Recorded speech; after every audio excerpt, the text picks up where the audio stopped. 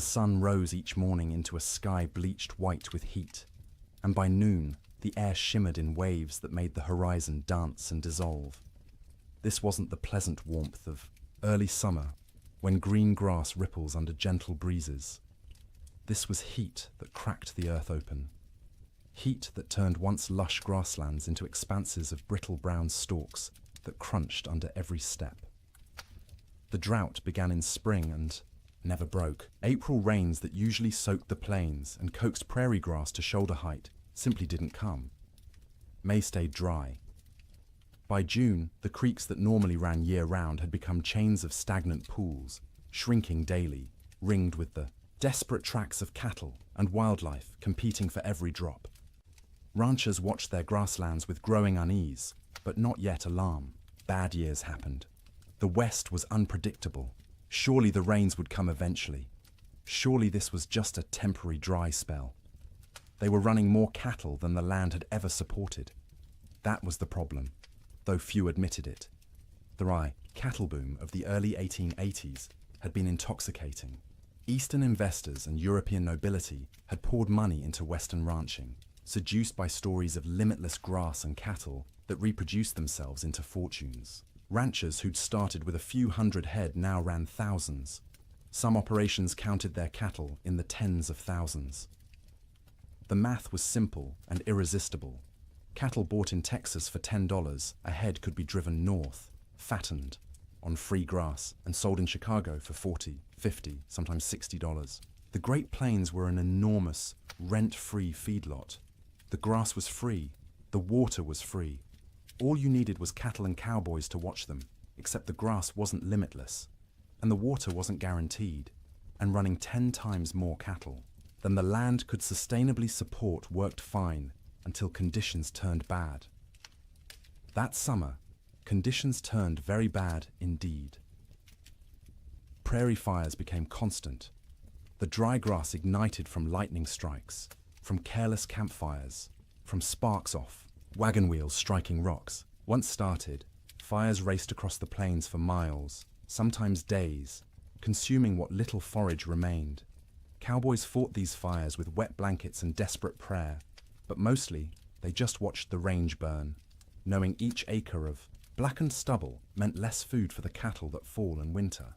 By late summer, water sources that had never gone dry in memory went dry. Springs that had sustained homesteads for years simply stopped flowing. Rivers that normally ran strong became braided trickles through wide, cracked mudflats. Ranchers began to panic, moving herds constantly in search of water and grass, often finding neither.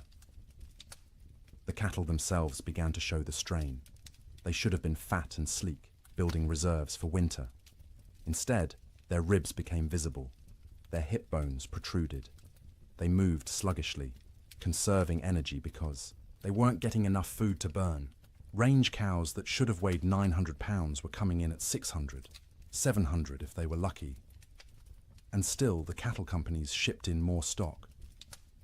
The pressure from investors back east, from shareholders in London and Edinburgh who'd never seen a prairie or a longhorn, was relentless.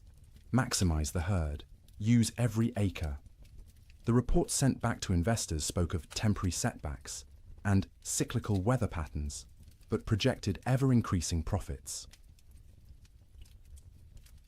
The cowboys knew better. In bunkhouses and around campfires, they talked about what was coming. You didn't need to be a genius to do the math. Cattle going into winter already weak, grass already depleted, and winter always came to Montana, always came to Wyoming and Dakota. The question wasn't whether winter would be hard. Winter was always hard. The question was whether the cattle and the men who tended them could survive it in their already weakened state. Then came the signs. The old-timers noticed first. In early November, almost a month earlier than usual, the geese began flying south, not in their typical leisurely migrations, but in huge, urgent flocks that darkened the sky and flew from dawn to dusk. They weren't stopping to feed in the prairie ponds. They were getting out. Beavers, whose lodges dotted every creek and river, were observed gathering more wood than anyone had ever seen. They piled branches and logs until their lodges looked like timber fortresses rising from the water. Animals preparing for something. The cattle themselves grew thicker coats, not just the usual winter hair, but shaggy, dense fur that made them look like bison. Ranch hands joked about it nervously. "Looks like the cows know something we don't," they'd say, and try to laugh, but the laughter always sounded forced. Weather-wise ranchers, men who'd spent decades reading the land and sky, felt it in their bones. The air pressure fluctuated wildly. The wind patterns shifted strangely. The autumn sunset cast peculiar colors across the clouds, orange and purple and sickly green, like bruises spreading across the horizon. November brought the first snow, not the gentle, melting dustings that sometimes came and went in autumn, but real snow. Serious snow. It fell for 3 days, accumulated to 8 inches in places, and when it finally stopped, the temperature dropped below zero for the first time that season. That snow melted eventually, as November snow often did, but it served as warning. Winter was coming early. Winter was going to be serious. The smart ranchers, the cautious ones, began laying in extra hay, stockpiling firewood, bringing cattle closer to ranch headquarters, where they could be watched and, if necessary, fed through bad stretches. But most didn't. Most couldn't. The scale of operations had grown too large. You couldn't barn 20,000 head of cattle. You couldn't buy enough hay to feed them through a Montana winter even if you wanted to. The entire business model of open-range ranching depended on cattle foraging for themselves, year-round, regardless of weather. This had worked mostly for years. The previous winters had been unusually mild. Cowboys spoke wistfully of the winter of '85, when temperatures barely dropped below freezing and cattle grazed comfortably all season. Or '84, when snow came late and melted early. They'd gotten complacent. The land had been kind, and they'd mistaken kindness for weakness. In December, the unease grew. The air felt wrong, too still, too heavy. The sky stayed overcast for weeks, a low ceiling of grey that pressed down like a lid. Snow fell intermittently, never enough to cause real problems, but enough to dust the brown grass white and make foraging harder for cattle already struggling. Christmas came and went. Cowboys celebrated in bunkhouses with what meager supplies they had. Some ranches managed a turkey or goose. Most made do with beans and bacon and whatever whiskey had survived the year. They sang songs and told stories and pretended everything was normal, but the worry was always there. A cold knot in every stomach. New Year's Day, 1887 dawned clear and brutally cold, negative 20 degrees in some places, but clear. You could see for miles, the snow-dusted prairie rolling away to a horizon sharp as a knife edge. Cowboys rode out to check on cattle, found them bunched in coulees seeking shelter from the wind, but alive, still managing. For 8 more days, the cold held, but remained bearable, survivable. Cattle poured through snow to reach grass. Cowboys kept fires burning in bunkhouses and took turns on night watch. Ranchers' wives cooked enormous meals, knowing their men needed calories to stay warm. And then came January 9th. The morning started deceptively calm. The killing wind from the north that had blown for days suddenly stopped. The temperature rose, slightly enough that men went out without their heaviest coats. There was even talk of a Chinook coming, one of those warm winds that could raise temperatures 40 degrees in an hour and melt snow in a day. But this wasn't a Chinook coming. This was something else entirely. The calm before the storm isn't just a saying. It's meteorological reality. The stillness that morning was the pressure dropping, the atmospheric conditions realigning, the sky gathering its strength to unleash something that would be remembered for generations. By mid-morning, the first flakes fell. By noon, the world had disappeared into white, and the temperature, instead of rising, began to fall, and fall, and fall, until cold became something no one on the northern plains had experienced before. Until winter stopped being a season and became an enemy that wanted everything dead. The autumn of warnings was over. The winter of death had arrived. The bunkhouse sat low against the prairie, a squat rectangle of rough-hewn logs chinked with mud and moss that had dried and cracked over successive seasons. It wasn't designed for comfort. It was designed to be built quickly and cheaply to house as many men as possible in the smallest space and to provide just enough shelter to keep those men alive through winter so they could work come spring.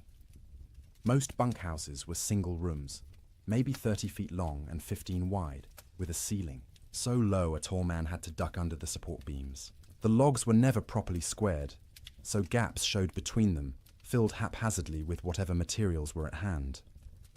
Clay, newspaper, old rags, horsehair mixed with mud. In winter, you could stand in the middle of the room and see daylight, through a dozen cracks, and where light came through, so did wind. The door was thick plank, hung on leather hinges because metal hinges were expensive and had to be freighted in from distant towns. It never quite fit the frame, so a gap at the bottom let in a constant stream of cold air that flowed across the floor like invisible water. Cowboys stuffed rags under it every night. By morning, frost would have formed on those rags, turning them stiff as boards. There was usually one window, if you could call it that, a square cut in the logs, covered with oiled paper stretched over a wooden frame. Or if the ranch had any money, actual glass brought in at considerable expense and constantly at risk of cracking in the cold. Most bunkhouses just had the oiled paper, which let in a murky amber light during the day and absolutely nothing at night. The bunks lined both long walls, stacked 2 or 3 high depending on how many men the ranch employed. Each bunk was nothing more than a wooden frame, rope webbing stretched across it in a grid. And on top of that, if you were lucky, a thin mattress stuffed with prairie hay. If you weren't lucky, just the rope webbing and whatever blankets you owned. The hierarchy of bunks was established and rigid. New men got the worst spots. Bottom bunks on the end nearest the door, where the cold draft flowed constantly and you'd be stepped on every time someone went outside to piss in the middle of the night. Top bunks were warmer because heat rose, but they put you closest to the roof where moisture from everyone's breath condensed and dripped. You'd wake with water spots on your blankets, sometimes ice if it was cold enough. Middle bunks away from the door were prime real estate, warmer than the bottom, drier than the top, away from traffic. Senior cowboys claimed these spots and defended them jealously. If you wanted one, you either waited years or fought for it, and fighting in a bunkhouse full of armed men rarely ended well for anyone.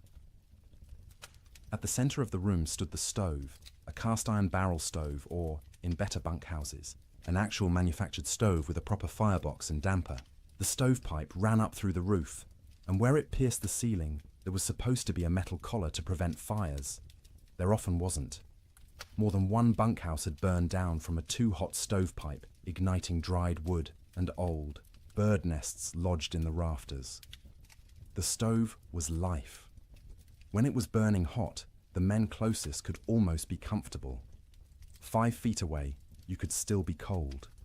10 feet away, in a corner bunk, you might as well be outside. The stove created a temperature gradient so steep that men on one side of the room would be sweating, while men on the other shivered under piled blankets. Feeding the stove was a constant concern. Firewood was precious. Trees were scarce on the open plains, and what wood existed had to be hauled in by wagon from river bottoms or mountainsides miles away. Some ranches burned coal shipped in by rail, but coal cost money, and ranchers were notoriously cheap about anything that didn't directly increase cattle numbers.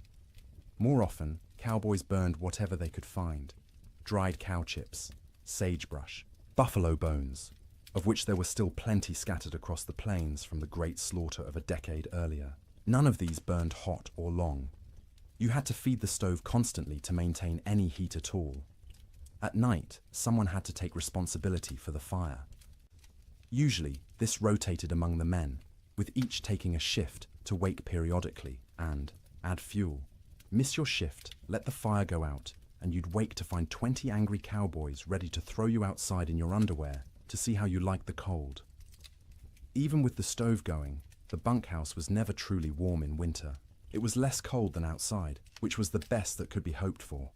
Your face would be hot from the stove, while your back was cold from the draft. Your feet would be numb while sweat trickled down your spine. Comfort wasn't the goal. Survival, was the goal. Make it to morning alive and functional. That was success. Cowboys slept in their clothes. The idea of changing into night clothes, or worse, sleeping naked, was absurd. You slept in your wool shirt, your long underwear, your thick socks. On the coldest nights, you kept your pants on. Your hat stayed on your head or under it as a pillow, because hats were expensive, and you didn't want someone stealing yours while you slept. Boots were the exception. You took off your boots because sleeping in boots was miserable, and because boots needed to dry. They'd sit by the stove all night, the leather slowly warming and releasing the accumulated moisture of the day. The smell of drying leather mixed with the smell of unwashed men, wet wool, tobacco smoke, and the acrid tang of burning sage or cow chips. The smell of a bunkhouse was indescribable to anyone who hasn't experienced it. 40 men living in close quarters, bathing rarely because hauling and heating water was labor-intensive and rarely worth the effort. Clothes worn for weeks or months without washing, because washing meant they'd be wet and might not dry in winter, and wet clothes could kill you. The privy was outside, so men used a bucket in the corner at night rather than brave the cold, and that bucket added its own special contribution to the atmosphere. Tobacco smoke hung in layers because every cowboy who could afford it smoked too, passed the time. Some chewed and spit into cans or just onto the floor because the floor was already a mess of tracked-in mud, snow, manure, and spilled food. Mice lived in the walls and came out at night to scavenge. You could hear them scratching and squeaking, see them dart across the floor in the stove light. Some cowboys tried to kill them. Most gave up. There were always more mice, as long as they didn't chew holes in your blankets or get into the food. Stores, you learned to coexist. The sounds of a bunkhouse at night were particular. The wind outside, constant, varying from low moan to sharp whistle, depending on its strength and the gaps it found. The stove ticking as metal expanded and contracted with temperature changes. The creak of rope webbing as men shifted in their bunks, the thump of boots being pulled off and dropped on the floor. Snoring. Dear God, the snoring. 40 men in one room meant you'd have at least 10 serious snorers. Deep, rattling snores that shook the bunks. High, whistling snores that pierced through any attempt at sleep. Snores that stopped and started, until you'd lie there waiting for the next one, unable to relax. Sometimes men would throw boots at particularly bad snorers. Sometimes it helped. Usually it just made everyone else laugh and the snorer angry. Coughing was constant. The cold, the dust, the smoke, the close quarters meant everyone had some kind of lung affliction. Dry, hacking coughs that went on for minutes. Wet, rattling coughs that made you wonder if the man would survive the night. Cowboys coughed themselves, awake, coughed themselves back to sleep, coughed their way through the entire winter. Conversations happened in the dark. Men talked about home, about women, about cattle, about anything but the cold pressing in from all sides. Some conversations were quiet, just between neighbors in adjacent bunks. Others involved the whole room, stories being told and retold, jokes that weren't funny but made everyone laugh because laughter was warmth of a different kind. Letters were read and reread by stovelight. A letter from home was precious, and a cowboy might read the same letter 100 times through a winter, memorizing every word, every loop of handwriting, every piece of news from a world that felt impossibly far away. Some men prayed. You'd hear whispered prayers in the darkness, usually from the younger cowboys, the ones still new enough to the work that death seemed like a possibility rather than an inevitability. Older hands didn't pray much. They'd made their peace with whatever was coming, or they'd stopped believing anything was listening. The bedding itself deserves attention. Each cowboy owned his own bedroll, a collection of blankets, and maybe a quilt that he'd rolled up and carried with him from job to job. These blankets were wool, heavy and scratchy, and they accumulated the smell of their owner, along with the smell of horses, cattle, campfire smoke, and prairie dirt. In the bunkhouse, you'd unroll your bedding onto the rope webbing, which sagged under your weight and provided almost no cushioning. The ropes left permanent patterns pressed into your back and legs. After a few weeks, you stopped noticing. Your body just accepted that sleep meant discomfort and adjusted expectations accordingly. On the coldest nights, men piled every blanket they owned on top of themselves. 3 blankets, 4, 5 if they had them. The weight was crushing, but weight meant warmth, and warmth meant survival. Some cowboys, the poorest ones or the newest, didn't have enough blankets. They'd sleep in their coats, under their coats, wrapped in saddle blankets that smelled of horse sweat and mold. The truly desperate would share bunks, 2 men pressed together for body heat, which was awkward and carried implications, but was better than freezing. You'd see this more in the deepest cold, when propriety mattered less than waking up with all your fingers and toes. Getting into bed was a shock every night. The blankets had been sitting in the ambient temperature of the bunkhouse all day, which meant they were cold. Not frozen, but cold enough that sliding under them made you gasp. Your body heat would eventually warm the space between blankets, but it took 20 minutes, half an hour, of shivering and curling into yourself before that happened. Some cowboys heated rocks in the fire and wrapped them in cloth to put in their bunks. This worked for about an hour, providing a spot of genuine warmth for your feet or your hands. After that, the rocks were just heavy, cooling lumps taking up space, and you'd have to decide whether the effort of getting up and throwing them out was worth the loss of heat from opening your blanket cocoon. Sleep, when it finally came, was never restful. You were always partially aware of the cold trying to find you, aware of the fire and whether it was still burning, aware of the other men around you, their sounds and movements, aware that if something went wrong, a fire, a medical emergency, a blizzard bad enough that the whole bunkhouse might collapse, you needed to be able to wake and move. Cowboys learned to sleep light, a skill born of necessity. In summer, you slept light because you might need to deal with stampeding cattle or approaching storms. In winter, you slept light because the alternative was dying without noticing. The nights stretched long, 15, 16 hours of darkness in the depths of winter. You couldn't stay awake for all of it. Candles and lamp oil were too expensive to burn for light. So you slept in stages. A few hours, then wake when the fire needed tending. A few more hours, wake because your body was too cold or needed to piss. A few more hours, wake because someone else was moving around, or coughing, or because your back hurt too much to stay in one position. This broken sleep was exhausting in its own way. You'd wake in the morning having technically slept for hours but feeling like you'd barely rested at all. That was winter sleep in a bunkhouse. Not the deep, renewing sleep of comfortable beds in warm rooms, but the fitful, survival-focused sleep of men living on the edge of catastrophe. Every single night, for months on end. And when the great die-up came, when the temperature dropped to 60 below, and the wind tried to tear the roof off, and the cattle began dying by the thousands, even, that inadequate sleep became nearly impossible. Because how do you sleep when the world outside is ending? How do you close your eyes when you know morning might reveal losses beyond comprehension? You learn because you have no choice. You sleep because your body demands it. Brief, shallow, troubled sleep listening to the wind scream and wondering if you'll live to see spring.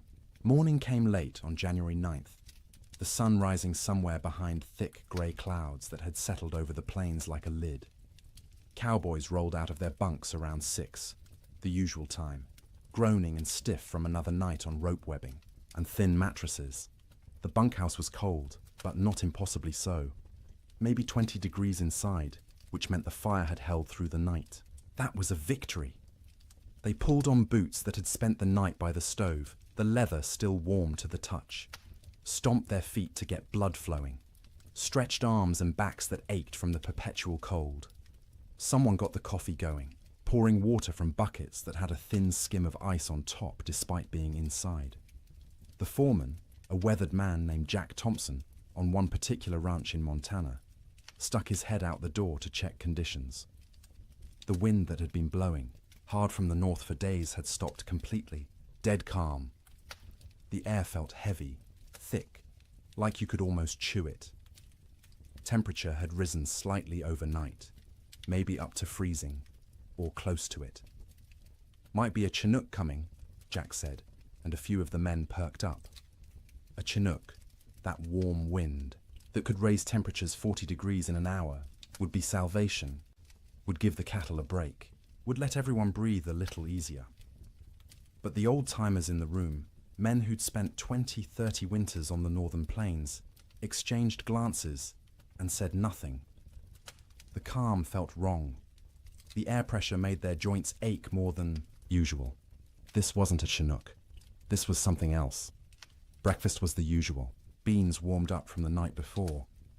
Fried salt pork. Biscuits if the cook had bothered to make them, which he usually didn't. Coffee, hot and bitter and strong enough to dissolve the spoon. The men ate quickly, not talking much. Mornings were for eating and getting warm before heading out into the workday. By 8 o'clock, men were saddling horses, checking cattle in nearby pastures, hauling water from the creek, which involved breaking through ice that had gotten thicker each day. The world was grey and still.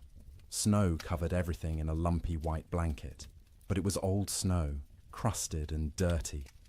Nothing new falling yet. Around mid-morning, maybe 10 or 10:30, someone noticed the first flakes. Tiny things, falling straight down. No wind to push them sideways. They accumulated on coat sleeves, on hat brims, on the backs of cattle who stood motionless, already conserving energy. Within 30 minutes, the flakes had gotten larger and were falling more densely. The grey sky seemed to lower, pressing down, until it felt like you could reach up and touch it. Visibility, which had been miles, dropped to maybe a quarter mile, then less. Cowboys on the range started heading back to the bunkhouse. This was going to be a storm, and you didn't want to be caught out in a storm. The foreman sent riders to gather men from distant line camps to make sure everyone got back to the main ranch before conditions got bad. But conditions got bad faster than anyone expected.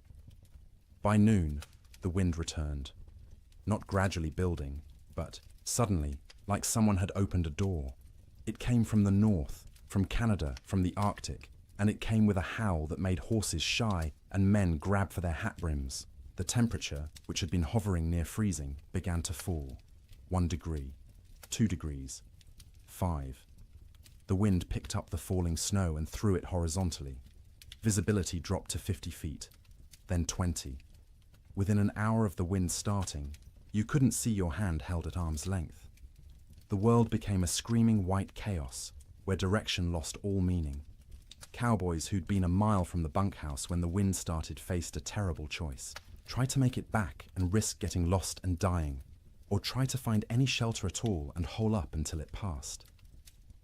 Some made it back, stumbling into the bunkhouse half frozen, faces covered in ice where their breath had condensed and frozen in their scarves. Others weren't so lucky. A young cowboy named Billy Henderson, 18 years old, had been checking on a small herd in a draw maybe 2 miles from the main ranch. When the storm hit, he tried to make it back. His horse refused to face into the wind, kept trying to turn and run south. Billy fought the horse, knowing that south led away from shelter, from life. The horse won the fight, turned, and ran with the storm. Billy's body was found 3 weeks later, 15 miles south of the ranch, frozen solid, still in the saddle. The horse had died beneath him, also frozen, its legs locked in a final stride. Billy had tied himself to the saddle with his lariat so he wouldn't fall off. It hadn't saved him, but that tragedy was still in the future. At noon on January 9th, Billy was just missing, and everyone assumed he'd found shelter somewhere and would show up when the storm passed.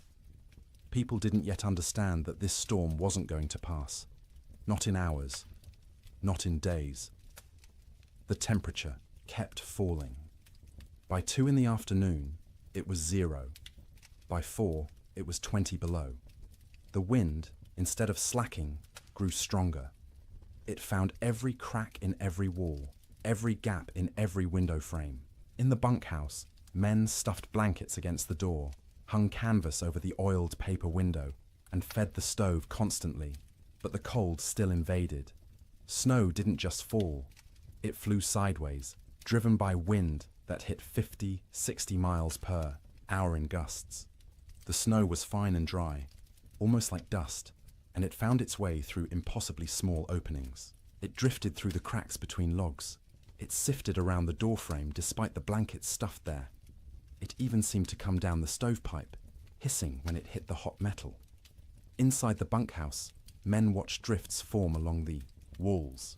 Inside the building, snow accumulated in the corners, under the bunks, anywhere the wind could push it. They swept it out, but it just came back. Eventually, they gave up and let it pile. The sound was overwhelming. The wind screamed. There's no other word for it. A constant, piercing shriek that vibrated in your bones and made thought difficult. It rose and fell in waves, sometimes dropping to a mere roar before surging back to that terrible scream. Men had to shout to be heard 3 feet away. Between the wind's screams came other sounds. The building itself groaning under the assault. The roof lifting and settling as wind tried to peel it off. The sharp crack of wood contracting in the cold. The rattle of the stovepipe shaking in its collar. And from outside, distant but unmistakable, the sound of cattle, bawling, calling, the sound of thousands of animals confused and frightened and beginning to suffer. The cowboys listened to that sound and knew they were helpless. You couldn't go out in this. Going out meant dying. The cattle were on their own. The temperature hit 40 below by midnight. Inside the bunkhouse, with the stove glowing red hot, the temperature near the stove was maybe 50 degrees. 10 feet away, it was freezing. 20 feet away, in the corner bunks, water left in cups froze solid. Men piled on every piece of clothing they owned. 2 pairs of pants, 3 shirts, 2 coats, gloves and mittens worn indoors, blankets wrapped around shoulders like shawls. Some men wrapped their heads in scarves, leaving only their eyes visible, and still they shivered. The night of January 9th was the longest night most of those men ever experienced. Sleep was impossible for many. The cold, the sound, the fear, the knowledge that outside cattle were dying by the hundreds, by the thousands, all combined to keep eyes open and minds racing. Those who did sleep did so fitfully, waking every few minutes from nightmares or from the cold penetrating their blanket cocoons, or from the building shaking in a particularly hard gust. The fire had to be fed constantly, every 15 minutes, every half hour at most, because letting it die meant everyone would die with it. Men took shifts by silent agreement. One would get up, face the cold outside his blankets, feed the stove, and retreat. An hour later, someone else would do the same. All night long through those terrible hours, they kept the fire alive, and the fire kept them alive. But just barely. By dawn on January 10th, 16 inches of snow had fallen, though you couldn't measure it accurately because the wind had sculpted it into drifts 20 feet high in some places, while scouring other areas down to bare ground. The temperature had dropped to 46 below zero. The wind hadn't slacked at all, and the storm was just beginning. This wasn't a 2-day blizzard that would blow through and leave clear, cold weather behind. This was the start of a meteorological siege that would last, with brief breaks, through all of January, through February, into March. The great die-up had begun. Men didn't know that yet, huddled in bunkhouses across Montana, Wyoming, and Dakota Territory. They thought they were waiting out a bad storm. A few days, maybe a week, and it would clear.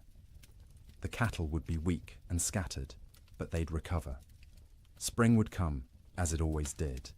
They didn't yet understand that the world outside was dying, that cattle were already freezing where they stood, eyes frozen shut, ice forming over their nostrils with each breath, slowly suffocating as they slowly froze. That the open range, cattle industry, the boom that had made fortunes and drawn investors from around the world, was ending in that screaming wind. all they knew was cold. Cold beyond anything most had experienced. Cold that hurt to breathe, that made your lungs ache, that turned your breath to ice crystals before it could fully leave your mouth. Cold that was no longer just weather, but an active presence, a malevolent force trying to kill everything that lived. And the night ahead, the second night of the storm, would be even colder. -50, -60 in some locations. Cold that would crack trees. Cold that would freeze cattle solid while they stood. Cold that would seep through every wall, every blanket, every layer of clothing, searching for the warmth of human bodies and slowly, inexorably, draining it away. The cowboys fed the fire and waited. There was nothing else they could do. The Yiwa storm had them trapped as surely as if they were in a prison. All they could do was feed the fire, wrap themselves in blankets, and try to survive until morning, and then survive the morning after that, and the one after that, day after day, night after night, as the storm continued and the temperature stayed brutally, impossibly cold. The great die-up was no longer coming. It was here. Sleep. During the storm wasn't sleep as most people understand it. It was something closer to losing consciousness in brief intervals, the body shutting down, not because it felt safe, but because it couldn't maintain full awareness any longer. The exhaustion of constant vigilance, of shivering, of fighting the cold that pressed in from all sides, eventually overwhelmed even the most determined wakefulness. In the ranch houses scattered across the frozen plains, families faced the storm with a different kind of terror than the cowboys in their bunkhouses. Ranch houses were sturdier than bunkhouses, built to last generations rather than just seasons. They had proper foundations, real windows with glass, doors that fit their frames.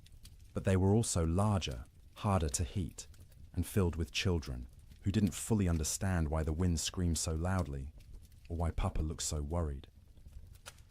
The Ferguson family lived in a 2-room cabin near the Musselshell River in Montana.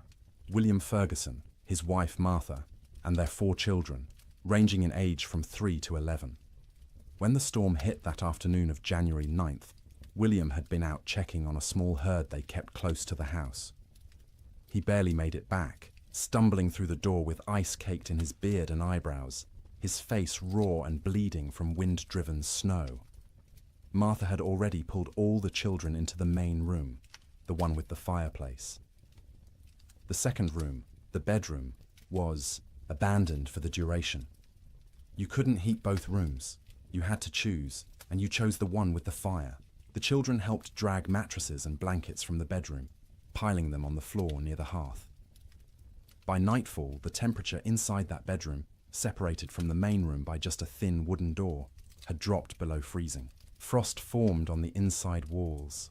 The washbasin Martha had left on the dresser froze solid, expanding and cracking the ceramic bowl with a sharp report that made everyone jump. In the main room, the family arranged themselves for a siege. William stacked firewood within arm's reach of the fireplace, more wood than he'd normally burn in a week. Martha filled every pot and pan with water, knowing that if the storm lasted, they wouldn't be able to get to the well. The pump would freeze. The well itself might freeze. Water was survival. The children sensed their parents' fear and grew quiet, subdued in a way children rarely are. They huddled together on the mattresses, watching the fireplace with wide eyes as their father fed it log after log. The fire roared, consuming wood at an alarming rate, but even standing directly in front of it, you could feel the cold at your back. That first night, nobody truly slept. The children dozed fitfully, waking every time the wind hit a particularly violent gust, every time the house shook, every time their father got up to add wood to the fire. Martha sat up through most of the night, mending by firelight, her hands moving automatically through familiar motions, while her mind worried at the problem of how long their supplies would last. William dozed in his chair, the rifle across his lap, though what good a rifle would do against a blizzard he couldn't have, said. It was simply habit, the frontier habit of being armed, of being ready. When you couldn't do anything useful, you could at least maintain the posture of readiness. The second night was worse. By then, The storm had been blowing for 30 hours straight. The temperature had dropped to 50 below outside, which meant maybe 30 below in the unheated bedroom. And even with the fire blazing in the main room, it was barely freezing where they slept. They'd pulled every blanket in the house onto the mattresses on the floor. Wool blankets, quilts made from scraps of fabric, buffalo robes William had traded for years ago. The family slept together, all 6 of them in a pile, sharing body heat like animals in a den. The children in the middle, where it was warmest, the parents on the outside, taking the brunt of the cold that radiated from the walls despite the fire. Martha sang to the children before sleep, or what passed for sleep. Old songs her mother had taught her, lullabies in German that the children didn't understand, but found comforting anyway. Her voice was soft, almost lost under the shriek of the wind, but the children pressed close and listened. William lay on, his back, staring at the ceiling, listening to the roof creak and groan. Every gust of wind made him tense, waiting for the moment when the roof would tear free and expose them all to the killing cold. It never did, but the fear never left either. Sleep came in stages. The youngest child, 3-year-old Emma, went first, exhausted from crying earlier in the day. She whimpered and fussed until her eyes finally closed and her breathing deepened. Her 7-year-old brother James followed, fighting sleep as long as he could, determined to be brave, to stay awake like the adults. But his eyes drooped, opened, drooped again, and finally stayed closed. The 2 older children, 11-year-old Sarah and 9-year-old Thomas, took longer. They understood more, worried more, and their minds wouldn't quiet. Sarah kept asking when the storm would end.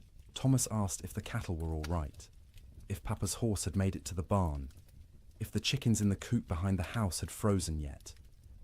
Martha answered in soothing murmurs, not really answering at all, just making comforting sounds until the children's questions trailed off and their breathing slowed. She waited until she was sure they were deeply asleep before she allowed herself to close her own eyes.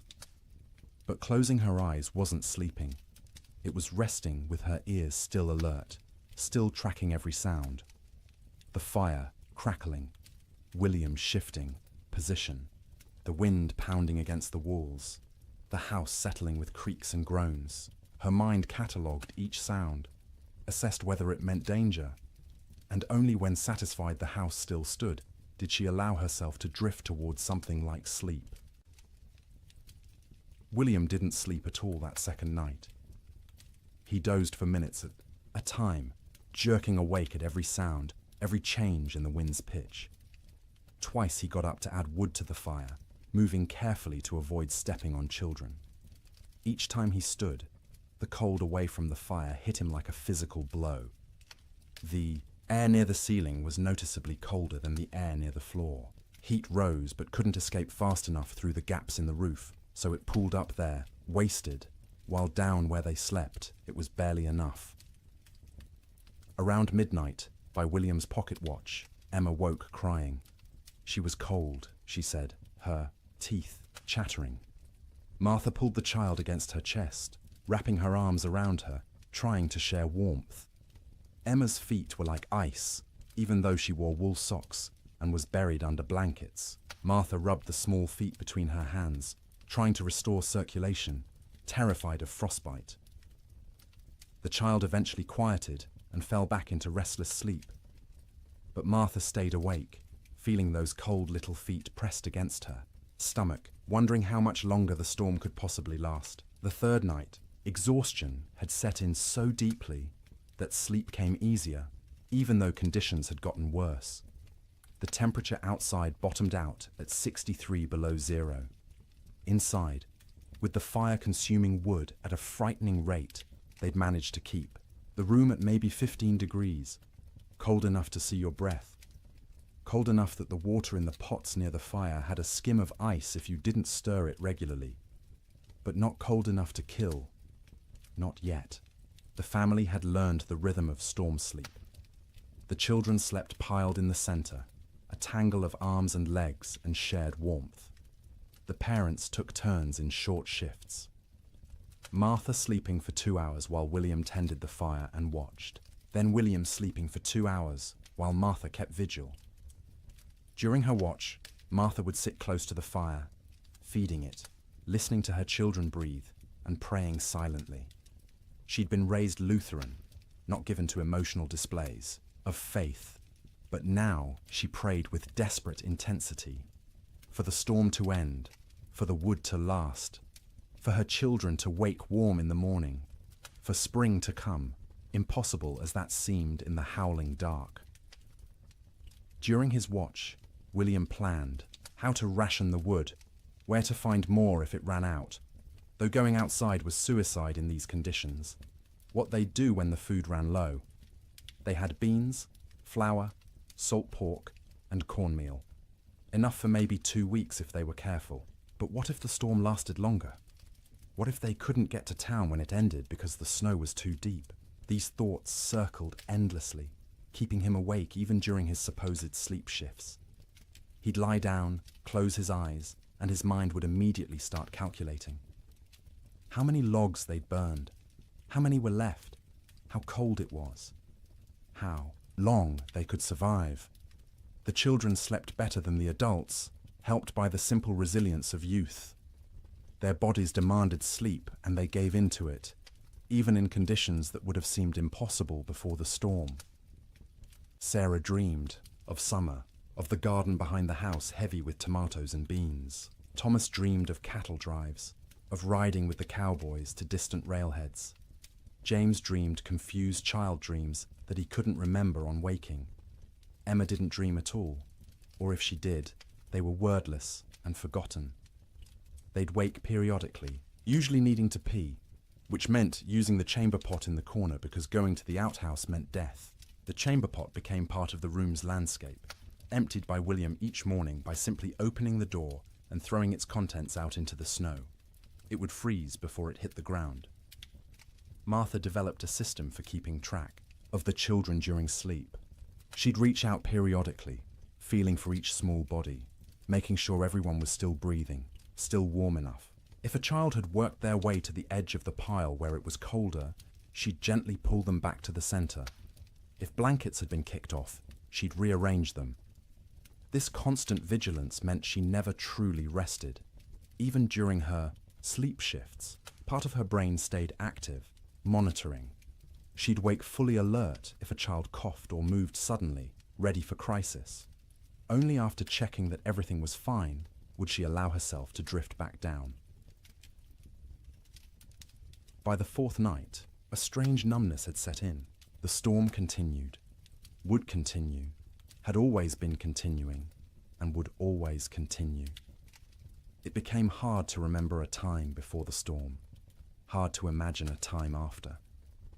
The world had narrowed to this room, this fire, this pile of blankets, these bodies pressed together against the cold. Sleep became deeper out of sheer exhaustion. The body can't maintain high alert indefinitely. At some point it simply gives up and crashes, regardless of external conditions. The children slept hard, twitching occasionally, making small sounds, but not fully waking. Martha and William slept in longer stretches, waking only when their internal alarms screamed that the fire needed tending or a child needed checking. The quality of that sleep was poor, dreams were vivid and often nightmarish. Martha dreamed of water freezing in her children's lungs, turning them to ice from the inside out. William dreamed of the roof tearing away and snow pouring in, burying them all in a white tomb. They'd wake gasping, hearts pounding, and need several seconds to remember where they were, that they were still alive, that the nightmare wasn't real. Not yet, but underneath the nightmares was the simple, animal relief of being horizontal, of having their eyes closed, of not having to actively fight the cold for a few hours. Their bodies took what rest they could get, storing it against future need, repairing what damage they could before the next crisis. In bunkhouses across the territory, cowboys experienced similar struggles. The difference was they had no children to protect, which freed them from that particular anxiety, but they also had less motivation to push through. A man alone can give up more easily than a father with children depending on him. Some cowboys did give up, in a sense. They wrapped themselves in every blanket they owned, lay down in their bunks, and simply stopped trying. They'd sleep for 20 hours straight, only waking to eat a little and relieve themselves before returning to their cocoons. This wasn't laziness, it was a survival strategy. In extreme cold with limited food, the best thing you can do is stay still, conserve energy, and wait. Others couldn't do it. The type of man who became a cowboy was often too restless, too active, to simply lie still for days. They'd pace the bunkhouse, drive everyone else crazy, gamble with cards or dice, anything to pass the time and distract from the gnawing fear that the storm might never end. In both bunkhouses and ranch houses, sleep became not rest, but simply another way of enduring.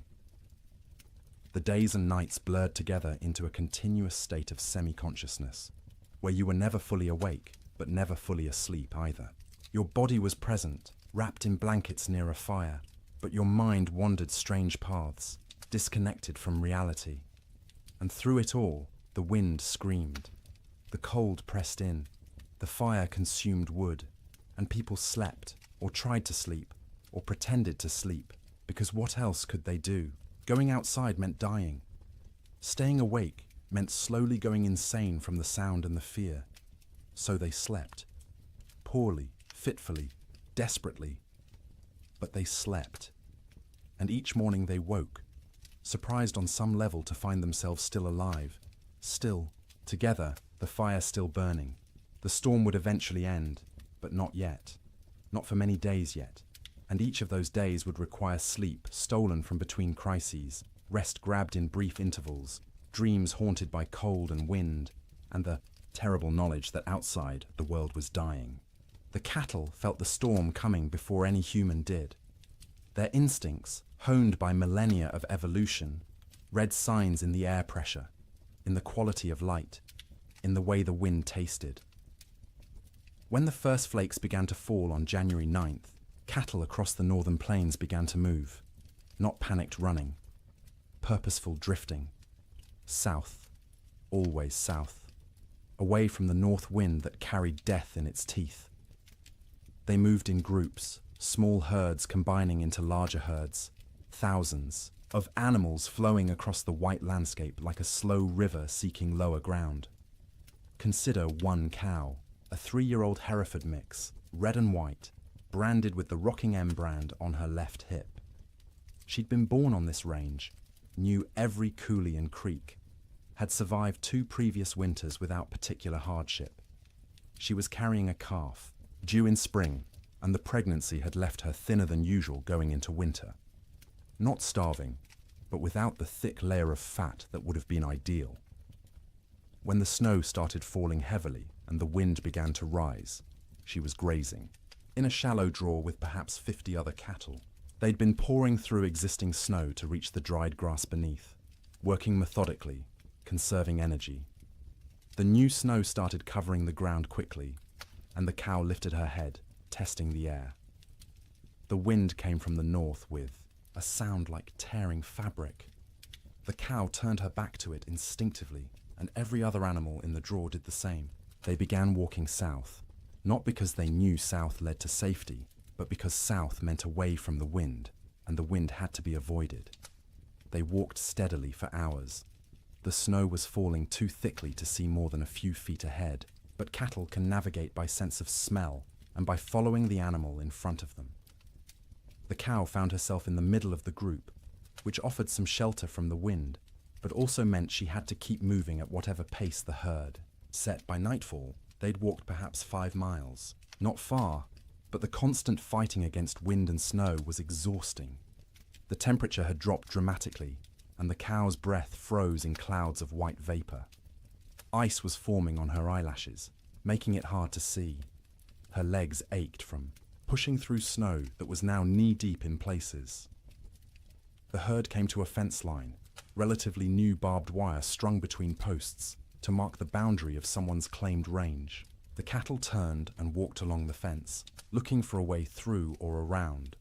They found neither. The fence extended as far as they could sense in both directions. Cattle aren't stupid, but they aren't problem solvers either. Finding their path blocked, they simply stopped. They stood with their backs to the wind, pressed against the fence line, and waited. For what, they couldn't have said. For the wind to stop. For the fence to disappear. For whatever force had always eventually made things better to make things better now. But things didn't get better. The wind increased. The temperature kept dropping. Snow accumulated on the cattle's backs. A heavy white blanket that they couldn't shake off because their muscles were already occupied with shivering, with the constant work of generating heat. The cow stood and shivered. Her body burned calories, trying to stay warm, calories she'd gotten from grass, but she hadn't eaten since morning and wouldn't be able to eat until she could paw through snow to reach grass beneath. She tried, lowering her head and pushing at the snow with her muzzle, but the wind-packed snow was too hard. Her hooves couldn't break through it either. Around her, other cattle made similar attempts. A few managed to find thin spots in the snow and got a few mouthfuls of dried grass. Most got nothing. They stood and shivered, and slowly, gradually, their body temperatures began to drop. Cattle can survive remarkable cold if they're well fed and can escape the wind. But these cattle were already weakened from a summer of drought. They had no windbreak, and they weren't eating. Their situation was unsustainable. Something would have to change or they would die.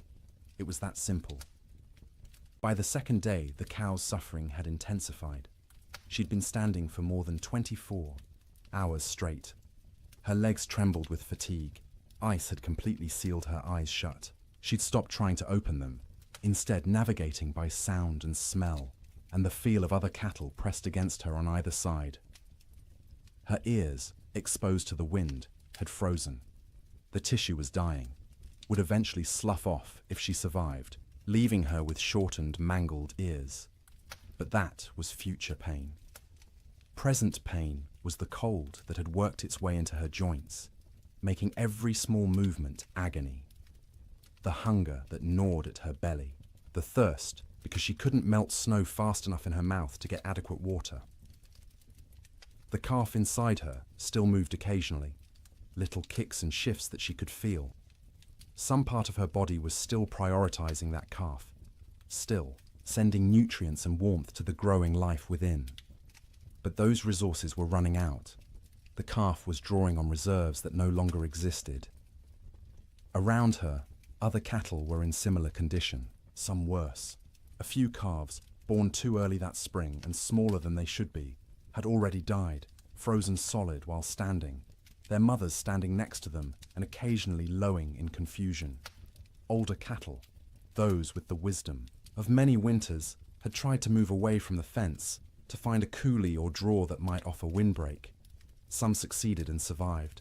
Most simply exhausted themselves walking in circles in the blinding snow and returned to the fence line to die with the herd. By the third day, the cow had stopped shivering. This wasn't because she'd warmed up. It was because her body no longer had the energy to shiver. Shivering is a metabolic furnace, burning calories to generate heat, but she'd burned through all available calories. Her body temperature was dropping toward equilibrium with the air around her. She was freezing to death. Her breathing had slowed. Each breath was an effort, drawing air so cold it hurt her lungs into a body that barely had the energy to exhale. Ice had formed around her nostrils, narrowing the passages, making each breath a fight. She was still standing, but only because the cattle around her held her upright. If they'd moved, she would have fallen. Her legs were locked, frozen in position, no longer taking commands from her failing brain. Her heartbeat had slowed to a sluggish thump-thump, thump-thump, each beat weaker than the last. The calf inside her had stopped moving. Whether it was dead or simply dormant, she couldn't tell, and wouldn't have understood if she could. Her maternal instincts, so strong just days ago, had been overridden by the body's desperate attempt to keep itself alive. Sometime late on the third night, or early on the fourth morning, it's impossible to know exactly when, the cow's heart stopped. 1 beat, 2 beats, then nothing. Her eyes, frozen shut, would never open again. Her legs, frozen in position, would remain standing. She'd become a statue of ice and meat, indistinguishable from the living cattle around her, except that she no longer breathed. She wouldn't fall for days, maybe weeks. The cattle packed around her held her upright, and when they eventually moved or died themselves, she'd topple over, frozen solid, and become one more carcass among thousands littering the plains. This scene repeated across hundreds of miles. Fence lines became death traps where cattle bunched up and died in groups. Ravines that should have offered shelter instead became graves as cattle crowded in so tightly they couldn't move, couldn't forage, and slowly froze together into a single mass of bodies. Riverbanks saw some of the worst carnage. Cattle seeking water found the rivers frozen solid, but their thirst drove them to try anyway. They'd crowd onto the ice, break through into the water beneath, and be unable to climb out. The current would push them under the ice, where they'd drown and freeze simultaneously.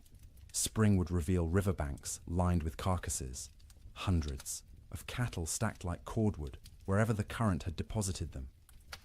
Some cattle, driven by the wind and their own southward instinct, walked until they literally couldn't take another step. They'd collapse in open prairie, curl into a ball, as best their frozen legs allowed, and die where they fell. Snow would cover them within hours, creating smooth white mounds that looked like natural drifts until spring melt revealed the truth beneath. The death toll was staggering in ways that are hard to comprehend. A single large ranch might lose 10,000 head. Smaller operations lost everything. The Chicago stockyards, which normally received thousands of cattle per week from the northern plains, received almost none for months. The market for beef collapsed because there were no cattle left to sell. But numbers don't capture the reality. Numbers are abstract. The reality was hundreds of thousands of individual animals, each experiencing their own version of the cow's suffering. Each one cold, each one hungry, each one slowly freezing while standing in a wind that wouldn't stop screaming. Cowboys, safe in bunkhouses, could do nothing but listen to the cattle bawl. That sound, the massed calling of thousands of distressed animals, carried even over the wind. It rose and fell through the days and nights of the storm, a soundtrack of suffering that haunted the men who heard it. Some cowboys tried to help. They'd bundle up in every piece of clothing they owned, tie ropes around their waists, and venture out into the storm, with the other end of the rope tied to the bunkhouse door so they could find their way back. They'd struggle to where they thought. Cattle were usually unable to see them even when standing next to them, and try to herd them towards some shelter. It never worked. The cattle wouldn't move, or couldn't move, and the cowboys would burn through their body heat in minutes. Barely, enough time to stumble back to the bunkhouse before frostbite claimed fingers and toes. They'd collapse inside, gasping and shaking, and lie near the stove for hours trying to warm up while listening to the cattle continue to bawl outside. Eventually, the bawling stopped. Not all at once, but gradually over days. Fewer and fewer, voices as more and more cattle died. By the end of January, the prairie was silent except for the wind. Silent because there was almost nothing left alive to make sound. The cattle of the open range, those millions of animals that had made fortunes for ranchers and fed the growing cities of America, were gone. The survivors, scattered and traumatized, would take years to recover. Most would never be found, lost in coulees and ravines where their carcasses would feed wolves and coyotes through the remainder of winter. The Great Die-Up earned its name from the cattle. They died in numbers beyond counting, in suffering beyond imagining. And every single death was quiet, private. The animal alone in the storm, except for other dying animals. No comfort, no relief, just the cold and the wind, until the end came, and the shivering finally stopped. Food became an obsession within days of the storm's arrival. Not because people were starving, not yet, but because every meal consumed was one fewer meal in reserve, and no one knew how long the storm would last or when resupply would be possible. Every bite carried the weight of calculation. Every pot of beans represented diminishing stores that might need to last weeks or months. In the Ferguson ranch house, Martha inventoried their supplies on the second day of the storm. She did this by candlelight while the children slept, and William kept watch by the fire. She counted every bag of flour, every pound of cornmeal, every strip of salt pork hanging from the rafters of the cold bedroom. She measured beans by the cupful, rice by the handful, and wrote everything down in careful columns in a ledger book. Flour, 42 pounds. Cornmeal, 18 pounds. Dried beans, maybe 30 pounds, 3 different varieties mixed together in a burlap sack. Salt pork, 14 strips, some thick, some thin. Rice, 5 pounds. Sugar, 3 pounds, precious and rationed even before the storm. Coffee, 2 pounds of beans, still in their burlap sack, aromatic and dark. Salt, plenty, a whole sack, bought last fall. Lard, a good supply, stored in a crock. Dried apples, half a sack, from their own trees. Molasses, 1 jug, nearly full. She did the math in her head, working through possible scenarios. 6 people eating 3 meals a day, 18 meals per day. If they were careful, if they stretched everything, if they didn't waste a single bite, they had perhaps 3 weeks of food, maybe 4 if they went hungry. 3 weeks seemed like plenty. No storm lasted 3 weeks, but Martha had learned in her years on the frontier to plan for the impossible, because the impossible happened with disturbing regularity. So she began rationing from day 1, before hunger forced the decision. Breakfast became smaller. Instead of flapjacks for everyone, she made 1 per person, thin and stretched with extra water to make the batter go further. The children complained but ate them anyway. William said nothing, just ate what was put in front of him and drank his coffee black to save the sugar. Dinner became the main meal, usually beans. Martha soaked dried beans overnight in water, then cooked them slowly through the day in a pot, suspended over the fire. She'd add a little salt pork for flavor, 1 strip cut into small pieces so everyone got a taste of meat. The beans cooked until they were soft, the liquid thick and sustaining. Everyone got a bowlful, sopped up with cornbread made from carefully measured cornmeal. Supper was often just leftover beans from dinner, reheated and eaten with whatever bread remained. Sometimes Martha made a thin soup from the bean broth, adding bits of dried apple for sweetness, calling it a special treat to make the children smile. The coffee was for William alone. Cowboys and ranchers believed coffee was essential, more important than food, and William was no exception. He drank it black and strong, rationing the precious beans so he could have at least 1 cup per day. That coffee was his luxury, his reminder that civilization existed beyond the wind and snow. Martha drank tea when she drank anything, made from herbs she'd dried the previous summer. Mint that grew wild along the creek, sage gathered from the prairie, rose hips collected in autumn. The taste was thin compared to real tea shipped from China or India, but it was warm, and it was hers, and it didn't consume their stores. The children drank water or milk, though the milk supply was problematic. They had 1 cow, a gentle Jersey, kept in the barn, and William had to venture out twice a day to milk her. The trip to the barn was only 50 feet, but felt like a mile. He'd bundle in every piece of warm clothing he owned, wrap his face in a scarf until only his eyes showed, and step out into the wind. The cold hit him like a fist every time. In the few seconds it took to cross from house to barn, exposed skin would start to freeze, his eyes would water, and the tears would freeze on his cheeks. His lungs would ache from breathing air that felt like shards of glass. But he made the trip because the cow had to be milked or she'd sicken, and they needed the milk. The children needed the milk. It was protein and fat and calcium and all the things growing bodies required. So twice a day, through the entire storm, William made that 50-foot journey and considered himself lucky the barn was so close.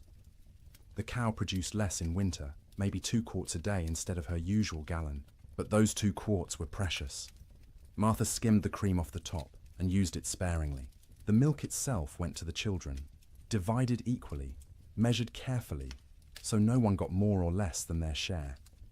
Cooking in extreme cold presented unique challenges. The fire had to be hot enough to cook food, but not so hot it consumed wood too quickly. Martha became expert at judging the flames, adding just enough fuel to maintain cooking temperature while stretching the wood supply. Water was perhaps the most critical resource. William filled every bucket and pot with snow scooped from outside the door, then left the containers near the fire to melt. It took hours for snow to melt into usable water, and the water that resulted tasted flat and strange because it had no mineral content. But it was wet, and it was clean, and it kept them alive.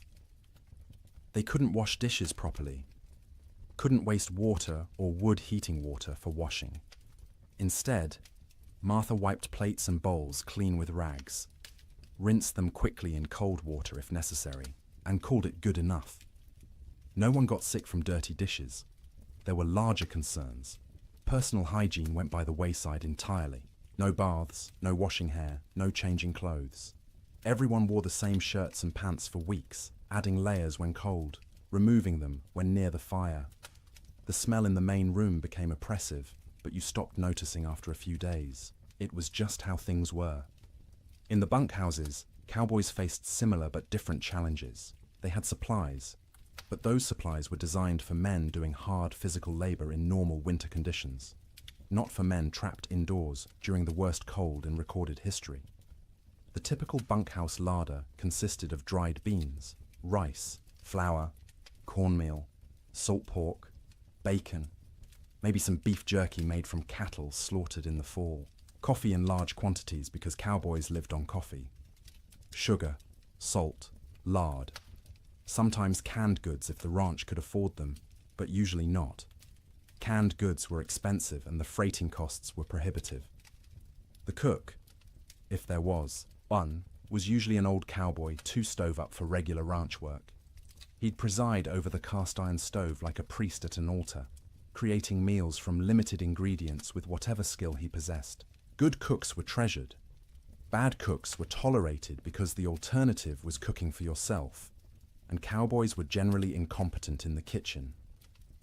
One particular bunkhouse in the Judith Basin had a cook named Old Pete, called that to distinguish him from young Pete, who wasn't a cook and wasn't even particularly young, but was younger than Old Pete.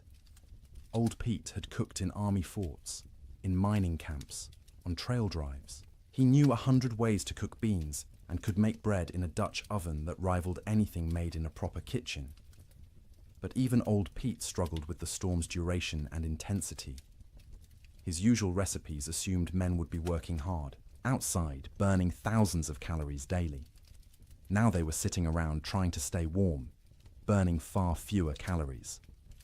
They didn't need as much food, but they were bored and hungry from boredom, and managing those competing needs was delicate.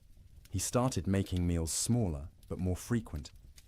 Instead of 3 large meals, he made 4 smaller ones, gave the men something to look forward to every few hours, something to mark the passage of time. Breakfast at dawn, such as dawn was, in the constant grey, a second breakfast mid-morning, dinner in early afternoon, supper at dark.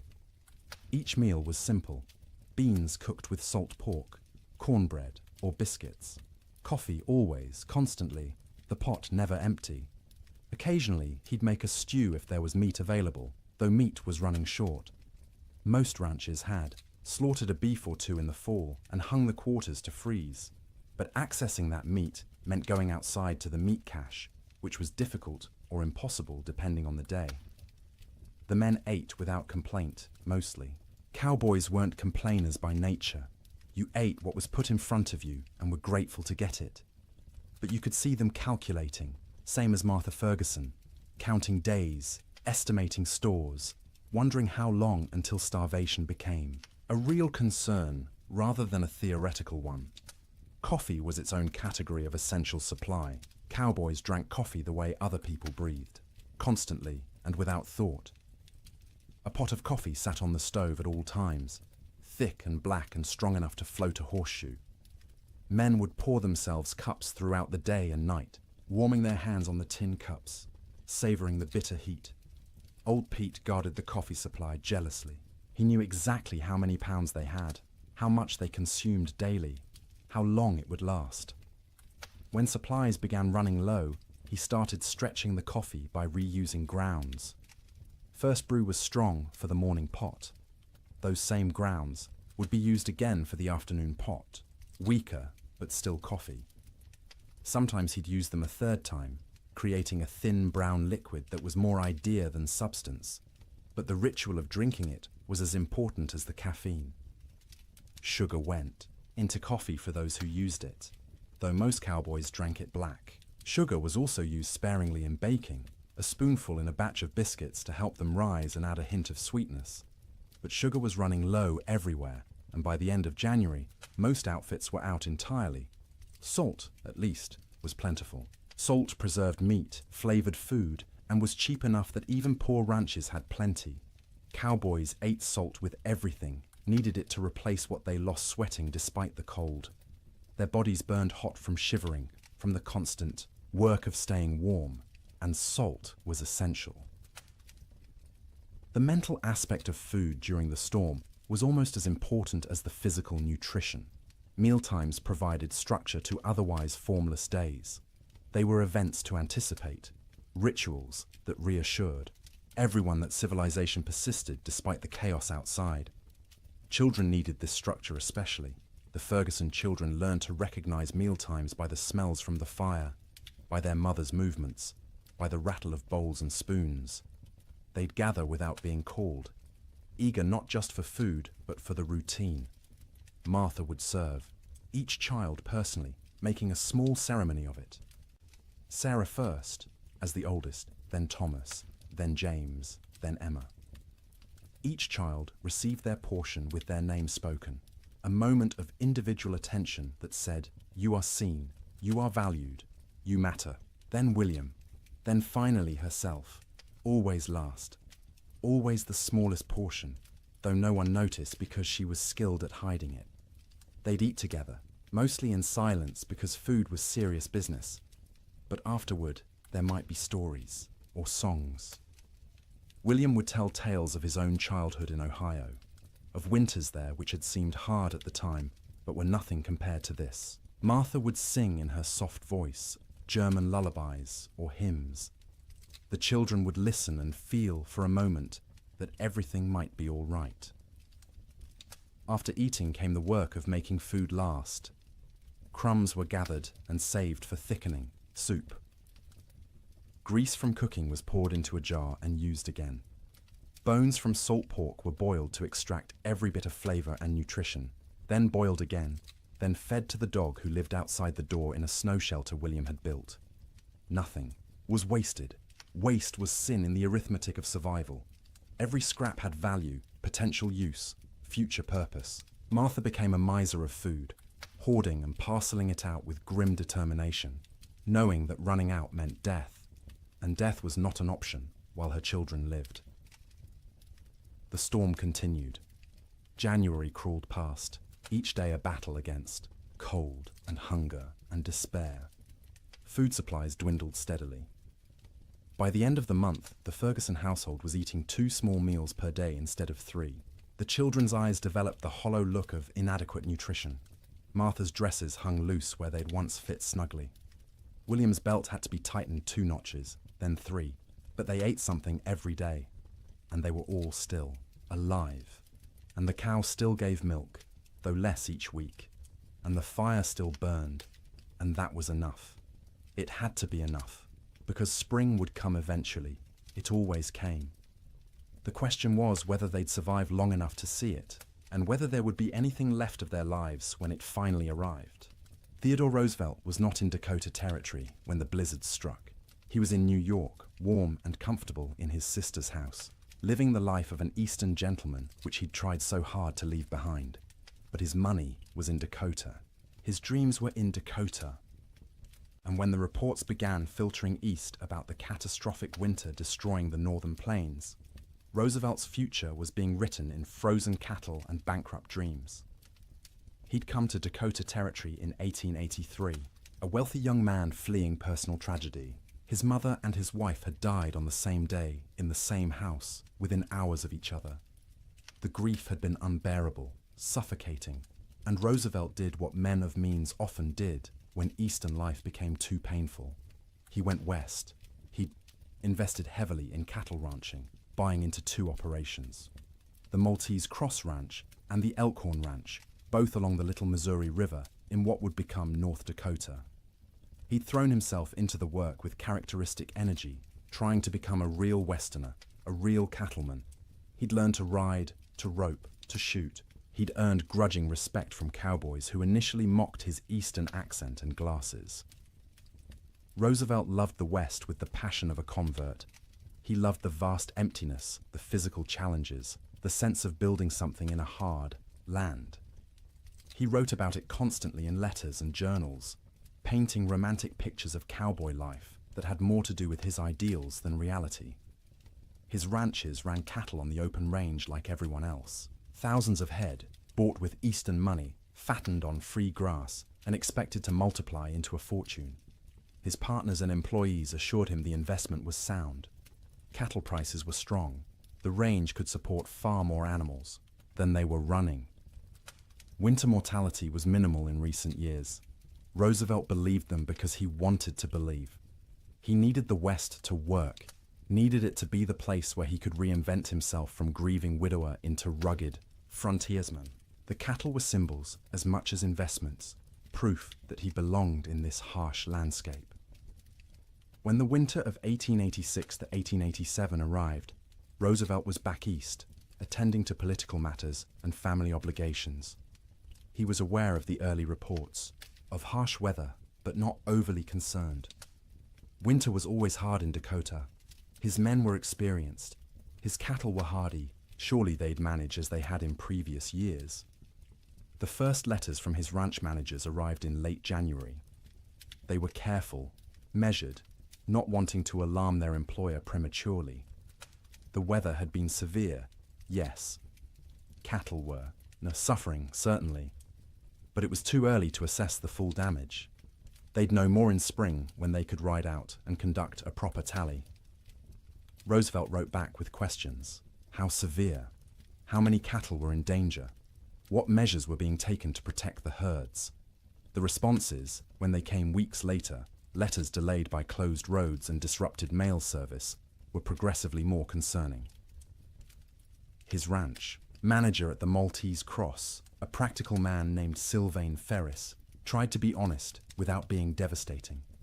The storms had been worse than anything he'd seen in 20 years on the plains. The cold had been extreme, sustained, deadly. Many cattle were certainly lost. The exact number wouldn't be known until spring roundup. But Ferris estimated at least 30% mortality. Maybe more, 30%. Roosevelt did the math in his study in New York, sitting in a comfortable chair by a warm fire, trying to comprehend what those numbers meant. He owned roughly 5,000 head between his two ranches. 30% meant 1,500 dead cattle. At $40 a head, that was $60,000 lost, more than many men earned in a lifetime. But it was worse than the money. It was the failure of his Western dream. The revelation that the land he'd romanticized could be cruel, that nature didn't care about his needs or desires, that the West wasn't the frontier of opportunity he'd imagined, but a hard country that broke more men than it made. The letters continued through February and into March. Each one was grimmer than the last. 50% losses now estimated, maybe 60. Entire line camps reporting no surviving cattle at all. Fences lined with dead animals piled 3 deep. The Little Missouri River, when it thawed, clogged with carcasses that had to be dynamited free to restore flow. Roosevelt read these letters with growing horror and despair. He'd been so confident, so certain of success. He'd borrowed money, encouraged friends to invest, staked his reputation on the cattle business. And now it was all dying in a winter he wasn't even present to witness. In March, when travel became possible again, Roosevelt received a telegram from Ferris. Brief, direct, devastating. Come west, you need to see this. Roosevelt went. He took the train to Medora, the small town near his ranches, arriving in early April to a world transformed by death. The snow was melting. revealing what had been hidden. And what it revealed was carnage beyond anything he'd prepared himself for. He rode out with Ferris and other ranch hands to assess the damage. Everywhere they looked, cattle. Dead cattle. Frozen cattle. Cattle that had been dead so long the coyotes and wolves had already been at them. Cattle piled against fences. Cattle in ravines. Cattle scattered across the prairie like obscene statues. The smell was overwhelming. Thousands of rotting carcasses perfuming the air with decay. Roosevelt, who'd prided himself on his toughness, on his ability to handle frontier hardships, had to dismount and vomit. He wasn't alone. Even hardened cowboys were sickened by the scale of death. They rode for days, making tally, trying to determine what remained of the herds. Of Roosevelt's 5,000 head, fewer than 2,000 could be found alive. 60% losses. Some of those survivors were in such poor condition they'd likely die anyway. His investment, his dream, reduced by 2/3 in a single winter. The financial blow was severe. Roosevelt had invested approximately $80,000 in his cattle operations. He'd now lost at least $50,000. Maybe more when accounting for lost breeding potential, disrupted operations, and the collapse of cattle prices as the market flooded with emergency sales from desperate ranchers. But Roosevelt was wealthy by birth. His family money cushioned the financial loss. He could absorb $50,000 and remain solvent, which most ranchers could not. What he couldn't absorb as easily was the emotional and philosophical blow. He'd come west believing in self-reliance, in the nobility of honest labor, in the frontier as a proving ground for American character. The Great Die-Up revealed those beliefs as naive. Self-reliance meant nothing when nature decided to kill everything. Honest labor couldn't prevent disaster driven by forces beyond human control. The frontier proved nothing except that it could kill you regardless of your character. Roosevelt spent several weeks at his ranches that spring, helping with the cleanup, the salvage operations, the grim work of trying to build something from the ruins. He participated in roundups, searching for surviving cattle, trying to assess what could be rebuilt. At night, he slept in the cabin at the Maltese Cross Ranch, the same cabin where his cowboys had weathered the storm. The bunks were still there, the stove, the smoke-stained walls. He'd slept here before on previous visits, treating it as an adventure, roughing it among the men. Now he slept in those bunks, knowing what they'd endured, what this room had protected them from. The cabin was small, cramped, cold even in April. Roosevelt lay on a rope bunk under wool blankets that smelled of smoke and men, and tried to imagine what January had been like. The wind screaming outside, the cold pressing in from all sides, the sound of cattle dying in the darkness, the knowledge that your livelihood, your future, everything you'd worked for was ending, and there was nothing you could do. He couldn't fully imagine it. He'd missed the actual storm, been warm and safe in New York while his employees fought for survival. That distance, that absence, haunted him. He'd been the investor, the gentleman rancher playing at being a cowboy. When it mattered, when the real test came, he hadn't been there. This realization changed him. Not immediately, not in one dramatic moment, but gradually over the following months and years. The West was no longer a romantic escape. It was a hard place where hard things happened, where nature was indifferent to human suffering, where the rules that governed Eastern society didn't apply. This understanding would shape his later conservation work. As president, Roosevelt would set aside millions of acres as national forests and parks, would push for scientific management of natural resources, would argue that the West's resources weren't infinite and needed protection. The cattle disaster of 1887 was the seed of that understanding. But in the spring of 1887, Roosevelt was just a wealthy young man surveying the wreckage of his dreams. He walked among the dead cattle, rode across ranges that should have been covered with livestock but were eerily empty, and made calculations about what could be salvaged. His ranch managers were exhausted, traumatized by the winter they'd survived. Roosevelt listened to their stories with growing respect. These men had faced conditions he'd only read about and emerged alive, if not unscathed. Ferris told him about nights when they weren't sure the bunkhouse would stand, about mornings when they'd wake to find new snow drifted inside through the cracks, about the constant work of keeping fires burning, of rationing food, of listening to cattle die and being unable to help. Roosevelt paid his men bonuses, unexpected and generous, acknowledging what they'd endured. It was the least he could do, given that he'd been warm and safe while they'd nearly frozen. He also made a decision. He would not abandon his Dakota ranches entirely, but he would not rebuild to previous scale. The open range era was over. The land couldn't support the numbers they'd run. The climate was too unpredictable, the investment too risky.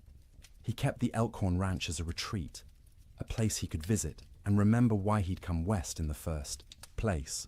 But the cattle operation was downsized dramatically. A few hundred head, manageable, with hay put up for winter feeding. A sensible operation rather than a grand adventure. The Maltese Cross was eventually sold. Too many bad memories. Too much money lost. Roosevelt needed to move forward, and that meant leaving behind the ranch that had represented such hope and ended in such disaster. In his autobiography, written years later, Roosevelt would describe the winter of 1886 to 1887 as a necessary education. The romantic had been burned away, leaving behind a more realistic understanding of nature and human limitations. The winter had killed his cattle and his illusions simultaneously, but he rarely spoke about what his employees endured. Their stories weren't his to tell, and he knew his own experience, arriving after the worst had passed, was nothing compared to theirs. He'd lost money. They'd nearly lost their lives. One story stayed with him, though, told by a cowboy at the Maltese Cross. During the worst of the storm, this cowboy had volunteered to check on a nearby line camp, worried about the two men stationed there. He'd ridden out with a rope tied around his waist, the other end tied to the bunkhouse, planning to follow the rope back if he got disoriented. The temperature was 50 below with howling wind. He'd made it half a mile before he couldn't feel his hands or feet, before the cold had penetrated so deeply he knew he was in danger of freezing. He'd turned back, following the rope, barely making it to the bunkhouse before collapsing. The two men at the line camp were found dead when spring came. They'd tried to wait out the storm, ran out of firewood, and froze in their bunks. The cowboy who'd tried to reach them carried guilt about that for the rest of his life, even though there was nothing he could have done. Roosevelt listened to this story and understood, perhaps for the first time, what winter on the frontier really meant. Sleep in Dakota, he realized, was a gift not to be taken for granted. Every night his men had survived was a victory against odds that should have killed them, and every morning they'd woken was a reminder that survival wasn't guaranteed, that warmth and shelter and life itself were temporary conditions that could end at any moment. Roosevelt returned east that spring, his Western adventure permanently altered. He would continue to love the West, would continue to visit and hunt and write about it, but he would never again be naive about its harshness. The winter of 1887 had taught him that nature didn't care about your dreams, your money, or your character. It simply existed, indifferent, and you survived or you didn't. His cattle were mostly dead. His investment was lost, but he was alive, and his employees were alive, and that had to be enough. January ended, but the storm did not. February arrived with no fanfare, no change, just another day of grey sky and screaming wind and cold that wouldn't break. People stopped marking days on calendars. Time lost meaning when every day was identical, an endless repetition of surviving until dark, surviving through dark, waking to survive again. The psychological weight of the storm's duration became as dangerous as the physical cold. Humans are resilient, but not infinitely so. We can endure terrible conditions if we believe they'll end. But when days stretch into weeks, weeks stretch toward months, and conditions remain unchanged, the mind begins to fracture in subtle ways. In the Ferguson household, the children grew quieter. They'd stopped asking when the storm would end. They'd stopped asking much of anything. They sat by the fire, conserving energy, their eyes following their mother's movements with an intensity that unnerved her. They were always hungry now, and the hunger made them old beyond their years. Martha found herself forgetting things. She'd go to the cold bedroom to fetch something and stand there, shivering, unable to remember what she'd come for. She'd start sentences and lose the thread midway, words dissolving like snow on her tongue. William said her name sometimes, and she wouldn't hear him, lost in thoughts that circled endlessly around food, fire, survival. William stopped shaving. There was no point. No one to see him except his family, and vanity seemed absurd when survival was uncertain. His beard grew thick and unkempt, ice forming in it every time he went outside to milk the cow or fetch wood. He'd come back in looking, like a wild man, and the children would stare at him until Martha made them look away. The cow's milk production had dropped to less than a quart per day. The animal was suffering from cold and inadequate feed, standing in the barn with her ribs visible through her hide. William knew they should slaughter her, use the meat, but the milk was too precious. As long as she gave any milk at all, he'd keep making that twice-daily journey to the barn. Sleep patterns disintegrated completely. There was no day or night anymore, just periods of lighter grey and darker grey outside the oiled paper window. People slept when exhaustion overwhelmed them, woke when cold or hunger or nightmares forced consciousness. The family's sleeping pile shifted constantly as people moved, trying to find warmth, trying to escape dreams. Martha's dreams were always about food, elaborate meals from her childhood in Wisconsin. Her mother's kitchen, warm and fragrant, tables loaded with roasted chicken and potatoes and fresh bread and butter. She'd wake with saliva flooding her mouth, stomach cramping with want, the disappointment of reality crushing. They had beans, always beans, the same beans cooked the same way, day after day, until the thought of eating another spoonful made her gag. William dreamed about summer, riding across green ranges, cattle fat and healthy, sun warm on his shoulders. He'd wake disoriented, expecting heat, finding only cold. The contrast between dream and reality was so sharp it hurt physically. His chest would ache, his throat would close. He'd lie there fighting tears while his family slept around him. The children's dreams were less specific, but more unsettling. They'd whimper in their sleep, reach out for comfort, wake crying without being able to say why. Emma, the youngest, stopped sleeping deeply at all. She'd doze in fits and starts, never truly relaxing, her small body tense even in sleep. The storm broke briefly in early February. For 3 days the wind dropped to a whisper, the snow stopped falling, and temperature rose to just below freezing. Clouds remained, but didn't seem as oppressive.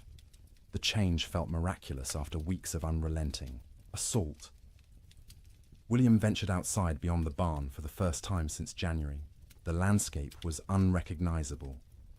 Snow had sculpted itself into bizarre formations, drifts 20 feet high in some places, bare ground in others. The fence line he'd built 2 summers ago was completely buried.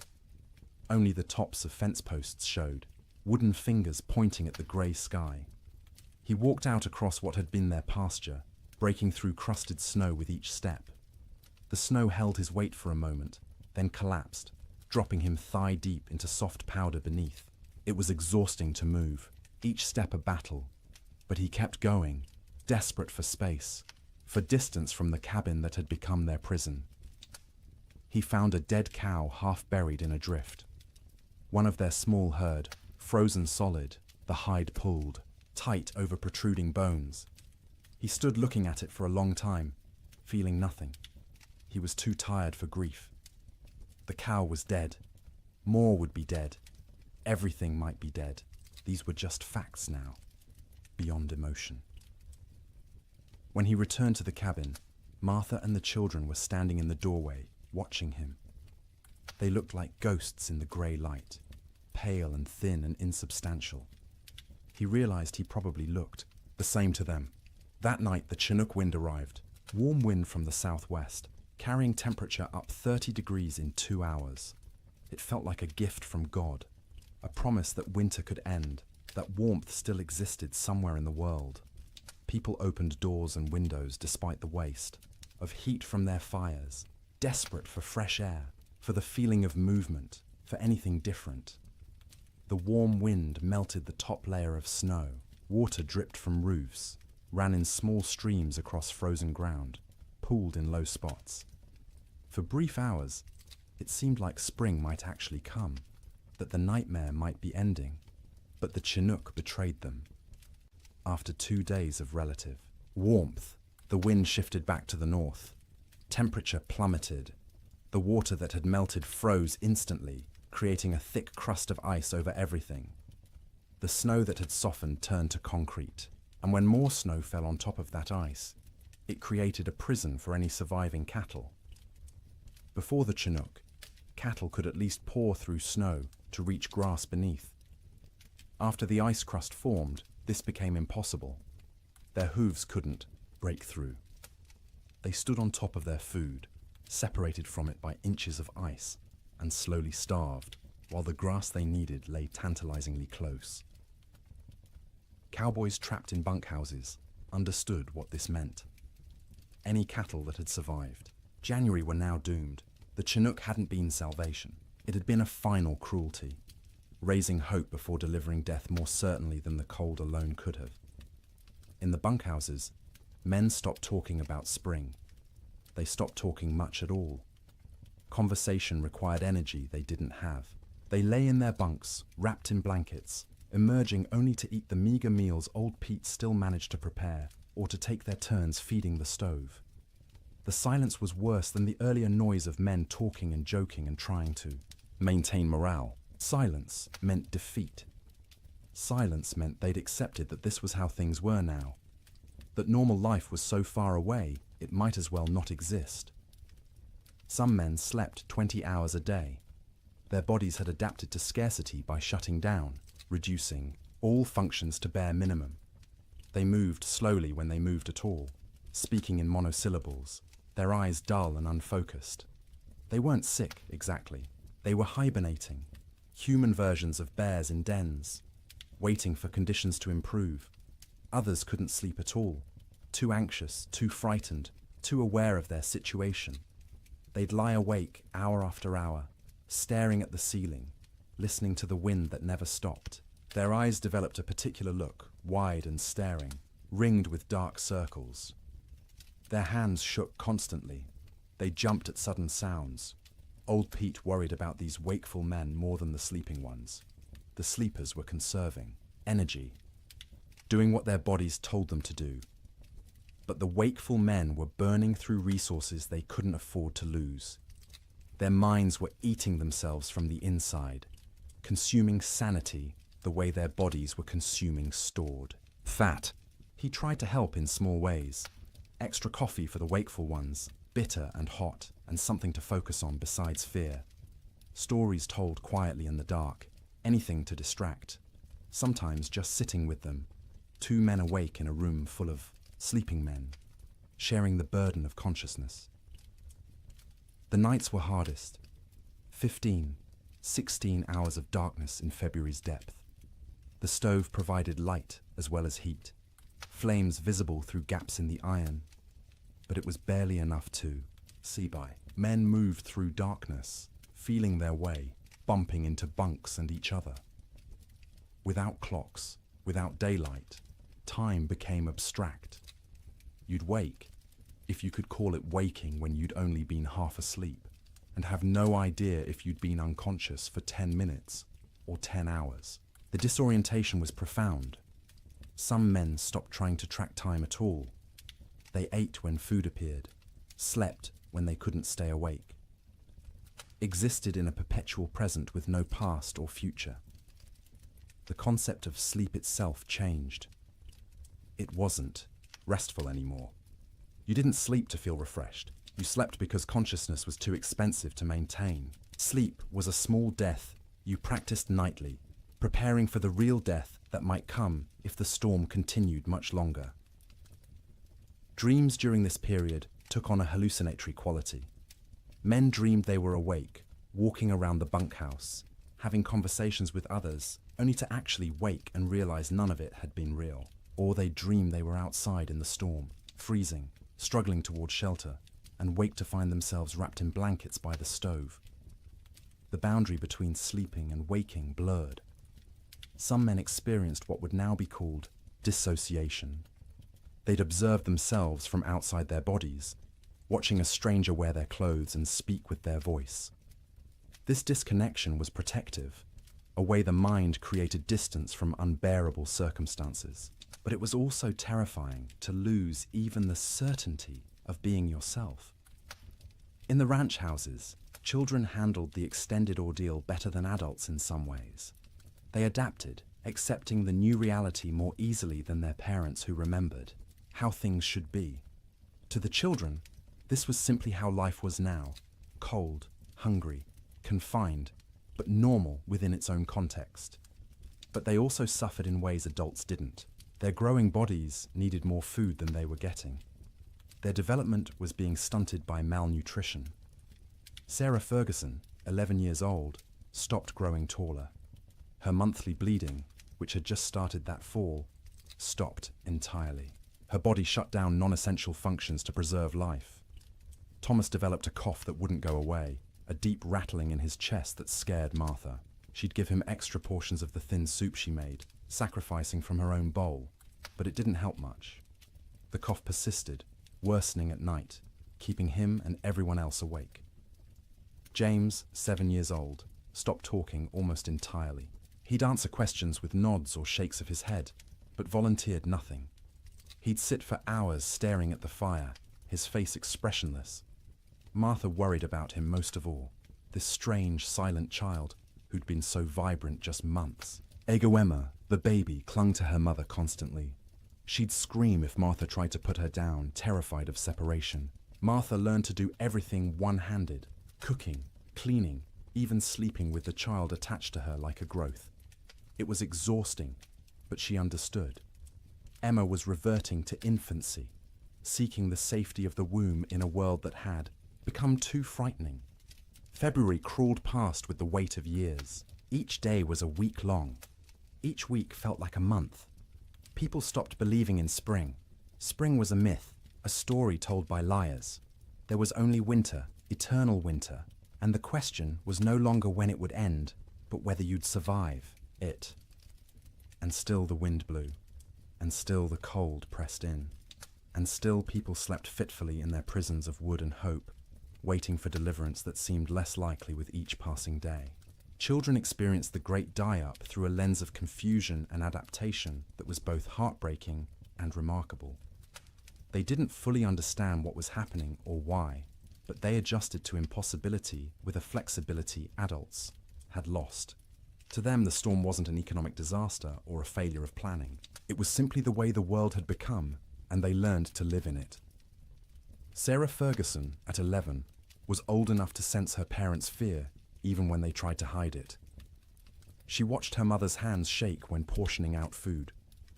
She noticed her father's long silences, the way he'd stare at the fire without seeing it. She understood, in a way her younger siblings didn't, that something was terribly wrong. This knowledge was a burden. She couldn't share it with Thomas or James or Emma because they were too young to understand, and speaking it aloud would make it more real. So she carried it silently, trying to help without being asked, watching for ways to ease the tension that filled the cabin like smoke. She learned to anticipate her mother's needs. When Martha reached for the water bucket, Sarah was already moving, to refill it with snow. When the fire burned low, Sarah added wood before being told. She took charge of Emma when the toddler grew fussy, singing to her, telling her stories, anything to give Martha a few minutes of peace. At night, Sarah lay awake, listening to her siblings breathe, counting breaths, making sure everyone was still, alive. She'd developed an irrational fear that someone would simply stop breathing in the dark and no one would notice. So she stayed vigilant, even when her own body screamed for sleep. She dreamed about school, which seemed like something from another life, the one-room schoolhouse 3 miles from their ranch, where Miss Peterson taught reading and arithmetic to a dozen farm children. Sarah had loved school, loved learning, loved having somewhere to go that wasn't the ranch. The storm had started during Christmas break, and school hadn't reopened. Might never reopen if families didn't survive the winter. She wondered about her classmates. Were they trapped in their homes too? Were they hungry? Were they scared?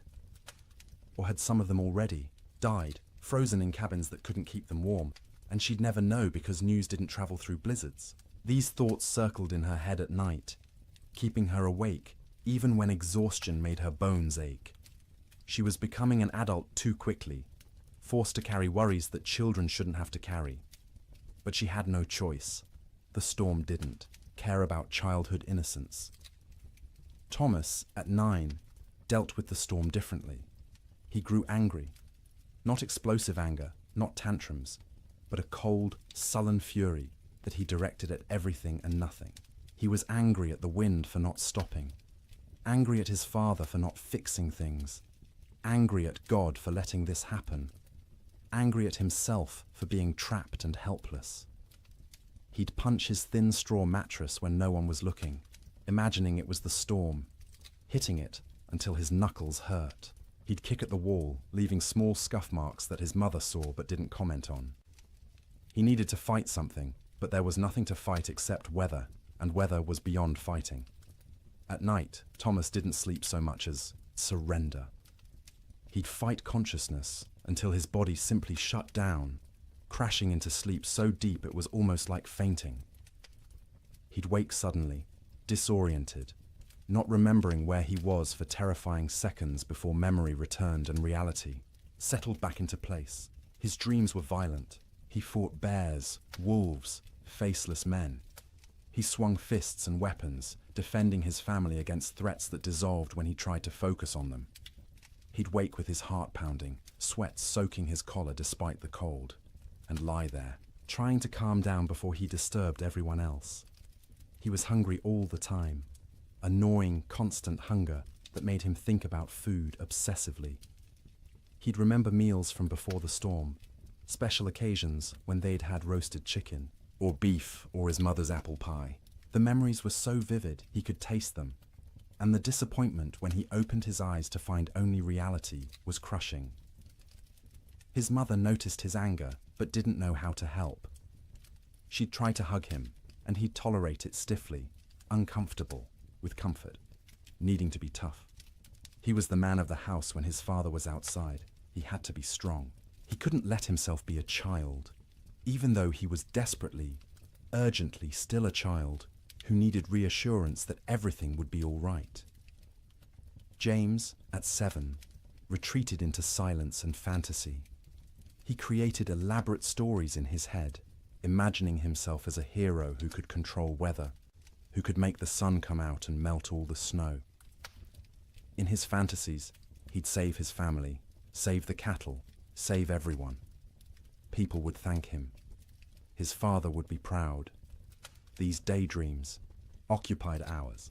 He'd sit by the fire, face blank, living entirely in his imagination where he was powerful instead of helpless. His mother worried about his silence, not understanding it was protection. If he didn't talk, he didn't have to acknowledge reality. He could stay in his head where things made sense and he had control. At night, James slept deeply but unrestfully. He'd thrash and kick, fighting battles in his dreams, sometimes crying out words no one could understand. His siblings had learned to sleep away from his feet because he'd kick without waking.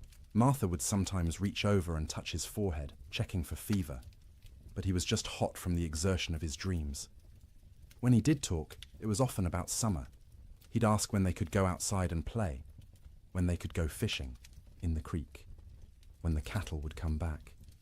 His questions broke Martha's heart because she had no answers. She'd deflect, saying soon, or when winter ends, knowing these were lies, but unable to tell a 7-year-old that winter might not end, that nothing might come back. Emma, just 3 years old, understood least and suffered most in some ways. She knew something was wrong but couldn't articulate what. Her world had shrunk to one room, a fire, and the immediate presence of her family. She didn't remember clearly how things had been before the storm. This cold, confined existence was becoming her normal. She cried often, not from any specific pain, but from generalized distress. Hungry cries, cold cries, tired cries, scared cries. Her vocabulary wasn't sufficient to express what she felt, so she cried and clung to her mother and refused to be put down. Martha carried her constantly, the child's weight a familiar burden. Emma was getting lighter instead of heavier, losing weight she couldn't afford to lose. Her ribs showed through her thin dress. Her eyes seemed too large for her face. She looked like children in pictures of famine, skeletal and haunted. At night, Emma slept fitfully, waking every few hours crying for her mother even though Martha was right there. She'd need to be held, rocked, soothed back to sleep, a process that took longer each time. Martha would hold her daughter and feel the tiny heart beating too fast, the small body too hot one moment and too cold the next, and wonder if Emma would survive even if the storm ended. Emma's dreams, when she could describe them in her limited vocabulary, were simple and sad. She dreamed of being warm, of having enough to eat, of going outside to play. She dreamed of summer in fragments, sensory impressions rather than coherent narratives. Sun on her face, grass under her feet, the feeling of running without being cold. The children had created small rituals to mark time and maintain some structure. Every morning, however they defined morning, Sarah would lead them in a counting game. They'd count to 100 together, which took Emma's entire concentration and distracted her from crying. Then they'd count by twos, by fives, by tens, math as comfort, numbers as proof that some things remained stable. In the afternoon, Thomas would tell stories. He'd inherited his father's storytelling ability and would spin tales about cowboys and cattle drives and adventures that took place in summer warmth. His siblings would listen, transported briefly to worlds where people weren't trapped and cold and hungry. Emma had a doll, a simple thing made from rags stuffed with more rags, with button eyes and yarn hair. She carried it everywhere, talking to it in her baby voice, explaining things. The doll was hungry. The doll was cold. The doll wanted Mama. Through the doll, Emma processed her own feelings, giving voice to fears she couldn't express directly, the EE. Children learn to read their parents' moods and adjust their behavior accordingly. When Martha looked particularly strained, they'd be quieter, more cooperative. When William came in from the barn looking defeated, they'd give him space, not asking for attention he couldn't provide. They became expert at making themselves small, at not adding to the household's burdens. But they were still children, and children need play. They'd create games from nothing, counting cracks in the ceiling, making shadow figures on the wall with their hands when the fire was bright enough, building towers from the few wooden blocks they owned, then knocking them down and building again. Sarah taught Emma songs, the same songs their mother had taught her. Simple rhymes about animals and weather and daily life. Emma's favorite was about a bird that flew south for winter, which seemed especially relevant. She'd sing it over and over, the words slurring together, while her siblings tried not to show their irritation. The children also absorbed lessons they shouldn't have needed to learn so young. That food was precious and must never be wasted. That fire was life and must be watched constantly. That cold could kill and must be respected. That sometimes adults didn't have answers, didn't know what to do, were as frightened and helpless as children, but had to pretend otherwise. They learned what their parents looked like when pretending to be brave, the slight tremor in their mother's voice when she said everything would be fine, the way their father's smile didn't reach his eyes. They learned to accept these performances without comment, understanding that challenging them would make things worse. In later years, the Ferguson children would remember the winter of 1887 as a blur. They'd recall specific images. The fire, always the fire, and their mother's face in its light. and the sound of wind that never stopped. But the timeline would be confused, events blending together because days had no distinct markers. Sarah would remember being hungry but never being fed. Thomas would remember being angry but not knowing why. James would remember his fantasy world more clearly than reality, which was probably for the best. Emma would remember almost nothing directly, just a vague sense of having been cold once, long ago, for longer than seemed possible. But they'd also remember warmth of a different kind. The feeling of sleeping piled together, siblings in a heap like puppies, their mother's songs in the dark, their father's hands, rough and gentle, checking them for frostbite. The way Sarah would hold Emma when Emma cried. The way Thomas would share his tiny portion of food, even though he was starving. The way James would tell stories that made them laugh despite everything. Children are resilient, but resilience has costs. The Ferguson children survived the winter, but they were changed. Sarah grew old before her time, burdened with worries she couldn't set down. Thomas's anger would last years, manifesting in ways that troubled his parents. James would remain in fantasy longer than he should, reluctant to engage with a world that had proven so harsh. Emma would be clingy and fearful, suffering from what we'd now call anxiety, though no one had that word then. But they survived. All 4 Ferguson children made it through the winter alive, which many children didn't. In the spring, when Sarah returned to school, half her classmates were missing, died in the storm, or their families had moved away, or they were too weak to attend. The teacher never spoke about them, and Sarah never asked, but she noticed the empty desks and understood what they meant.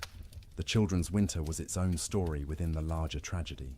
They experienced the same cold, the same hunger, the same confinement as adults, but they experienced it through the lens of childhood, with less understanding but also with adaptability adults couldn't match. They bent instead of breaking, or at least bent further before breaking, and some of them survived precisely because they were young enough to accept the impossible and adapt to it. March came quietly, without announcement or ceremony. The wind didn't stop all at once. The cold didn't break dramatically. But sometime in the first week of March, people noticed the light had changed. The grey wasn't quite as oppressive. The sun, invisible for months behind clouds, occasionally created a bright spot in the overcast sky, a suggestion that it still existed somewhere beyond the grey.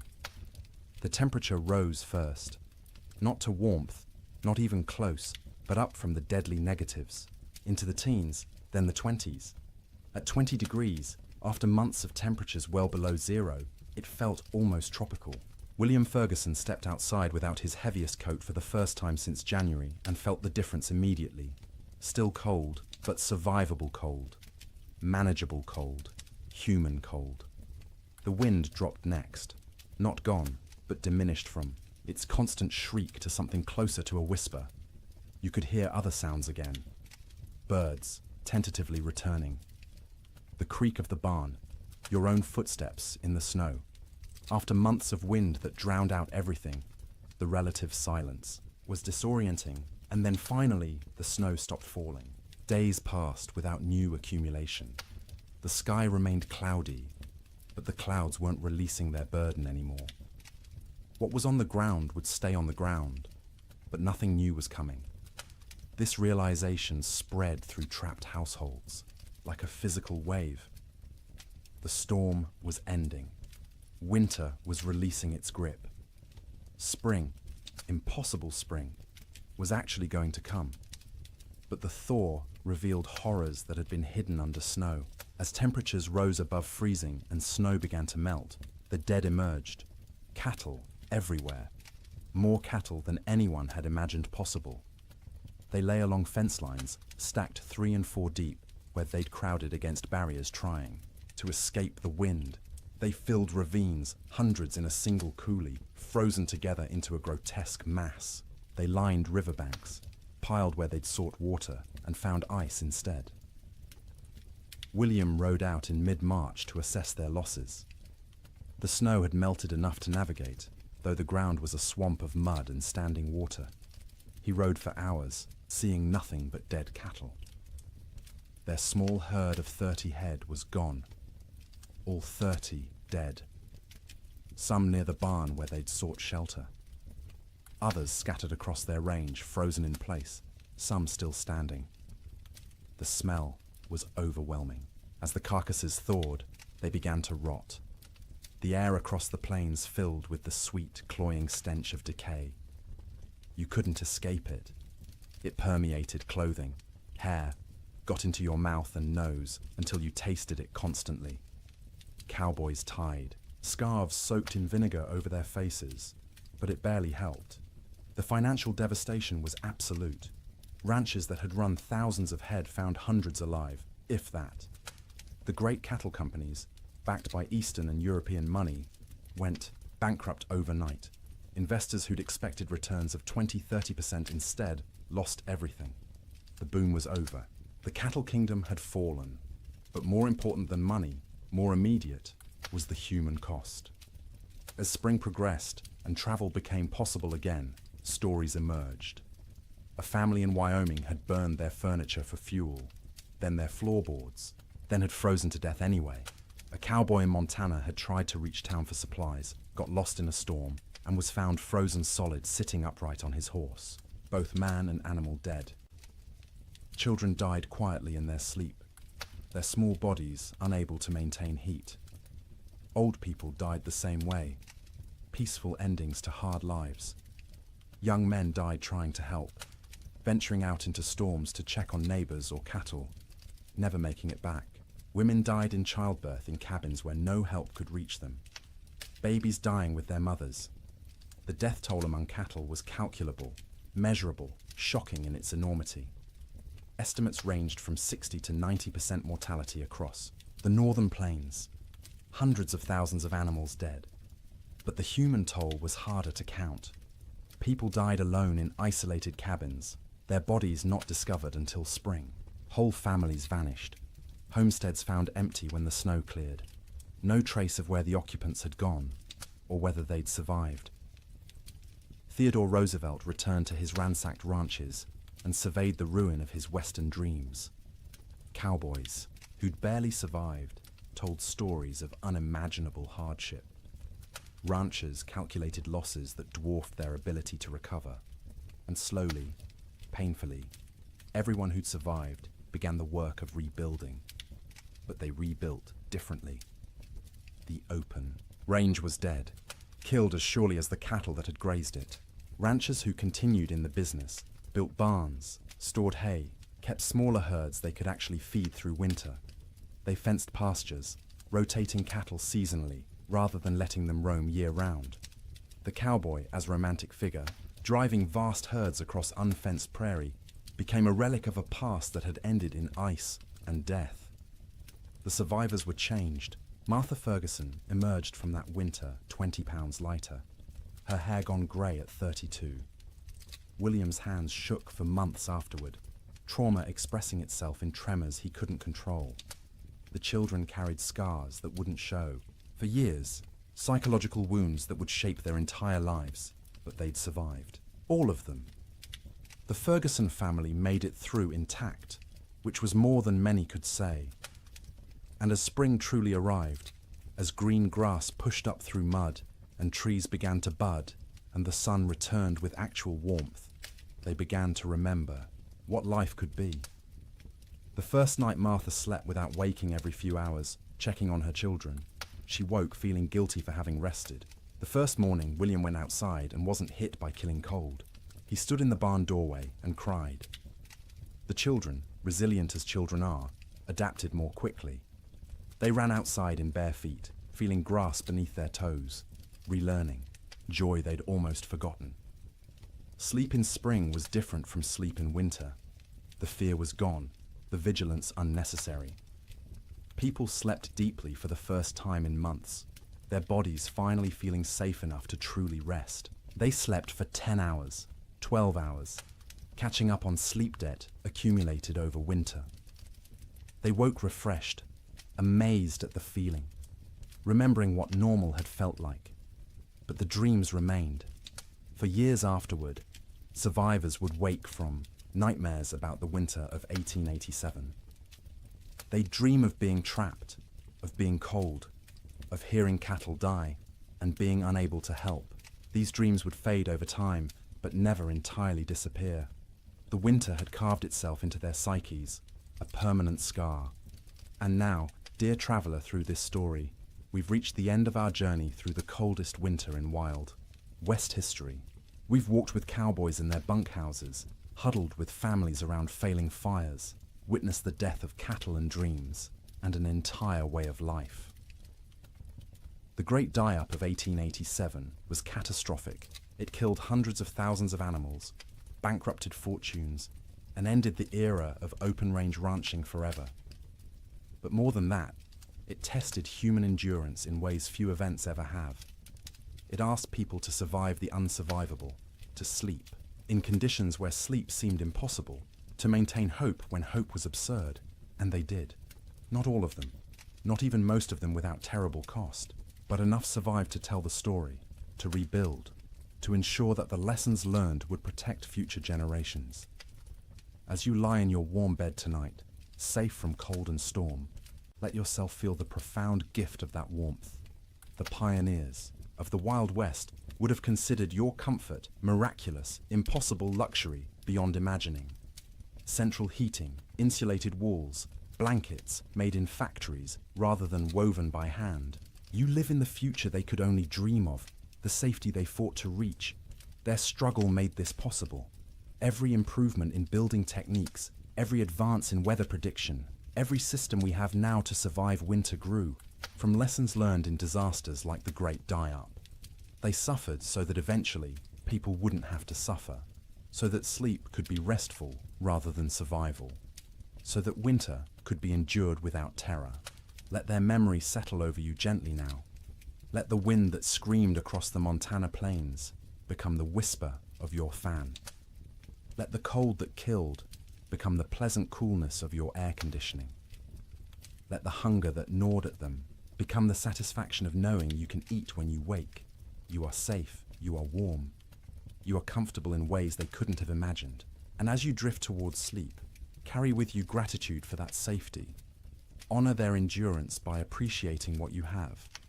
Remember their suffering by cherishing your comfort. The winter of 1887 is over.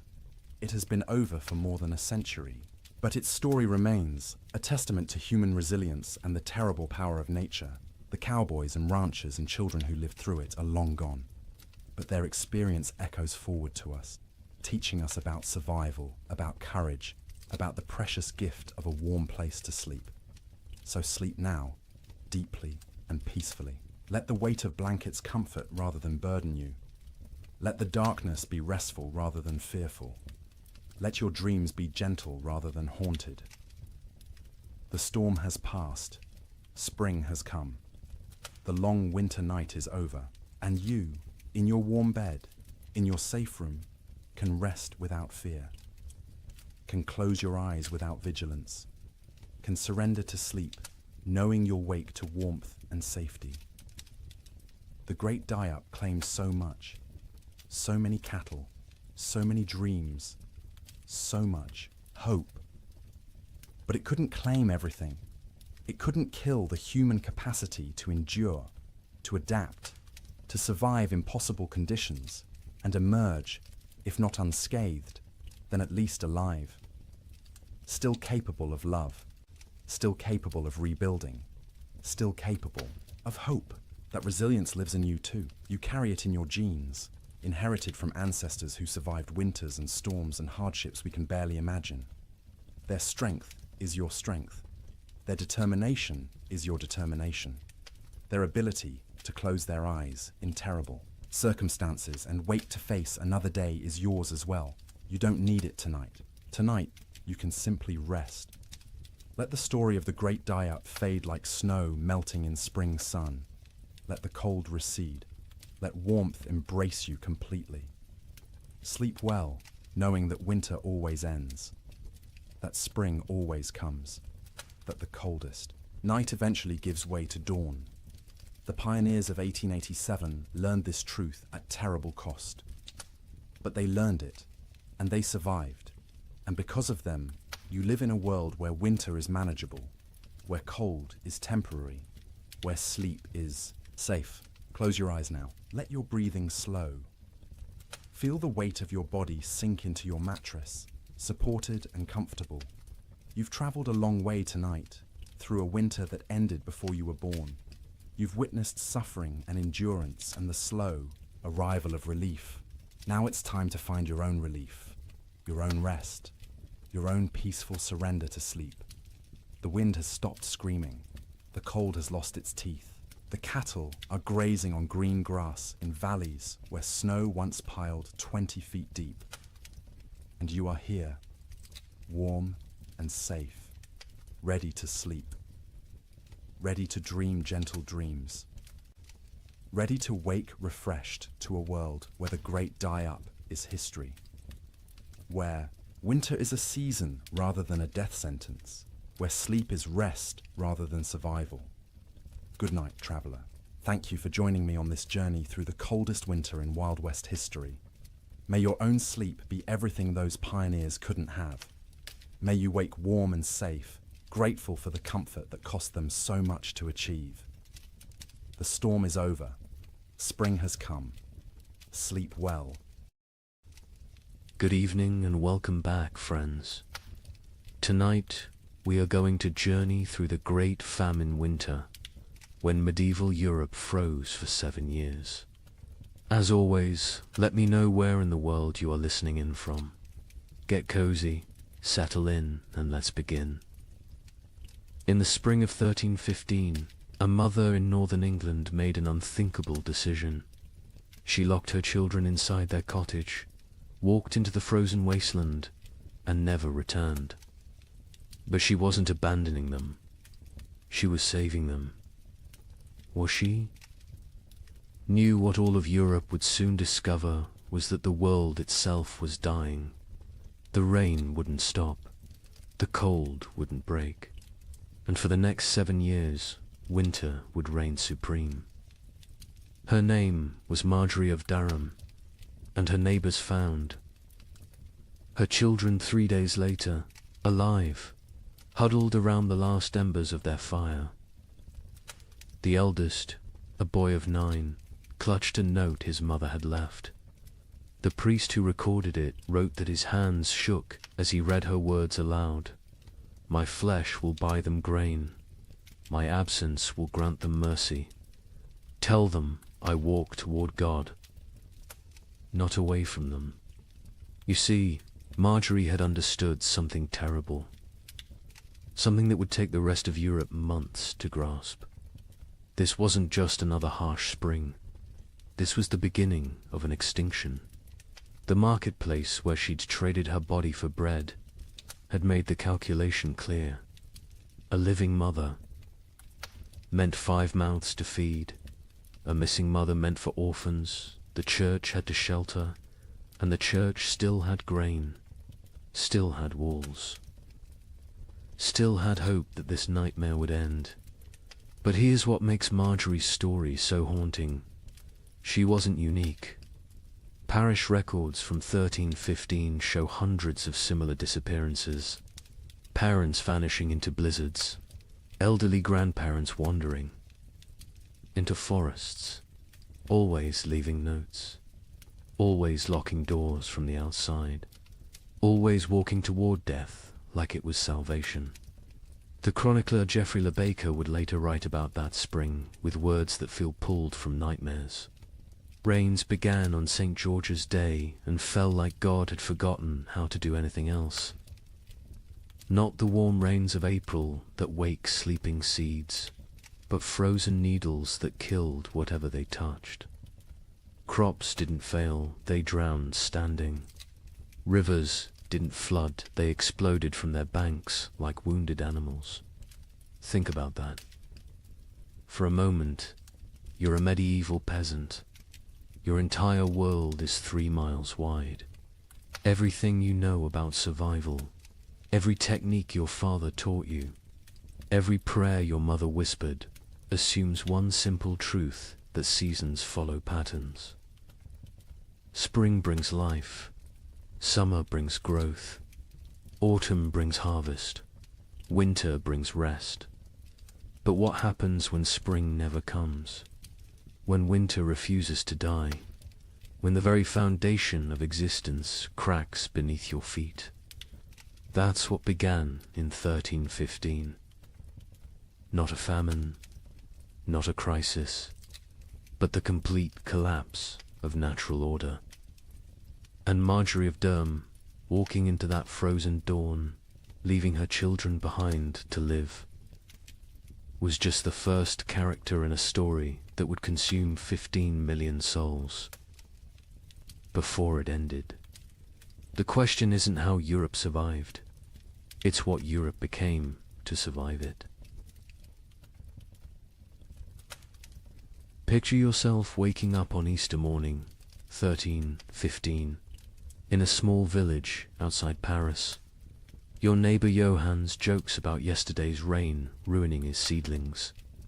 His wife laughs, saying one wet spring never hurt anyone.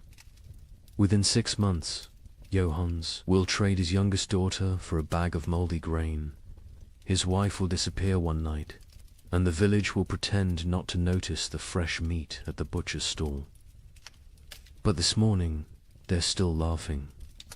The peculiar thing about catastrophe is how quietly it arrives. No trumpets, no divine warnings, just rain. Endless, crushing, biblical rain that began falling across Europe in May 1315 and simply didn't stop.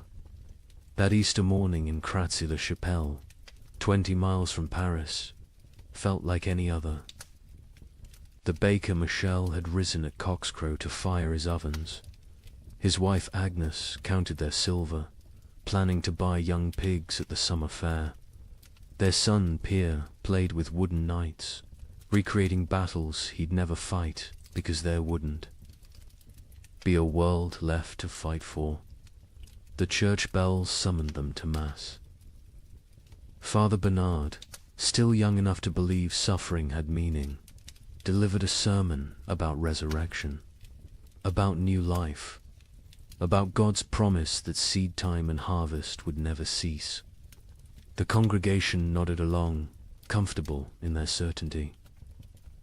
Why wouldn't they be? Their grandfathers had survived wars. Their fathers had survived plagues. Surely they could survive a little rain. But if you'd looked carefully that morning really, Latude have seen the signs. The sparrows that usually nested in the church eaves were gone. Not dead, gone. The cats had stopped hunting, instead huddling in doorways with their fur perpetually damp.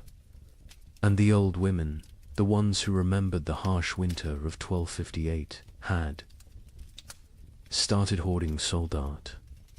Johannes, the man who joked about his seedlings, was a cloth merchant. Successful enough to own 2 cows and rent 3 strips of land. His wife Marie had borne him 7 children, 4 still living, which made them lucky by medieval standards. Their youngest, Isabel, had just turned 6, hair like spun gold. Her father would say, worth its weight in gold, someone else would say 6 months later, weighing her against a sack of spoiled wheat. The rain that Easter was unusual only in its persistence. It had fallen for 3 days straight, turning the roads to mud, keeping the holiday merchants away. But rain in April wasn't catastrophe, it was inconvenience. The real terror wouldn't begin until May 15th, the feast of St. Dymphna, when the rain turned cold. Brother Francis of the Abbey St. Denis recorded it first. He'd been copying manuscripts when he noticed his breath misting in the scriptorium.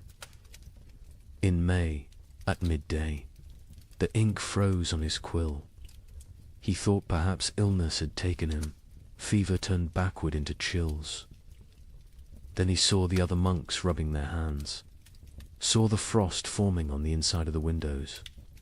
By June, That cold rain had become something medieval Europeans had no word for. We might call it freezing rain, but they called it devil spit. Water that fell as liquid but froze on contact. Entire fields became sheets of ice in summer. Roses bloomed and died in the same hour, encased in crystal tombs. The wheat, which should have been knee-high and green, stood stunted and yellow. The barley rotted in the earth before it could sprout. The rye grew, but wrong-twisted, black, infected with something that would later be recognized as ergot, the fungus that causes hallucinations and gangrene. Some villagers, desperate for any harvest, ate it anyway. They danced themselves to death in the streets, laughing as their fingers turned black and fell off. But we're getting ahead of ourselves. Let's return to Johannes and his family, because their story is everyone's story. By late May, Johannes had stopped joking about anything. The constant rain had ruined the roads, making trade impossible. No merchants could travel, which meant no cloth could be sold, which meant no coins for bread. Not that there was bread to buy. The baker Michel had closed his ovens now. Grain meant no flour, meant no purpose to the fire. June brought the first death in Crassy-la-Chapelle. Not from starvation, not yet. Old Catherine, who'd survived 70 winters, simply gave up. She announced at Sunday Mass that God had abandoned them, walked home, lay down in her bed, and willed herself to die.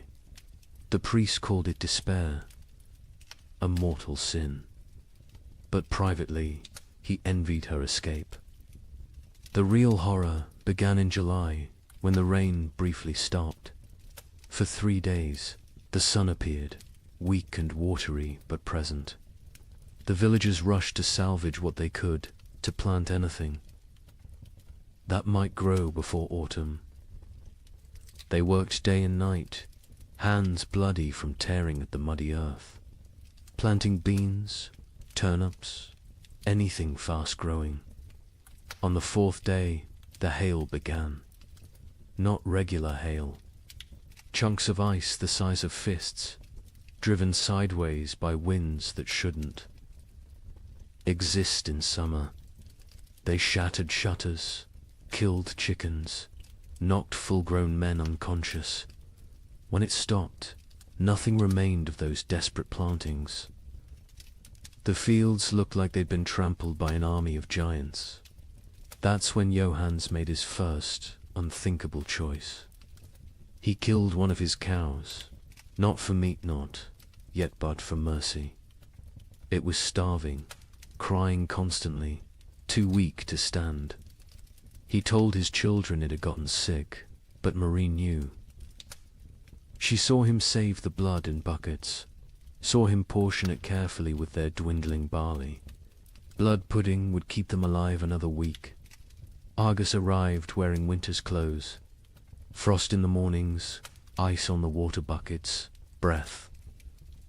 Misting even at noon. The second cow died on its own, and Johannes counted it lucky.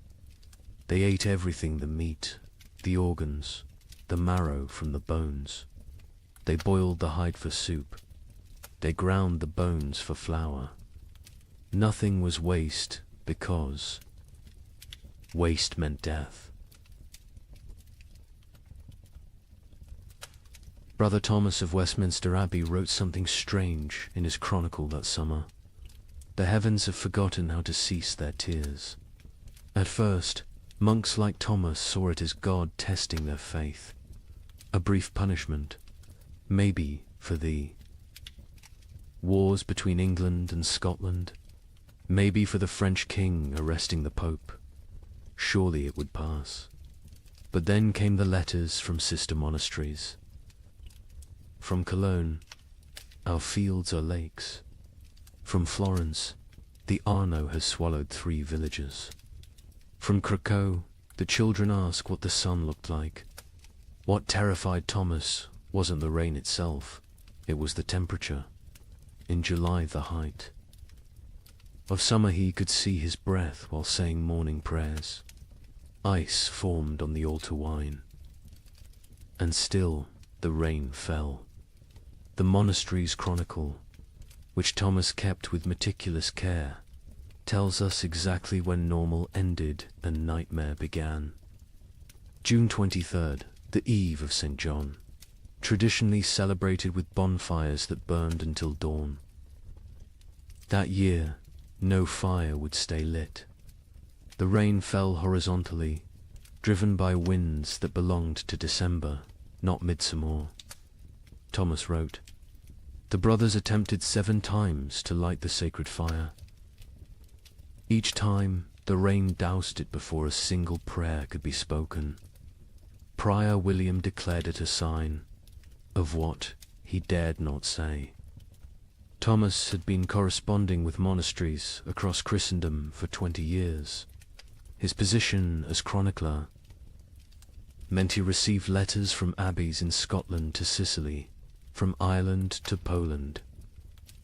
Usually, these letters discussed theological matters, requested copied manuscripts, or shared news of appointments and deaths. But starting in July 1315, every letter carried the same message, dressed in different words. Something was terribly wrong with God's creation. From Melrose Abbey in Scotland came a letter that made Thomas's hands shake. "Brother, we write to you from hell, frozen over. It is July, yet we break ice from our wells each morning. The barley stands drowned in fields that have become swamps. Yesterday, we found a shepherd frozen to death. In July, Brother Thomas. He was young, strong, only 20 summers. We found him standing upright, eyes open, still holding his crook. The sheep around him were ice statues. Have we entered the end times? The abbot of Cluny in France sent word that would have been dismissed as madness any other year. The vine withers as if cursed. The soil rejects all seed. We have consulted. Our oldest records nothing, speaks of summer frost, of hail in August, of rain that burns like ice. Our farmers weep in the fields, beating the mud with their fists, begging it to remember its purpose. From the German monasteries came increasingly frantic reports. The prior of Reichenau wrote, "Lake Constance rises daily. Entire villages now exist only as church bells tolling beneath the waves. We ring our own bells in answer, but God remains deaf. The rain tastes of sulphur. Birds fall from the sky mid-flight, frozen solid. What sin has mankind committed to earn such wrath?" But it was a letter from an Italian monastery that contained the most chilling observation. Brother Antonio of Monte Cassino, a learned man who'd studied both scripture and natural philosophy, wrote, "This is not divine punishment. Brother Thomas, I have read the ancient texts, Greek and Roman both. This happened before. They called it the years without summer. Crops failed, empires fell, and mankind retreated to caves. We are not being punished. We are being erased." Thomas himself had begun keeping detailed records of the weather, something unprecedented for the time. His entries from July 1315 read, "Like fever dreams. July 4th, Feast of St. Ulrich. Rain for 16 straight hours. Temperature cold enough that we wore winter robes to matins. 2 brothers collapsed during prayers, their lips blue. July 11th. The rain has not ceased for 40 hours. We cannot light fires. We eat cold porridge and pray with numb fingers. Brother Matthew suggests we are experiencing Noah's flood again. Prior William had him whipped for heresy. but privately, we all wonder. July 19th. Something impossible today. The rain froze as it fell, coating everything in ice. In July, the vegetable garden is destroyed. Every plant encased in crystal, beautiful and dead. We gathered to pray, but the words stuck in our throats. How do you pray when creation itself seems broken? The correspondence between monasteries became increasingly desperate as summer crawled toward autumn. They began sharing survival techniques rather than theological debates. How to keep manuscripts from molding in the constant damp. How to preserve food when nothing would dry.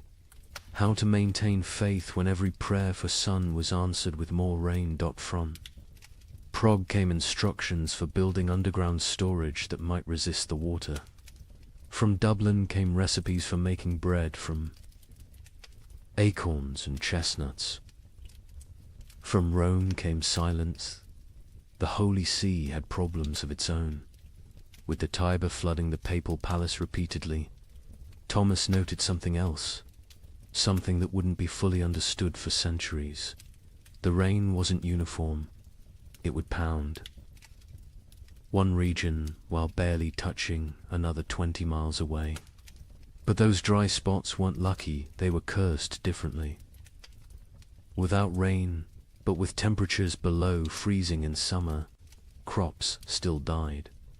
Wells still froze. People still starved. A letter from the Bishop of Bergen in Norway contained an observation that haunts historians today.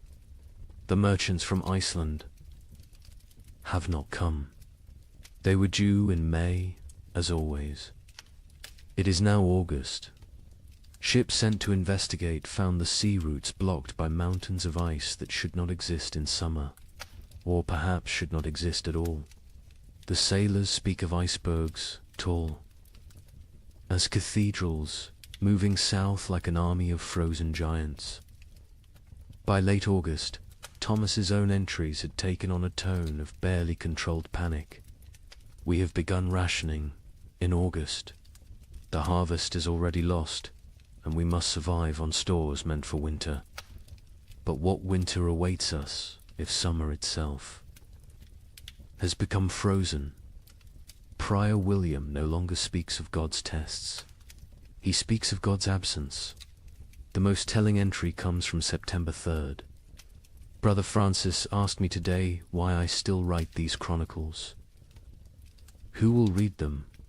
Who will survive to care about the weather of a dead year? I had no answer. I write because the act of writing means I still believe in tomorrow.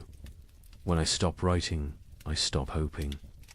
So I write of rain, of cold, of death creeping closer.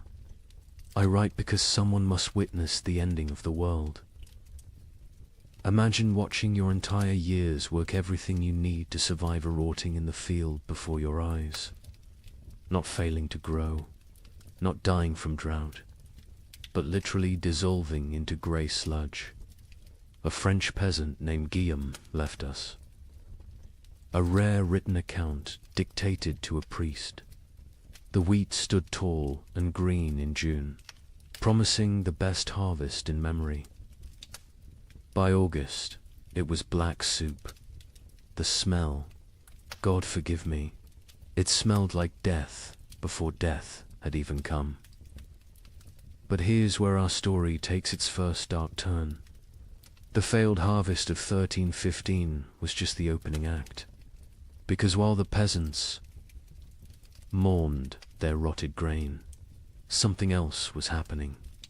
Something that would transform a bad harvest into an apocalypse. Guillaume of Soissons was not a typical peasant. He'd served in the king's army, learned his letters during a campaign, and returned home with enough silver to rent 5 strips of prime farmland. His account, preserved because the priest thought it might matter someday, gives us the only peasants. I view of the catastrophe unfolding in those fields. I have seen men die with their guts spilling onto French soil. Gideon told the priest. But watching my wheat die was worse. A man dies once. My wheat died every day for 60 days, and each morning I watched it die again.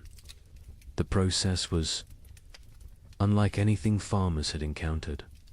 Usually, crop failure was quick frost, drought, or pests. You knew within days if you were ruined. But 1315 tortured them with hope. Gideon described walking his fields each dawn, and each dawn finding a new horror. First, the stalks grew too fast. In June, they shot up like they were racing toward heaven. We thought ourselves blessed. My wife danced between the rows, saying we'd have enough to sell, enough to buy that ox we'd dreamed of. The children planned what they'd eat at harvest feast: honey cakes, white bread, meat every Sunday until Christmas. But the unnatural growth was a warning, not a blessing. The constant rain and bizarre temperature swings had triggered something in the planter. Desperate attempt to reproduce before dying. The stalks grew tall but hollow. The kernels formed but never filled. By July, the color started changing. Not all at once. First, little spots like rust on a blade. We told ourselves it was nothing, just moisture. It would pass, but the spots spread. They merged, they consumed. A field that was green at sunrise would be brown by sunset. What Gideon was describing, though he couldn't know it, was a perfect storm of plant diseases.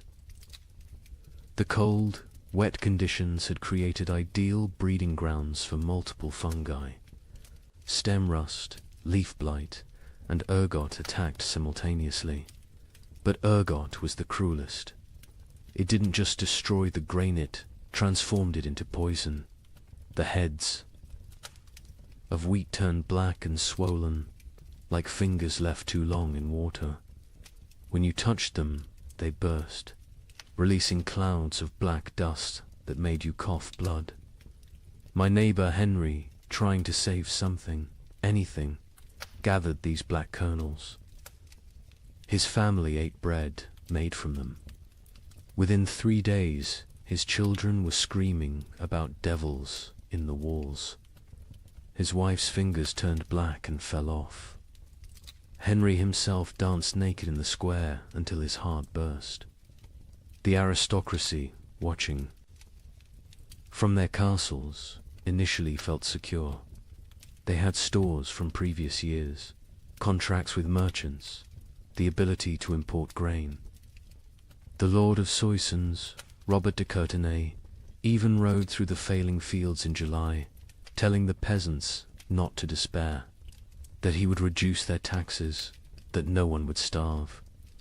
But Lord Robert didn't understand what Gideon understood. This wasn't one bad harvest. This was the end of agriculture itself. The ground changed. Gillam explained. It wasn't soil anymore. The rain had been falling so long, so hard, that all the good earth washed away. What remained was grey clay. That wouldn't hold seed, wouldn't grow weeds, wouldn't even grow the grass. It was like God had salted the earth, but with water instead of salt. By August, desperation drove innovation. Farmers tried everything their ancestors had never dreamed of. They built fires in the fields, trying to dry the soil. They dug drainage ditches that filled faster than they could empty them.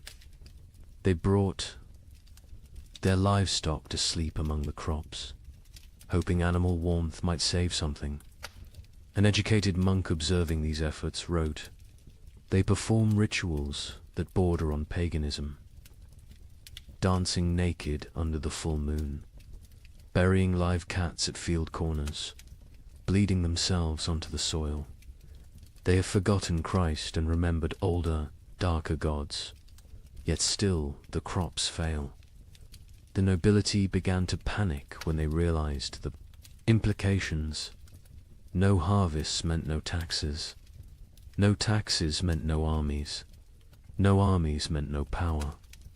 The entire feudal system depended on agricultural surplus. Without it, civilization itself would collapse.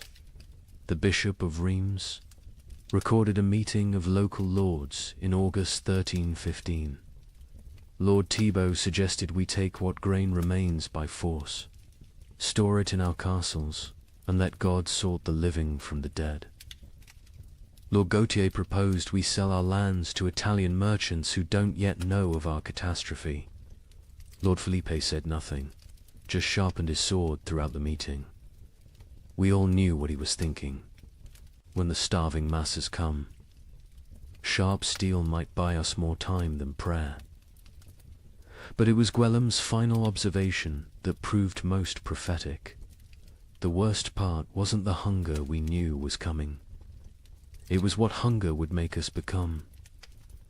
I saw my neighbor Marcel looking at his plump daughter differently, not with father's love, with a butcher's calculation. I saw wives eyeing husbands who'd grown too weak to work. I saw children forming packs, like wolf cubs learning to hunt. The priest asks me what I think God wants from us. I tell him God is done wanting. Now he's taking, and he's going to keep taking until there's nothing left but rain and mud and sigh. And mud and sigh. The memory of what men used to be before they became animals again. The failed harvest of 1315 wasn't measured in bushels of lost grain. It was measured in the systematic destruction of hope. Every rural community in Europe had lived with the same rhythm for 1,000 years. Plant in spring, tend in summer, harvest in autumn, survive on stores through winter. That cycle was civilization. And in 1315, the cycle broke. By September, even the weeds had given up. Fields that should have been golden with wheat or barley were instead grey seas of mud, punctuated by the black skeletons of dead trees. The only things that grew were fungous, bulbous things that appeared overnight in colours nature had never intended. Purple, electric blue, sick yellow. Children who ate them died laughing. Adults who ate them died screaming. The recording priest added his own note to Gwillim's testimony. This man speaks truth. I have seen the fields myself. They look like God's own graveyard, waiting for the corpses that will soon fill them.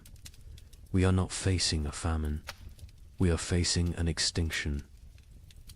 May whoever finds this record pray for our souls, for by the time you read this, we will surely be past praying for ourselves. In September 1315, a strange sickness appeared among the cattle of Norfolk. Within days, it spread to sheep, then pigs, then horses. The animals didn't just die, they died screaming. A contemporary account describes cattle crying like humans. In their agony, their tongues swollen black, their eyes weeping blood. Modern historians call it marin, but medieval Europeans had another name for it. Devil's touch, because healthy animals would drop dead mid-step. A cow giving milk at dawn would be a corpse by noon, and the speed of transmission defied Logicantia herds gone in hours. But I haven't told you the worst part yet. The animals that survived, they changed. Horses began eating meat. Pigs turned feral, forming packs that hunted. And the rats. The rats disappeared entirely. Where did they go? That mystery wouldn't be solved for another 30 years, when they returned, carrying something far worse than hunger. The first recorded death was a prize bull named Samson, owned by the Earl of Norwich, worth more than most villagers earned. In a year, Samson was protected like royalty-sheltered stable, imported feed, 3 stable boys attending him constantly. On September 8th, he was healthy enough to breed. By September 9th, he was dead, his massive body twisted in angles that bones shouldn't allow. Foam tinged pink with blood dried around his mouth.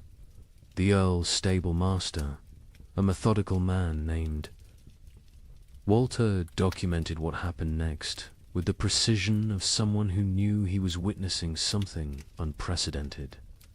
The sickness jumped from Samson to the cows without touch, without sharing water, without even sharing air.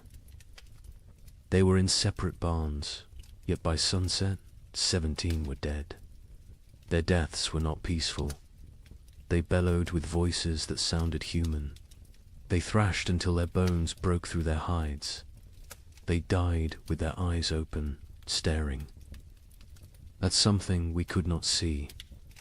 Within a week, every cow in Norfolk was either dead or dying.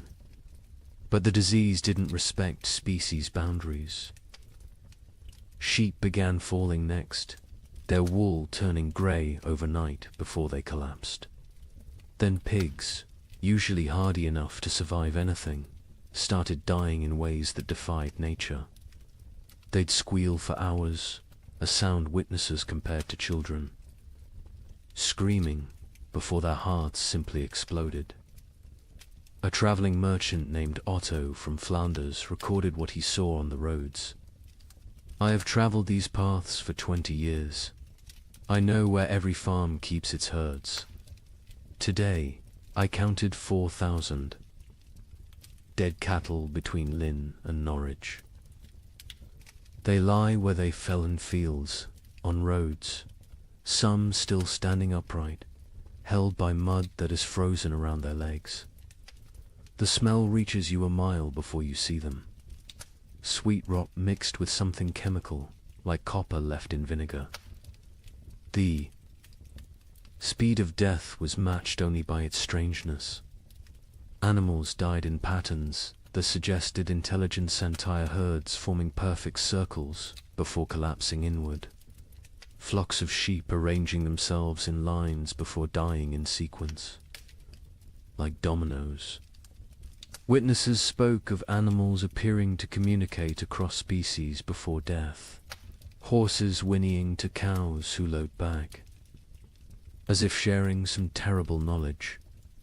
But then came the transformations among survivors, and this is where chronicle accounts become almost too bizarre to believe, except that multiple independent sources confirm the same phenomena.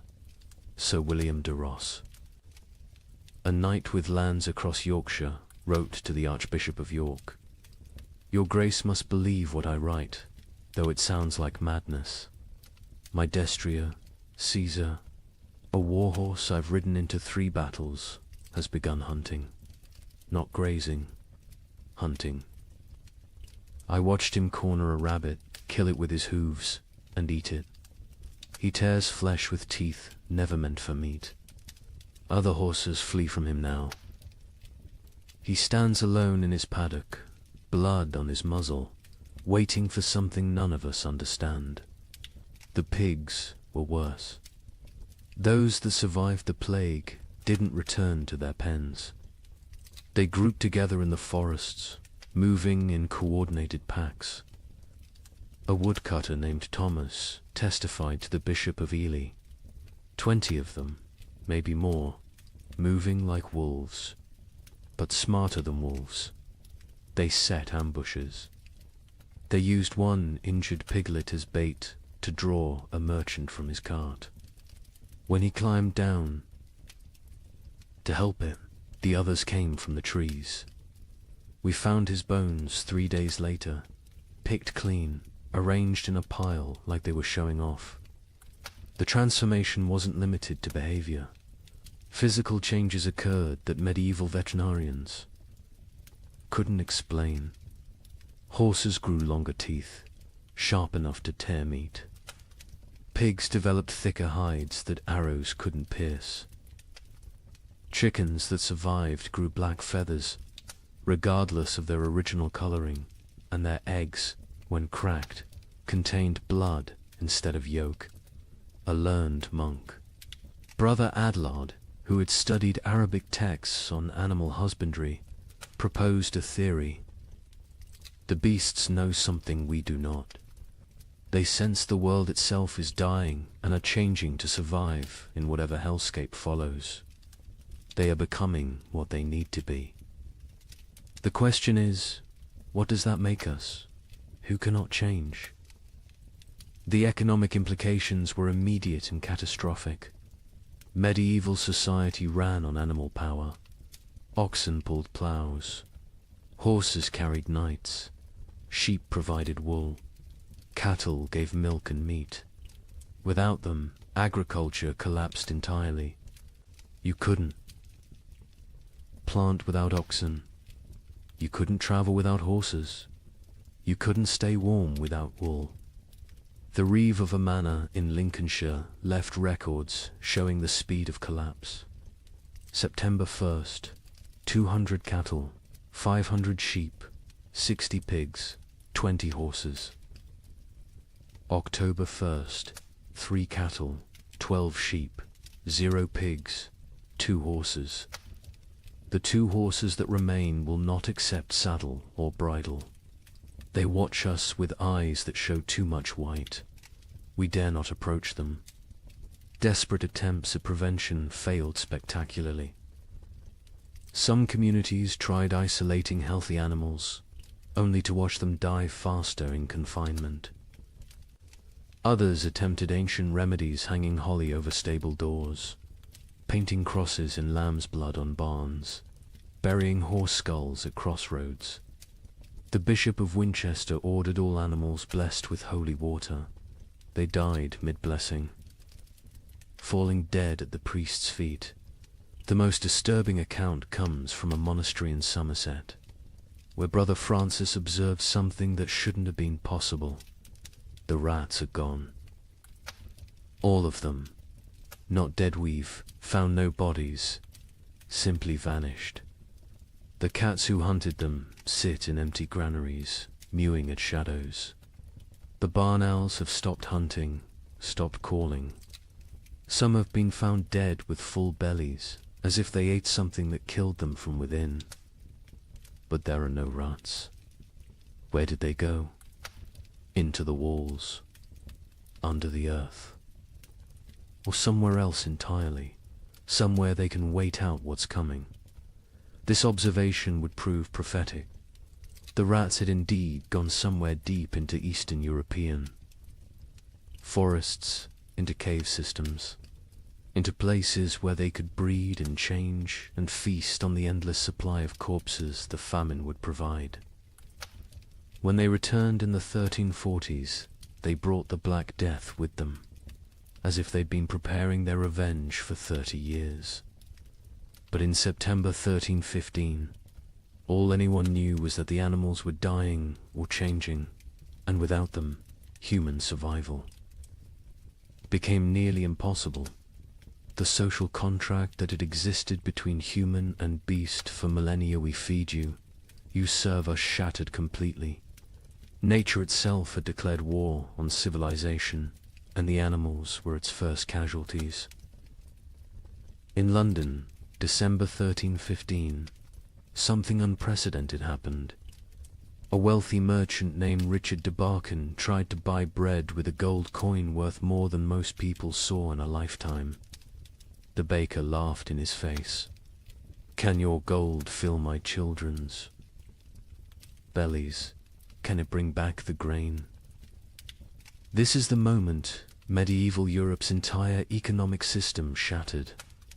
For the first time in recorded history, food became more valuable than gold.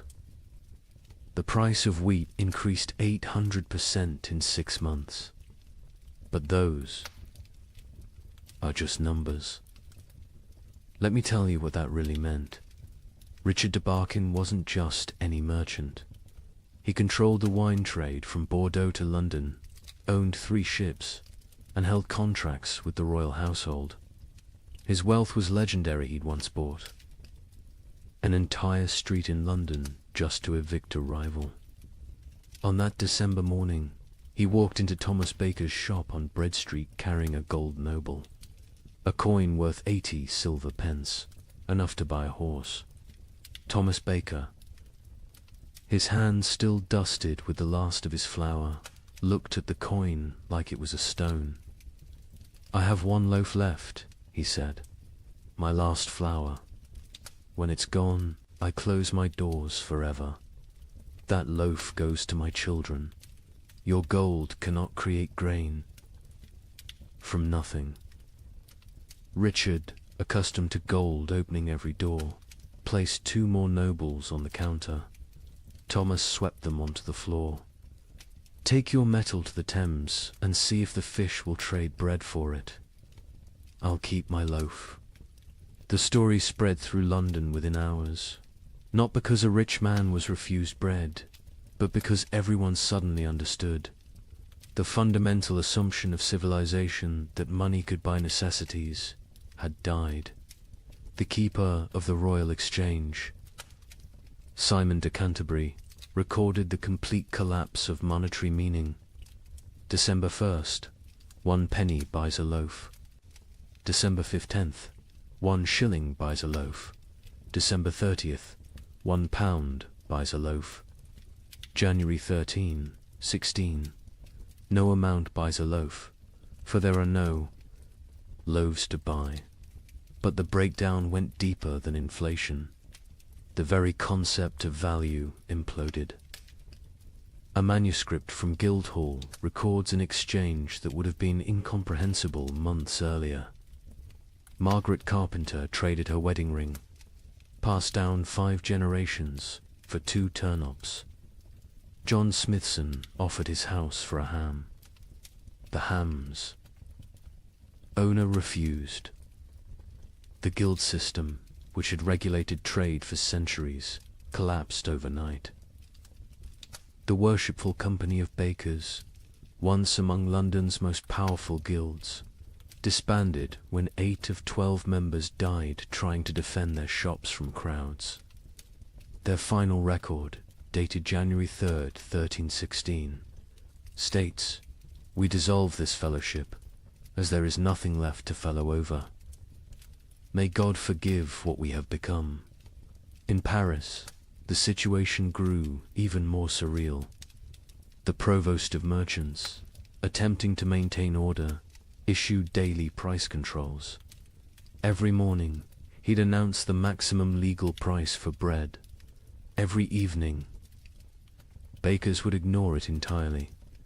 One baker, hauled before the provost for charging 30 times the legal rate, responded, "Hang me if you wish. My corpse will bake no bread. Pay my price or starve legally, those are your choices." The relationship between social classes inverted overnight. A peasant with a hidden store of grain wielded more power than a duke with chests of gold. The Chronicle of St. Denis's records, the Count of Champagne, among the realm's richest men, was seen begging at a farmer's door. The farmer, who once would have been flogged for looking the Count in the eye, kept him waiting 3 hours before trading a sack of mouldy oats for the Count's sword, armor, and signet ring. Venice, Europe's commercial heart, tried to maintain normalcy through imports. The Doge sent ships to Egypt, to Constantinople, to anywhere grain might exist. Most never returned. Those that did brought news that shattered hope. The catastrophe wasn't regional. From Ireland to Poland, from Scotland to Sicily, the earth had stopped providing. A Venetian merchant's letter to his partner survives. "I have 40,000 ducats in gold. Yesterday, I tried to buy bread with it all. The baker said he'd rather throw his last loaf to the fish than trade it for coins. I offered him my palazzo. He laughed and said, 'Can I eat marble? Can I digest paintings? We have invented money, created banking, built commerce. None of it matters when there is nothing to buy.'" The church, traditionally the provider of last resort, faced impossible mathematics. The Abbey of Cluny's accounts show their dilemma starkly. We have grain for 300 souls for 6 months. 7,000 souls crowd our gates. If we feed all 4, compassion's sake, all die in 3 weeks. If we feed only our brothers, we survive but lose our purpose. Christ multiplied loaves and fishes. We can only divide and subtract. Some monasteries chose martyrdom through generosity, opening their stores until empty, then dying with those they tried to save. Others became fortresses, monks armed with clubs defending walls, while starving crowds pleaded outside. The abbot of Glastonbury wrote, "We have become what we swore never to be, choosers of who lives and who dies. Each grain of wheat is a decision, each meal is a judgment. We are not God, yet we play him daily." The collapse of money created new forms of trade that horrified contemporary observers. The Bishop of Lincoln recorded, "Women sell themselves, not for coin, but for bread. A loaf buys what gold cannot. Mothers auction their children to whoever can feed them. These are not choices. These are mathematics of survival." In Hamburg, they developed a grotesque solution: the flesh market. Not selling human flesh, not yet, but selling the promise of it. People would sign contracts pledging their bodies after death in exchange for food while living. A German merchant wrote, "The dying sell their future corpses for present bread. Buyers mark their purchases, waiting like vultures. When someone falls, arguments break out over whose property they've become." The English crown attempted to maintain control through force. Edward II issued proclamations making food hoarding punishable by death. The result: those with food hid it better. Royal agents searching for hidden grain often found families dead of starvation, sitting around empty tables, having hidden their food so well they couldn't find it themselves in their final delirium. A royal clerk named William de Dean recorded, "The futility. We hanged a man for hiding grain. The crowd watching the execution fought over his shoes before he stopped kicking. We cannot hang hunger. We cannot execute starvation. The king commands the rain to stop, the crops to grow, the natural order to restore itself. The rain continues. The king might as well command the dead to rise." By February 1316, even the concept of theft had changed. How could taking food be a crime when not taking it meant death?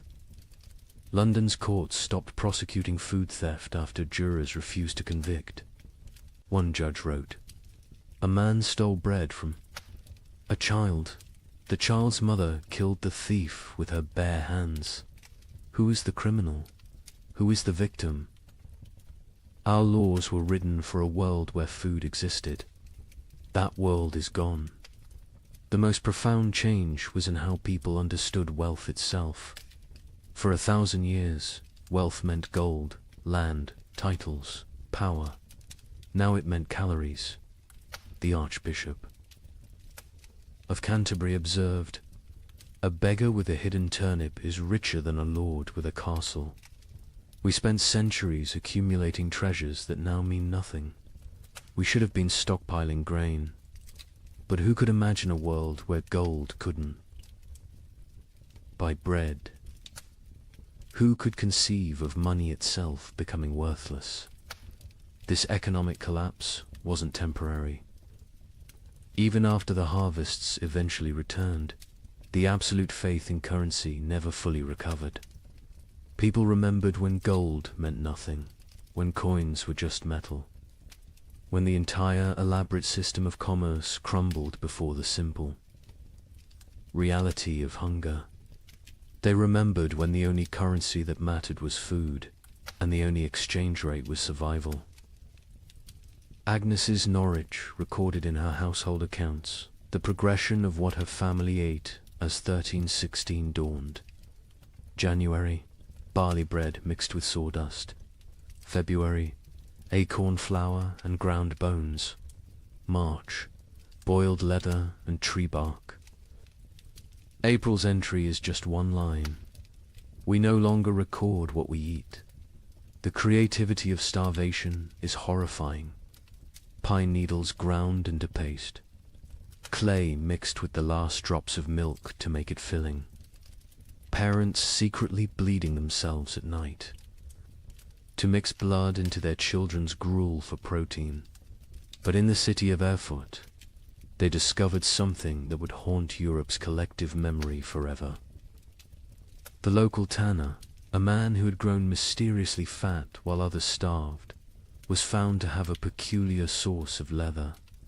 The city records state only, he was burned alive by common consent, and none would speak of what was found in his cellar.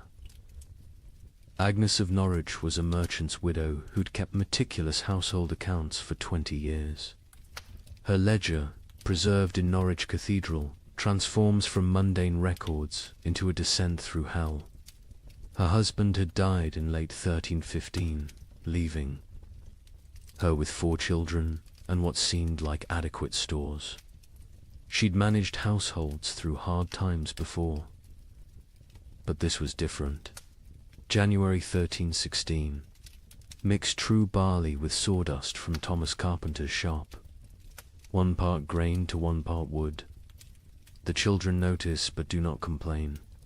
The sawdust fills their bellies even if it provides no sustenance. We tell ourselves it is fiber, like bran. We pretend not to see the splinters in their stall. The recipe sections of her ledger became increasingly elaborate as real ingredients vanished. Acorn bread. Gather acorns before the pigs find them. Boil. 7 times to remove bitterness, the water turns black as sign. Dry what remains. Grind with stone's mill wheels are too precious for such base material. Mix with water and anything that binds egg. If God provides, blood if he doesn't. Bake until it stops smelling of forest rot. By February, even her precise nature couldn't hide the desperation. Bone meal from the butcher, he claims it's sheep, but the fragments look human-sized. I do not ask. Mix with the last acorn flour. Add melted snow-clean snow from rooftops, not the ground where the dead have lain. The children eat, their teeth hurt from the grinding. Better tooth pain than belly pain. A travelling monk who sheltered with Agnes that February wrote his own account. The widow feeds her children soup that is merely hot water with leather boiled until it releases some essence of the animal it once was. She watches them drink it with such intensity as if her gaze could transform it into beef stew. The youngest boy asks what meat this is. She says it is shukau. He accepts this. The substitutions became a science. Flemish merchants developed detailed guides for extending food that read like alchemical texts. Pine needle tea provides the sensation of eating when boiled thick enough. Add chalk dust for substance. The stomach believes it is full for precious hours. Warning: more than 3 cups daily causes blood in the urine. In Paris, a baker named Henri Fouquet was arrested for his miracle bread that stayed fresh for weeks. Under torture, he revealed the secret. Ground bones mixed with plaster, baked with real flour, spread only on the outside. People see bread. Smell bread, initially tastes bread, he confessed. By the time they realize it's mostly limestone and corpse dust, they're too hungry to care. The Guild of Physicians in Montpellier documented the physical effects of these substitutions. Patients present with bellies swollen like pregnant women, yet they starve. Cut open after death, we find stomachs packed with clay, leather, wood, pulp, everything except food. They die full of nothing. Their bodies refuse to process tree bark into sustenance, no matter how finely ground, how carefully prepared. Children adapted faster than adults, developing tastes for the impossible.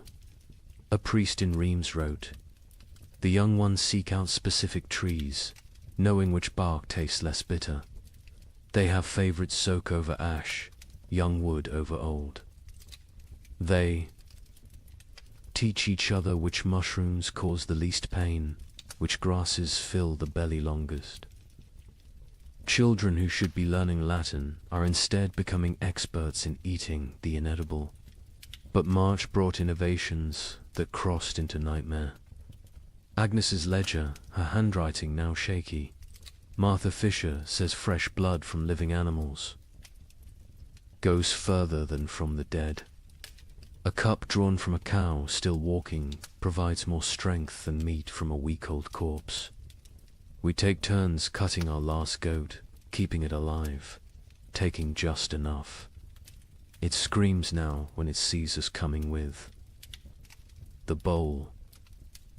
The monastery at Fulda recorded even darker adaptations.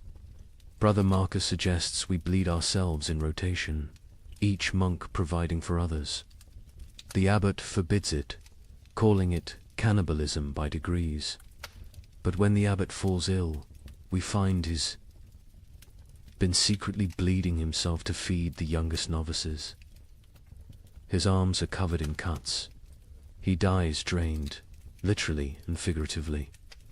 In London, they discovered people grinding the mortar from between stones of ancient Roman walls. It contained traces of animal blood used in its mixing centuries ago. "They call it stone soup," wrote the sheriff. "They believe Roman blood maintains potency across 1,000 years. The city walls are disappearing as people eat our defenses." The absolute nadir came in Erfurt, where Hermann the tanner had maintained his weight while everyone else became skeletal. His neighbors noticed he always had meat, always had leather to work, even as all animals had died months ago. They noticed, too, that missing persons' clothes appeared in his shop, cleaned and folded. The investigation began when a mother recognized her missing daughter's distinctive birthmark on a piece of leather. The city records are deliberately vague. Found in his cellar, barrels of salt meat bearing no resemblance to any beast, skins hanging that showed tattoos and scars, bones too stray to be cattle, too thick to be pig. The mob didn't wait for trial. They sealed Hermann in his own tanning vat and boiled him alive. His screams lasted 3 hours. No one considered this excessive, but Hermann wasn't unique. Across Europe, the mathematics of survival created impossible choices. A Dutch merchant wrote, "In Amsterdam, we no longer ask what meat is served. We know, we all know, but we eat it and pretend it's pork. The alternative is death. God forgive us, but he's the one who sent this famine." Agnes of Norwich's final food relay entry, April 1316, is indeed just one line. We no longer record what we eat, but she continued writing other observations. May, my youngest son no longer asks for food. June, found Margaret's teeth in her bed. They fell out in the night. July, we have forgotten the taste of bread. August contains no words, just tally marks, possibly counting days, possibly counting deaths. The last entry, September 1316, in a different hand. Agnes died this morning. We found her in the garden, eating earth, smiling. She said it tasted like heaven.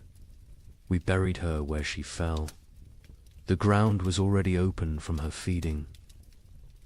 We are what remains of her family. We have survived on what she taught us to eat. We have survived on what she refused to eat. Both lessons were love. The great substitution wasn't just about replacing food with non-food. It was about replacing civilization with survival, morality with mathematics, humanity with hunger. Every successful substitution, every recipe for bark bread, every method for making leather edible was both a triumph of human ingenuity and a step towards something inhuman. Here's a question that sounds simple until you're living it. If you have enough food for your family to survive 6 months, but your neighbor's children are dying today, what do you do? Share and all die in 3 months? Or bar your door and listen to them cry? A priest in Ghent documented these impossible choices. A mother of 4, calculating exactly how much food each child needed based on their chances of survival. The strongest got more, the weakest ... didn't. She loved them all, he wrote. That's why she chose. Father Benedict of Ghent had been a priest for 30 years when the famine came. His parish records, instead of births and deaths, became a chronicle of moral arithmetic that would haunt him until his own death. He wrote not in Latin, but in common Flemish, wanting everyone to understand what survival really cost. Elizabeth van Meer, mother of 4, widow, has grain hidden beneath her floor enough for 6 months if one person eats, 3 months if to eat, 6 weeks if all 5 eat. She came to confession not for absolution, but for mathematics. Father, she said, tell me God's formula for choosing which children live. Elizabeth's children ranged from 14 to 3. The eldest, Jan, strong enough to work if work existed. The twins, Marie and Catherine, 9 years old, clever but frail. The youngest, Peter, barely walked, but consumed as much as the others. Father Benedict recorded her terrible calculus. She weighs them each week on the merchant scale. Charts their decline. Jan loses weight, slowest his body large enough to consume itself gradually. Peter loses fastest, no reserves in that tiny frame. The twins fall between. She creates equations. If Jan gets double rations for 3 weeks, he might strong enough to steal food for the others. If Peter gets nothing for 3 days, his suffering ends and the others get 9 more days each. These are not thoughts, these are numbers. Cold, merciless numbers. The priest watched Elizabeth transform from mother to mathematician. She no longer sees children. She sees survival probabilities. Jan, 70% chance if fed properly. The twins, 40% each if maintained, but 60% for one if the other stops eating. Peter, 15% regardless. She doesn't cry when she does these calculations. Tears are water the body cannot spare. But Elizabeth wasn't unique. Across Europe, parents performed similar calculations. A merchant in Bruges is left a ledger that makes accountants weep. Assets, 3 children, 1 wife, self, liabilities, love, compassion, memory of better times. Formula for survival. Assets minus liabilities equals tomorrow. In London, a wealthy lawyer named Thomas Hardwick documented his family's rationing system with legal precision. Established a tribunal each morning. Each family member presents their case for food. Activities of previous day weighed against probable future utility. Wife sewing equals quarter ration. Son studying equals eighth ration. Knowledge feeds no one now. Daughter spinning equals half ration. Wool still has value. Baby crying equals no ration. Noise attracts hungry neighbors.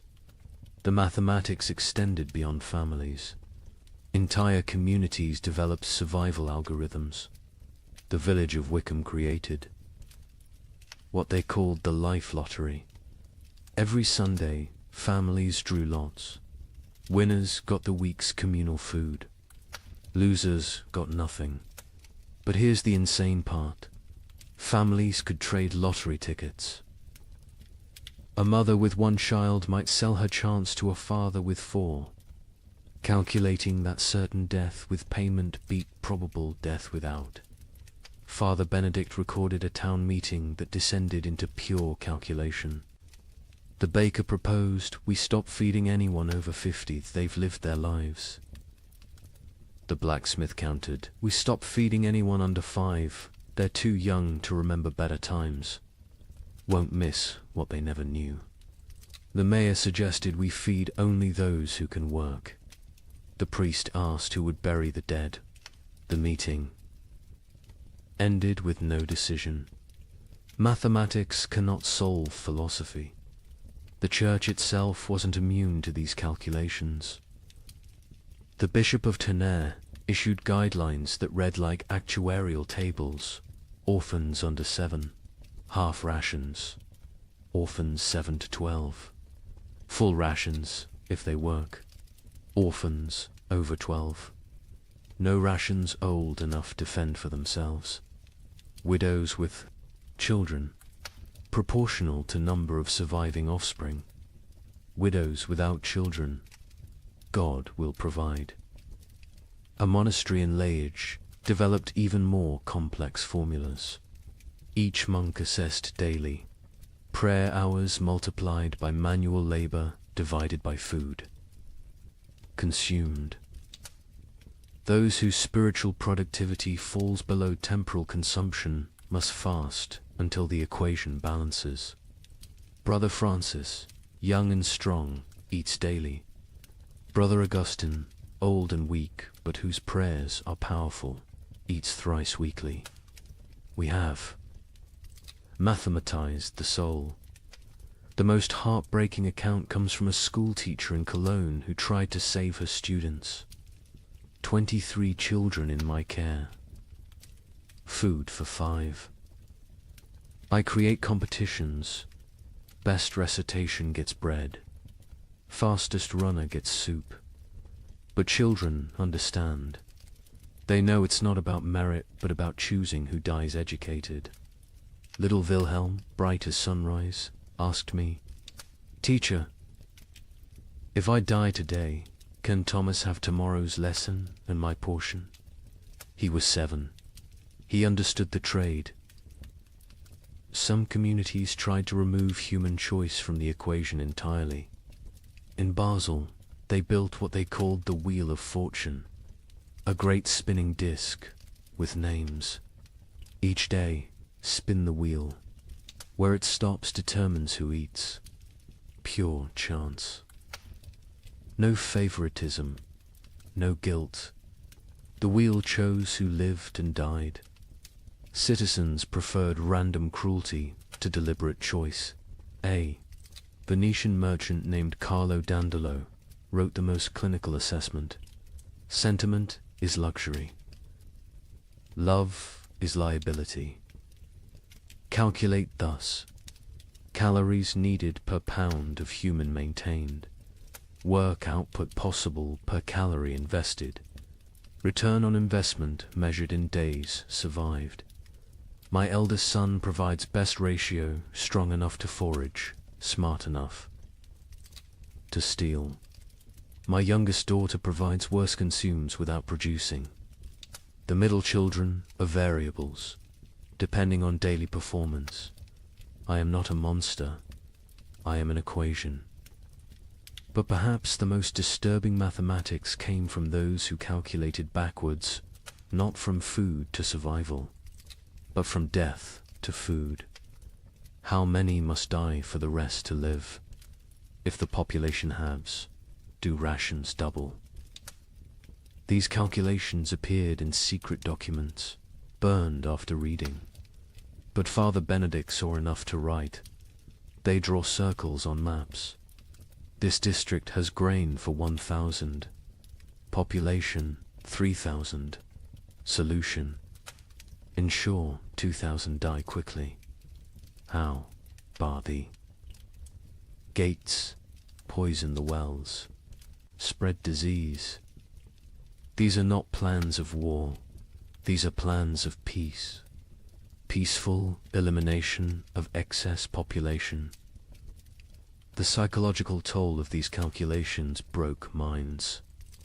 Elizabeth Van Meer, the mother from the beginning, eventually snapped. Father Benedict found her one morning, feeding all her children equally, generously, using their entire store in one meal. She said, she solved the equation, he wrote. Everyone dies together, full, happy, as a family. No choosing. No survivors bearing guilt. Mathematical perfection. 0 equals 0. But she couldn't do it. At the last moment, she hid a portion, gave it to Jan, the eldest, and walked into the forest with the 3 younger children. They found her frozen arms around the little ones, all of them smiling. Jan survived, found by traders, raised by strangers. Years later, he became a mathematician, obsessed with solving unsolvable problems, never saying why. Father Benedict's final entry on the mathematics of survival: God gave us multiplication be fruitful and increase. The devil gave us division, choose who lives and dies. We have become expert in dark arithmetic, subtracting souls, dividing families, calculating the minimum viable population. We measure love in ounces of grain, weigh souls against bread. Calculate the exchange rate between mercy and survival. Every choice is an equation. Every equation is a condemnation. Every survivor is a mathematician who solved for x, where x equals continued existence and all other variables equals 0. The mathematics of survival reduced human society to its most basic algorithm. Who dies so others live? Every family, every community, every institution faced this equation. Some solved for maximum survival, others for minimum suffering. None solved for justice, because justice requires abundance, and abundance was memory. These calculations left scars that lasted generations. Survivors could never forget the arithmetic they'd performed, the variables they'd eliminated, the human constants they'd reduced to 0. They'd learned that civilization was just addition, add food, add comfort, add morality, and that's survival, which is subtraction. Subtract the weak, subtract the old, subtract love itself if necessary. In the end, the only sum that mattered was greater than 0. In the summer of 1316, something extraordinary happened. The rain stopped for 3 weeks, just long enough for desperate farmers to plant whatever seeds remained. The chroniclers called it God's mercy. Markets opened, people celebrated. A merchant in Bruges wrote to his partner, "The curse is lifted. Prepare the wagons." The crops grew with supernatural speed in the brief sunshine. Green shoots everywhere. Hope returned like a physical warmth.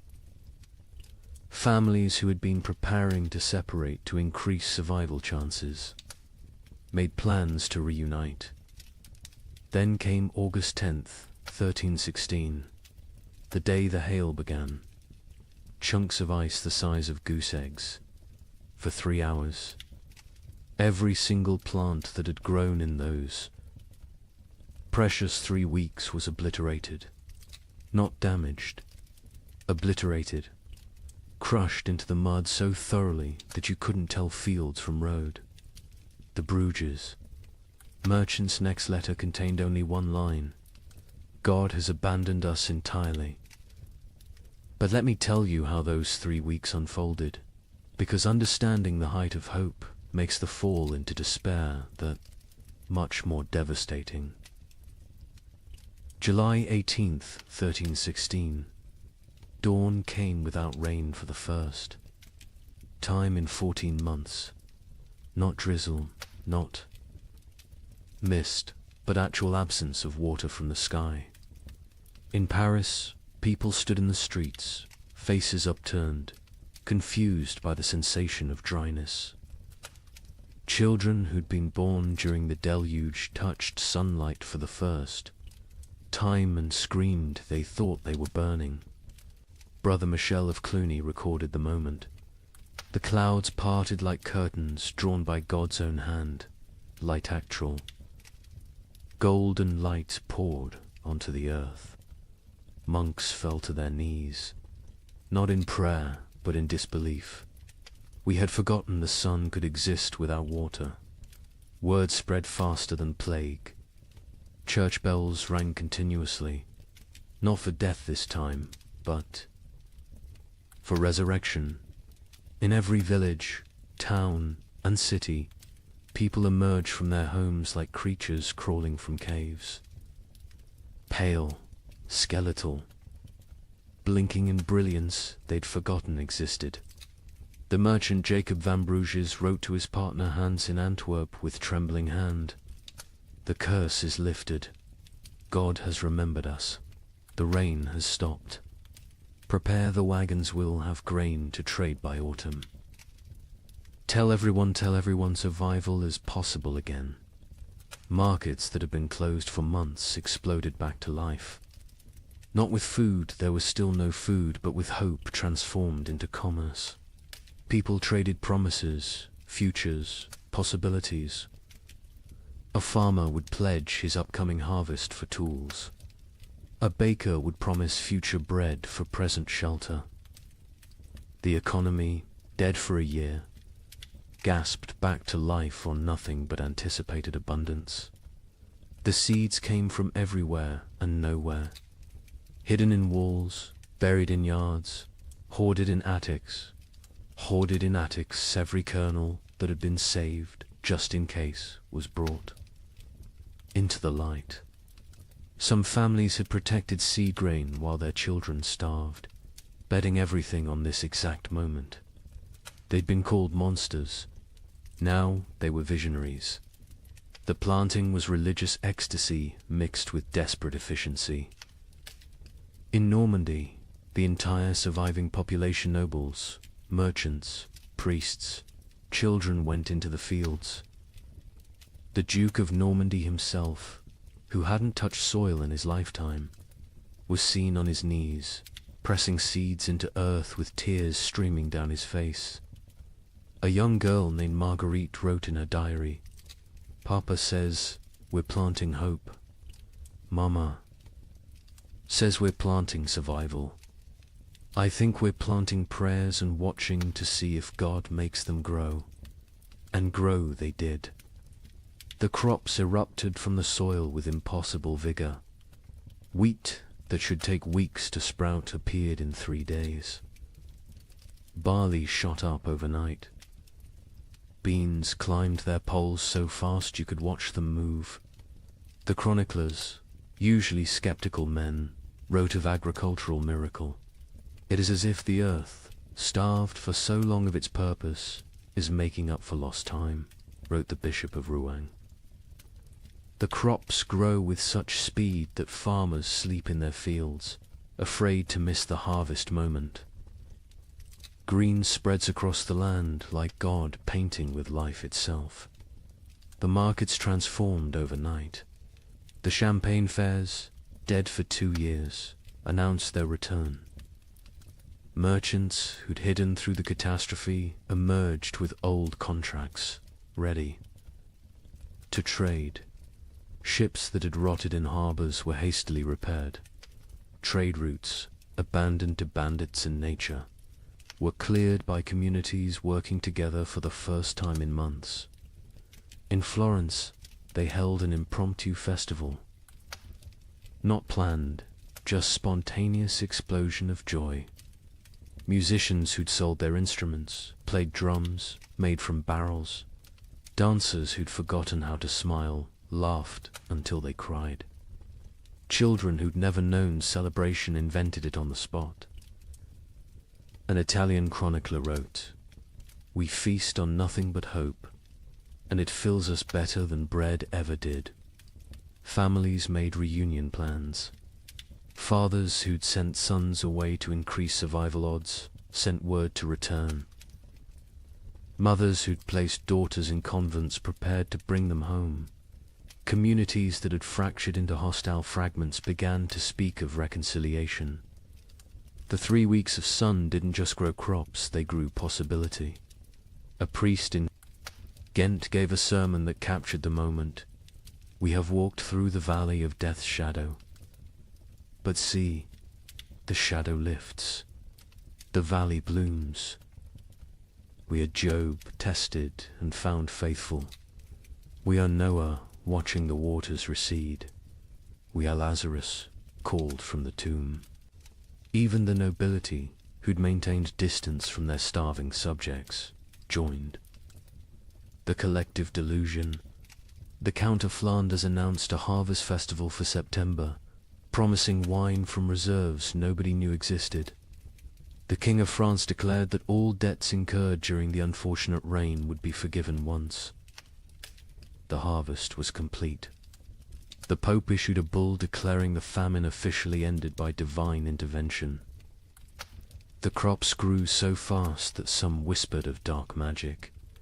In Germany, rumors spread that the plants were unnatural, fed by the corpses of the million dead, growing on human fertilizer. But even these whispers were dismissed. Who cared if the wheat grew from graves? The living needed bread.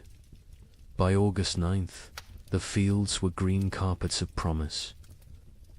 The wheat stood tall, the barley swayed golden, the beans hung heavy on their vines. Another week, maybe 2, and harvest could begin. Calculations were made not of who would die, but of who would live. All of them. All would live. The night of August 9th, strange clouds gathered. Not rain clouds, something else. They glowed with an odd green light. Lightning without thunder. Wind without direction. Animals, the few that remained, became restless. Horses screamed. Dogs howled. Cats vanished entirely. August 10th, 1316. 2:47 in the afternoon. The exact time is known because the clock tower in Bruges stopped when the first hailstone hit it. They fell like God's own artillery. Ice chunks the size of goose eggs, driven by winds that shouldn't exist in August. But these weren't normal hailstones. Witnesses described them as sharp, angular, some shaped like pyramids, others like daggers. They didn't just fall, they attacked in. The fields of Flanders, farmers tried to shield their crops with their own bodies. The hail broke their backs, shattered their skulls, left them dead atop the plants they'd tried to protect. Children sent to bring in animals were found hours later, beaten to death by ice from the sky. But the crops suffered worse. The hail didn't just flatten them, pulverized them, drove them so deep into the mud that archaeologists still find compressed plant matter at that geological layer. 3 weeks of growth erased in 3 hours. Not damage deleted.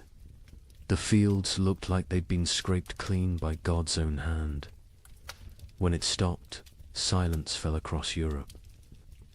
Not peaceful silence, the silence of complete despair. People stood in their obliterated fields, unable to speak, unable to cry, unable to comprehend. The hope hadn't been gradually eroded, had been murdered in a single afternoon. Jacob van Vey. Bruges, the merchant who'd written so joyfully to his partner, sent one final letter. Not even a letter, just 8 words on a torn piece of parchment. God has abandoned us entirely. Do not come. The suicides began that evening. Not the slow suicide of starvation, but immediate, decisive ending. Entire families walking hand in hand into rivers. Farmers hanging themselves from trees that overlooked their destroyed fields. Bakers closing themselves in their ovens. The Diocese of Reims recorded 300 suicides in 3 days. Those were just the ones found. A chronicler in Paris wrote, "The cruelty was not in taking the crops. It was in letting them grow first, in letting us believe, in letting us hope. This was not God testing faith. This was God showing us faith is mockery. We are not Job. Job was loved enough to be tested. We are nothing." The 3 weeks of sun had been crueler than 14 months of rain.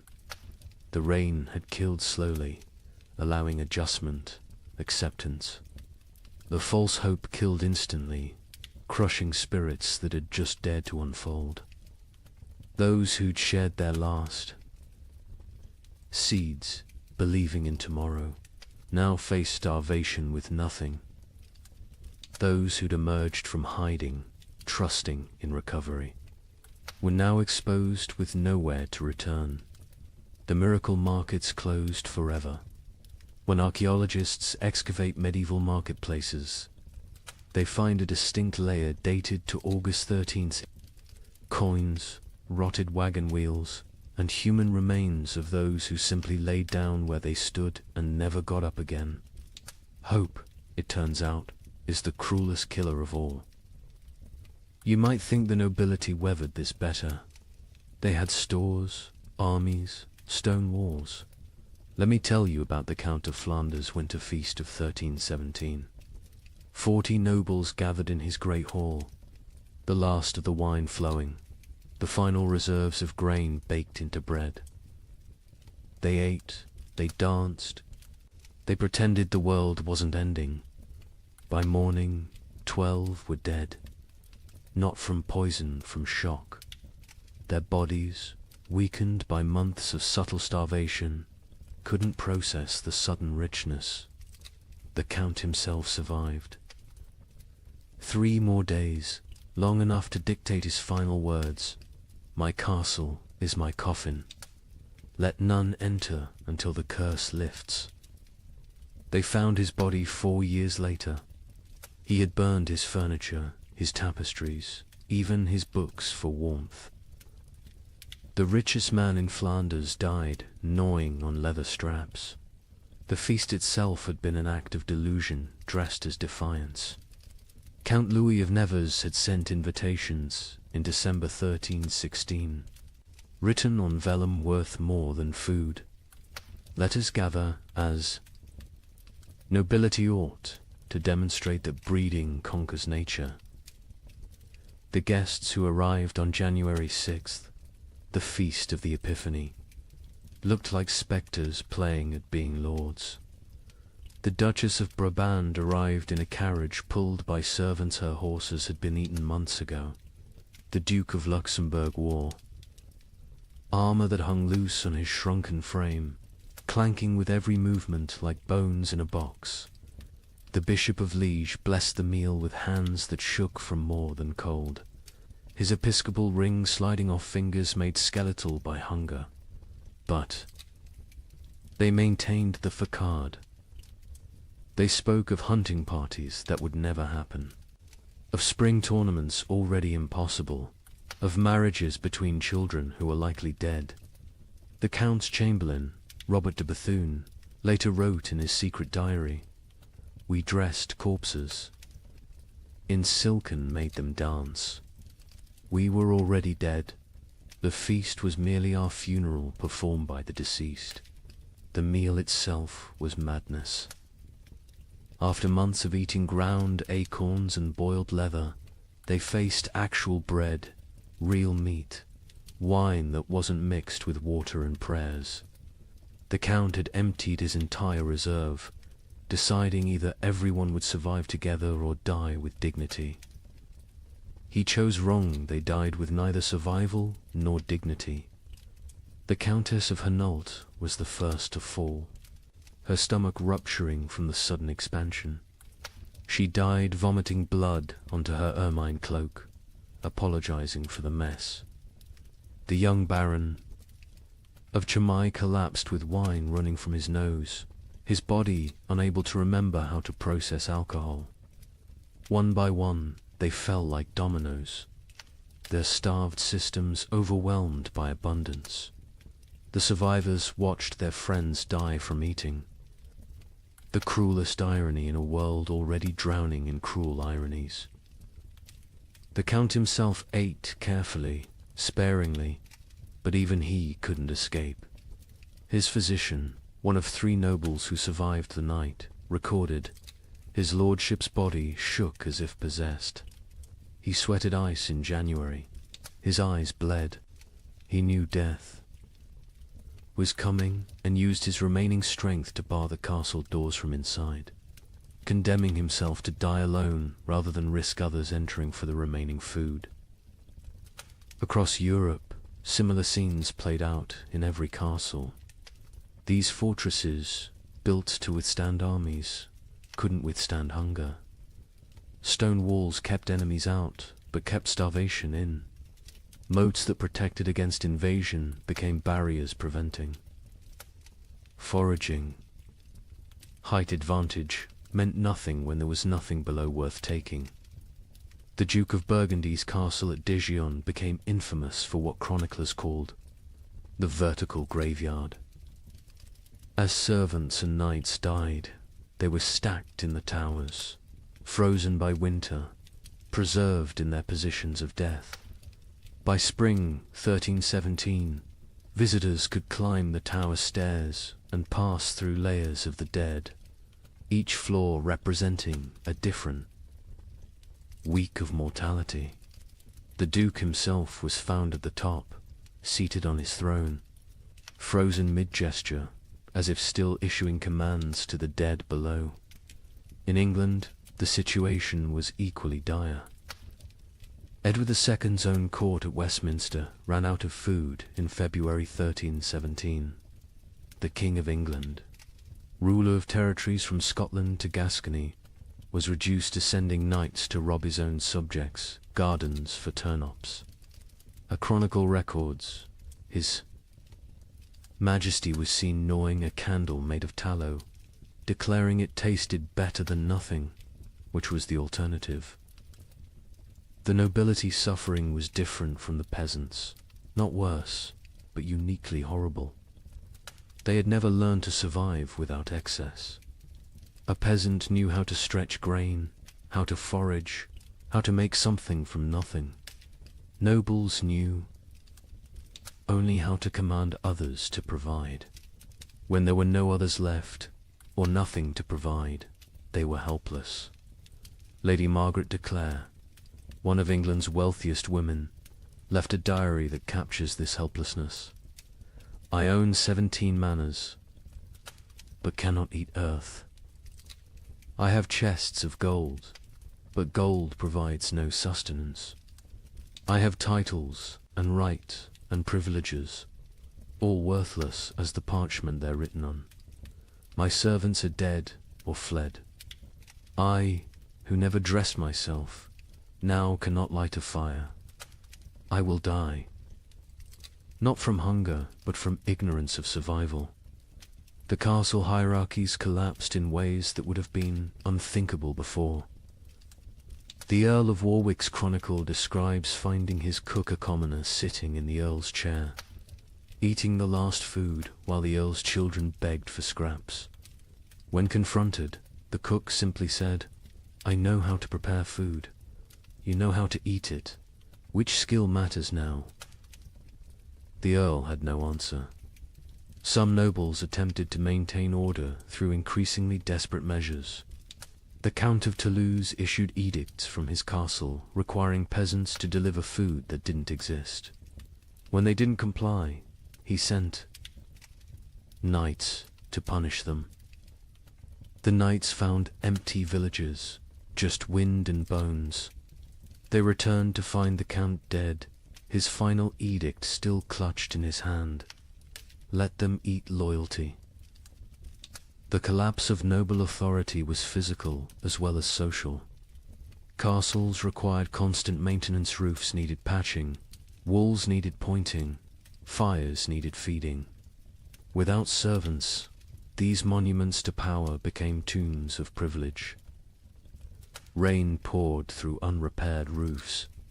Frost cracked unmaintained walls. The magnificence became the miserable.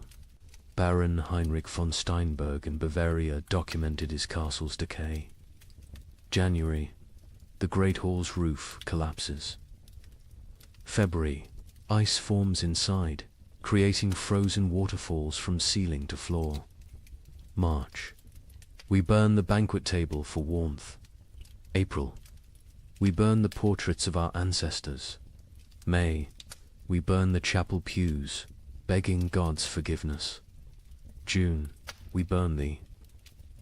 Doors, accepting that we're already in hell. The psychological toll on nobility was particularly severe because they had no framework for understanding poverty. A peasant expected hardship, it was life.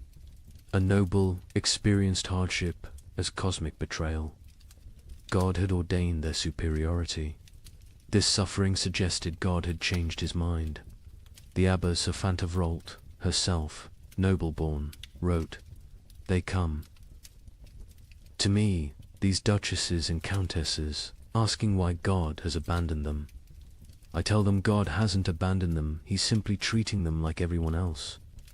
They find this more terrifying than abandonment. Some nobles attempted escape through marriage, not for alliance, but for food. The Count of Champagne offered his daughter to anyone who could provide a year's grain.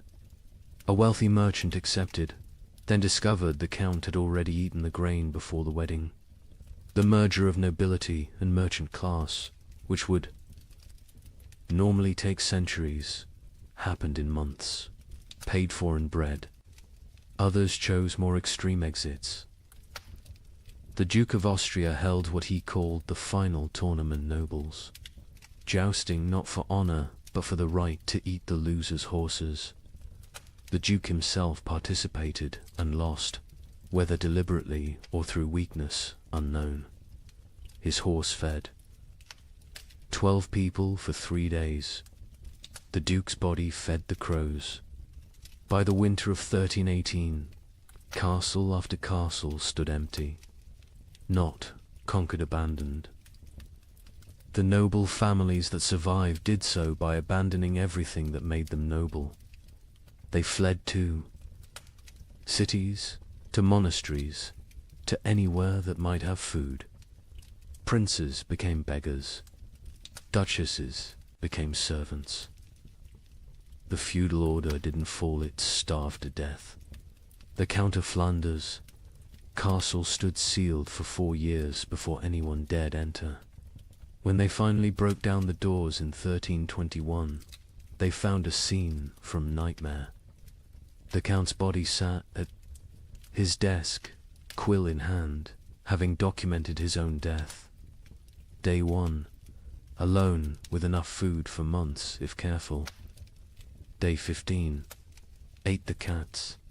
Day 30, ate the leather from books. Day 45, discovered one can chew tapestries for the illusion of eating. Day 60, weakness makes writing difficult. Day 71, God is silence.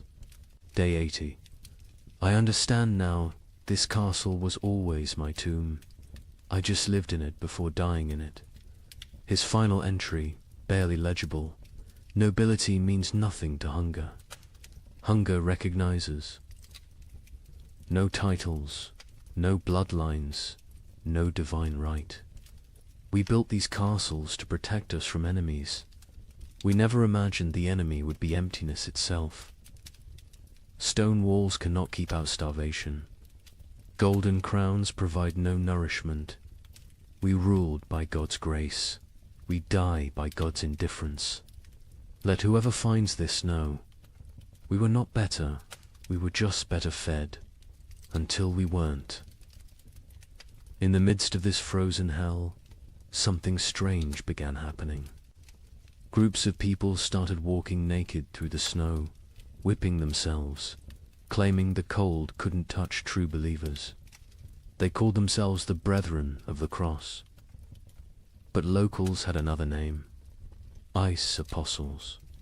Their leader, a former monk named Heinrich, preached that the famine wasn't God's punishment, it was God's gift. He freezes the world to preserve the faithful for paradise, Heinrich declared. His followers would stand naked in blizzards until they collapsed, believing hypothermia was religious ecstasy. But here's what the chroniclers don't usually mention. In villages where the ice apostle was passed through, the death rate dropped. Not from miracles, from mathematics. Every follower who froze to death meant more food for those who remained. Heinrich of Cologne had been a respectable Dominican monk until the winter of 1316. He'd studied theology in Paris, could read Greek and Hebrew, and was known for his reasoned sermons on divine mercy. Then something broke in him. Maybe it was finding his entire monastery frozen to death during morning prayers. Maybe it was the child who died in his arms asking why God made her hungry. Whatever the cause, Heinrich emerged from that winter transformed. His first sermon as leader of the Ice Apostles was delivered naked in a blizzard outside Mainz Cathedral. You cling to warmth as if warmth is life. You fear cold as if cold is death. But I tell you, the cold is God's own embrace. The frozen are the chosen. This ice age is not ending, but beginning. God is freezing the world to preserve his faithful like saints, relics preserved in crystal. The theology was insane, but internally consistent. Heinrich taught that the great famine was actually the beginning of paradise. The cold was purifying the world. The hunger was freeing souls from flesh. Death by freezing was not death, but transformation, the body becoming one with God's frozen perfection. His followers didn't die. They crystallized into eternal forms. The Bishop of Cologne wrote in horror, Heinrich strips his followers naked, men, women, children, and leads them in procession through the snow. They sing hymns while their flesh turns blue, then black. They call frostbite God's kisses when toes fall off from freezing. They celebrate the shedding of earthly weight. They stand in frozen rivers until they cannot stand, then lay down, to complete their transformation. But Heinrich was clever in his madness. He didn't demand immediate death. The transformation was gradual. First, initiates gave up cloaks, then shoes, then undergarments. Each stage brought them closer to divine coldness. This gradual exposure meant some survived long enough to spread the movement. Others died at precisely calculated intervals, creating a steady stream of martyrs without eliminating the entire group at once. The rituals were elaborate and horrifying. The baptism of ice involved breaking through frozen rivers and submerging converts until they stopped shivering. Heinrich claimed this was the moment the soul accepted divine cold. The communion of snow had followers eating only snow for days, claiming it was bread from heaven, already blessed by God's frozen touch. A merchant from Nuremberg witnessed their evening prayers.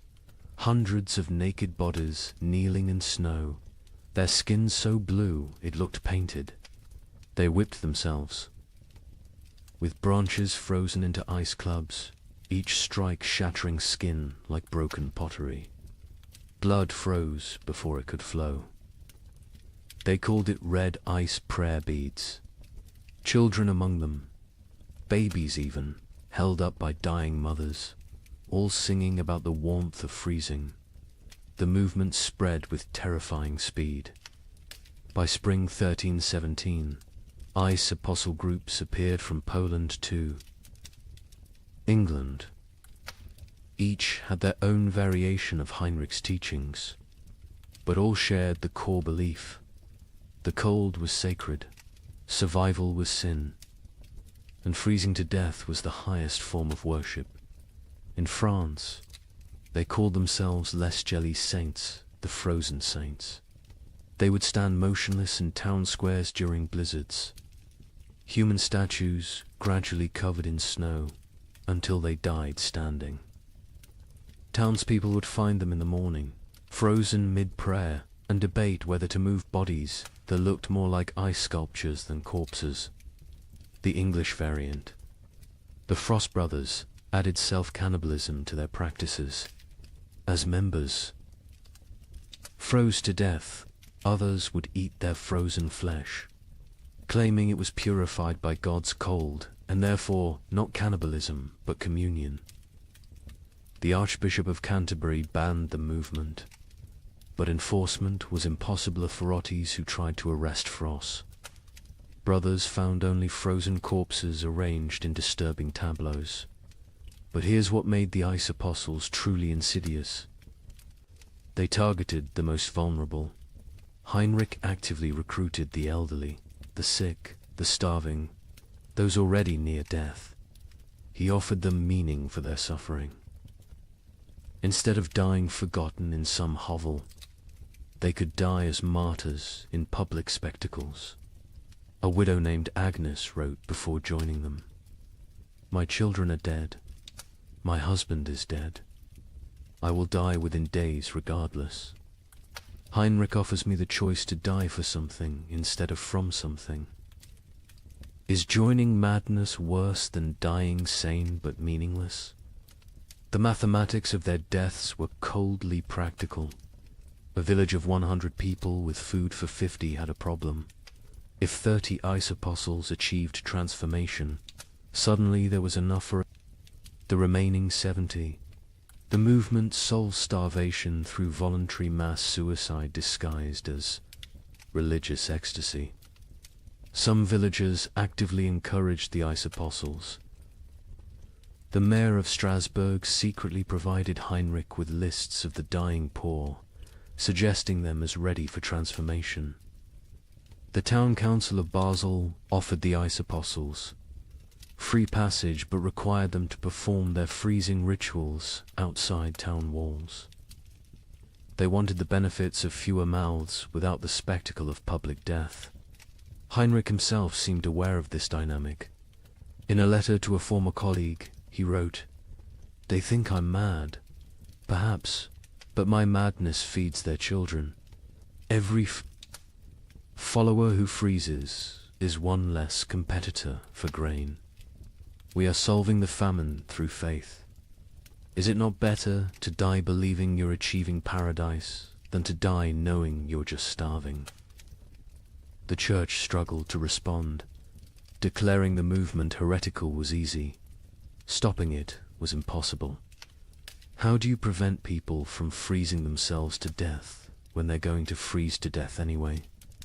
The Pope issued bulls condemning the ice apostles. But papal authority meant little to people who believed the Pope himself was too warm to understand God's frozen truth. Some priests tried infiltrating the movement to redirect it. Father Johannes of Worms joined a group, gradually convincing them that true freezing required surviving winter to freeze again next year. He saved dozens through this theological manipulation. But Heinrich heard of this and declared that any apostle who survived winter had failed their transformation and must try harder next time. The movement produced disturbing art. Ice. Apostles would arrange dying members into religious scenes, frozen nativity displays using real dying people, crucifixion tableaus with followers frozen to wooden crosses, recreations of the Last Supper with participants dying at table. These displays would remain until spring thaw revealed the horror underneath the snow. Children raised in the movement knew no other reality. A boy named Wilhelm, rescued at age 7, couldn't understand warmth. He would scream when brought near. Fires, tear off clothes, stand outside during blizzards, begging to return to God's cold. He never recovered, spending his adult life sleeping on stone floors, eating snow when available, eternally seeking the frozen paradise of his youth. The end of the ice apostles came not from suppression, but from success. By 1318, most vulnerable, populations who might join had already transformed. Heinrich himself disappeared during the winter of 1318 to 1319. Some say he finally achieved his own transformation, freezing solid while preaching. Others claim he was seen years later in Spain, warm and well-fed, having abandoned the movement once it served its purpose. A final account from a survivor provides the most chilling perspective. Maria of Augsburg, who left the movement days before. Her planned transformation wrote, "We knew we were committing suicide." Heinrich knew. Everyone knew. But we dressed it in ritual and meaning because meaningless death was unbearable. The ice apostles didn't worship cold, we worshipped having a choice in how we died. In a world where death was certain, choosing. Its form felt like freedom. The demographic impact was significant. Historians estimate the ice apostles removed between 50,000 and 100,000 people from the population, voluntary deaths that paradoxically helped others survive. Villages that hosted ice apostles had marginally better survival rates than those that didn't. The movement was simultaneously mass murder and mass mercy, but the psychological impact lasted generations. The idea that death could be repackaged as victory, that suffering could be transformed through rhetoric into triumph, became embedded in European consciousness. Future apocalyptic movements would use Heinrich's template: take the inevitable, declare it divine, and lead the desperate into believing their destruction is actually their deliverance. The ice apostles left no churches, no holy books, no official record. Only frozen bodies in strange positions, mass graves of the willingly dead, and the disturbing realization that when survival becomes impossible, humans will invent religions that make death a sacrament. They proved that in extreme conditions. The line between martyrdom and mass suicide disappears, and that sometimes, perhaps most terrifyingly, they serve the same mathematical function: fewer mouths to feed in a world that has forgotten how to provide food. By 1318, the concept of nations began to dissolve. The King of England couldn't feed his army. The French crown controlled only Paris. The Holy Roman Emperor ruled nothing but his own hunger. But local warlords thrived. A minor knight with a sword. Grain supplies suddenly commanded more power than dukes. These frost lords, as they were called, built tiny kingdoms that lasted weeks or months. Their reigns ended predictably. When the food ran out, their followers ate them. The Bishop of Strasbourg recorded one such ending. Lord Wilhelm's men roasted him over his own hearth. They claimed he had grown fat on their suffering, so it was only just. His screams echoed across the frozen Rhine. When questioned, his captain said simply, he tasted of betrayal. The traditional structure of medieval war for kings commanding. Lords commanding knights, commanding soldiers collapsed when soldiers realized their commanders had no food to offer. A knight's oath of fealty meant nothing to an empty stomach. By early 1318, Europe had fractured into thousands of micro-kingdoms, each centered around whoever controlled food. Sir Roderick of Ghent, a minor knight with no title beyond his sword, became more powerful than the Duke of Burgundy simply because he had discovered a monastery's hidden grain store. With 40 bushels of wheat, he recruited an army of 300 starving men.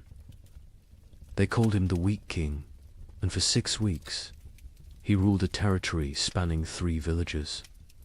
His reign followed a pattern that would become horrifyingly common. Week 1. Triumphant distribution of food to followers. Week 2.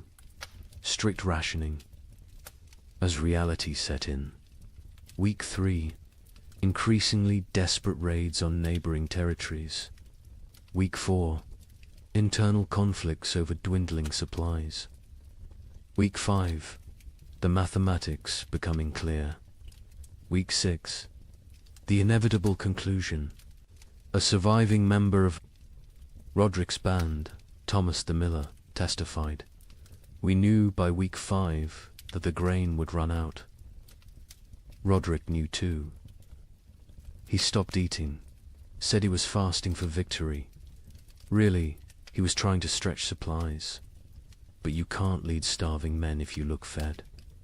When the last grain was gone, we looked at him still healthier than us, despite his fasting, and made the only logical decision. He'd fed us for 6 weeks with wheat. He'd fed us for 3 more days with himself. These frost lords emerged everywhere, their tiny kingdoms rising and falling like waves. A tax collector with a hidden cache became Lord of Calais for 11 days. A merchant who'd hoarded salt pork ruled Antwerp for a month. A priest who'd discovered Roman-era grain stores in ancient ruins declared himself Pope King of Regensburg, and lasted 2 months before his congregation ate him during what they called the True Communion. The Bishop of Strasbourg's account of Lord Wilhelm provides the most detailed description of how these micro-kingdoms operated. Wilhelm had been nobody, a 3rd son of a minor lord, trained for priesthood but turned soldier. When the famine began, he was guarding a river crossing that nobody used anymore. But beneath that crossing, in caves known only to smugglers, lay tons of preserved food from decades of illegal trade.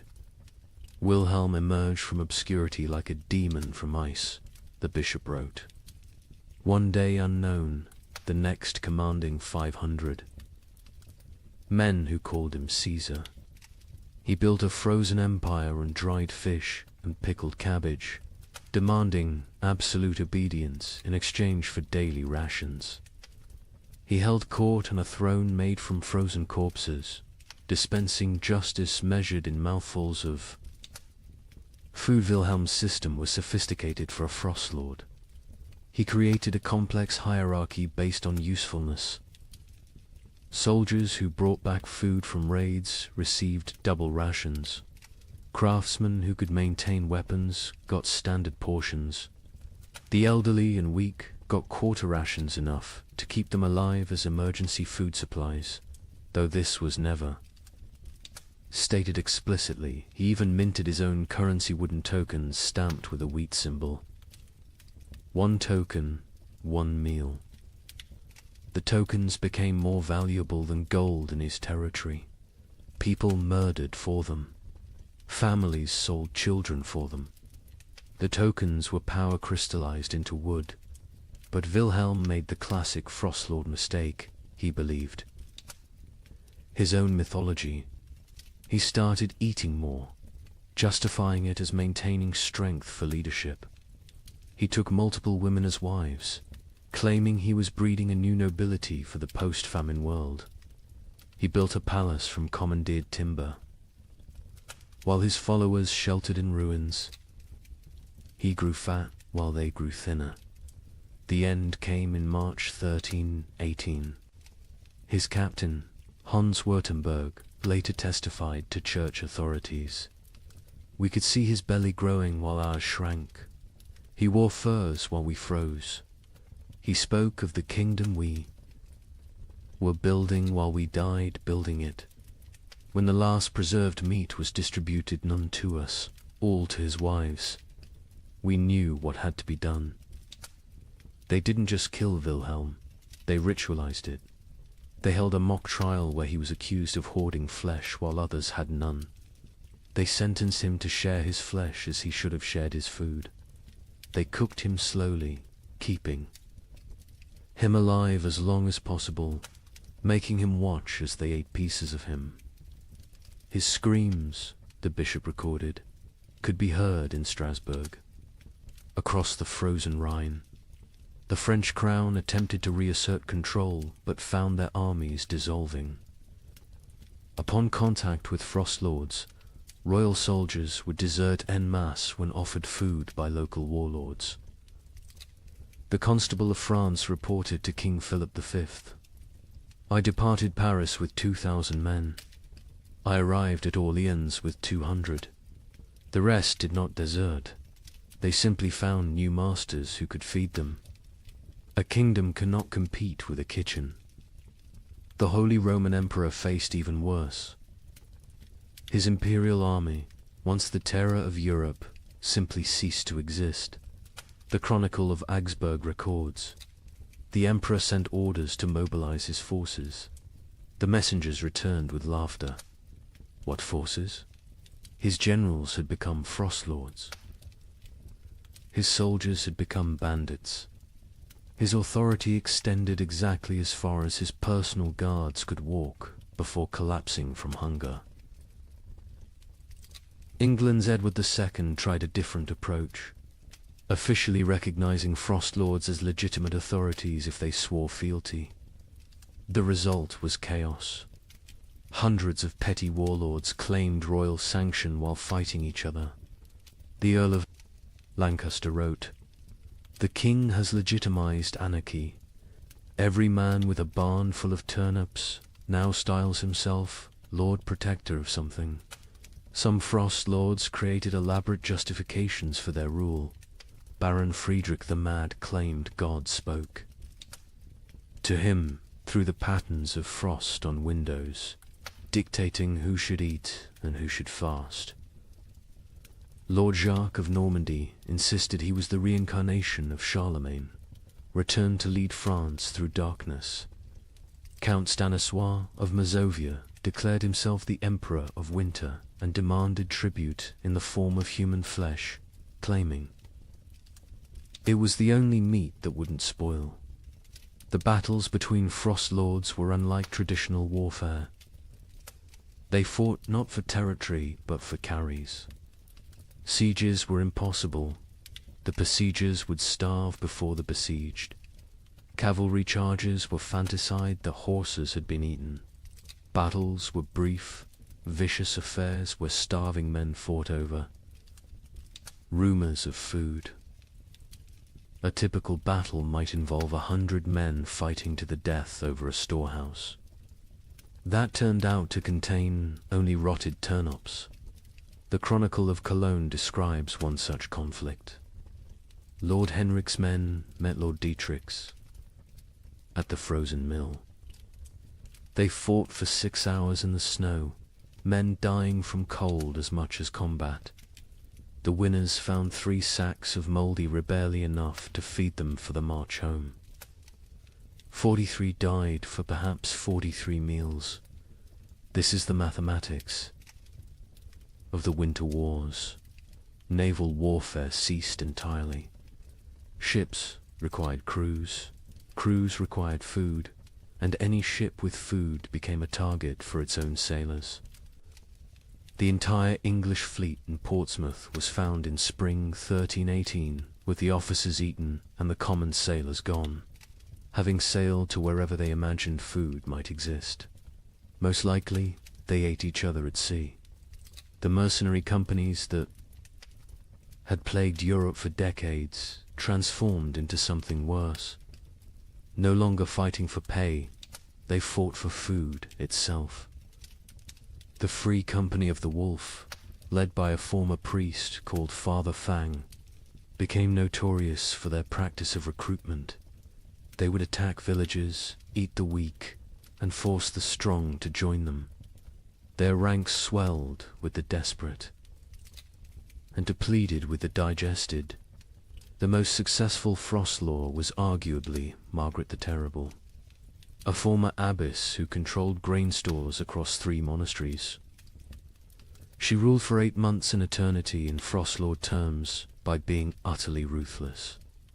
She fed her followers just enough to keep them loyal, but not enough to make them strong. She rotated guards constantly so none could organize rebellion. She had tasters for her food, but the tasters were different each meal.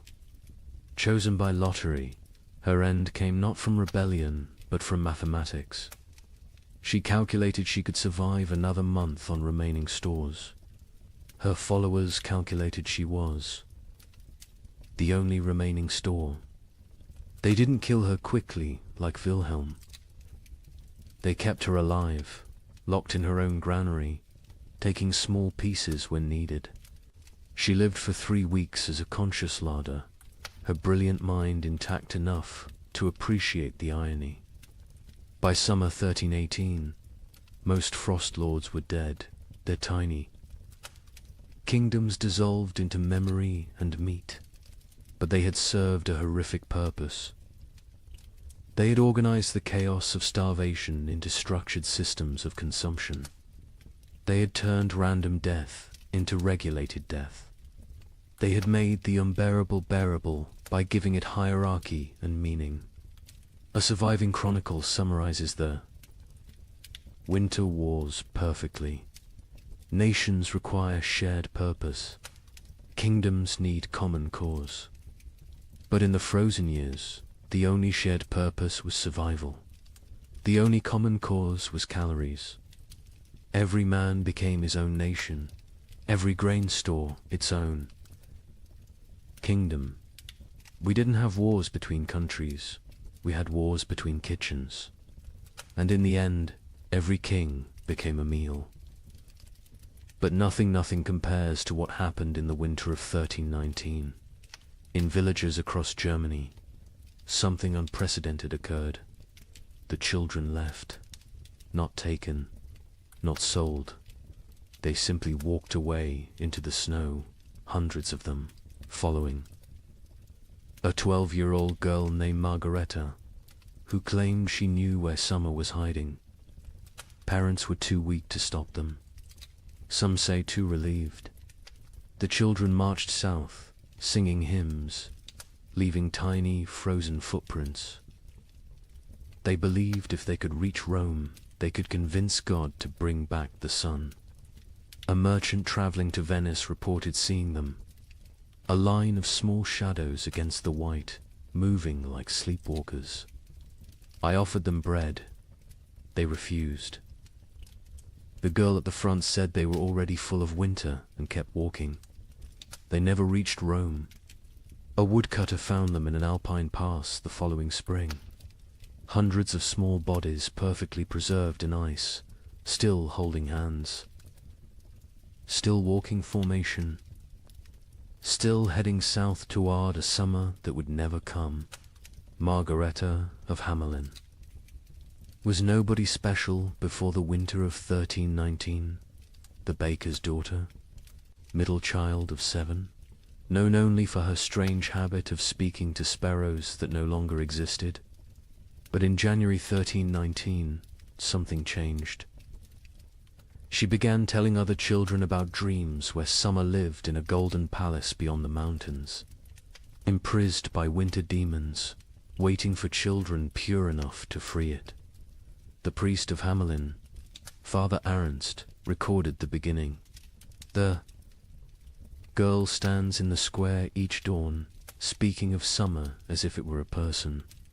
She describes the taste of strawberries to children who have never seen fruit. She tells them about flowers, what colors they were, how they smelled.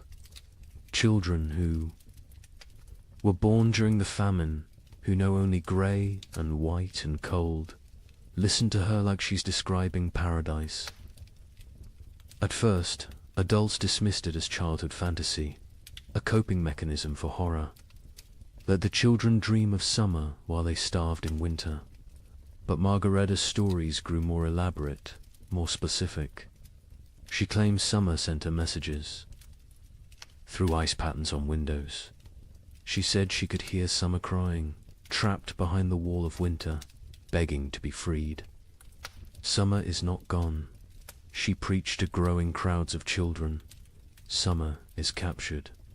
The adults are too heavy with sin to rescue it. But we, children, light with innocence, can slip through winter's fingers and bring summer home. The theology was childish but compelling. Adults had caused the famine through their wars, their greed, their sins. Children were innocent victims. Therefore, children could be innocent saviors. The logic of a 12-year-old mind, but to other 12-year-olds it was revelation.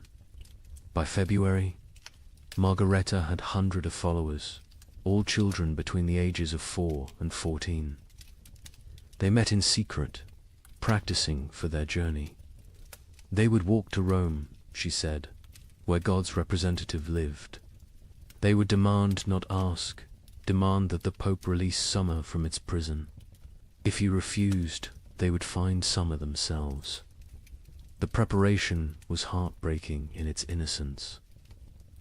Children stole their parents' shoes, too large for tiny feet, stuffing them with straw.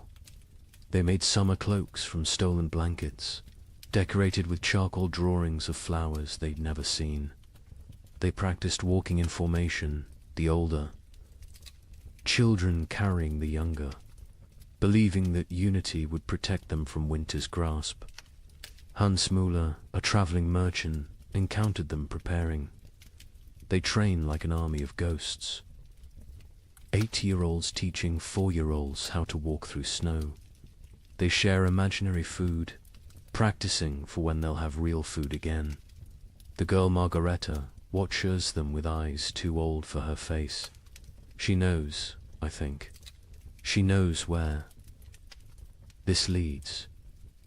But she continues anyway. Parents were paralyzed by impossible mathematics.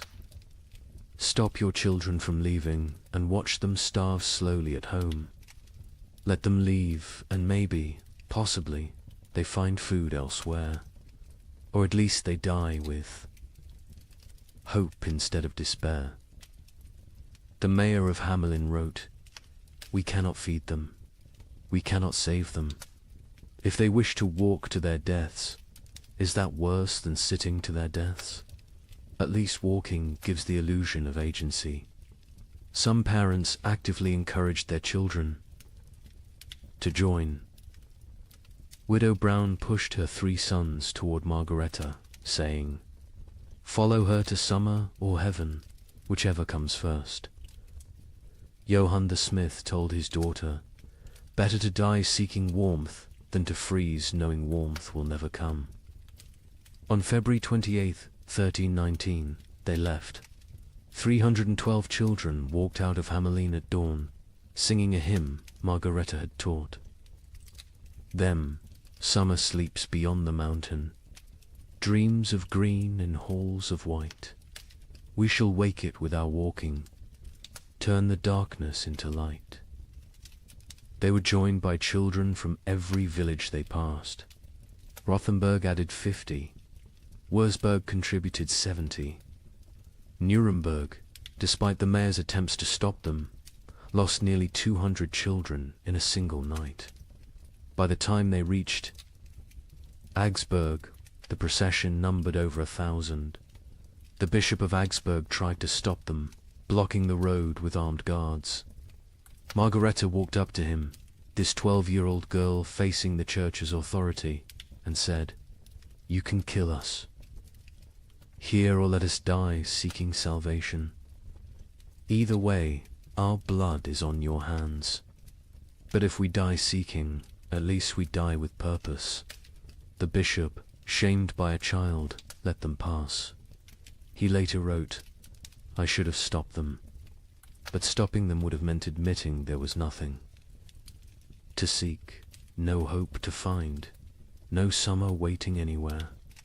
I let them pass because their delusion was kinder than my truth." The procession grew stranger as it moved south.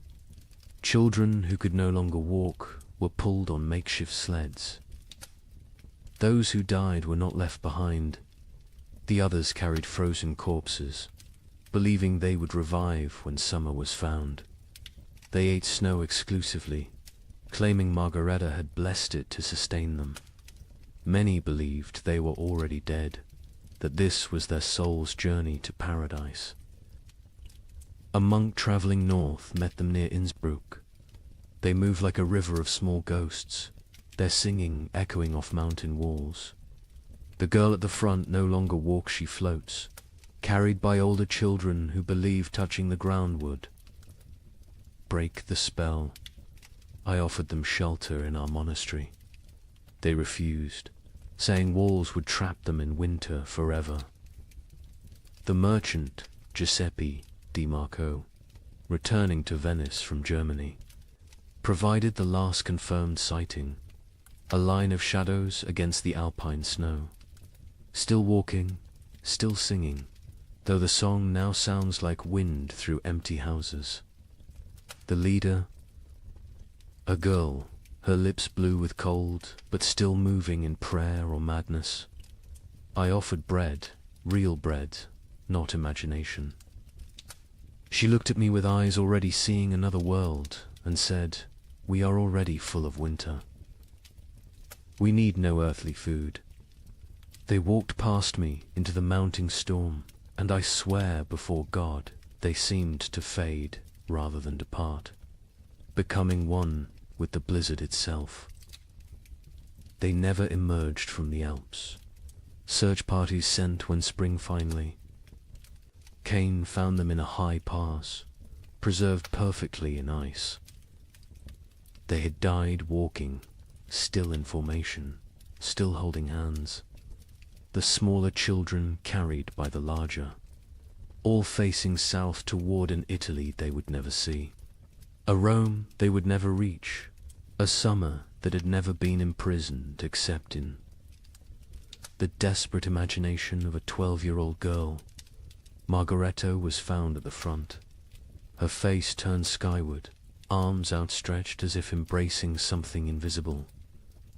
In her frozen hand, a piece of parchment with a single line.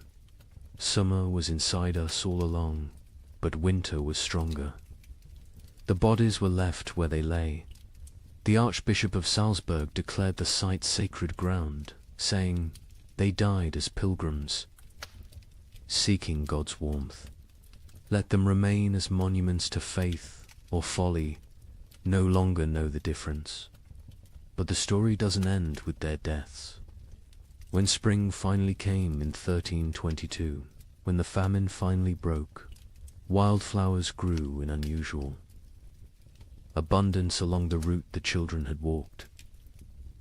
Skeptics said it was from the organic matter their bodies had left. Believers said it was summer finally answering their call, 3 years too late. Parents who had let their children go lived with mathematical grief. They had solved the equation of survival by subtracting their offspring. Most went mad. The baker of Hamelin, Margaret's father, spent his remaining years making bread he would leave outside his shop each dawn for when the children returned from summer.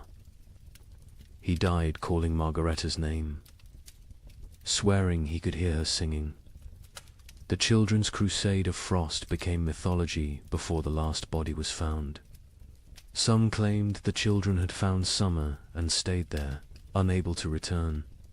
Others said they had become the spirits of winter, doomed to walk the Alps forever, searching for warmth that doesn't exist. A few insisted they had seen the children in dreams, playing in fields of grain, finally warm, finally fed, finally free. A chronicler in Vienna wrote the definitive epitaph. They were children who had never known spring, following a child who dreamed of summer, seeking a warmth that had died before they were born. They walked to their deaths with more purpose than most live their lives. They failed to find summer, but they succeeded in escaping winter, which may have been the only success possible.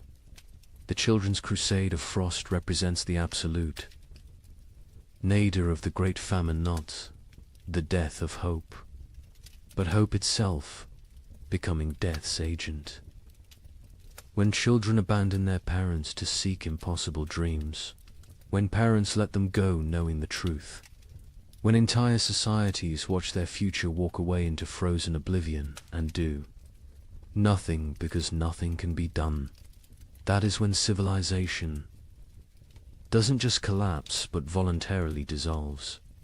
Yet there's something else in this story, something that explains why it haunted Europe for generations. Those children, doomed and deluded, chose their fate. In a world where death was certain, they chose to die seeking rather than waiting. They wrote their own ending rather than having it written for them. They failed, but they failed attempting the impossible, which is perhaps the most human thing one can do. The last word belongs to a nameless child, one of hundreds found in that alpine pass, who had carved into a frozen tree trunk. We came to find summer. We found each other. That is enough. By 1320, something unprecedented was happening across Europe. Entire villages were disappearing, not dying, disappearing. A tax collector would arrive to find homes standing empty, fires still warm, food still on tables, but not a soul in sight. Bishop of Lincoln investigated 17 such villages.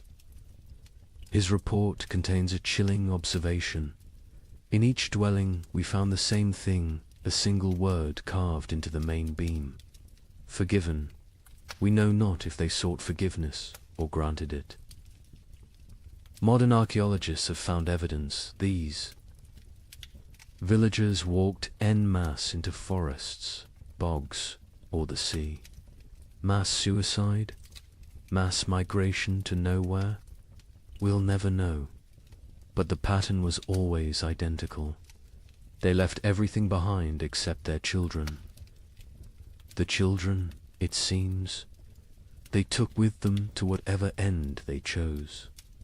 The first documented vanishing was Thornwick, a village of 200 souls in Yorkshire. The king's tax collector, William de Vere, arrived on March 15, 1320, to find smoke still rising from chimneys, but no one to tend the fires. His report to the crown reads like a ghost story. The village stands as if frozen in a moment. Bread half-eaten on tables. Needlework abandoned mid-stitch. A pot of porridge still warm over dying embers. But of people nothing, not even bodies. They have vanished as completely as if God himself erased them from existence. But they hadn't been erased. They had chosen erasure. In every house, carved deep into the main support beam, that single word, forgiven. Some carved carefully, with time and purpose. Others scratched hastily, as if in final moments before departure. All in different hands, but all the same word, the Bishop of Lincoln. Thomas Beckhampton was sent to investigate when 7 more villages in his diocese reported similar vanishings. His investigation team included scribes, soldiers, and physicians. What they found challenged their understanding of human behavior. "We tracked them," the bishop wrote. 200 people cannot vanish without trace. We found footprints leading from the village, all together, walking in the same direction. Men, women, children, elderly, every soul that could walk had walked. Those who couldn't walk had been carried. The tracks led to Sherwood Forest and then ... stopped. Not scattered, not turned back. Simply stopped, as if they had stepped off the earth itself. Deeper investigation revealed planning. These weren't spontaneous disappearances, but coordinated evacuations. In Thornwick, they found evidence of a final feast. Everyone had eaten together one last time, using the last of their stores. In Grimsby, they discovered that villagers had released all livestock, opened all gates, freed all caged birds. They had systematically undone civilization before walking away from it. The physician, Master Hugh of Salerno, noted something disturbing. No signs of violence, no evidence of force. These people chose to leave. More troubling, they chose together. What conversation, what collective decision leads an entire community to abandon existence itself? The pattern spread across Europe like a plague of absence.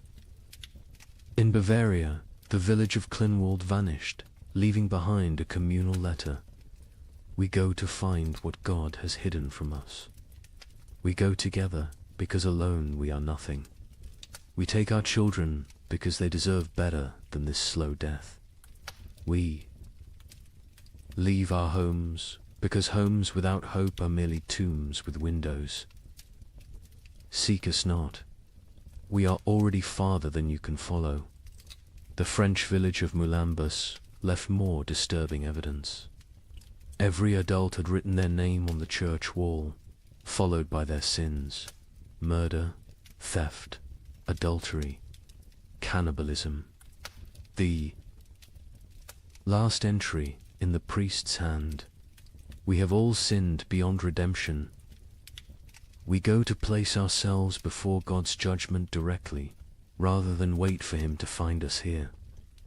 But it was the German village of Hofnungslos that provided the most complete picture. They had left a chronicle, written collectively, each family, contributing a passage: "We have eaten our horses. We have eaten our dogs. We have eaten our leather. We have eaten our dead. We have eaten hope itself. What remains is not life, but the mockery of life. We choose to end this mockery on our own terms. The Muller family counts 5 souls still breathing. We have survived by unspeakable acts. Our youngest no longer speaks. Our eldest no longer sleeps.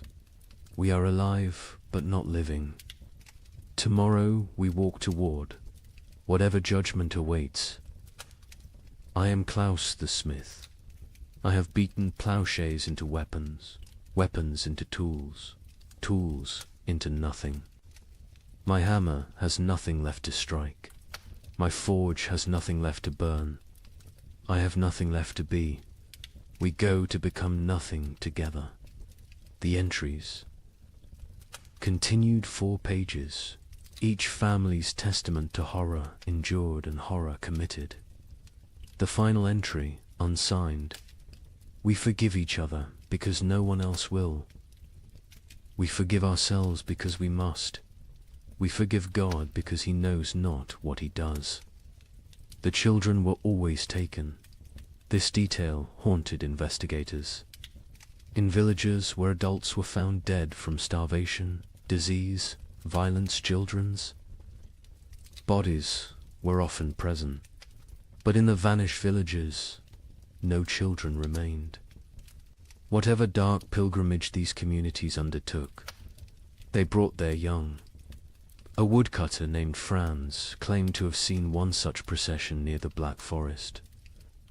300 shadows walking into the trees at dusk. No talking, no crying. Even the babes silent in their mother's arms. They walked like they were already dead, just looking for a place to lie down. I called out, but none turned. They walked into the forest, and the forest swallowed them. The church struggled to explain the vanishings. Suicide was mortal sin, but was this suicide? The Archbishop of Canterbury wrote, "If a man throws himself from a cliff, it is suicide. If a village walks into the sea, what is it? Mass suicide? Or something else, a collective return to the nothing from which we came?" In Paris, 1321, while peasants gnawed bark, the nobility held what historians call the most disturbing party in medieval history, the Feast of Fools. Organized by Count Robert of Artois, it was meant as defiance against death. Here's what happened.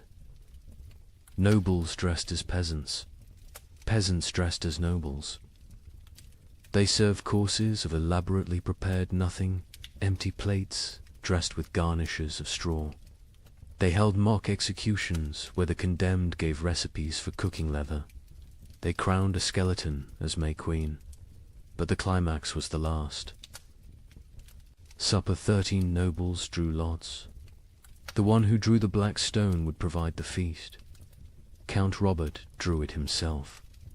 He laughed, opened his veins into wine cups, and served his blood to his guests while making toasts. He bled to death. Standing, cup raised, still smiling. The chronicle states, none stopped drinking until the cup was empty. The invitation had arrived on vellum worth more than most Parisians would see in a lifetime, written in gold ink that could have been traded for bread. Count Robert of Artois requests your presence at the Feast of Fools, where we shall dine. On reality and drink deep of truth. Come as you are not, leave as you never were.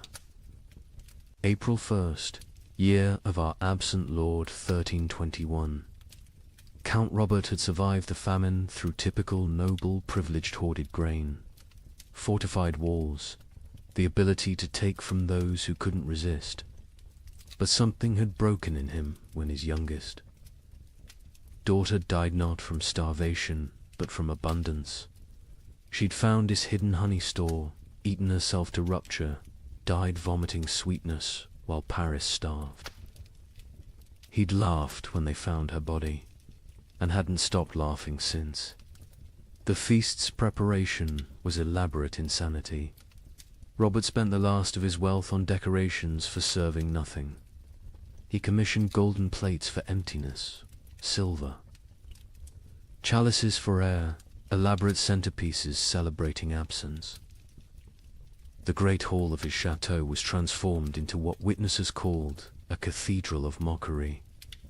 Lady Isabelle de Valois, who survived the feast, left the most complete account. We arrived to find reality inverted. Servants sat at the high.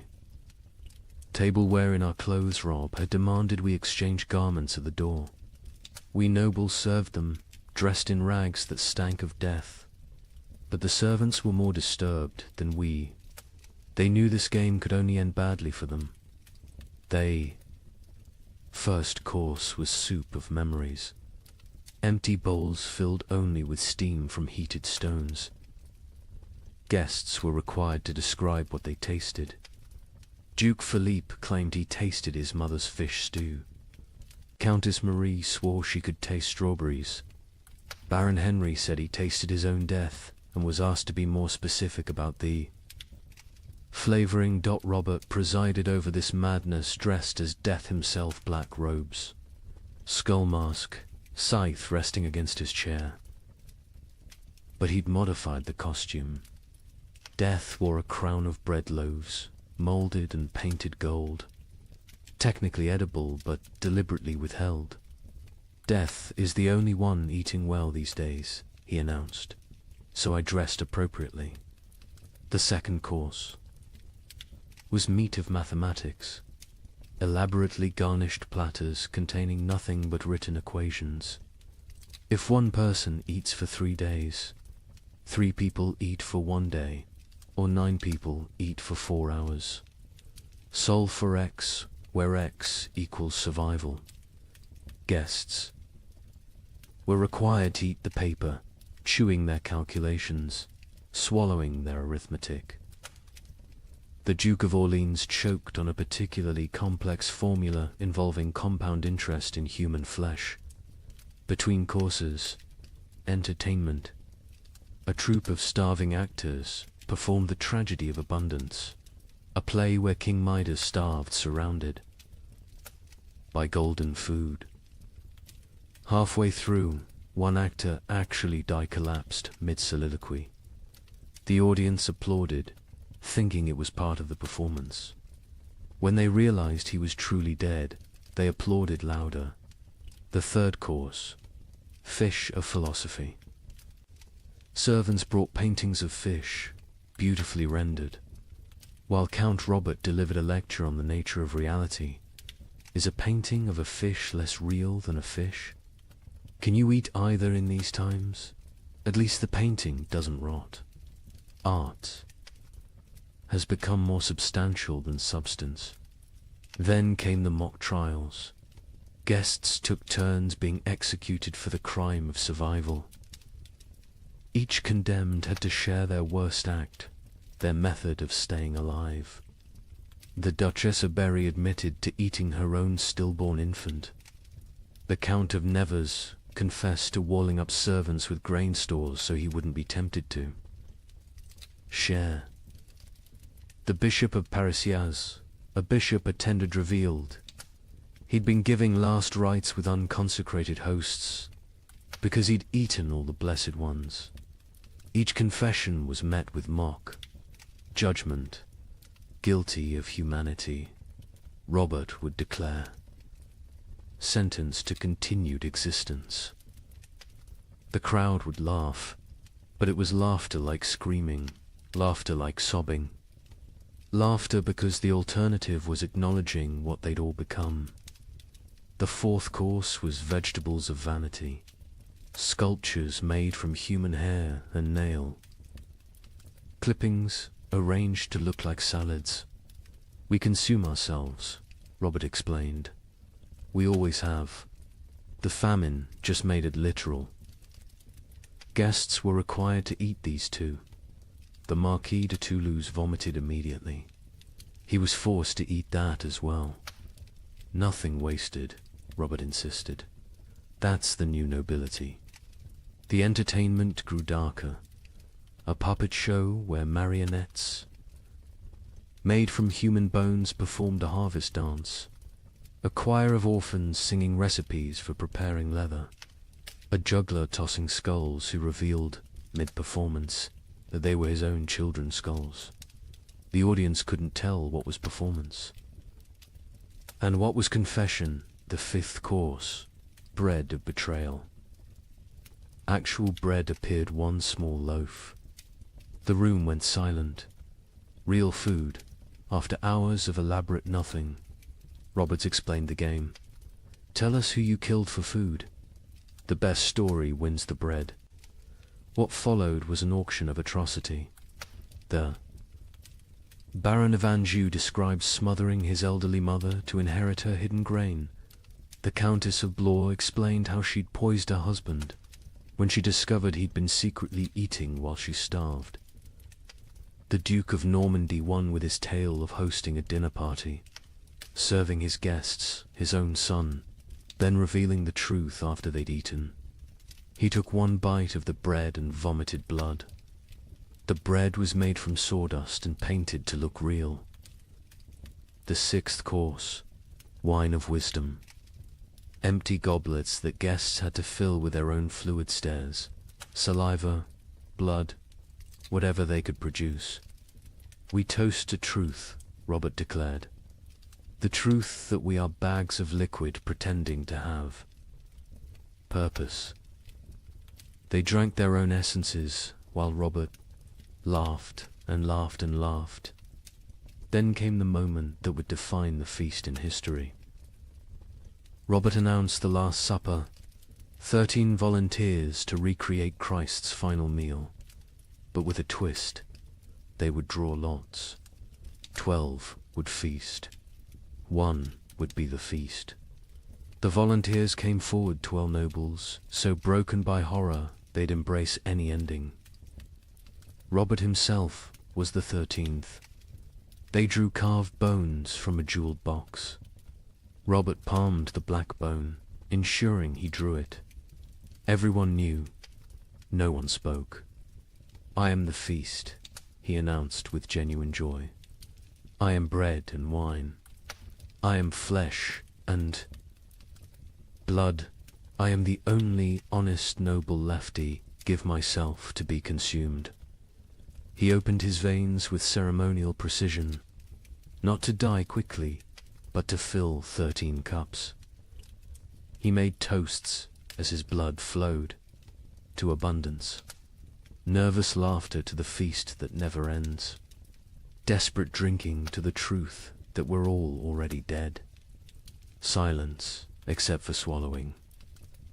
He conducted himself like a summer lay describing vintages. Note the iron undertones, the hint of despair, the full body of wasted life. He grew paler with each toast, but never stopped smiling. Drink deep, friends. I'm a vintage that won't be repeated. The guests drank because stopping would mean acknowledging what they were doing. They drank because Robert was watching, still standing, still bleeding, still insisting this was all a grand joke. They drank because his blood was warm and they'd forgotten warmth. They drank because it was that or scream. Robert's final toast, as his knees began to buckle, to the feast of fools, where fools feast on fools, where wisdom is folly and folly is survival. To the nobility that dies with nobility, leaving only animals wearing crowns. To the joke that God played on us, and the joke we play back. To the end that never ends, and the ending that never he fell forward. Cup still raised, smile still, fixed. Dead before he hit the ground, but somehow still laughing. The guests sat with empty cups, full stomachs, and the knowledge that they'd literally drunk noble blood while dressed as peasants in a world where symbolism had become sustenance. The aftermath was swift and terrible. The servants, Forster, watch nobles drink noble blood, revolted, not politically aside. They stripped off the noble clothes, fled the chateau, most walking directly into the Seine to drown. The nobles, trapped in servant rags, covered in Robert's blood, stumbled into Paris streets where they were attacked by mobs who didn't recognize them or didn't care. Of the 100 guests at the Feast of Fools, 13 survived to Easter. Most died by suicide, unable to process what they'd participated in. Lady Isabel, who recorded the events, ended her account. We went to mock death and became death's mockery. We tried to feast on nothing and discovered we were nothing. Count Robert won his game. He died laughing at a joke only he understood, leaving us to live with the punchline. The Feast of Fools wasn't just noble decadence, it was aristocracy's suicide note written in performance art, when the highest class of society serves nothing on golden plates. Crowns, corpses, and drinks human blood as entertainment, the social. Order hasn't just collapsed, has performed its own autopsy while still breathing. The king, upon hearing of the feast, reportedly said, "Count Robert has shown us our future elaborate rituals around nothing, performances of power without power. Substance, consumption of ourselves disguised as celebration." He then ordered all records of the feast destroyed. They survived because Lady Isabel hid her account inside a Bible, writing, "Let future generations know that when the world ended, the nobility threw a party. We dressed our doom in silk and served our destruction on silver platters. We made horror into art because art was all we had left. And when the last toast was raised, it was to our own annihilation, delivered with perfect etiquette." Let me share numbers that medieval minds couldn't comprehend. In 1310, Europe's population was roughly 75 million. By 1322, it was 60 million. 15 million people gone. Not from plague, not from war, from cold and hunger, but statistics hide. Individual horror. In the town of Ypres, they kept exact records. Population 1315, 10,400. Population 1,322, 2,100. But here's the detail that haunts. Of those 2,100 survivors, only 300 were the original residents. The others, they came from elsewhere, drawn by rumors of food, only to find more death. The prior of Ypres wrote, "We no longer bury the dead. We stack them like cordwood, waiting for spring. But spring never comes warm enough to dig. The numbers tell a story that words cannot." The Abbey of Saint Denis kept meticulous death records, originally for prayers for the departed. By 1318, they'd stopped recording names, just tally marks. 5 marks crossed through. 5 marks crossed through. Pages and pages of groups of 5, like a child learning to count, except each mark was a human soul. Brother Felipe, the abbey's mathematician, calculated the rate of death. In 1315, we lost 1 soul per week. By 1316, 1 per day. By 1317, 1 per hour. By 1318, we stopped counting because the living were too few to count the dead. Mathematics itself collapsed when the numbers exceeded comprehension.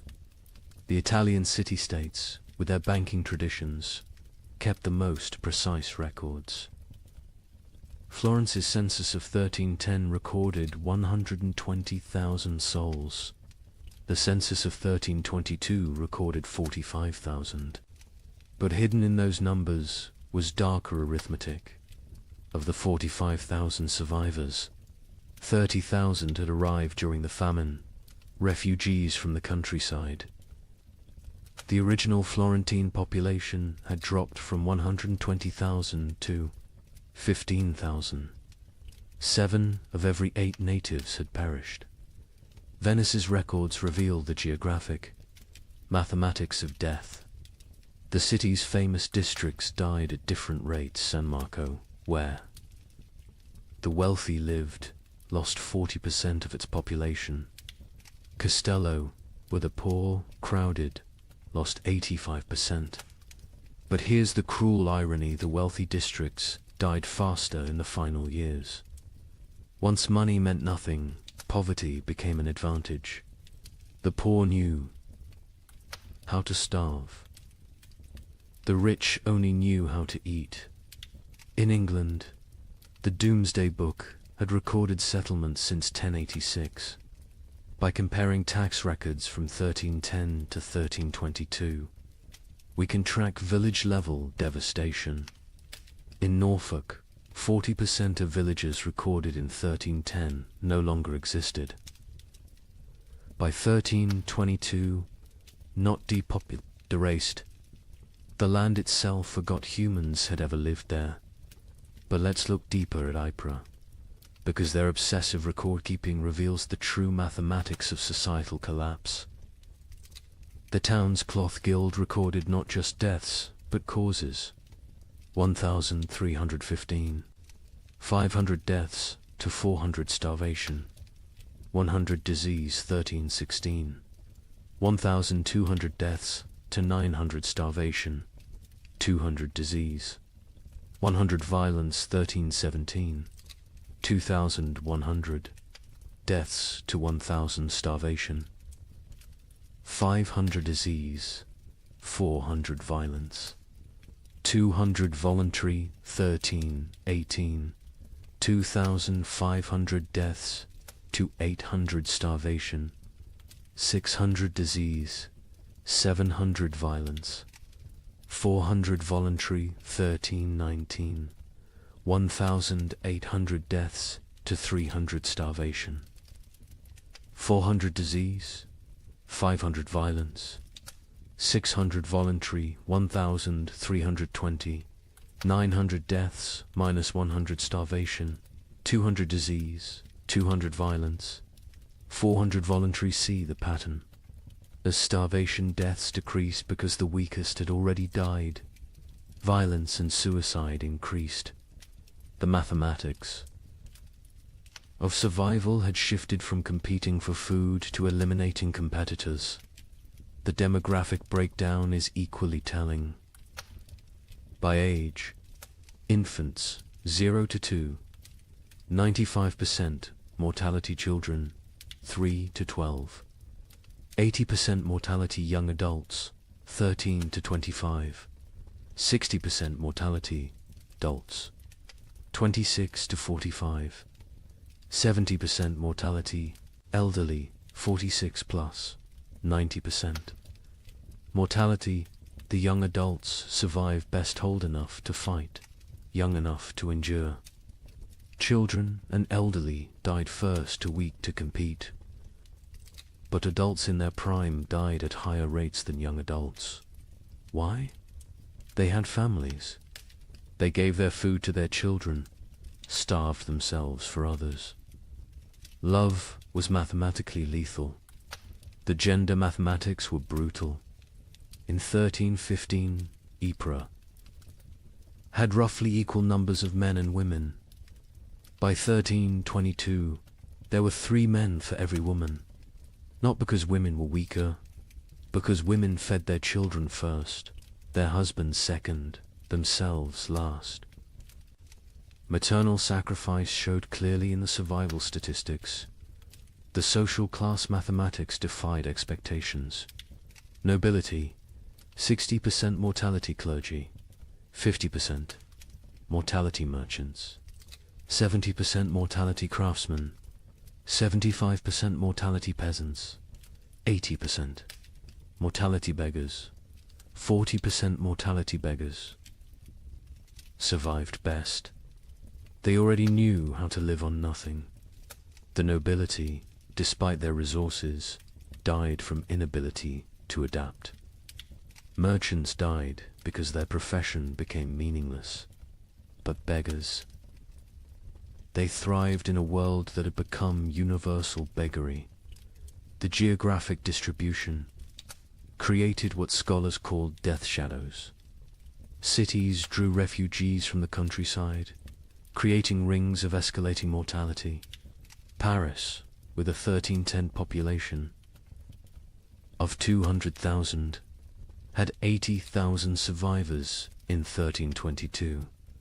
But the villagers within a day's walk of Paris, complete annihilation.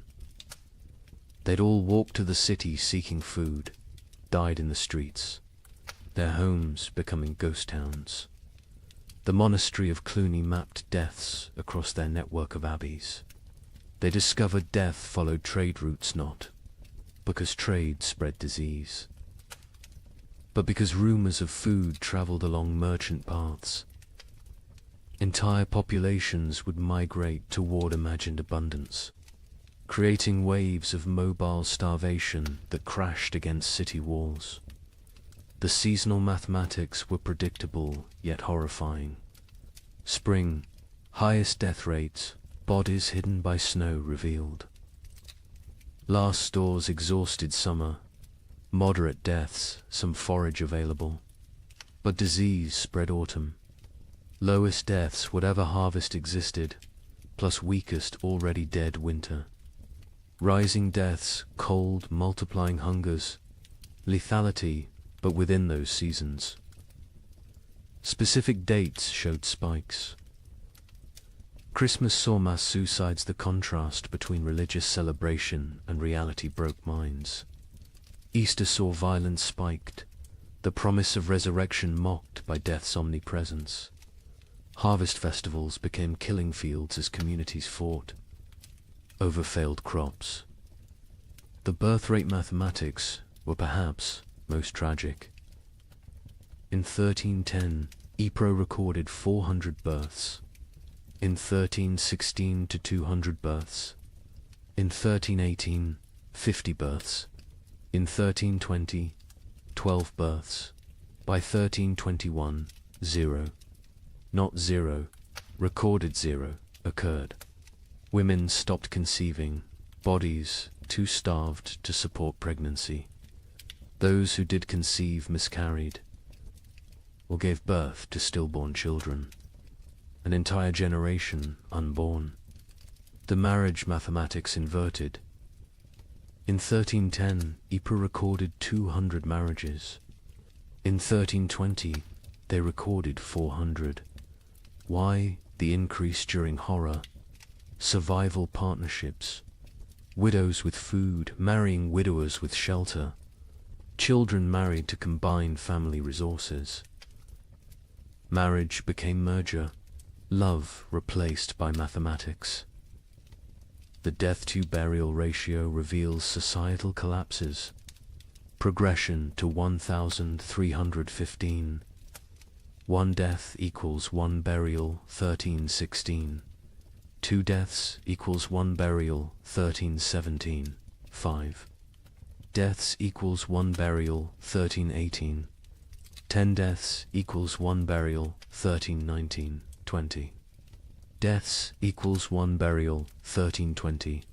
Burial ceased. Bodies stacked or burned. The prior of Ypres wrote, "We have built pyramids of the dead, frozen corpses stacked like masonry, mortared with ice. Come spring, they will thaw and collapse, but by then, who will remain to care?" The economic mathematics were absurd. The price of wheat increased 2,000% between 1315 and 1320, but expressing it as percentage obscures the reality. In 1315, a penny bought a loaf. In 1320, a year's wages couldn't buy a crumb. Money became meaningless. The only currency was calories. Distance mathematics changed. In 1310, a healthy person could walk 20 miles per day. By 1320, survivors could manage perhaps 2 miles. The world shrank as human capability decreased. Villages 10 miles apart became unreachable foreign lands. Geography expanded as humans contracted. The theft mathematics reveal moral collapse. 1,315. 100 thefts. Mostly grain, 1316. 500 thefts. Anything. Edible, 1317. 1,000 thefts. Including clothing and fuel, 1318. 2,000 thefts. Including children, 1319. Theft became meaningless. Nothing left to steal. The murder mathematics followed similar patterns, but with a crucial difference. Murders peaked in 1318, then declined not from returning morality, but from lack of strength. By 1319, people were too weak to kill. Violence required carries nobody could spare. The migration mathematics created empty zones and death clusters. Rural areas emptied as survivors walked to cities. Cities became graveyards as refugees died in streets. The population didn't just decline, it concentrated, then collapsed. Like a star becoming a black hole, the linguistic mathematics were subtle but telling. The Ypres records showed declining vocabulary over time. 1315 records use varied, complex language. By 1320, the same. Scribes used perhaps 200 words repeatedly. Hunger had literally reduced their ability to think in complex terms. Survival required all cognitive resources. The time mathematics warped reality. Survivors reported years feeling like decades, days feeling like minutes. The prior wrote, "We have lived 7 years that feel like 70. I am 40 but feel 400. Time itself has starved, moving slowly like everything else dying." The children's mathematics were most heartbreaking. In 1315, Ypres had 3,000 children under 12. By 1322, 45. Of those 45, only 3 were from Ypres. The others were orphans who'd wandered in from elsewhere. Their origins unknown, their parents dead, their futures non-existent. An entire generation deleted. Here's the mathematical truth medieval minds couldn't grasp. Exponential death. When food production drops 50%, population doesn't drop 50%, drops 80%. Because that 50% reduction creates competition, disease, violence, and suicide that multiply mortality beyond the initial cause. Famine doesn't just kill through starvation, kills through the mathematics of social collapse. The final statistic, the one that captures the true horror of the 15 million who died. Historians estimate only 5 million died directly from starvation. The other 10 million died from what starvation created: disease, violence, suicide, exposure, accidents caused by weakness, childbirth without resources, infections without medicine. 2/3 of deaths weren't from famine, but from famine's mathematics. The prior of Ypres' final entry, dated March 1322. I have kept these records for 7 years. I have reduced human souls to marks on parchment, lives to numbers, horror to mathematics. But mathematics cannot capture the sound of children crying for food that doesn't exist. Cannot calculate the weight of watching your family die by degrees. Cannot solve for why God allows such equations. The numbers say 2,100 remain from 10,400. But numbers lie. None remain. We 2,100 are not survivors, we are the not yet dead. Walking statistics waiting for our final tally. Mathematics has proven that hell is not fire and brimstone. Hell is subtraction without end, division without remainder, the null set of human hope. In 1321, as the worst seemed to be passing, something strange happened. The rats returned, but they were different, larger, bolder, moving in coordinated swarms. A chronicler in Milan wrote, "They fear neither cat nor dog nor man. They walk in daylight like they own the earth."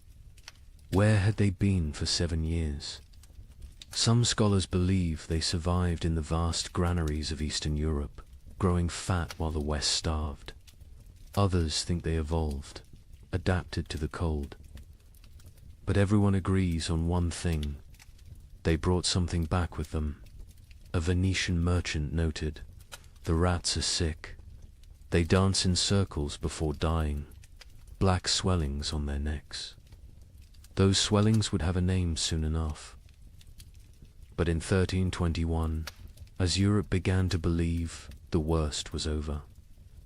Nobody knew they were witnessing the overture to the Black Death. The first documented sighting was in Prague, March 1321.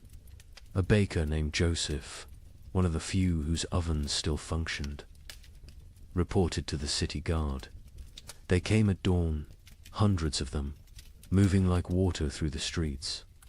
But wrong. Rats don't move together like soldiers. These did. They ignored the few cats left alive. The cats ran from them. Within days, similar reports flooded in from across Europe. But these weren't the timid creatures that had vanished in 1315.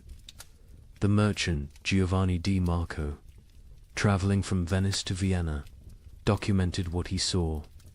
Rats the size of rabbits, some larger, grey-black fur so thick arrows bounce off, eyes that reflect light like demons. They don't scatter when approached. They stand their ground, studying you, calculating. The Archbishop of Mainz received disturbing reports from his parishes.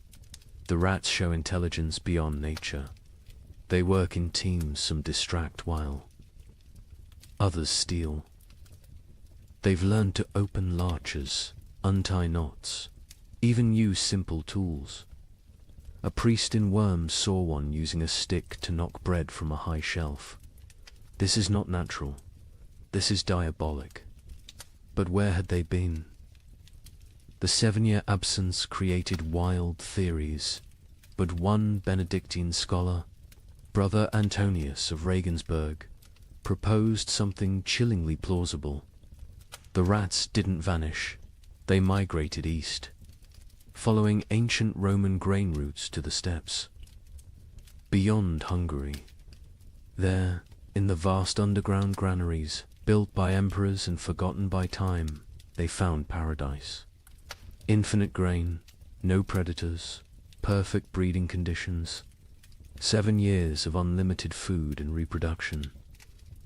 They've returned not as the same species, but as something evolved. The physical changes were documented obsessively. A physician in Paris dissected several specimens, twice the size of pre-famine rats. Muscle density increased by half. Teeth lengthened and serrated, capable of chewing through wood, even soft metals. Most disturbing, enlarged brains. The cranial capacity has increased by 1/3. These are not the rats that left. These are their descendants, shaped by 7 years of plenty while we endured 7 years of want. The behavioral changes were even more unsettling. The rats showed coordination that defied explanation. A witness in Cologne described an attack on a grain warehouse. They moved in waves. First wave gnawed the doors, while others waited. When guards appeared, they retreated. In perfect synchronization, they returned at night with more numbers, attacking from multiple points simultaneously. They knew we were watching. They waited until we were exhausted. They had lost all fear of humans. Previous generations of rats fled from people, lived in shadows, scavenged secretly. These new rats walked openly through marketplaces, entered homes while families ate, stared directly at humans with what witnesses described as calculating intelligence. A child in Nuremberg reported rats watching her family eat dinner through the window. "Counting us," she said. "The cats, those few that survived the famine, refused to hunt them."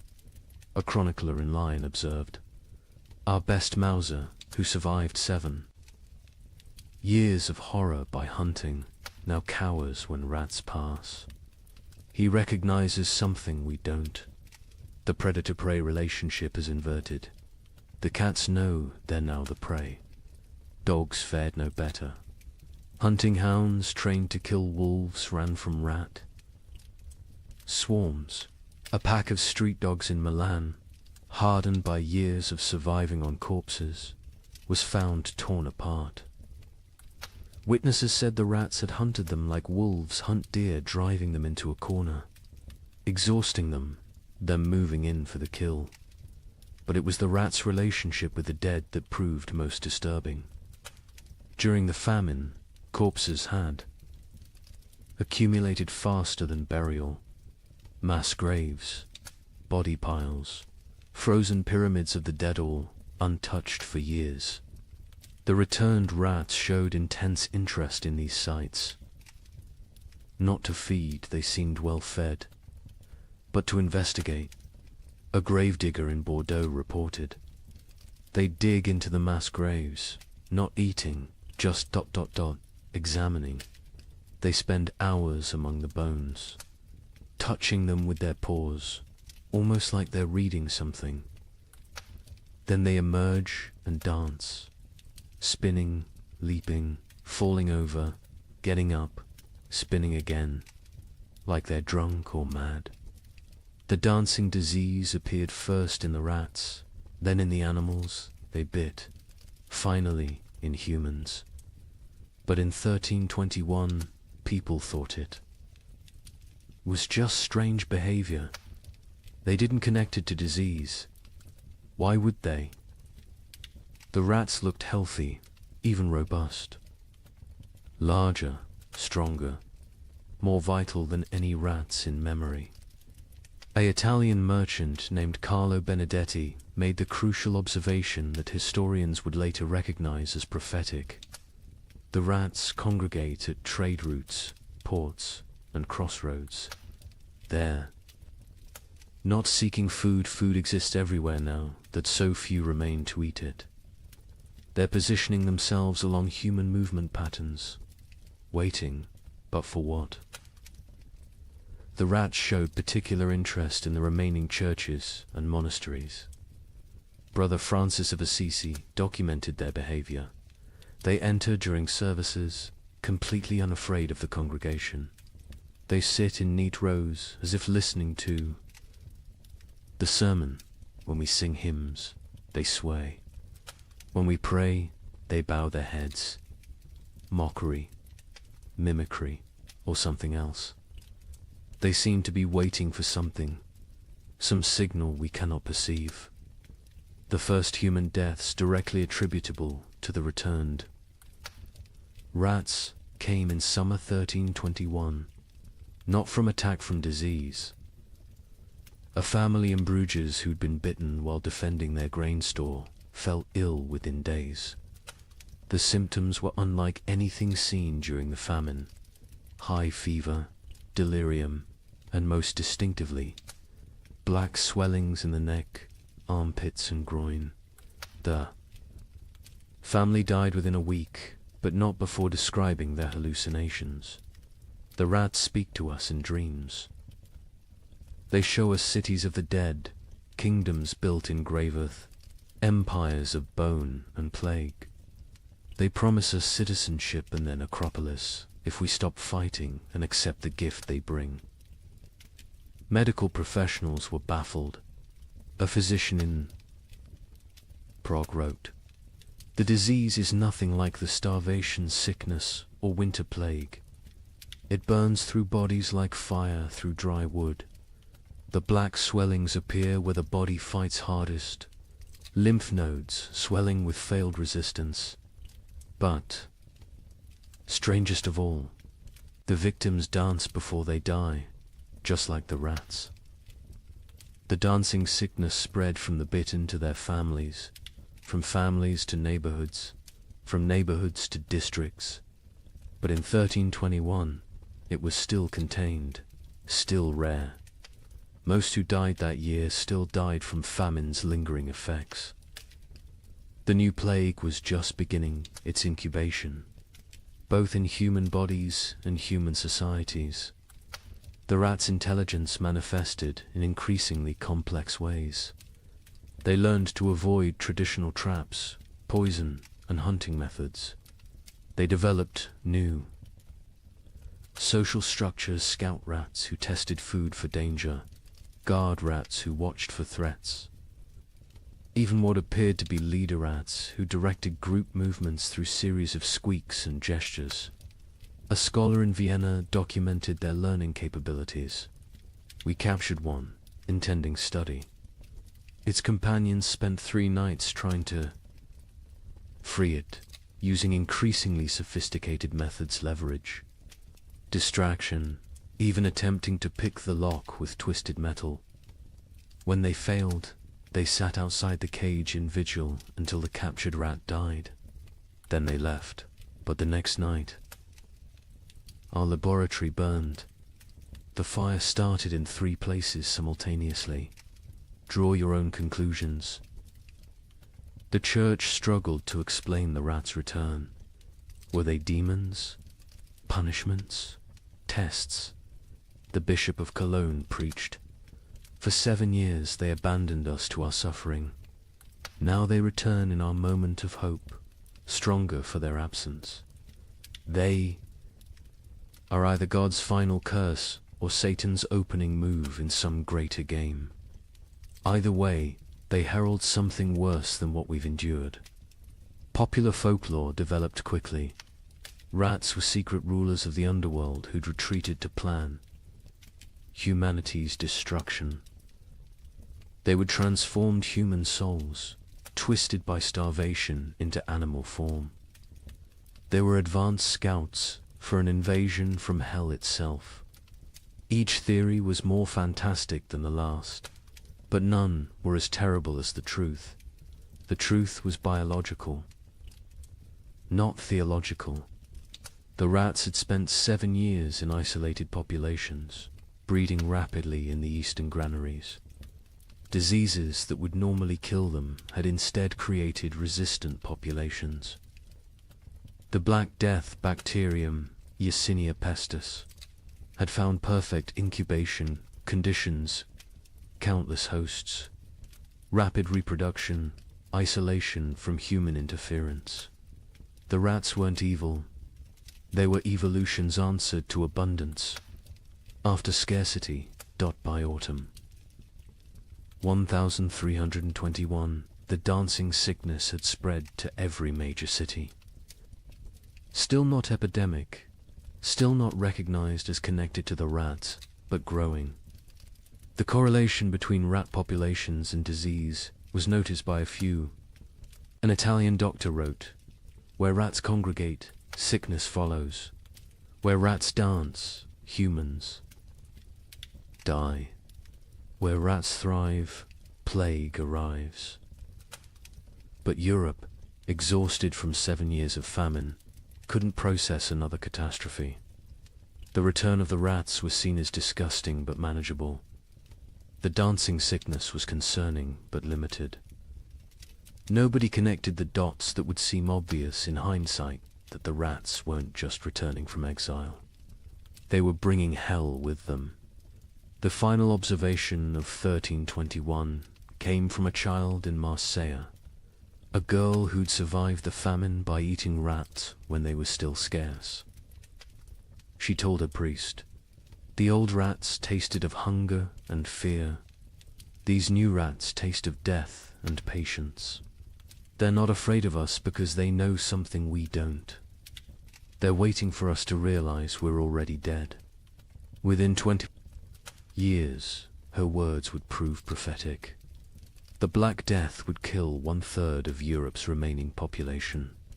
But in 1321, as people celebrated the famine's end, as they counted their dead and rebuilt their lives, the rats just watched, and waited, and danced their strange dances in the moonlight, practicing for the grand performance yet to come. On March 15th, 1322, something miraculous happened. The sun broke through clouds that had shrouded Europe for 7 years. Real warmth, real light. In London, people fell to their knees in the streets, weeping. Church bells rang for 3 straight days. A young monk in Canterbury wrote, "We had forgotten the sun could hurt your eyes." Children who had never seen their own shadows screamed in terror at the dark shapes that followed them. But the thaw revealed horrors frozen in time. Bodies emerged from snowdrifts, perfectly preserved. Entire families found seated at tables. Frozen mid-meal. Armies discovered standing in formation, weapons raised, ice statues of a war that winter had won. The warmth came suddenly, without warning. Dawn broke grey as it had for 7 years. But by noon, actual golden light pierced through, not the weak, watery light that occasionally appeared, but real sunshine, hot, bright, alive. In Paris, people stumbled from their homes, shielding their eyes, unable to comprehend what they were seeing. Marie de Champagne, age 7, born during the famine, experienced sunshine for the first time. Mother fell to her knees and pulled me down, saying we must pray. I asked what the burning light was. She said God's eye has opened. I was terrified. I thought God was going to see what we'd done to survive. The ice began to melt with alarming speed. Winter's archives, 7 years of frozen death, began to reveal themselves.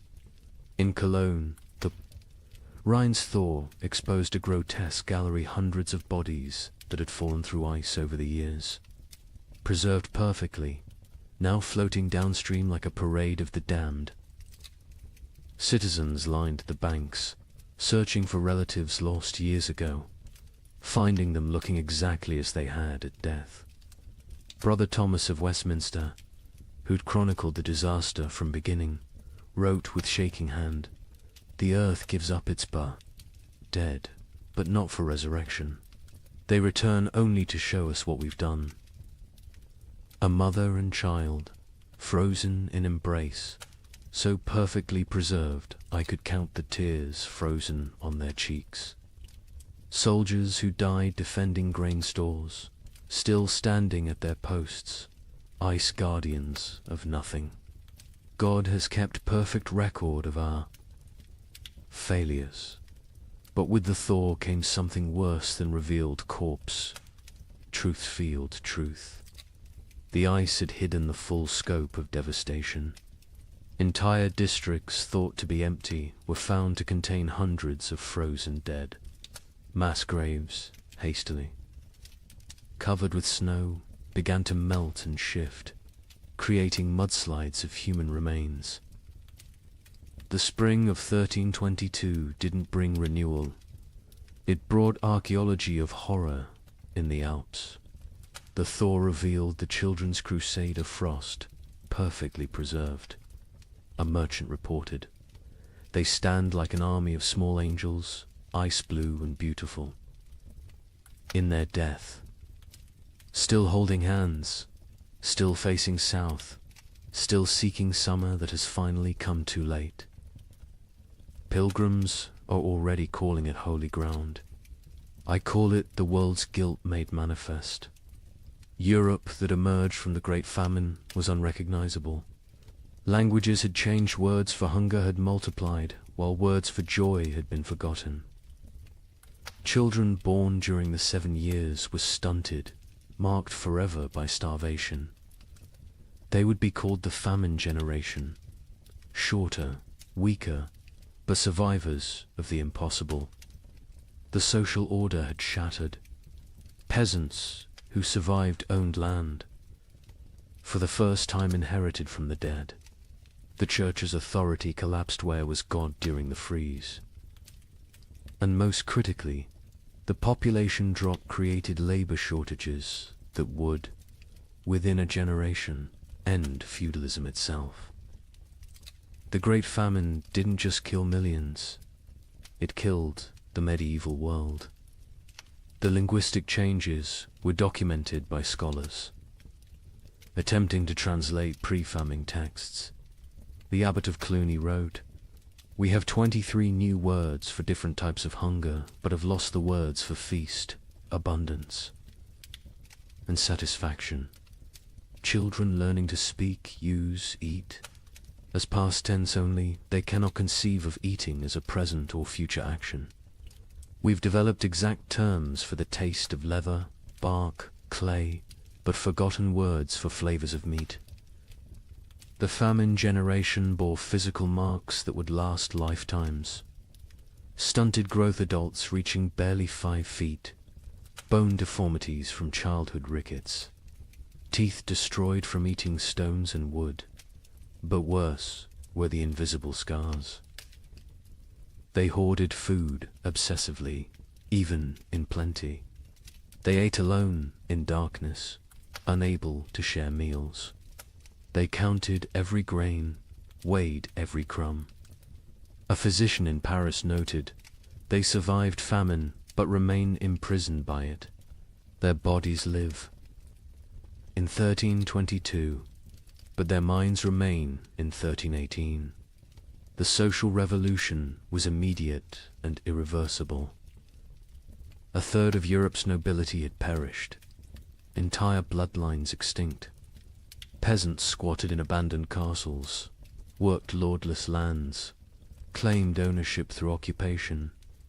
The survivorship created overnight social mobility, a serfhood hidden. Grain became a merchant. A baker's assistant who'd outlived his master became a guild leader. A prostitute who'd hoarded food became a property owner. The church's authority evaporated like morning frost. 7 years of unanswered prayers had broken faith's monopoly. New sects emerged, some worshipping nature, others embracing nihilism.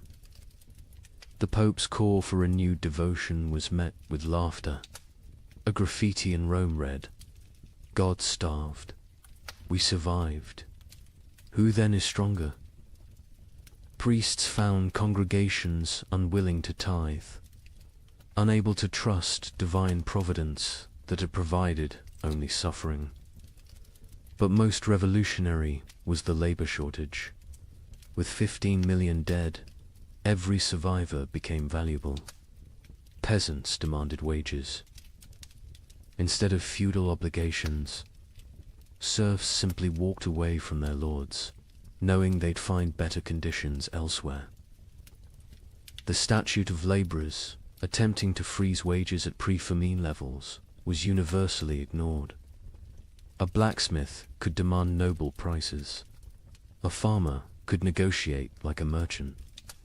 The medieval world built on hierarchy. Faith and agricultural abundance had been murdered by weather. What emerged was proto-modern, mobile, skeptical, calculating. The Great Famine didn't just kill people. It killed the very idea of divinely ordered society. The survivors knew now that God could forget them, that nobles could starve, that civilization was only 3 meals deep. Europe would rebuild, but never recover. The medieval dream was frozen in those 7 years, preserved like the corpses in ice, beautiful and dead forever. In 1323, an anonymous scribe in Bavaria wrote what might be the most important document of the entire famine. Not a chronicle of events, but a warning. To those who come after, know this. We thought ourselves masters of the earth. We built castles against enemies, churches against damnation, walls against nature itself. But when the sky turned against us, when the very air became our enemy, we learned that civilization is only 3 mills deep. Beneath that lies the animal, and beneath that ... lies something worse, something that would eat its own shadow if it could provide sustenance. We survived. That is not the same as living. Some costs can never be repaid. Some hungers never leave you, no matter how much you eat. We measured time in deaths. We measured love in shared suffering. We measured God in his absence. If the cold comes again, and it will come again, remember that the greatest danger is not the freeze. It's what the freeze reveals about your neighbor, about your family, about yourself. May you never be warm enough to forget what we learned in the cold.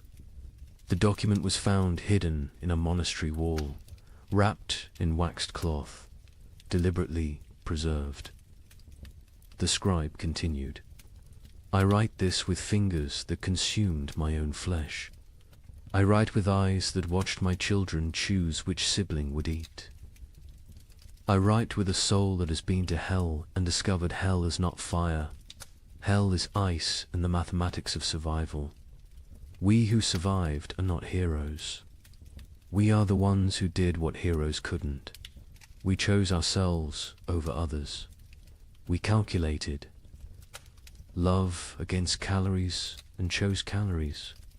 We learned that honor digests poorly, that mercy is a luxury of the fed, that civilization is just an agreement between people who aren't hungry yet. The sun has returned. The crops grow again. Markets open, bells ring. Children are born who will never know the taste of bark bread. They will call us the generation who endured. But endurance is just a prettier word for betrayal. Betrayal of everything we once believed. Made us human. When abundance returns, you will forget. You will must forget to stay sane. But someone should remember. Someone should know that we measured children's worth in weeks of food, that we drew lots for who would walk into winter, that we learned to distinguish the taste of different mortar. From ancient walls, so I leave this testament, not of what happened chronicles will tell that story, but of what we became. We became arithmetic. We became efficiency. We became the truth that underneath every prayer, every law, every noble sentiment, lies the animal that will eat its own tail if the circle of consumption demands it. Remember us accurately, not as victims of weather, but as humans revealed. The cold didn't change us, it showed us, and what it showed can never be fully hidden again. The thaw has come. Summer returns. But we who survived carry winter inside us forever, a frozen seed that whispers, "This is what you really are. Everything. Else is just the dream of well-fed men." In the spring of 1315, a mother in northern England made an unthinkable decision. She locked her children inside their cottage, walked into the frozen wasteland, and never returned. But she wasn't abandoning them. She was saving them. What, she knew what all of Europe would soon discover was that the world itself was dying. The rain wouldn't stop. The cold wouldn't break. And for the next 7 years, winter would reign supreme. Her name was Marjorie of Dereham, and her neighbors found. Her children, 3 days later, alive, huddled around the last embers of their fire. The eldest, a boy of 9, clutched a note his mother had left. The priest who recorded it wrote that his hands shook as he read her words aloud. "My flesh will buy them grain. My absence will grant them mercy. Tell them I walk toward God." Not away from them. You see, Marjorie had understood something terrible. Something that would take the rest of Europe months to grasp. This wasn't just another harsh spring.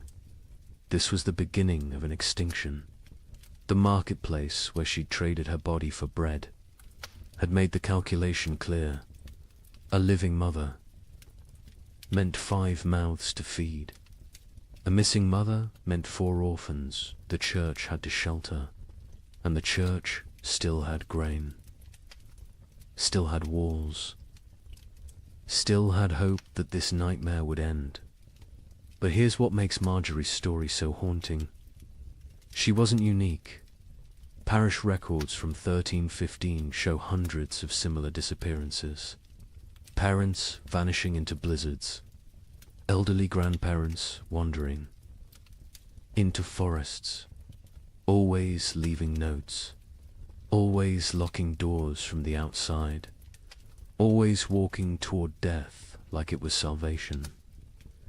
The chronicler Geoffrey Le Baker would later write about that spring with words that feel pulled from nightmares. The Rains began on St. George's Day and fell like God had forgotten how to do anything else. Not the warm rains of April that wake sleeping seeds, but frozen needles that killed whatever they touched. Crops didn't fail, they drowned standing. Rivers didn't flood, they exploded from their banks like wounded animals. Think about that. For a moment, you're a medieval peasant. Your entire world is 3 miles wide. Everything you know about survival, every technique your father taught you, every prayer your mother whispered, assumes one simple truth, that seasons follow patterns. Spring brings life. Summer brings growth. Autumn brings harvest. Winter brings rest. But what happens when spring never comes? When winter refuses to die? When the very foundation of existence cracks beneath your feet? That's what began in 1315. Not a famine, not a crisis, but the complete collapse of natural order. And Marjorie of Durham, walking into that frozen dawn, leaving her children behind to live, was just the first character in a story that would consume 15 million souls. Before it ended. The question isn't how Europe survived, it's what Europe became to survive it.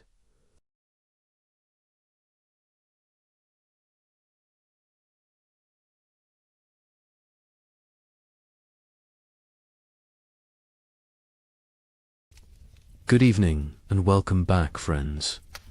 Tonight, we are going to journey through the winter that never ended, America's forgotten ice years. As always, let me know where in the world you are listening in from. Get cozy, settle in, and let's begin. She stood at the frost-covered window. Her breath formed clouds in the June air. Outside, snow fell on what should have been green cornfields. Her children huddled by the dying fire. They wrapped themselves in every blanket the family owned. She whispered a prayer, the same prayer she had whispered every morning for weeks. She asked God when spring would finally come. She did not know this was only the beginning. Picture thousands of similar scenes across the American frontier. Thousands of windows, thousands of prayers whispered into the impossible cold. What happened in 1816 was merely a prelude, a warning that no one heeded. 20 years later, something far worse came to the American interior. This time it would last not 1 year, but 3 brutal winters. They bled into each other without mercy, without explanation, without end. Between 1836 and 1838, a climate catastrophe struck North America. It has been nearly erased from popular memory. Historians debate the causes today. Solar minimums, volcanic eruptions half a world away, or a deadly combination of forces beyond human understanding. The pioneers who lived through it had no such explanations. They had only survival. They had only the next day, and the day after that, if they were lucky enough to see it. This is their story. The story that America chose to forget. What you are about to hear challenges everything you thought you knew about westward expansion. Textbooks celebrate the march of civilization across the continent. They praise the brave pioneers, claiming their piece of the American dream. But they rarely mention the winters that nearly ended it all. They do not talk about the settlements that simply vanished. They do not discuss the mass graves discovered decades later, or the journals hidden in attics, journals filled with words that survivors could not bear to speak aloud. This is the story of the winter that never ended, and the people who somehow lived to see spring again. Late 1835. The American frontier hummed with optimism. The economy was booming. Land was cheap. Opportunity seemed limitless. Thousands of families poured westward into territories that promised fertile soil and new beginnings. Michigan Territory, Wisconsin, Illinois, Indiana, Ohio. These were the lands of promise. These were the places where a man could build something from nothing. A young couple in their early 20s had just claimed 160 acres in Michigan Territory. They were newlyweds. She was pregnant with their first child. He had spent the summer building a one-room cabin with his own hands. The logs were chinked with mud and moss. The roof was solid. The door hung true. They planned their first full harvest together. She planted a small garden near the cabin. Carrots, potatoes, beans. He cleared 3 acres for corn. At night they sat by the fire and talked about the future, about the children they would have, about the farm they would build, about growing. Old together on this land, an older family arrived in Illinois in the autumn of 1835. They had come from Pennsylvania, a mother and father with 3 children under 10 years old. They had sold everything they owned for this chance. The wagon journey had taken 6 weeks. The children were tired but excited. The father staked his claim near a creek. Good water, timber nearby, rich black soil that crumbled in his hands. He told his wife this was it. This was where they would prosper. She believed him. They all did in Ohio. A widower worked a small farm with his 2 teenage daughters. His wife had died of fever the previous summer. The grief was still raw, but he had responsibilities. Daughters to feed, a farm to maintain, a future to secure. For them, the older girl was 16, capable, strong. She helped with everything. The younger was 14, still learning, still growing. Together the 3 of them made it work. They honored the memory of the wife and mother they had lost by surviving, by building, by moving forward. This was frontier life in late 1835. Hard but hopeful, isolated but connected through shared struggle. Communities were small but tight-knit. Neighbors helped neighbors. Barn raisings brought everyone together. Churches served as social centers. Sunday services were as much about community as worship. People traded labor, traded goods, traded gossip and news from back east. The isolation was real. Some homesteads were miles from the nearest neighbor, but people found ways to stay connected, to remain human in the wilderness. Daily routines followed the sun. Wake before dawn, tend the livestock, milk the cows, feed the chickens, collect eggs. Breakfast was simple. Cornmeal mush, salt pork if you had it. Then the work began. Men cleared land, ploughed fields, mended fences, chopped endless cords of firewood. Women tended gardens, preserved food, made soap, sewed clothes, raised children. Everyone worked. Even the smallest children had chores, gathering kindling, feeding chickens, watching younger siblings. There was no such thing as idle time on the frontier. As autumn 1835 arrived, families began their winter preparations. These were routines they knew well. They had survived winters before. They salted meat, packed pork and beef in barrels with salt and brine. The meat would keep all winter this way. They filled root cellars with potatoes, turnips, carrots, squash, onions. They dried beans, preserved fruits, made apple butter, rendered lard. Every scrap of food was precious.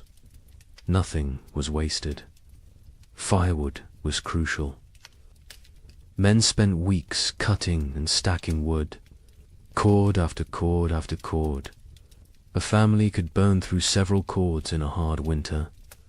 The stacks grew higher, oak for long burning, maple for cooking, pine for quick heat. The wood had to dry, green. Would wood smoke and not burn hot? So they cut wood a season ahead when they could. The wood piles near cabins stood taller than a man. They looked like enough. They always had been enough before. The young couple in Michigan worked together on their preparations. He hunted, brought home deer and wild turkey. She preserved the meat. They worked side by side. Her belly grew with the pregnancy. He worried about her working too hard. She laughed and told him women had been having babies since the beginning of time. She would be fine. The baby would come in May, spring, when everything was green and growing. It seemed perfect. The family in Illinois worked frantically to prepare. They had arrived late in the season.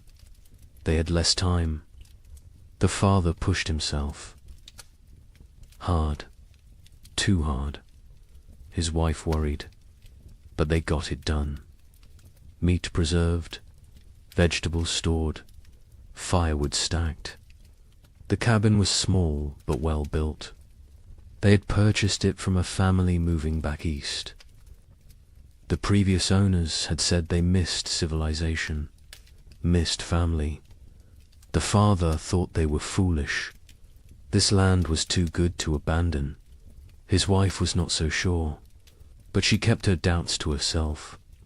The widower and his daughters prepared. Methodically, they had done this before. Last year they had done it without a wife and mother. This year was easier in some ways. The grief was less sharp. The routines were established. The older daughter had learned her mother's preservation techniques. The younger helped without complaint. They worked together in comfortable silence, the kind of silence that comes from shared loss and shared survival. They would make it through another winter. They had to. December 1835 arrived cold and early. The first snows came before Thanksgiving, heavier than usual. The temperatures dropped fast. Old-timers mentioned it reminded them of 1816, the year without a summer. But the younger settlers dismissed the comparison. Every old-timer thought their memories were the worst. This was just a hard winter, nothing more. They had food, they had shelter, they had firewood. They would be fine. By January 1836, something felt different. The cold had a quality that went beyond mere temperature.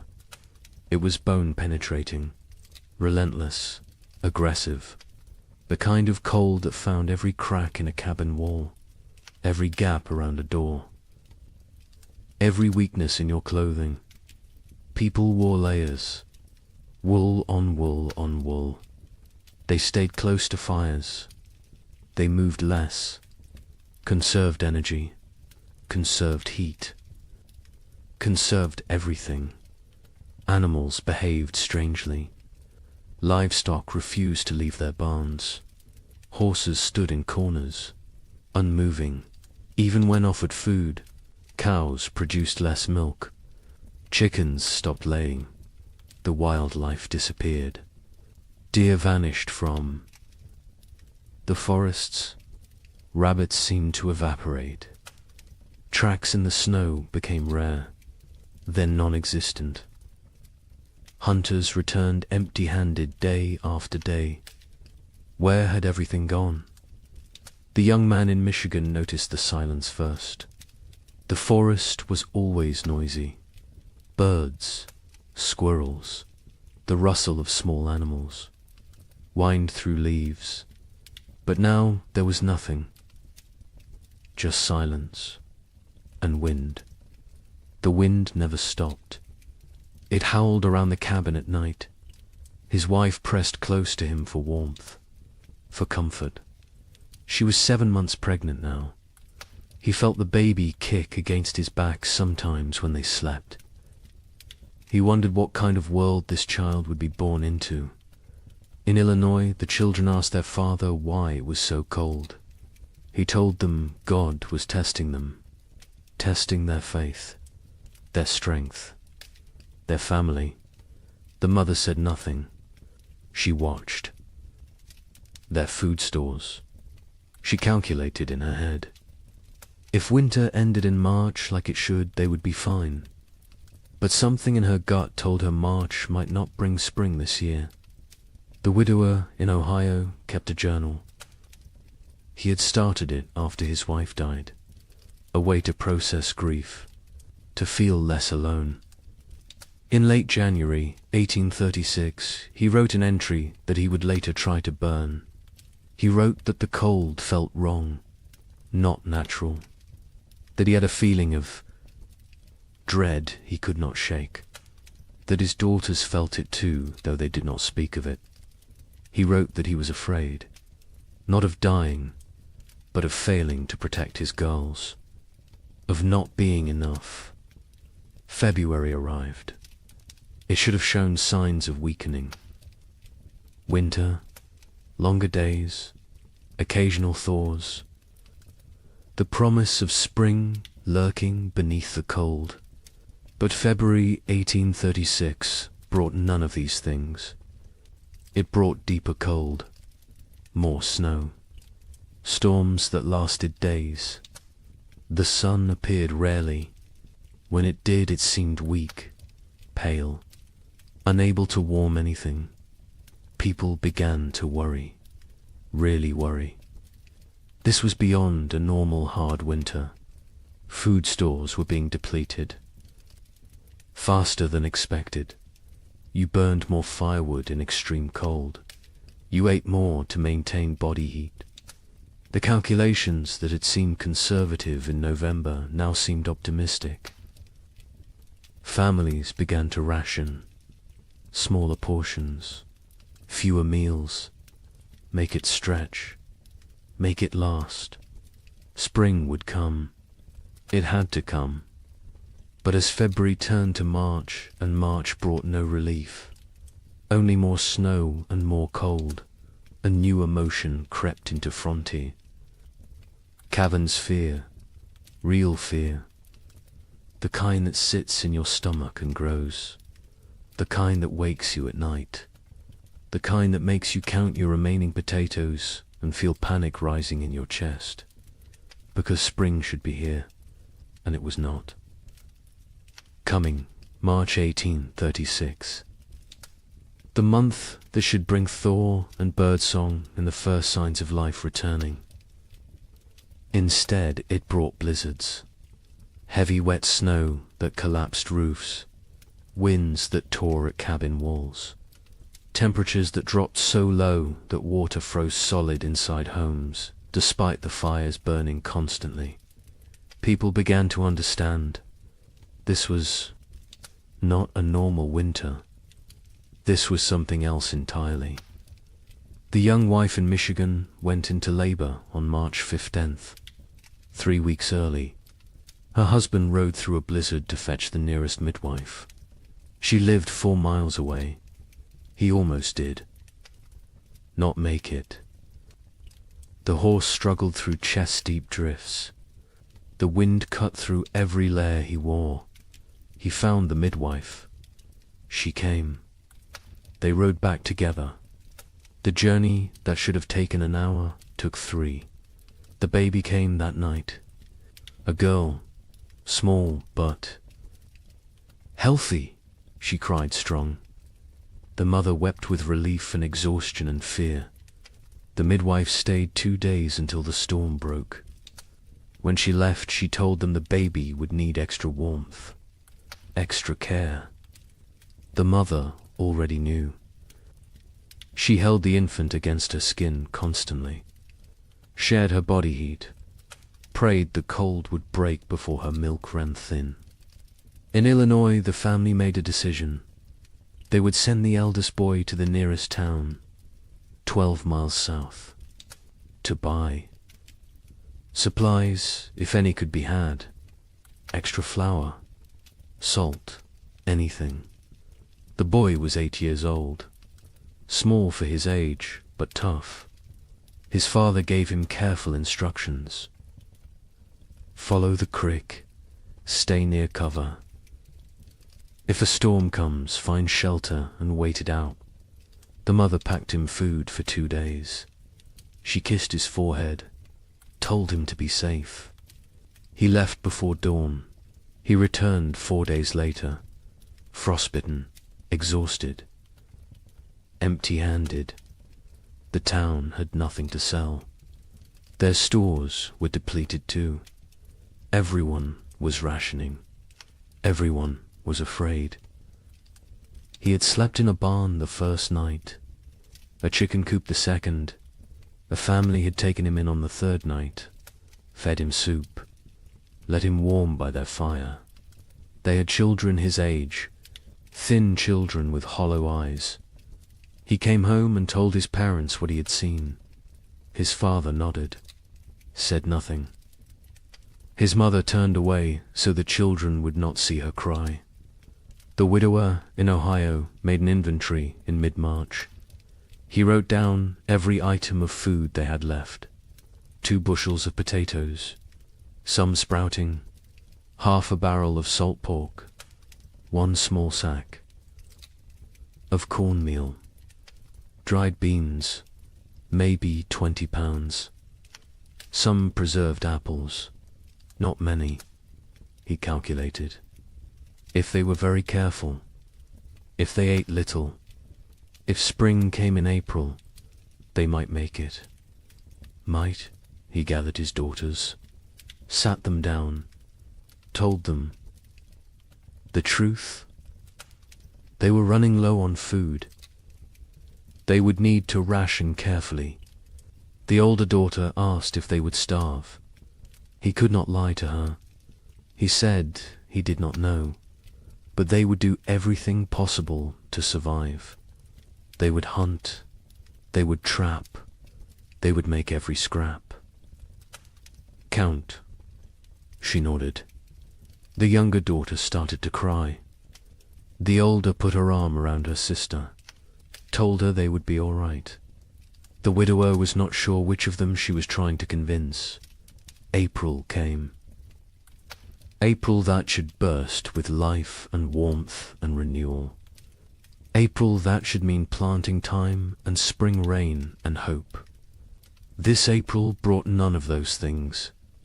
The ground remained frozen solid, 18 inches deep, 2 feet in some places. No plough could break it. No seed could be planted. Even if they tried, nothing would grow in this cold. Families faced a terrible realization. Even if spring came tomorrow, the growing season was too short now. Crops planted in late April might not mature before full frost. And full frost in this new reality might come in August, or July, or never. Leave it all? The cycle of farming that had sustained human civilization for thousands of years was broken, and no one knew how to fix it. The young couple in Michigan began hunting for any food source. The man set snares for rabbits. The traps stayed empty. He tried fishing through the ice. Nothing, not even the fish were biting. He ranged farther from the cabin, looking for any game, any sign of life. His wife worried when he was gone. She sat by the window with the baby, watched for his return. Sometimes he was gone for 2 days. When he came back with nothing, they did not speak of it. They simply held each other and their daughter and tried not to think about tomorrow. Neighbors began to disappear. The family 2 miles east was there. One day, gone the next. Their cabin door stood open, their belongings left behind. Only the food was gone, and their wagon, and their animals. They had fled south, or tried to. No one knew if they made it. More families followed. Every week someone else left. The community that had been tight-knit was fraying, unraveling. People made choices for their own survival now. There was no room for collective thinking anymore. Some tried to help each other still. Families with slightly more food shared with those who had less. But even generosity has limits when your own children are starving. A man in Indiana gave his last potatoes to a neighbor. His own family went without for a week. When his wife confronted him, he said it was the Christian thing to do. She said Christian charity would not save their sons. They argued. It was the first real argument of their marriage. There would be many more before spring finally came. Churches held special services, prayer meetings, asking God for deliverance, for spring, for mercy. Attendance was sparse. Travel was too dangerous. Faith was wavering.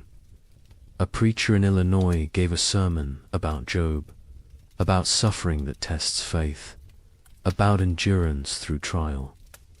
3 families walked out. One man stood and shouted that God had abandoned them. The preacher had no answer, because maybe he had. By late April 1836, reality had set in. This was not going to end. Not soon. Maybe not ever. People stopped saying spring would come. They stopped making plans. They focused only on surviving the day in front. Of then, nothing more. The future was too uncertain, too terrifying. Better not to think beyond the next meal, the next night, the next morning if you were lucky enough to see it. The psychological toll was as brutal as the physical. People began to break under the strain. A woman in Wisconsin stopped speaking entirely, just sat by her fire, staring. Her husband tried everything. She would not respond. Their children were terrified. Eventually the husband took the children and left. He could not stay with a woman who had stopped being present. Some said he was cruel. Others said he did what he had to do. There was no right answer anymore. Marriages strained. Parents fought. Children grew silent and withdrawn. The pressure of constant survival wore away at human connections, at love, at compassion, at everything that made life worth living. People became hollow, going through motions, existing but not living, waiting for an end they could not see, and still the cold did not break. May arrive, May that should be warm and green, May that should mean gardens growing and livestock grazing. This May was grey and frozen. Snow fell on the 10th, again on the 18th, again on the 23rd. People stopped being surprised. They just accepted. This was the world now. Cold and dead and endless. But something else was coming. Something worse. Because as terrible as this first winter had been, it was only a prelude. The summer of 1836 would bring brief hope. Just enough to make people believe the worst was over. Just enough to make them vulnerable. And then winter would return. Colder, longer, more deadly. Wait until you hear what happens next. Spring refused to come. That is the simplest way to describe what happened in 1836. Spring simply refused to arrive. March became April, April became May, and still the ground stayed frozen. Still the snow fell. Still the temperatures remained far below what any living person had. Experience. The young mother in Michigan Territory held her baby and watched the window. Every day she looked for signs. A bird, a patch of bare ground, anything that suggested winter was weakening. She saw nothing but white, endless white. Her husband ventured out less now. The cold was too dangerous. The exertion burned calories. They could not afford to lose. He sat by the fire and stared at the walls. She knew what he was thinking. The same thing she was thinking. How long can we last? Their food stores had dwindled to almost nothing. The potatoes were gone. The preserved meat was gone. They had cornmeal, perhaps enough for 2 more weeks if they were careful, if they made it thin, if they did not mind the constant gnawing hunger. The baby nursed, but the mother's milk was weak. She could feel it. Not enough fat, not enough nutrition. The baby cried more now. A thin, desperate sound that cut through the cabin's silence like a knife. In Illinois, the family faced their own crisis. They had 5 mouths to feed, 3 children, 2 adults. The mathematics were brutal. They cut their portions again. And again. The children stopped asking for more. They understood somehow, even the youngest. She was only 4, but she had learned not to complain, learned that complaining changed nothing. The mother watched her children grow thinner. Their faces became angular, their eyes too large, their movements slower. She wanted to scream, to rage against the unfairness, but rage would not bring spring. So she stayed silent and counted the days. The father went hunting every few days. He never found anything, but he went anyway, because sitting in the cabin watching his family starve was worse than freezing in the forest. At least in the forest he was trying. At least he was doing something. He set traps. He checked them religiously. They stayed empty. He tried fishing through ice on the creek. Nothing. The fish had gone dormant or died. He did not know which. He returned empty-handed every time. His wife would look at him. He would shake his head. No words necessary. They both knew. The widower in Ohio and his daughters had become experts at survival. They burned furniture for warmth when the firewood ran out. A chair 1 week, a table the next. They ate 1 meal a day. Soup stretched so thin it was barely more than hot water. They trapped a squirrel once. 1 squirrel for 3 people. They made it last 2 days. They boiled the bones for broth, sucked the marrow, used every part.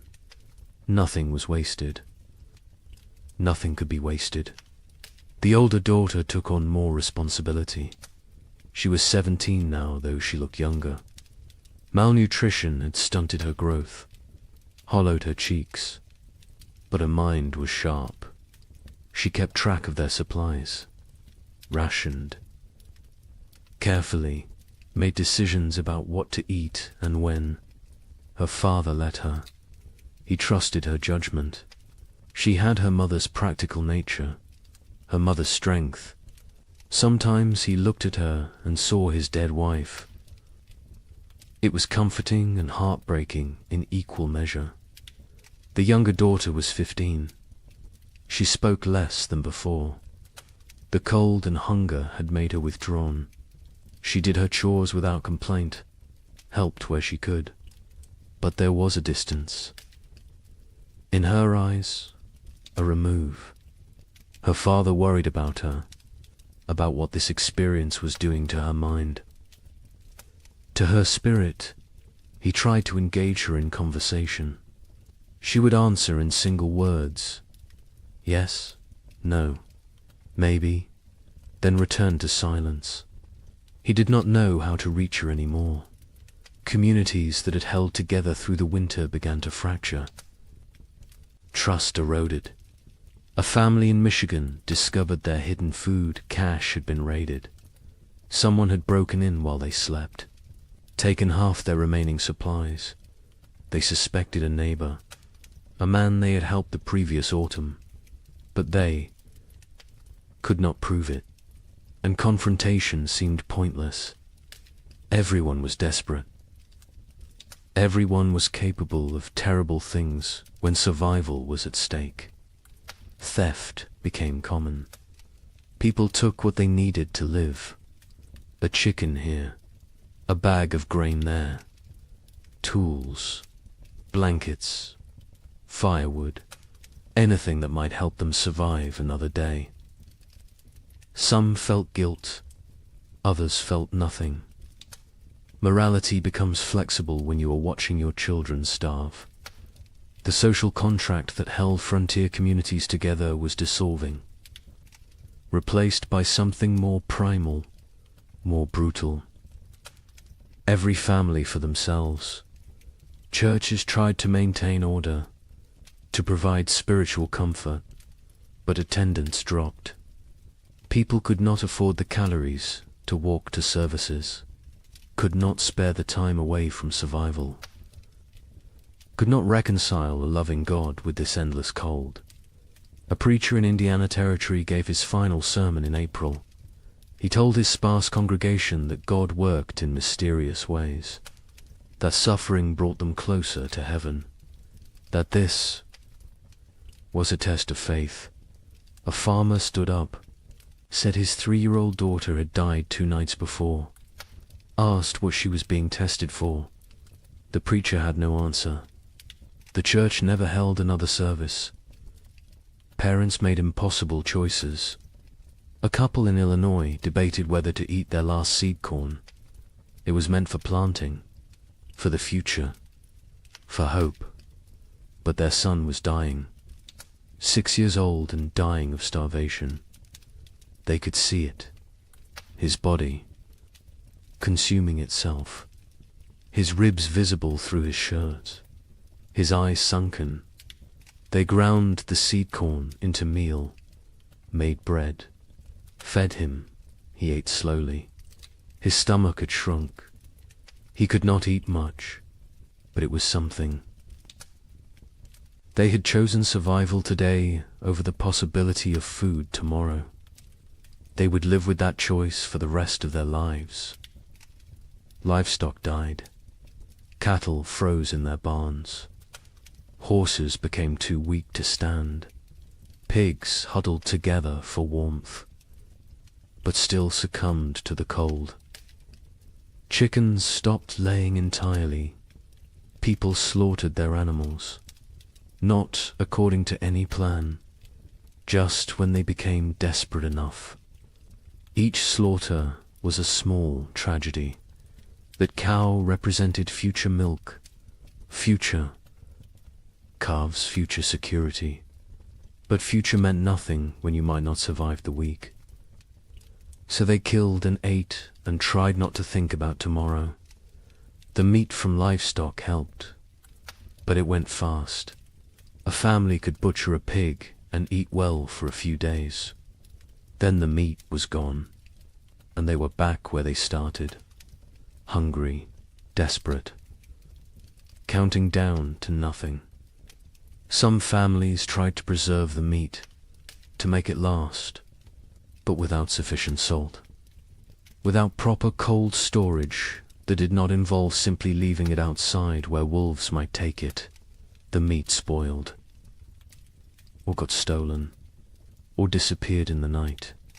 May arrived with no warmth, no green, no life. May that should be planting season brought instead more snow, more cold, more death. People stopped keeping track of dates. What was the point? Time had lost meaning. There was only day and night, hunger and cold, survival and death. Nothing else mattered. Nothing else existed. The young man in Michigan made a decision. They had to leave, had to try to reach his brother's farm in southern Ohio. It was 200 miles, through frozen wilderness, with a 4-month-old baby. His wife thought he was insane, said they would die on the road. He said they would die here. At least moving gave them a chance. They argued, quietly, so as not to wake the baby. He wanted to leave immediately. She wanted to wait for weather to break. He said the weather was not going to break. She knew he was right. But she also knew their chances of surviving a 200-mile winter journey were close to zero. They compromised. They would wait 1 more week. If the weather did not improve, they would go. They both knew it would not improve. But the compromise gave them something. A deadline, a decision point, a plan. Even a futile plan was better than sitting and waiting. To die. They spent the week preparing. He made a sled from cabin boards. She sewed carrying sacks. They packed their few remaining possessions, some clothes, a pot, a knife, a blanket, and the baby. Always the baby. In Illinois, the father watched his children and made calculations. They had food for perhaps 10 more days. After that, nothing. He had no plan for day 11. No ideas, no options. He had exhausted every possibility, every resource, every connection. They were alone, isolated, and running out of time. He told his wife they might need to consider sending the children to town to find families who could take them in. She refused, said they would stay together. Whatever happened, they would face as a family. He did not argue. He understood. But he also knew that keeping the family together might mean watching all of them die. The widower in Ohio faced a different calculation. His daughters were old enough to understand, old enough to participate in decisions. He sat them both down, told them they had food for maybe 2 weeks, asked them what they thought they should do. The older daughter said they should stay, that leaving was more dangerous than staying. The younger said nothing, just stared at the floor. The widower agreed with his older daughter. They would stay. They would make what they had last as long as possible. They would hope for spring, even though hope felt like a luxury they could not afford. June finally brought a change, not spring. Exactly, but less cold. Temperatures rose above freezing during the day. Snow began to melt. Patches of bare ground appeared. People emerged from their cabins, blinking, disoriented, like animals coming out of hibernation. They looked at their neighbors, saw the same hollow faces, the same haunted eyes, the same question. Did we really survive? But the relief was short. Lived.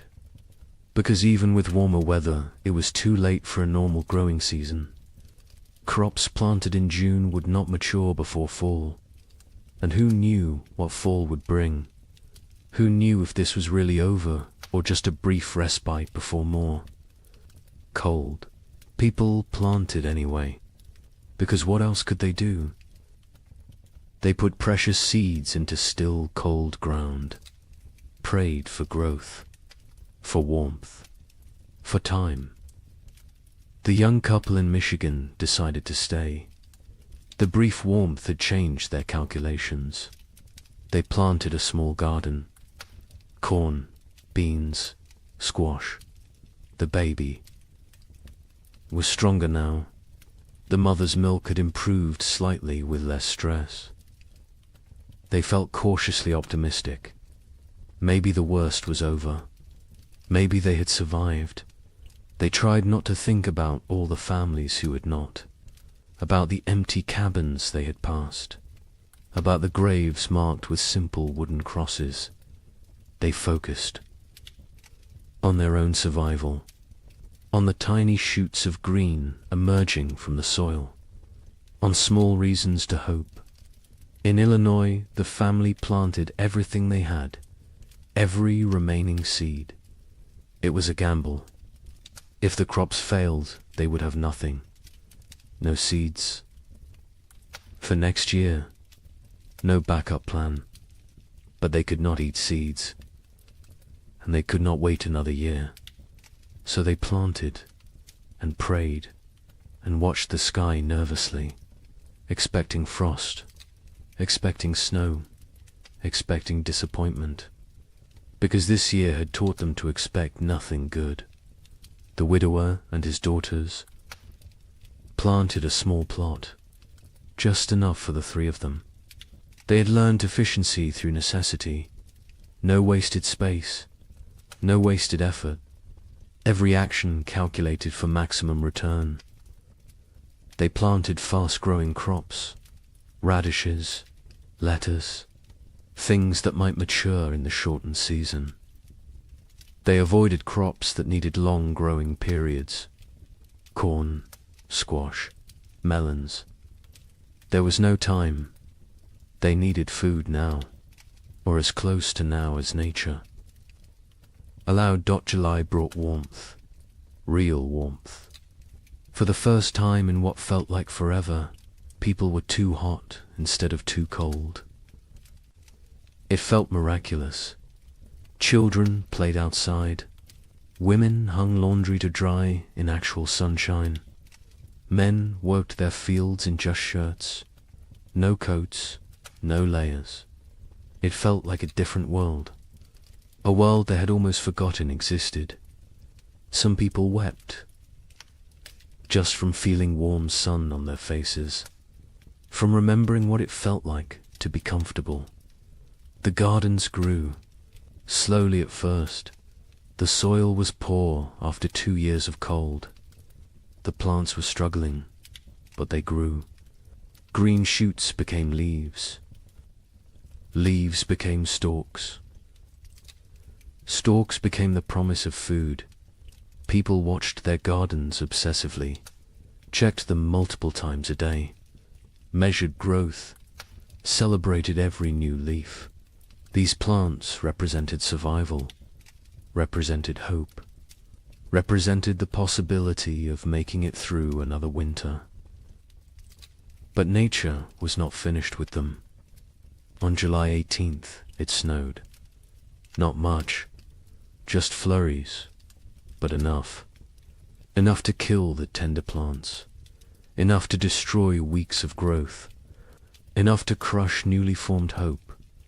People walked out to their gardens. That morning, saw the white dusting, saw the blackened leaves, saw their food supply dying in front of them. Some fell to their knees. Some cursed God. Some simply turned around and walked back inside. There was nothing to say, nothing to do. It was happening again. The killing frost was not universal. Some areas escaped. Some gardens survived, but many did not. Families who had planted everything watched everything die. They had gambled on summer. Summer had betrayed them. Now they faced another winter with even less than before. The mathematics were impossible. They could not survive another winter like the last one. They simply could not. August brought more temperature swings, warm days, cold nights. Plants that survived the July frost struggled to grow. The growing season was too short, too unstable. Crops that should take 90 days to mature needed 120 now, because cold nights slowed growth, because the plants were stressed, because nothing was normal anymore. People harvested what they could: small potatoes, stunted corn, vegetables that in normal times they would have discarded. But these were not normal times. They harvested everything, used everything, wasted nothing.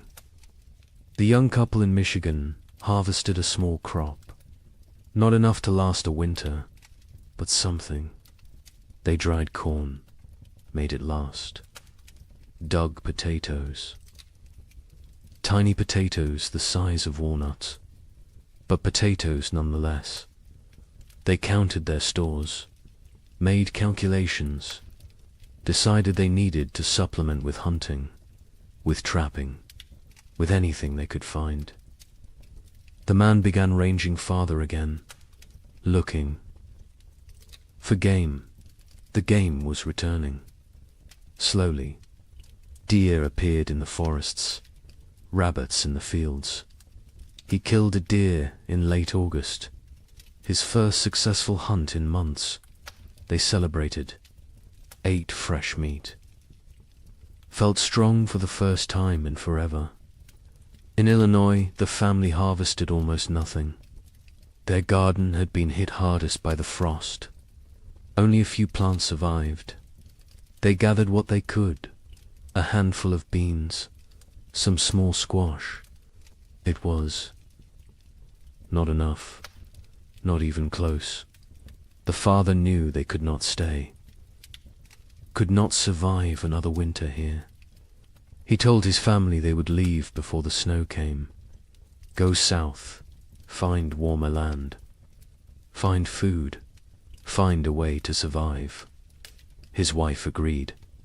The children said nothing. They had learned not to question adult decisions, learned that arguing changed nothing. The widower and his daughters harvested a better crop. Their fast-growing vegetables had matured before the frost. They had radishes, lettuce, some early peas. It was not much, but combined with careful rationing, it might be enough. Might. The older daughter did the calculations, told her father. They would need to find additional food. He nodded, said he would try. She knew what that meant: hunting, trapping, foraging, taking risks. She did not argue. They needed food. Risk was unavoidable. September arrived cold. Too cold for September. People looked at each other with understanding. It was starting again. The brief summer was over. Winter was returning. And this time they knew what to expect. This time there would be no surprise, no shock. Only grim preparation. Only the knowledge that they had barely survived the first time. And now they had to do it again, with less food, less strength, less hope. The psychology of facing a second winter was different from the first. The first winter had carried shock, disbelief, the constant expectation that surely this would end soon. The second winter carried no such illusions. People knew what was coming. They remembered the hunger, the cold, the fear, the losses, and they knew they were weaker now, less prepared, more vulnerable. The knowledge sat heavy on everyone who remained. Many families chose to leave before winter set in. Migration south became a steady stream. Wagons loaded with whatever possessions people could carry. children wrapped in blankets, livestock trailing behind. They abandoned cabins, abandoned land claims, abandoned dreams. Survival mattered more than property now, more than pride, more than the promise of the frontier. They headed toward Kentucky, Tennessee, places where winter might be survivable. The young couple in Michigan debated leaving daily. Every conversation came back to it. Should they go? Should they stay? He wanted to try one more winter. They had more food this time, more experience, more knowledge of what to expect. She was not convinced. The baby was only 6 months old. Traveling with an infant in winter was suicide. But staying might be too. They went in circles, never deciding, paralyzed by impossible choices. A neighbor stopped by in mid-September, an older man who had lived in Michigan territory for 10 years. He told them he was leaving, heading to his sister's farm in Kentucky. He offered to take them with him. Safety in numbers, shared resources, shared risk. The young man looked at his wife. She looked at the baby. The neighbor said he was leaving in 3 days, with or without them. Think about it. He left. They thought about it. They thought about nothing else. In the end, they decided to stay. The risks of travel seemed greater than the risks of staying. They had a cabin, firewood, some food, a chance. The journey was hundreds of miles through increasingly hostile weather with a baby. The math did not work, so they stayed. They watched their neighbor's wagon disappear down the trail, wondered if they had made the right choice, knew they would never know until it was too late to change their minds. In Illinois, the family prepared to leave. They sold what they could, traded the rest, packed a wagon with essentials. They left in late September, before the first snow. The father took one last look at their cabin, at the land he had dreamed would make his fortune. His wife put a hand on his arm, told him they would come back someday. He nodded but did not believe her. Neither did she. They climbed onto the wagon. The children huddled in the back. They started south, toward an uncertain future. But at least it was movement. At least it was trying. The journey south was hard. The roads were poor.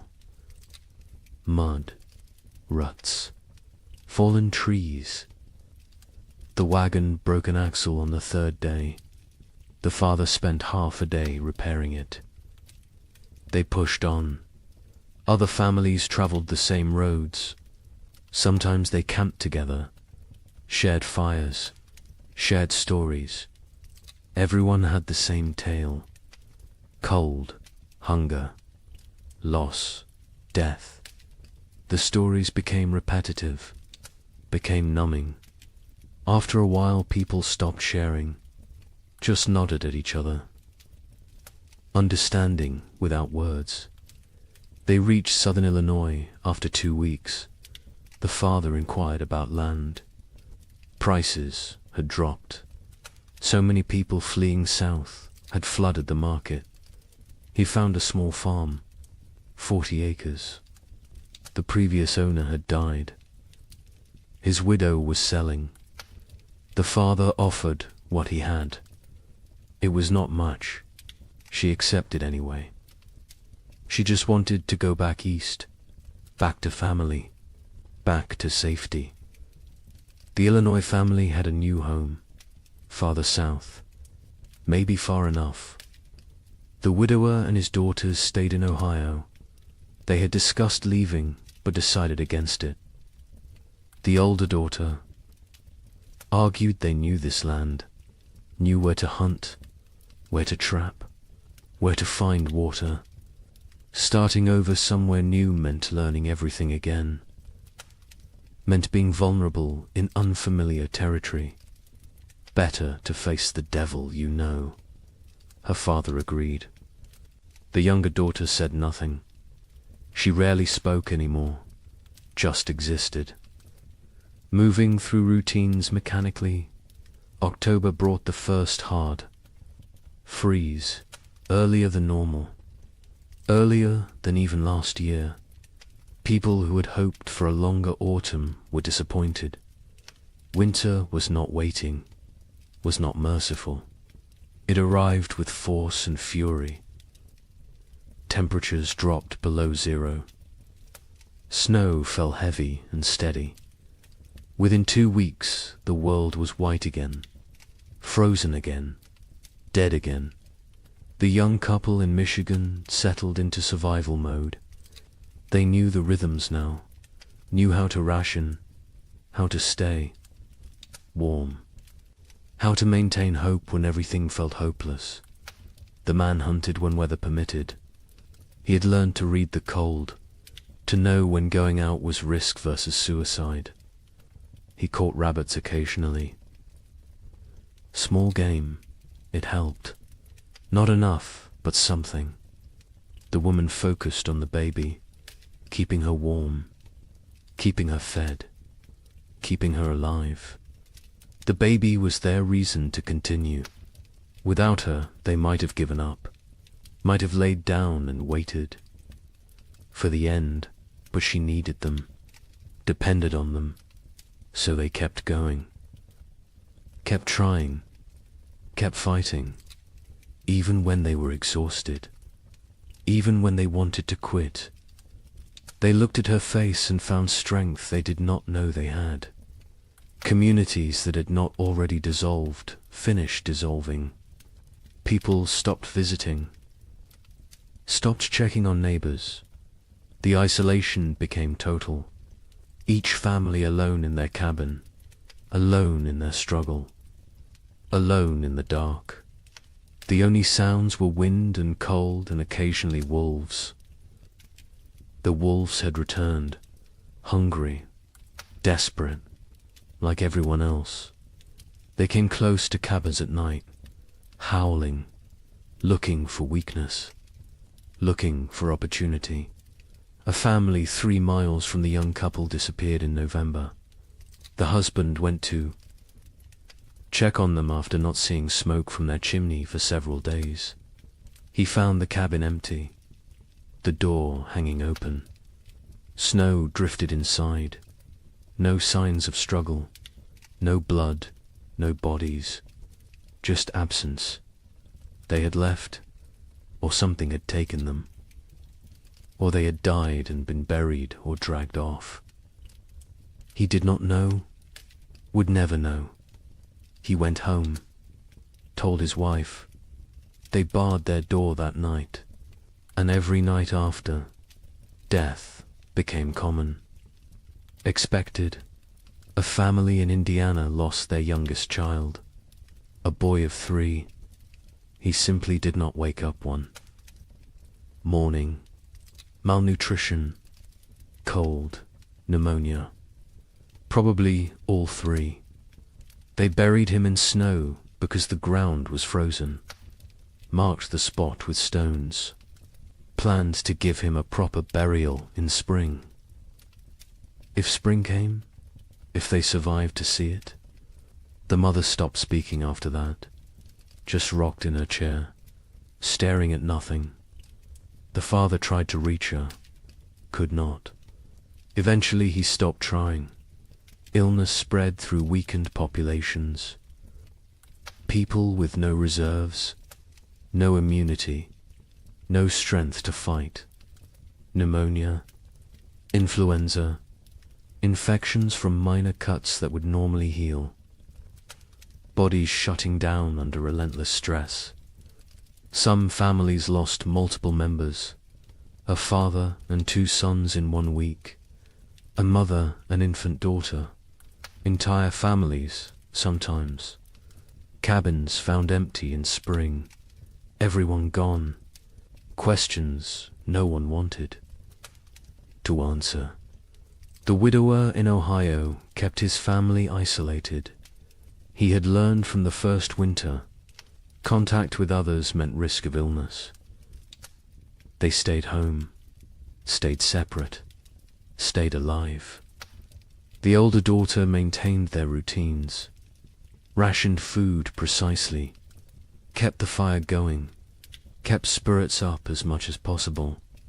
The younger daughter helped when asked, but remained distant, locked, inside her own mind, traumatized by 18 months of horror.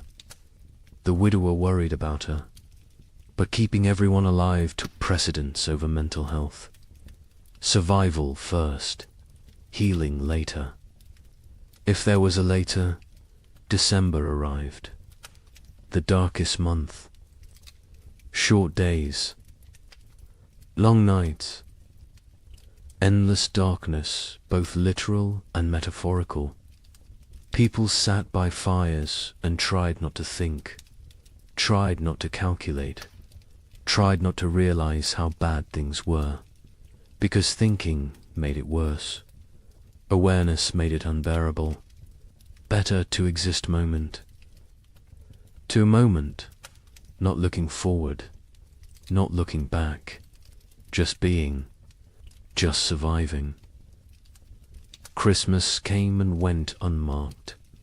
No celebrations, no gifts, no joy. Some families tried to acknowledge it, a special meal, a prayer, but mostly it passed like any other day. Cold, dark, hungry. Religion felt hollow to many now. Hard to believe in divine providence when children starved. Hard to have faith when prayers went unanswered year after year. Some held on to belief, others let it go, released it like one more thing they could not afford to carry. The young man in Michigan carved a small wooden toy for his daughter, a doll. Simple but carefully made. He gave it to her on Christmas morning. She was too young to understand, but his wife cried, not from sadness, from gratitude, that he still tried, still found ways to create beauty, still believed in something beyond mere survival. She held him, told him she loved him. They stayed like that for a long time, drawing strength from each other, from their small family, from the choice to keep going. January 1837 arrived, the coldest month of the coldest winter in memory. Temperatures that made the previous year seem mild, winds that cut through any barrier, cold that penetrated everything. People wore every piece of clothing they owned, layered until they could barely move, and still the cold found them. Still it reached through to skin and bone and soul. Food was running critically low for most families. The math was becoming impossible. Even with strict rationing, supplies would not last until spring. Families faced starvation, real starvation. Not just hunger, but the final stages of the body consuming itself. People grew skeletal, moved slowly, spoke rarely, conserved every calorie, every bit of energy. Some no longer had the strength to gather firewood. They burned furniture, burned cabin walls, anything that would produce heat. The young couple ate. One meal every 2 days. They gave most of their food to keep the wife's milk flowing for the baby. The man was wasting away, his ribs visible, his face gaunt, his eyes sunken. But he never complained, never suggested changing the arrangement. His daughter would eat, would survive, even if he did not. The wife saw what he was doing, begged him to eat more. He refused, said she needed strength for the baby. She did not argue further, because he was right, and because arguing took energy. They did not have. February brought no relief, just more cold, more snow, more death. The widower in Ohio made a final inventory. They had perhaps 3 weeks of food left. After that, nothing. He gathered his daughters, told them the truth. They would need to start hunting more aggressively, taking more risks. It was dangerous, but necessary. The older daughter nodded, said she would help. She had learned to trap, to track, to skin small game, skills her mother never imagined she would need. The younger daughter looked up briefly, then back down. The widower wondered what she was thinking, if she was thinking, or if she had retreated so far inside herself that she was unreachable. But then something changed. Late February brought a warm spell. Temperatures above freezing for 3 consecutive days. Snow melted. The sun appeared, bright, almost cheerful. People emerged from cabins, looked around, dared to hope. Maybe this was it. Maybe winter was breaking. Maybe they had made it through. The warmth lasted a week, then ended abruptly. Temperatures plunged again. Snow returned. But something was different. The cold was less aggressive, less absolute. Spring was not here, but it was coming. Finally, actually coming. People could feel it, could sense it. The rhythm of seasons reasserting itself. Nature remembering how things were supposed. To work marsh brought increasing warmth. Real thaw. Ice melting on rivers. Snow receding from fields. Mud appearing. Glorious mud. People celebrated mud like it was gold, because mud meant earth, meant ground, meant the possibility of planting, of growing, of food. The young couple in Michigan stood at their window and watched snow melt, watched brown earth emerge. The wife cried. The husband held her. They had survived. Somehow, against all odds, they had survived. Wait until you hear how much worse it gets.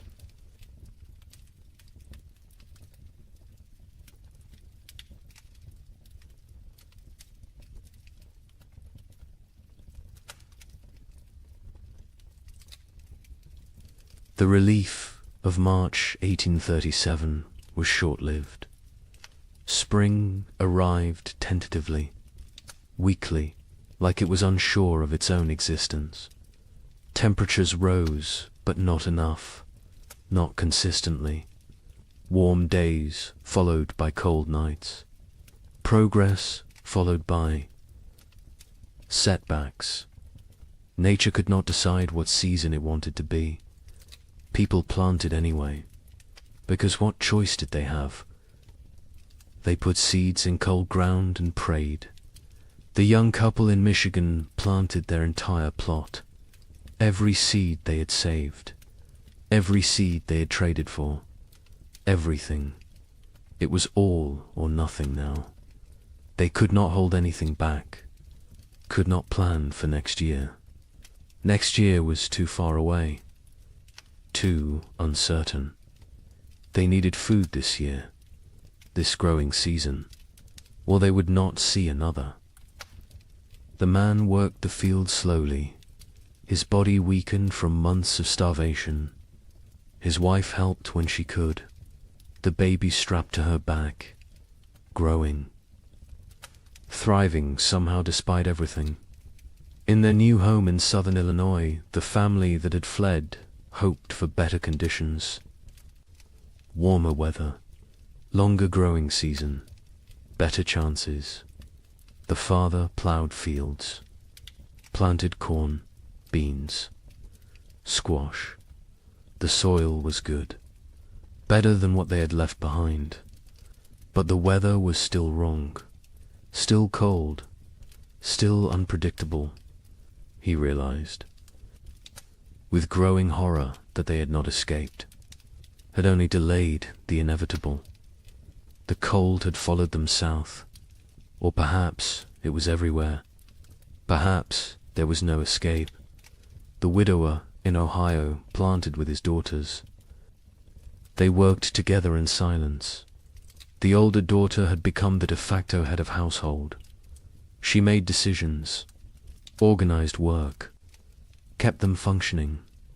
Her father followed her lead, grateful for her strength. The younger daughter worked mechanically, planting seeds, covering them with soil, watering. Her face remained blank, empty. The widower had accepted that she might never fully return, that the person she had been before the cold was gone, replaced by this hollow version. He mourned her even though she still lived at. April brought frost, killing frost.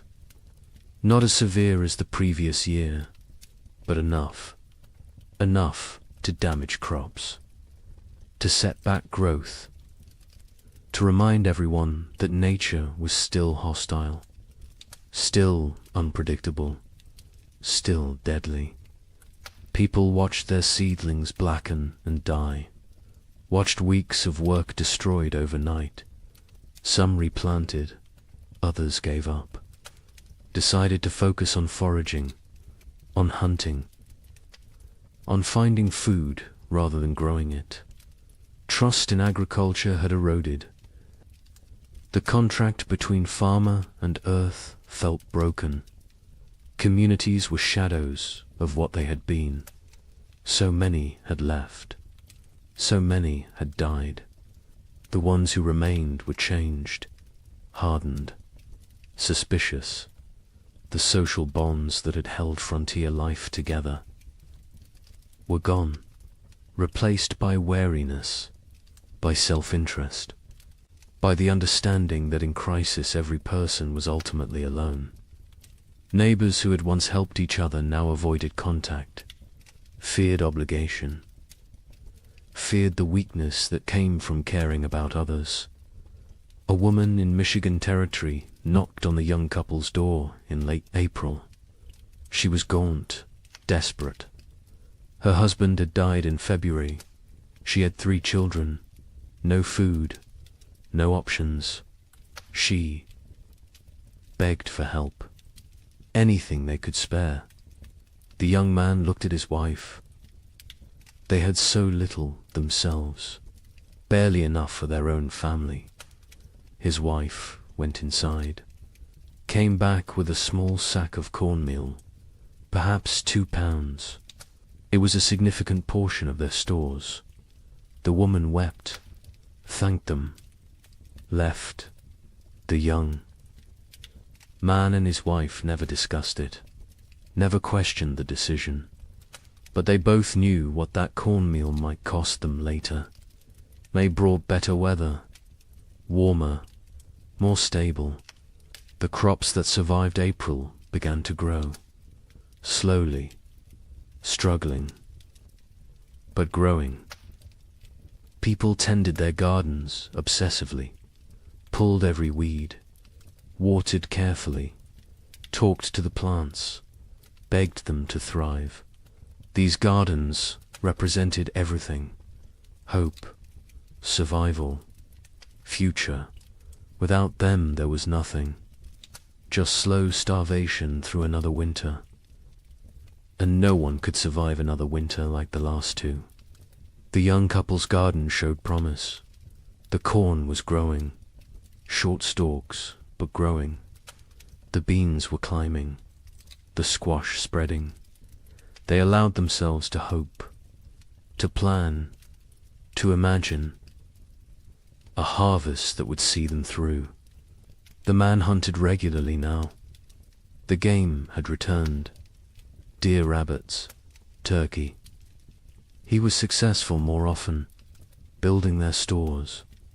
They smoked meat, preserved it, prepared for the worst while hoping for better. In southern Illinois, the family's crops grew better.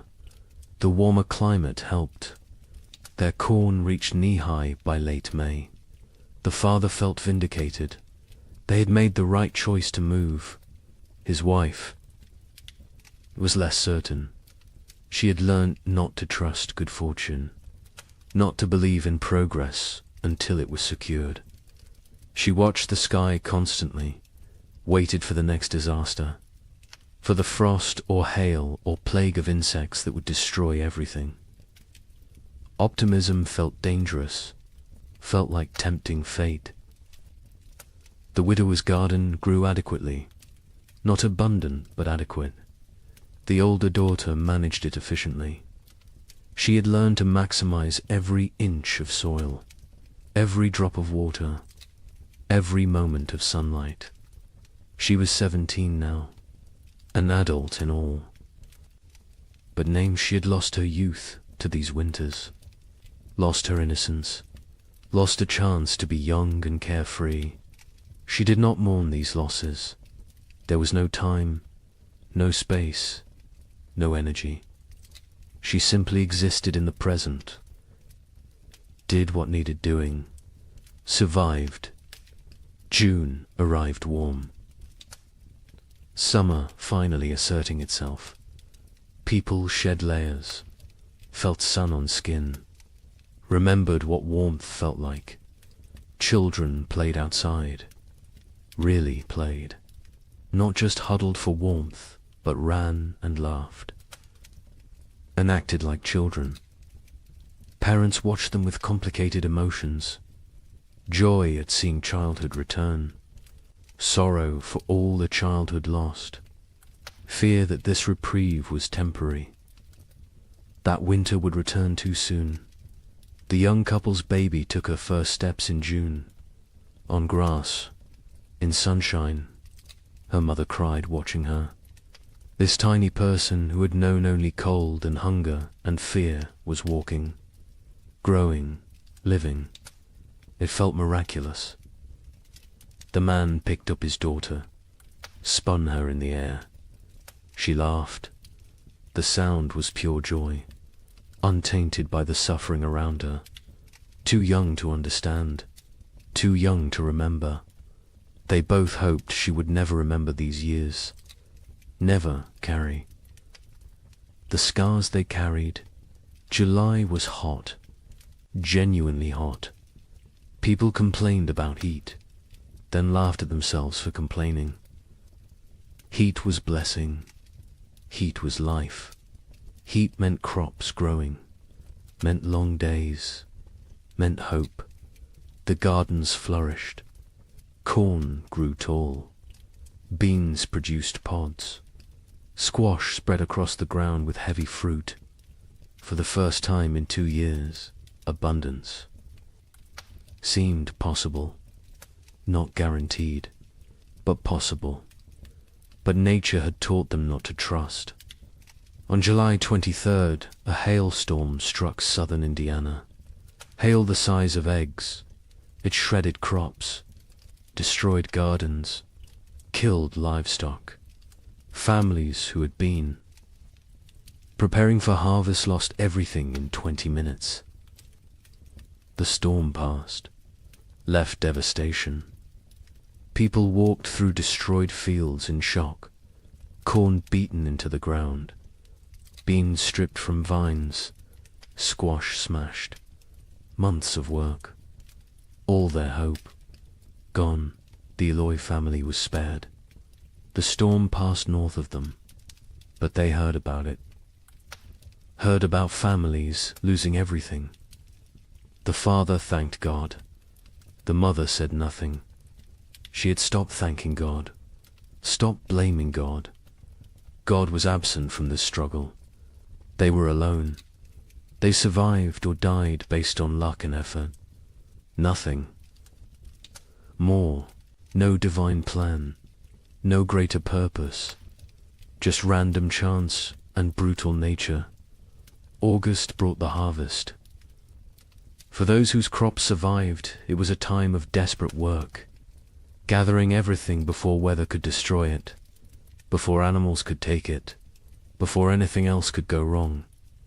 People worked dawn until dark, harvesting, preserving, storing, building supplies for the winter they knew was coming, because winter always came, and it came early, and it stayed late, and it tried to kill you.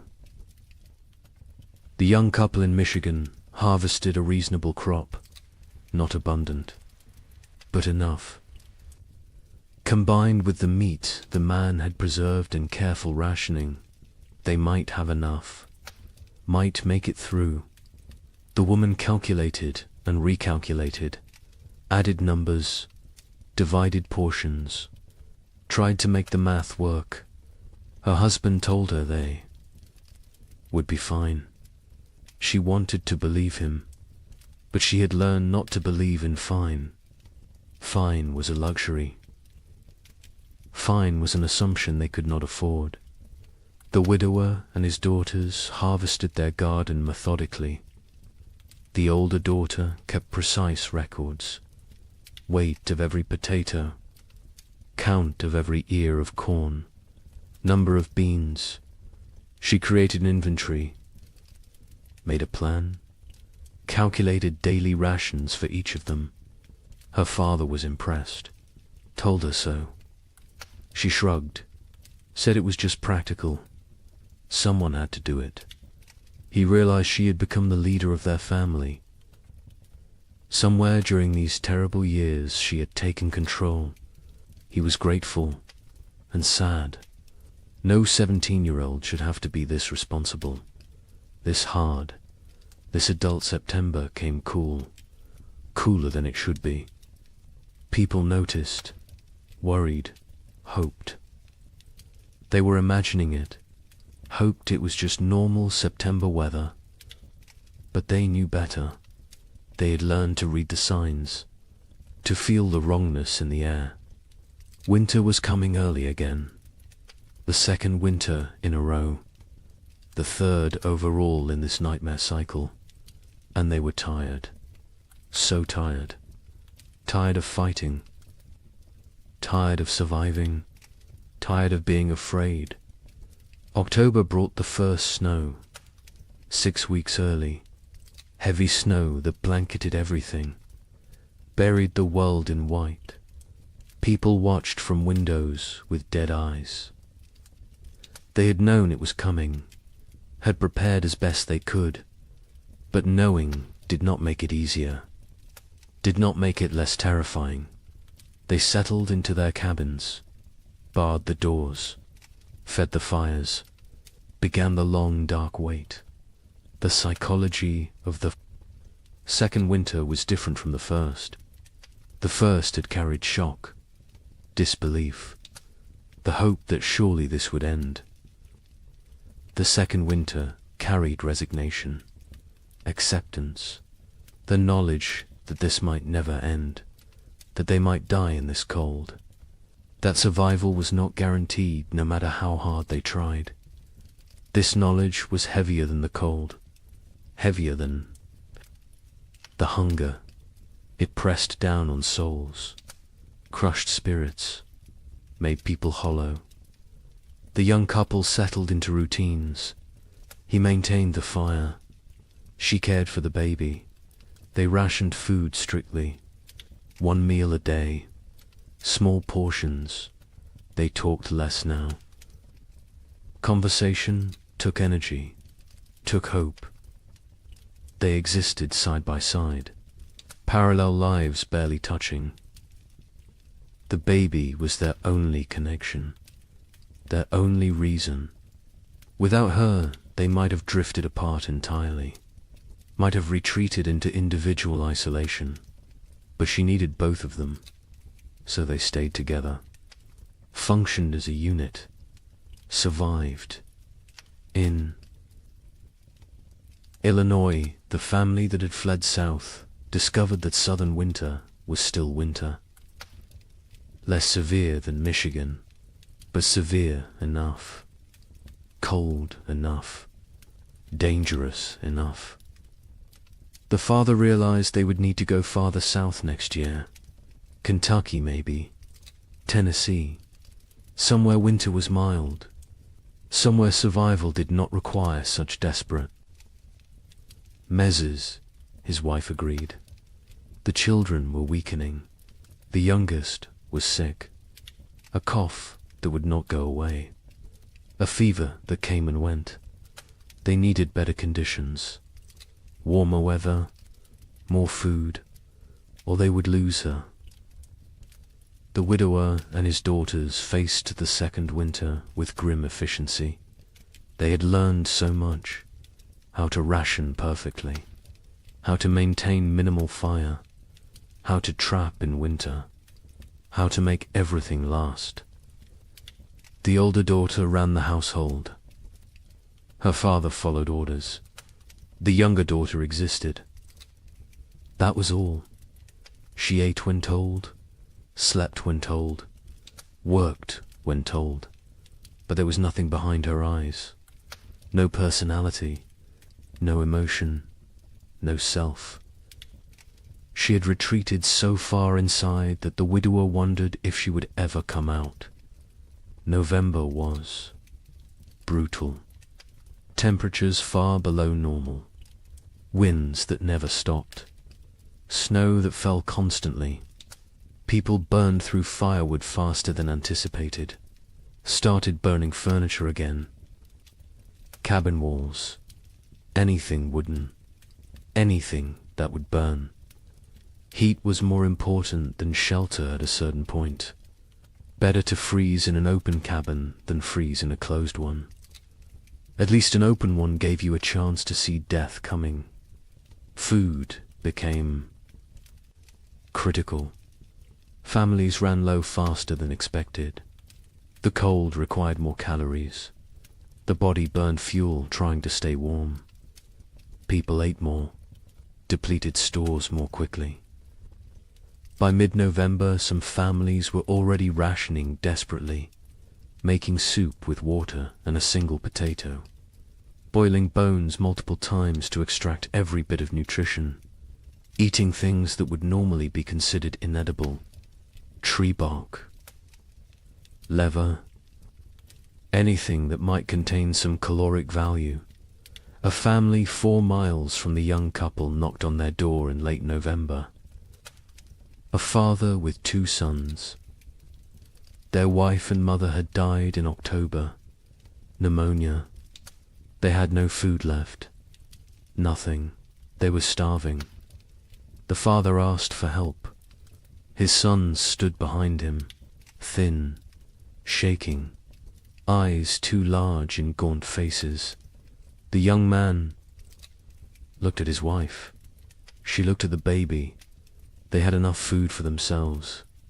Barely. Not enough to share. The young man told them he was sorry. He had nothing to give. The father nodded. Said he understood. They left. The young couple never saw them again. Never learned what happened to them. Preferred not to know. December brought darkness. Literal and metaphorical.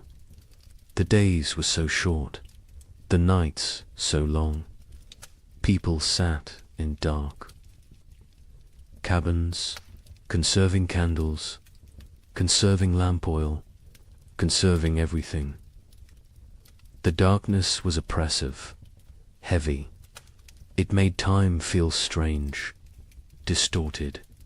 Days blended together.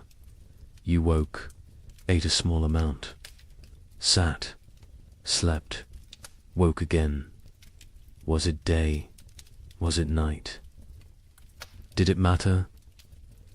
Time lost meaning when every moment was the same.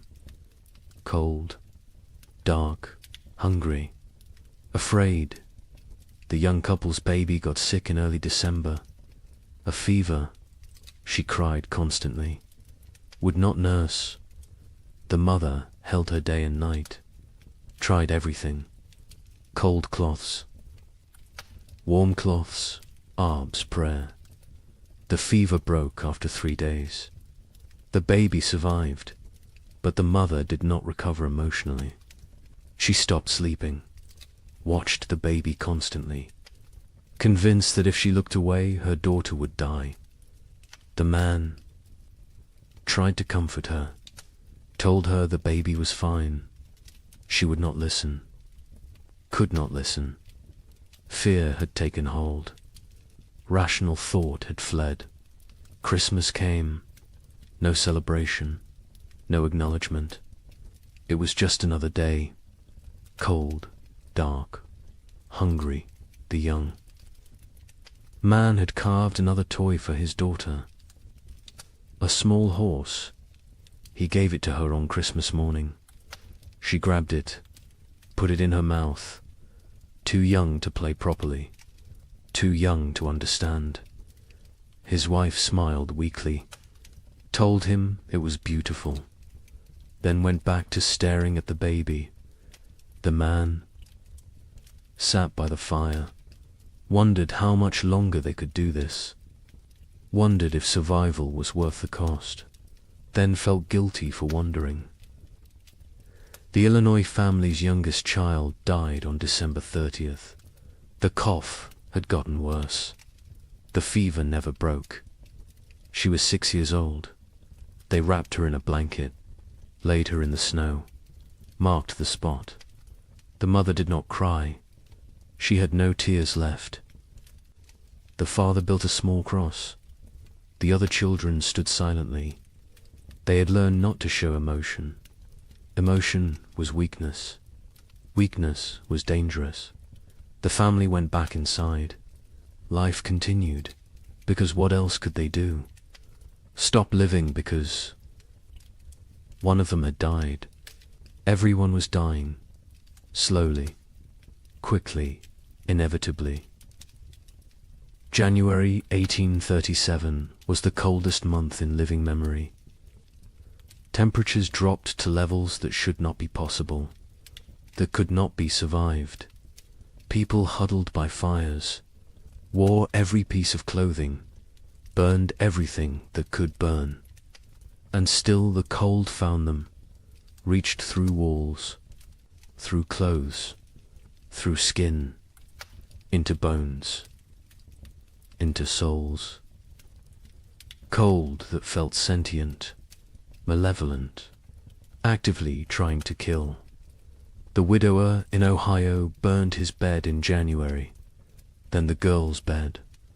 They slept on the floor near the fire, all three together, sharing body heat, sharing blankets. The older daughter protested burning the beds, said they would need them later. Her father said later did not matter if they froze tonight. She understood, helped him break up the bed frames, fed them to the fire, watched the wood burn, wondered what they would burn next, what they would sacrifice tomorrow. People stopped moving unless necessary. Movement required calories, burned energy. Energy was precious, could not be wasted. Families sat still for hours, days, only moving to tend fire, to prepare food, to use the chamber pot. Everything else was eliminated. Conversation, work, activity, all gone, replaced by stillness, by conservation, by the desperate attempt to make their bodies last until spring. Food was running out everywhere. People were starving, really starving. The body consuming itself, muscle wasting, organs beginning to fail. People became skeletal, their faces gaunt, eyes sunken, teeth loose, hair falling out. The physical signs of advanced starvation. Some went mad. The hunger drove them insane. They talked to people who were not there. saw things that did not exist, lost touch with reality. Others became violent, desperate, dangerous. The young man in Michigan was starving himself to keep his wife and daughter fed. He ate almost nothing, claimed he was not hungry. His wife knew what he was doing, begged him to eat. He refused, said she needed strength to nurse. She needed food to make milk. The baby needed milk to survive. Therefore, the baby and wife ate. He did not. The math was simple, brutal, but simple. He was dying. They both knew it. Neither spoke of it, because speaking made it real, made it unbearable. February brought no relief, just more cold, more hunger, more death. Bodies were found frozen in cabins. Entire families sometimes.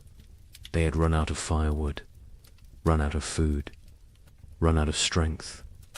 They had simply stopped, laid down, let the cold take them.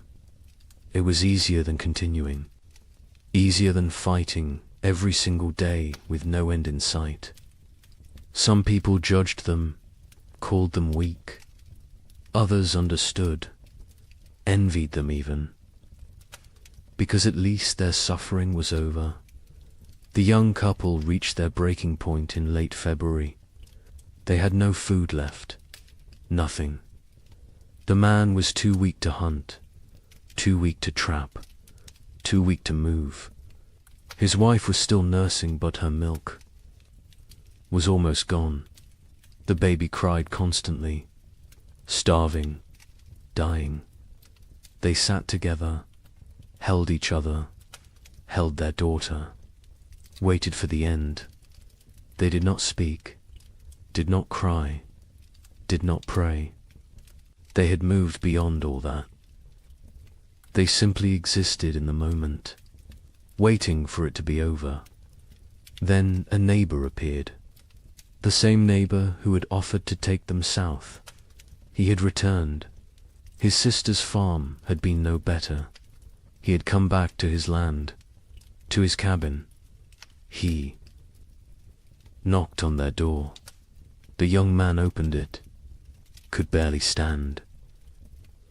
The neighbor saw the situation immediately, went to his wagon, brought back food, salt pork, cornmeal, dried beans. Not much, but something. He told them he would check on them weekly, share what he had. The young man tried to thank him, could not find words.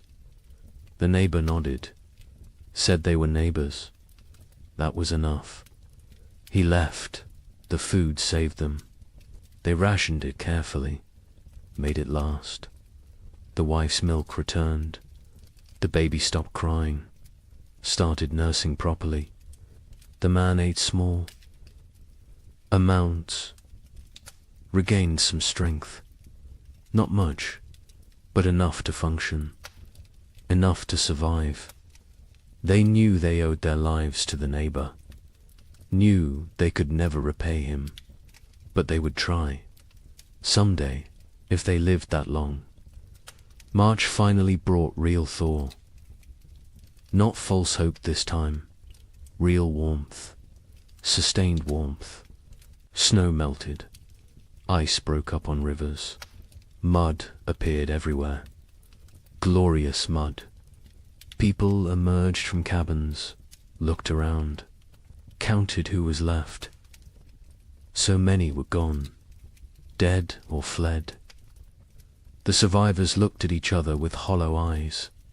They had made it, somehow, through a second winter, through horror that should not be survivable.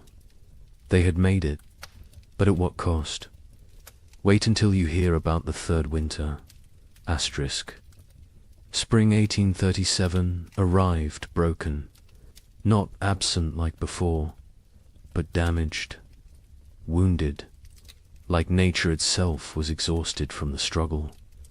The warmth came, but felt fragile, tentative, as if it might retreat at any moment. People planted again, because they had to, because there was no alternative. But the hope that had sustained them through previous plantings was gone, replaced by grim determination, by obligation, by the mechanical act of putting seeds in ground without believing anything good would come from it. The young couple in Michigan planted their field. The man was skeletal now. His body had not recovered from February, probably never would, but he moved through the motions, ploughing, planting. His wife helped, the baby on her back, growing despite everything, thriving in ways that defied logic. Children were resilient, more resilient than adults. She embodied hope even when her parents had none. They worked for her, survived for her, continued for her. The neighbor who had saved them helped with planting. He had lost his own family in the first winter. Wife and 2 daughters. He never spoke of them, never explained what happened, but the grief lived in his eyes, in his movements, in the way he threw himself into work. Helping others was how he survived, how he found meaning. The young couple became his purpose, his reason to continue. He checked on them weekly, shared food when he had extra, fixed things around their cabin, asked for nothing in return. In Illinois, the family that had lost their youngest daughter planted in silence. The mother moved mechanically, planting, watering, weeding, but her spirit was elsewhere, with her dead child, with the life they should have had. The father tried to engage her. She responded in single words. Yes, no, maybe. Their remaining children watched their parents fracture, watched the marriage dissolve under the weight of grief. The oldest boy, now 9, took on more responsibility, helped his father, tried to shield his younger siblings, became an adult too soon. Like everyone else, the widower in Ohio planted, with his older daughter, just the 2 of them. The younger daughter had stopped functioning entirely. She sat in the cabin, stared at walls, did not speak, did not respond, had retreated so far inside herself that she was unreachable. They had tried everything, talking to her, holding her, leaving her alone. Nothing worked. She was alive but not living, present but absent. The older daughter cried about it sometimes, late at night, when she thought no one could hear. Her father heard, said nothing, because what could he say? They were all broken. Some breaks just showed more than others. April brought adequate weather. Not warm, not cold, just neutral. The crops grew slowly, struggling. The soil was depleted after years of abnormal cold. Nutrients locked away. The plants were pale, weak, but growing. People tended them obsessively, talked to them, prayed over them, begged them to thrive. These gardens represented final chances, last hopes. If the crops failed this year, there would be no next year, no more attempts. This was it. May arrived cooler than normal, not catastrophically cold, but not warm either. The growing season was compromised again, shortened. Plants that needed 100 days to mature might only get 80, maybe less. People did what they could, fertilized with anything available, Manure, ash, compost, watered constantly. Protected seedlings from cold nights. Fought for every plant, every stalk, every leaf. Communities barely existed now. The population had dropped so dramatically that calling them communities felt generous. Collections of isolated families, strangers occupying the same general area. No cooperation, no shared resources, no collective identity, just individuals fighting separate battles. The social structures that had once defined frontier life were dead, replaced by atomization, by loneliness, by the understanding that in the end everyone dies alone. The young couple saw other people rarely. Weeks would pass without contact. When they did encounter neighbors, the interactions were brief, uncomfortable. No one wanted to share information about food stores, about successes or failures, about anything that might reveal vulnerability. Trust was gone. Community was gone. Only wariness remained. Eyes that assessed whether you were threat or opportunity. Calculations about whether helping you would benefit them. Nothing was given freely anymore. Everything had price. June brought better weather. Finally, real warmth. Sustained warmth. The crops responded. Grew with vigor they had lacked before. Corn shot up. Beans produced. Squash spread. For the first time in 3 years, gardens looked healthy, looked productive, looked like they might actually yield harvests. People allowed themselves to feel something close to hope, not real hope. That was too dangerous, but cautious optimism. The possibility that maybe, possibly, they might have enough food. The young man hunted successfully in June. Deer were abundant again. The population had recovered, or perhaps the human hunters had diminished enough that game was plentiful. He killed 2 deer in 3 weeks. They smoked the meat, stored it, carefully added it to their supplies. The wife calculated, recalculated.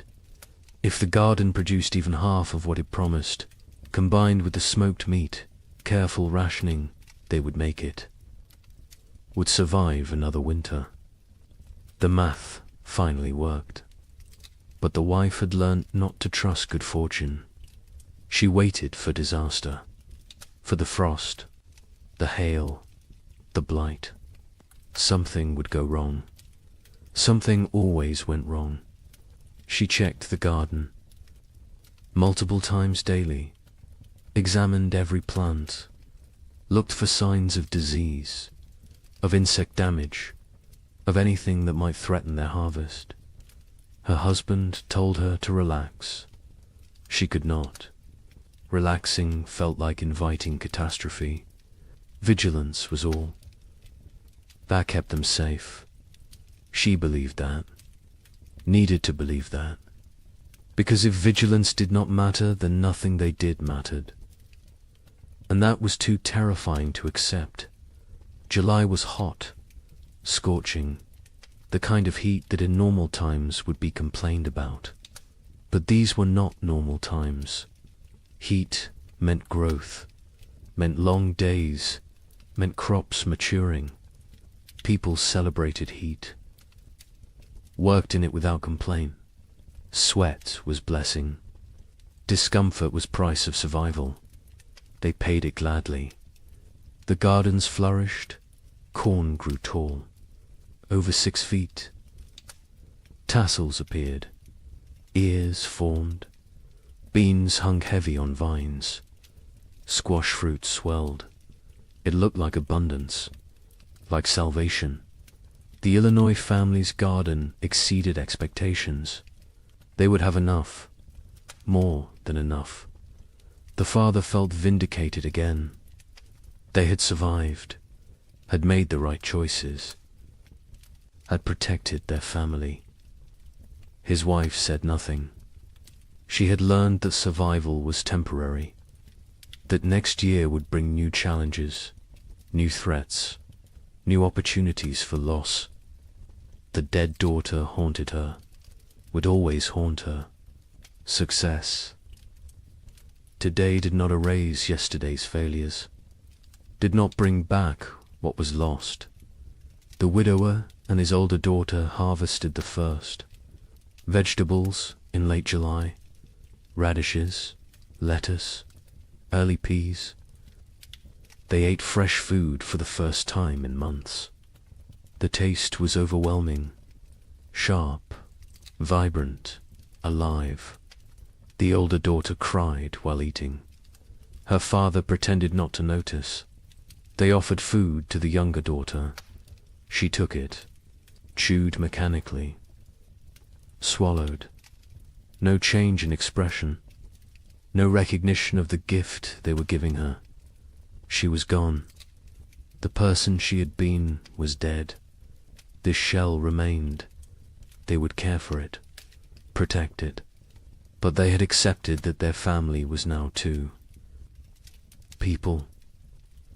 Not August brought the main harvest. People worked frantically, gathering everything, storing everything, preserving everything.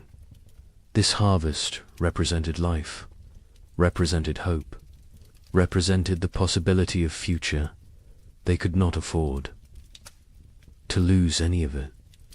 Every ear of corn mattered, every bean, every squash. They worked dawn to dusk, exhausting themselves, not caring. This was too important to spare effort. The young couple harvested more food than they had seen in 3 years. Corn beans, squash, combined with the smoked venison, they had enough. Actually enough. Not barely enough. Not maybe enough. But truly. Enough. They stood in their cabin looking at the stores. The wife started laughing, then crying, then laughing again. The man held her. They had made it, had survived, had beaten the odds. Their daughter played at their feet, oblivious, perfect. A miracle they did not deserve, but received anyway. The neighbor helped them preserve food, showed them techniques for long-term storage, how to keep corn dry, how to prevent mold, how to protect against rodents. He had learned so much in his years on the frontier. Before the cold years he had been successful, prosperous even. Now he was just surviving, like everyone else. But he remembered the old knowledge, the techniques that worked. He shared them freely, asked nothing in return. The young couple offered to pay him, with food, with labor. He refused, said neighbors helped. Neighbors, even though neighbors barely existed anymore.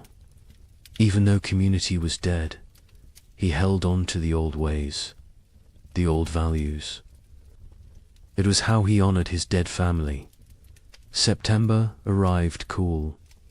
People tensed, waited for the cold, for winter to come early again, for the pattern to repeat, but it did not. September stayed temperate, pleasant even. Leaves changed color on schedule. Geese flew south at the normal time. Nature seemed to be remembering how to be normal, how to follow the rhythms that had existed for millennia. People did not trust it, could not trust it, but they noticed, hoped, very carefully hoped. October brought the first frost, right on schedule. Normal frost, expected frost, not the killing freeze of previous years, just regular, autumn cold. Farmers finished their harvests, stored the last vegetables, prepared for winter. But this preparation felt different, less desperate, less terrified. They had food, real food, enough food. Winter was coming, but it was normal winter, survivable winter. They could do this. The young family brought in their last harvest in mid-October, filled their cabin with stores. The man built additional storage, racks for corn, bins for potatoes, hooks for smoked meat.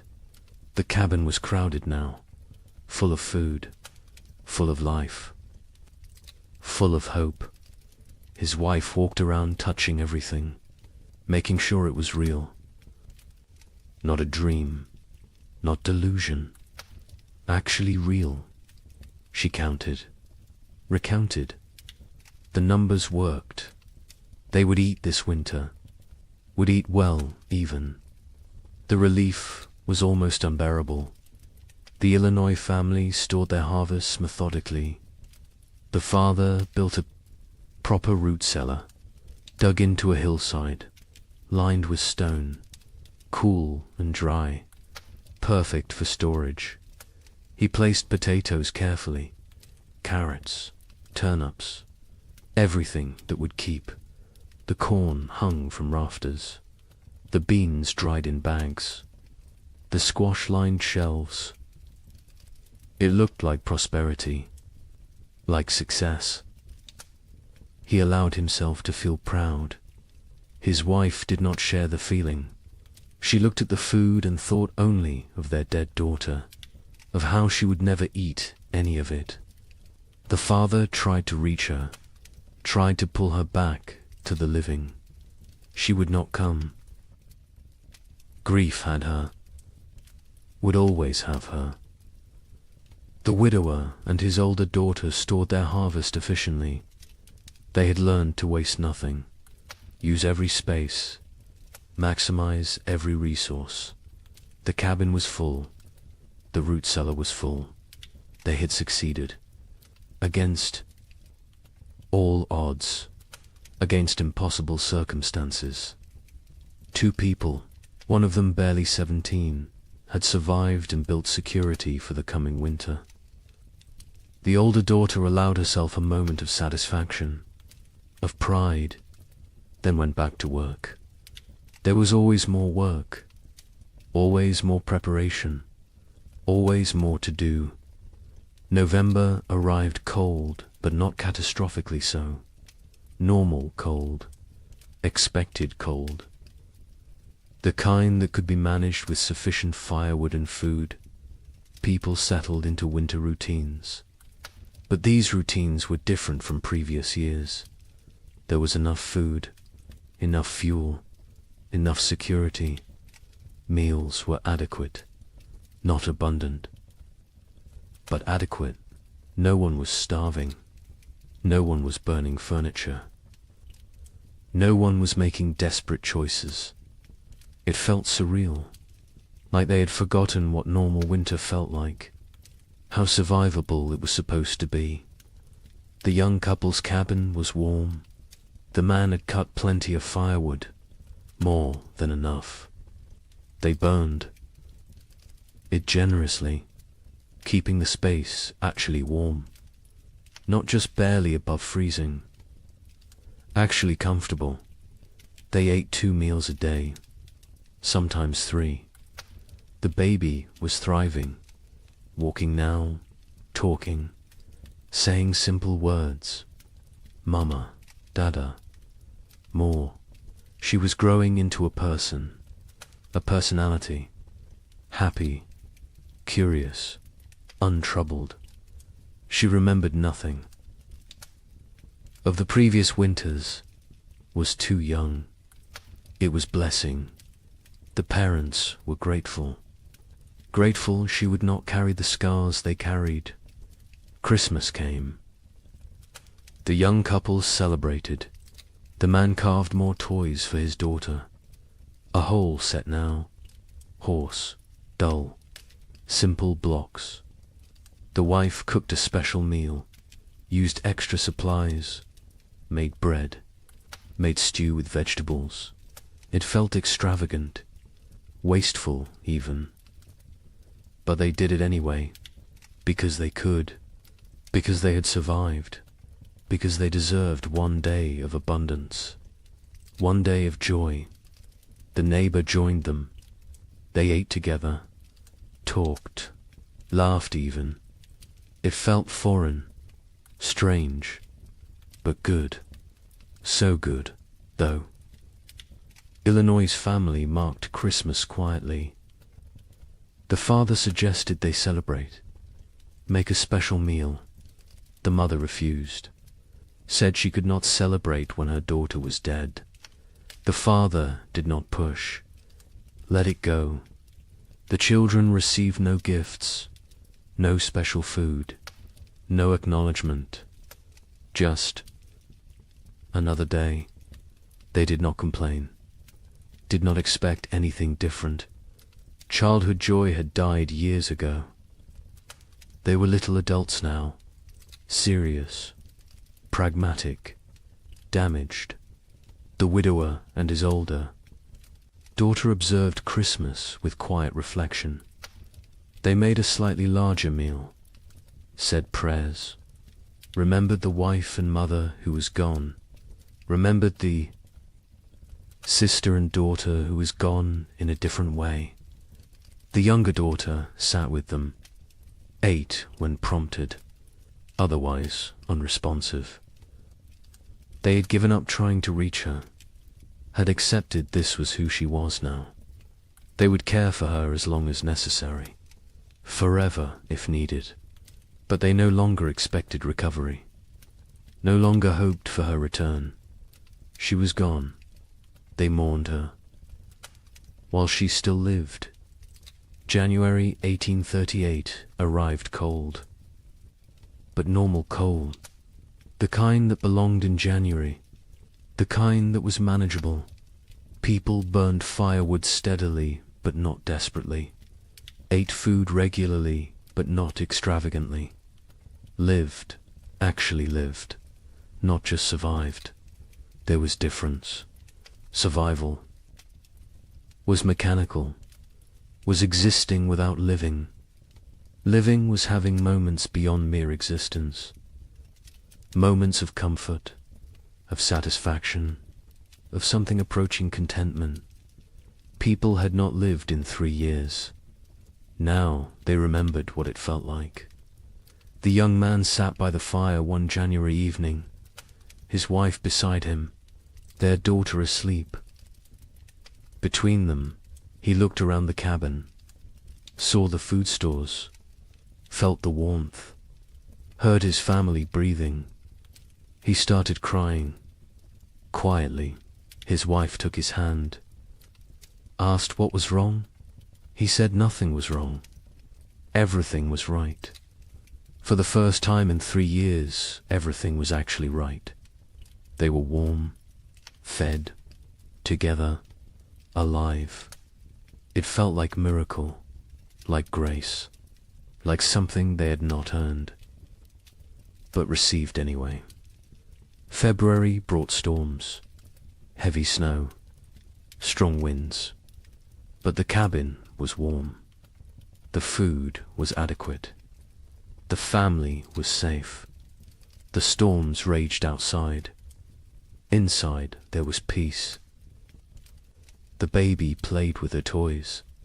The mother sewed. The father carved. They existed in domestic tranquility. It felt surreal, impossible, like any moment they would wake up and discover it was dream, that they were actually still in the second winter, still starving, still freezing, still dying. But they did not wake up, because it was real. The nightmare was ending, finally, actually ending. The Illinois family endured February without crisis. They had enough of everything, enough food, enough fuel, enough supplies. The physical needs were met, but the emotional damage remained. The mother barely spoke, spent hours staring at nothing. The father tried to engage her. She would not engage. The children adapted, learned to parent themselves, the older boy especially. He took care of his younger siblings, made sure they were fed, dressed, safe. The father was grateful and heartbroken. No 9-year-old should have to be so responsible, but gratitude outweighed. Heartbreak. The family functioned. That was enough. The widower and his daughters survived February too easily. After 3 years of desperate struggle, normal winter felt trivial. They had so much food, so much fuel, so much security. The older daughter relaxed slightly, not much, but slightly, allowed herself to believe they would make it, would survive, would see spring. Her father noticed the change, was glad. She deserved peace, deserved to feel safe, even if that safety was temporary, even if next year brought new challenges. She deserved this moment. March arrived with thaw. Real thaw, permanent thaw. Spring was coming. Not false hope this time, not temporary reprieve. Actual spring, the kind that arrived and stayed, the kind that brought warmth and life and renewal. Snow melted rapidly, rivers broke up, birds returned, the world came back to life. People emerged from cabins, looked around, saw their neighbors, saw who had survived, who had made it through. The numbers were shocking. So few left. So many gone. The young couple walked their property in early March, looked at the field they would plant, looked at the cabin they had defended, looked at each other. They had survived, had kept their daughter alive, had made it through 3 winters that should have killed them. They did not speak. Words were insufficient. They simply stood together, holding hands, watching their daughter chase the neighbor's dog through melting snow, laughing, perfect, untouched by the horror. Her parents had endured. They had protected her from it, had given her life and safety and future. It was enough.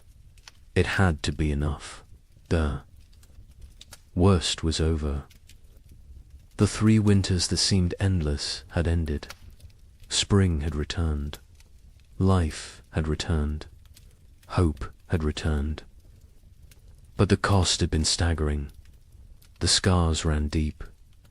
The survivors would carry the memories forever, would wake in the night sometimes, sweating, terrified, remembering the cold, the hunger, the fear. They would never fully recover, never fully heal, but they had survived, and survival meant possibility, meant future, meant that maybe, just maybe, they could build something good from the ashes of horror.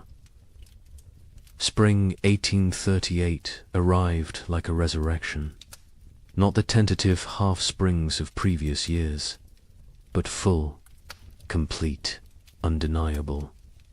March brought warmth that stayed. April exploded with growth. The earth seemed desperate to make up for lost time. Grass grew with unusual vigor. Trees budded aggressively. Wildflowers carpeted fields in waves of color. It was as if nature itself was apologizing, compensating, trying to heal the wounds it had inflicted. Survivors emerged from their cabins, slowly, blinking in bright sunlight, disoriented, like people waking from long nightmares. They looked at each other with hollow eyes, eyes that had seen too much, known too much suffering. They were changed, fundamentally, irreversibly. The people who had entered the winter of 1835 were dead. These were different people, harder, older, damaged in ways that would never fully heal. The young couple in Michigan stood in their doorway watching spring arrive. The man was thin still. His body had not recovered the weight lost during the starving times. Probably never would. His hair had gone partially grey. He was 25 but looked 40. His wife was 23. She looked older, lines around her eyes, around her mouth, marks of worry, of fear, of 3 years spent on the edge of death. Their daughter was almost 2 now, perfect, unblemished, the only innocent thing left in their world. They planted their field in April. The work felt different this year. Not desperate, not terrified, just work, normal work, the kind farmers had done for thousands of years. Put seeds in ground, trust earth to do its part. The simplicity was jarring. They had forgotten farming could be simple, could be routine, could be anything other than life or death struggle. The man worked slowly, his body still weak. The neighbor helped. He always helped. It had become part of their family in ways that transcended blood. The field grew beautifully. The corn shut up, strong, healthy, dark green. The kind of growth they had not seen in years. The beans climbed vigorously. The squash spread rapidly. It looked like abundance, like prosperity, like the future they had imagined when they first claimed this land, before the cold, before the suffering, before they learned how fragile everything was. The wife watched the garden grow and felt nothing, no joy, no satisfaction, no relief. The capacity for positive emotion had been burned out of her. She was functional, capable, but hollow, empty of everything except mechanical competence. In Illinois, the family that had lost their daughter tried to rebuild. The father threw himself into work, expanded his fields, built new structures, kept busy constantly. Movement meant not thinking, not remembering, not grieving. His wife did the opposite. She stopped moving, sat for hours, staring at nothing. The children navigated between these extremes, tried to be invisible, tried not to cause problems, tried to hold together a family that was fragmenting. The older boy carried the weight. He was 10 now, too young for such responsibility. But responsibility did not care about age. Someone had to hold things together. He did it because no one else would.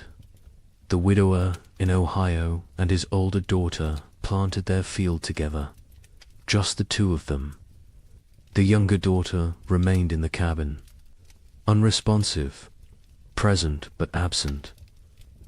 They had tried everything to reach her. Doctors when they could afford them, medicines, prayers, time. Nothing worked. She was locked inside herself, trapped in whatever mental prison the winters had created. They cared for her, fed her, kept her clean, but they had stopped hoping for recovery. Hope was too expensive, too painful when it failed. Better to accept reality. She was gone. They would tend her shell for as long as necessary, Other families across the frontier faced similar struggles. The physical danger had passed. Food was available. Weather was normal. But the psychological damage remained. People suffered from what we would now recognize as severe trauma, depression, anxiety, what was then called melancholy or nervous. Exhaustion. They startled easily, had nightmares, struggled with crowds, with noise, with anything that reminded them of the hard years. Many never fully recovered, carried the scars until death. Communities began to reform, slowly, hesitantly. People who had isolated for survival started reaching out again, started talking to neighbors, started attending church, started rebuilding the social structures that had dissolved. But it was different now. The easy trust was gone. The assumption of mutual aid was gone. People helped each other, but warily, with limits, with boundaries. The innocence of early frontier community had died, been replaced by something more cautious, more cynical, more realistic. A traveling minister came through Michigan territory in May, held revival meetings, promised salvation, promised explanation for the suffering, promised that God had a plan. Some people came, desperate for meaning, desperate to believe their suffering had purpose. The young couple attended once, listened to the minister talk about divine testing, about Job, about how suffering brought people closer to God. The wife stood up, walked out. Her husband followed. They never went back. If God had done this to them, then they wanted nothing to do with God. If God had not done this, then he was powerless to prevent it. Either way, church offered nothing they needed. Others found comfort in religion, clung to faith as the only thing that made sense of senselessness, believed that heaven waited, that their dead children were safe, that suffering on earth was temporary, that eternity would compensate for temporal pain. The young couple did not judge them. Whatever got you through was valid, but they could not share that faith, had lost it somewhere in the second winter, when their daughter was dying and prayers went unanswered, when they realized they were alone, truly alone. Number. God, no providence. Just luck and effort and random chance. Summer brought abundance. The crops matured perfectly. The harvest was extraordinary. People gathered more food than they had seen in 5 years. Barns filled, root cellars filled, cabins filled. It was almost obscene. This wealth after such poverty, this abundance after such scarcity. Some people hoarded reflexively, stored food they would never eat, could not stop gathering, could not trust that next year would also be good. The trauma of scarcity had rewired their brains, made them incapable of feeling secure no matter how much they had. The young couple harvested their field in August. The yield was massive, more than they could possibly use. They sold some, traded some, gave some away, kept plenty for themselves. Their stores were overflowing. The man built additional storage. The wife watched him work, felt disconnected, like she was observing someone else's life. She went through motions, cared for their daughter, cooked, cleaned, did everything a wife and mother should do, but felt nothing, was numb, had been numb since February of the second winter. She wondered if she would ever feel again. or if this numbness was permanent, the price of survival. In Illinois, the abundant harvest did not heal the broken family. The father worked obsessively, made more money than they needed, bought things, built things, kept moving. The mother remained withdrawn, lost in grief. The children adapted, learned to function without real parenting, became independent too soon. The family existed together but separately, parallel lives in the same space, not connected, not whole, just adjacent. The widower and his older daughter harvested successfully. Their fields produced well. They had security for the coming winter. The older daughter was 18 now. An adult, she had offers of marriage. Young men who saw her competence, her strength, her capability. She refused them all, said she could not leave her father, could not leave her sister, could not abandon her responsibilities. Her father told her to go, to live her life. She refused. They both knew why. She had lost too much already, could not risk caring about anyone new, could not risk more loss. Better to stay, to maintain, to exist in the known pain rather than risk unknown happiness that might become pain. New settlers began arriving in late 1838. People from the east who had heard land was cheap, who did not know what had happened, who saw opportunity in the depleted population. The survivors looked at them with mixed feelings, part resentment. These newcomers had not suffered, had not earned their place, part relief. New people meant community could rebuild, meant the frontier would not die completely. Part pitied, because the newcomers were so innocent, so hopeful, so unaware of how quickly everything could collapse. A young family moved in near the young couple in September, fresh from Pennsylvania, full of dreams. The man introduced himself, talked about his plans, about the farm he would build, about the future he saw. The young couple listened politely, said nothing about the previous years. What could they say? How could they explain? The newcomers would learn, or they would not.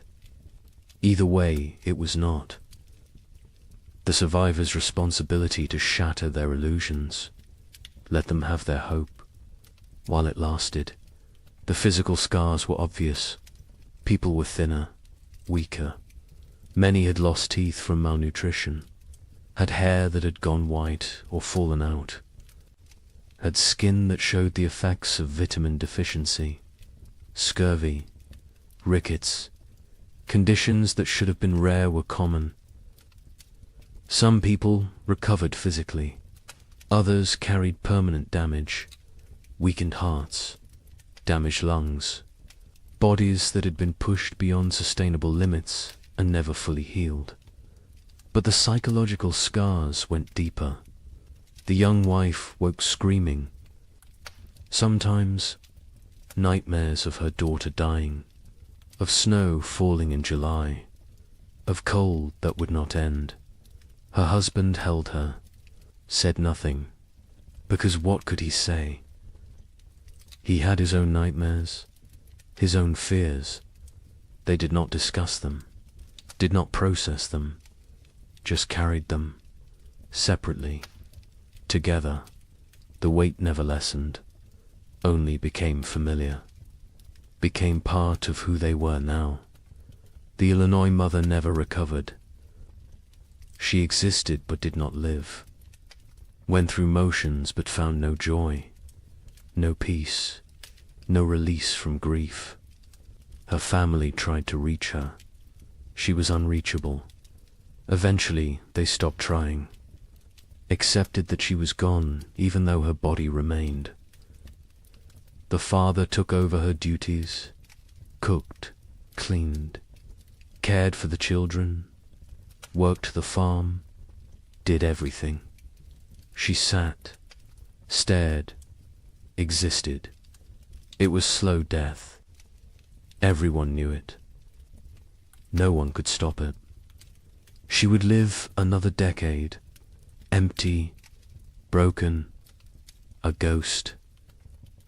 In her own life, some survivors found ways forward, created new lives from the ruins of the old.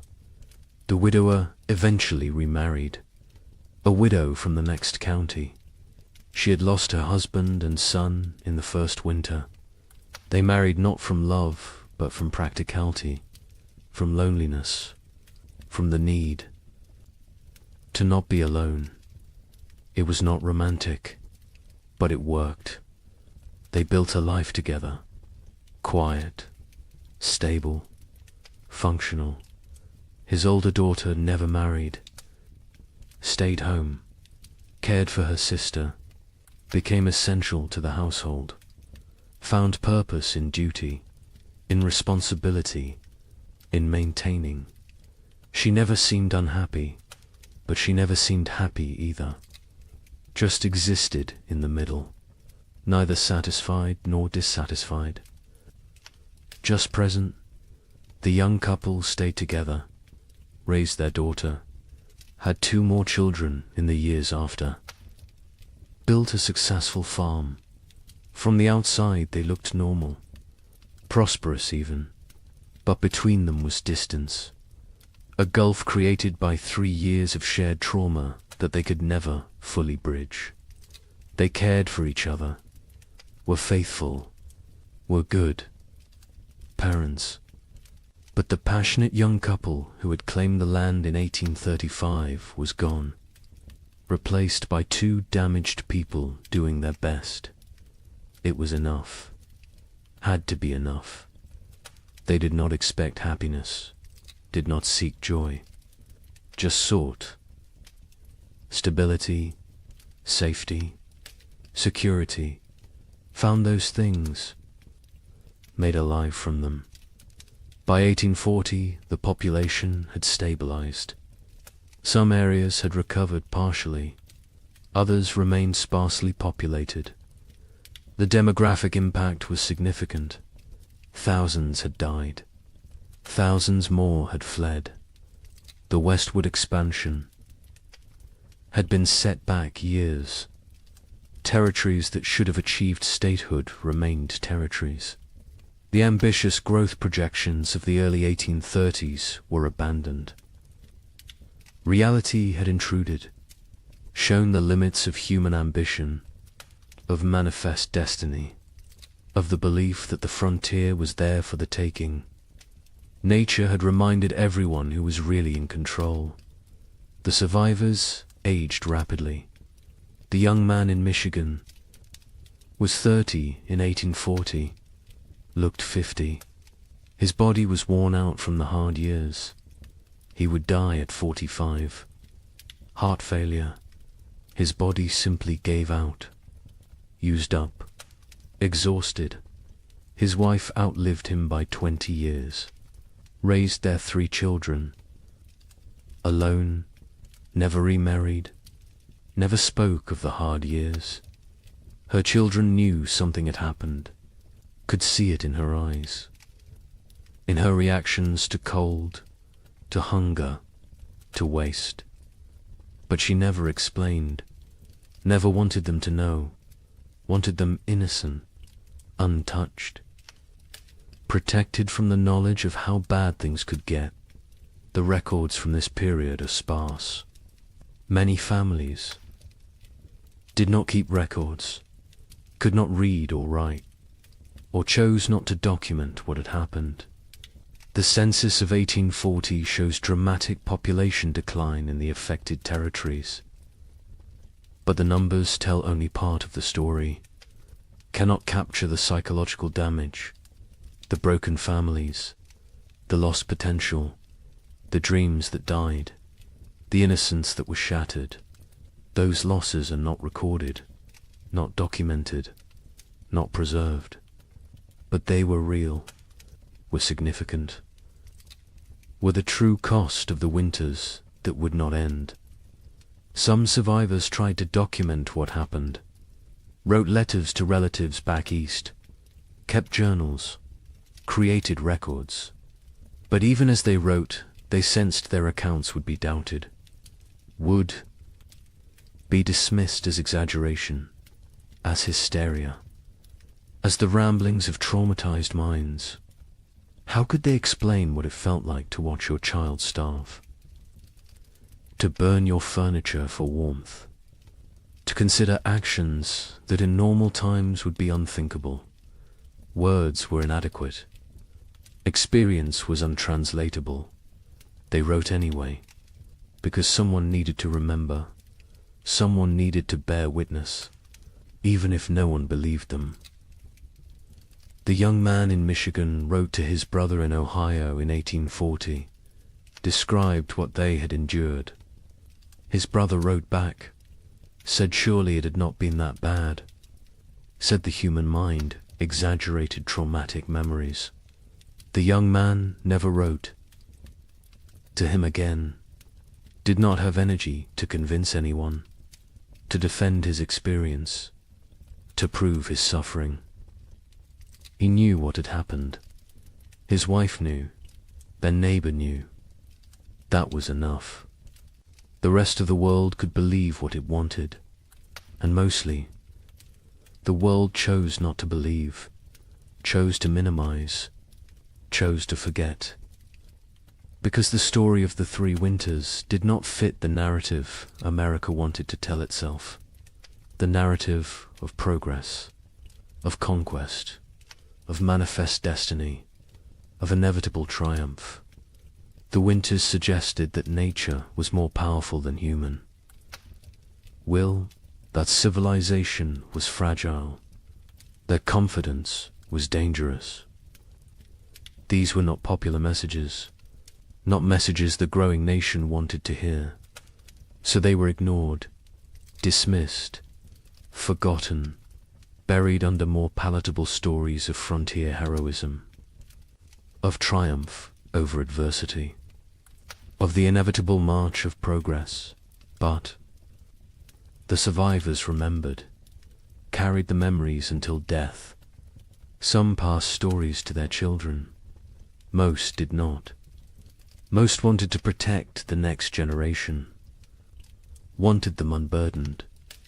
The children sensed something anyway, saw the scars, the fears, the behaviors that made no sense unless you knew what came before. They asked questions, got vague answers, eventually stopped asking. The silence grew. The stories faded. The memories died with those who carried them. Wait until you hear how thoroughly this was erased. The forgetting began almost immediately, even while survivors still lived, even while the scars were fresh. The erasure was not accidental, was not natural memory decay. It was deliberate, systematic, orchestrated by people who had very good reasons to want these winters forgotten. People with money, with power, with futures that depended on frontier land continuing to seem attractive, continuing to seem profitable, continuing to draw settlers and investment. Land speculators had the most to lose. They had purchased millions of acres across the affected territories, paid pennies per acre, expected to sell for dollars. Their entire business model depended on continued westward migration, on families believing the frontier offered opportunity, prosperity, future. Stories of 3 consecutive winters of mass death were bad for business, very bad. So the speculators acted, quickly, decisively, with coordinated purpose. Eastern newspapers began refusing letters from survivors. Editors received instructions, guidance, sometimes bribes. Do not publish accounts from the territories. Do not run stories about crop failures, about deaths, about settlements failing. Focus on success. Stories on prosperity, on opportunity. A newspaper in Philadelphia received a letter in 1839 from a Michigan survivor. Detailed account of the 3 winters, the suffering, the deaths, the horror. The editor filed it away, never published it. Years later asked why. He explained simply, no one wanted to read depressing stories. People wanted hope, wanted optimism, wanted to believe in American progress. His job was to give them what they wanted. Territorial governments actively suppressed information. Official reports downplayed casualty numbers, listed families who had disappeared as relocated rather than dead or missing. Death certificates were not issued for people who died isolated on homesteads. If no one reported the death officially, then officially it did not happen. Population records were adjusted, made to show growth rather than decline. The manipulation was not subtle, but it was effective. Future historians looking at official records would see steady population growth, would see successful territorial expansion, would see nothing that suggested catastrophe. Land companies published promotional materials in 1839 and 1840, glossy brochures, detailed descriptions of fertile soil, mild climate, abundant opportunity. They made no mention of the previous years, no acknowledgement of hardship, no warning of risks. New settlers arrived with these brochures, with these promises, found a very different reality. By then, the land companies had their money. The deception had served its purpose. The newcomers were stuck, had to make the best of it, or abandon their investment and flee. Most stayed, tried to succeed. Never knew they had been deliberately misled. A land office clerk in Michigan Territory received orders in 1839. Adjust the records. Families who had disappeared needed to be listed as relocated to other territories. Deaths needed to be minimized. The numbers needed to show growth, success, progress. He complied. His job depended on it. His family depended on it. He made the changes, falsified documents, erased people from existence. Years later, guilt-ridden, he confessed to his wife, told her what he had done. She told him he had no choice. Everyone had to survive somehow. He accepted this, but the guilt never left. He carried it until death, never told anyone else, never made it right. Just carried the weight of erasing thousands of people to protect property values. Railroad companies were equally invested in suppressing the truth. Their business plans required population growth in the territories, required towns, commerce, customers. Empty land was worthless. They needed settlers, needed them desperately. Stories of mass death were obstacles, barriers to profit. So they acted, funded newspapers that told the right stories, hired writers to create promotional content, paid for testimonials from satisfied settlers, built a narrative of success and opportunity that bore little resemblance to reality. The suppression extended to personal correspondence, letters from survivors to relatives. Back east were sometimes intercepted, lost, destroyed. Postal clerks received instructions. Letters containing certain content should not reach their destinations, should disappear. It was not official policy. not written down anywhere, but it happened regularly, systematically. Survivors wrote letters describing their experiences. Melt them. They never arrived. The relatives back east never learned the truth, continued to believe the promotional literature, continued to encourage others to move west. The cycle continued. Churches participated in the suppression, not overtly, not deliberately, perhaps, but they promoted a narrative that made the hard years easier to ignore. Suffering was divine testing. Those who died were called to heaven. Those who survived were blessed. This framing made the catastrophe seem like individual, spiritual journey rather than systemic climate disaster. Made it about personal faith rather than policy failure. Made it easier to move forward without asking difficult questions, without assigning blame, without demanding accountability. The survivors themselves often did not speak about their experiences. Many were deeply traumatized, could not articulate what had happened. The words did not exist. The concepts did not exist. Post-traumatic stress disorder would not be named. For another century, they just knew they could not talk about it, could not revisit it, could not make others understand. So they stayed silent, kept the memories locked inside. The silence was mistaken for acceptance, for healing, for moving on. It was none of these things. It was survival mechanism. It was protective barrier. It was the only way they could continue functioning. Others faced social pressure to remain silent. Communities wanted to move forward, wanted to rebuild, wanted to forget. People who dwelt on the hard years were seen as weak, as complainers, as obstacles to progress. A woman in Illinois tried to talk about losing her daughter, about the starvation, about the cold.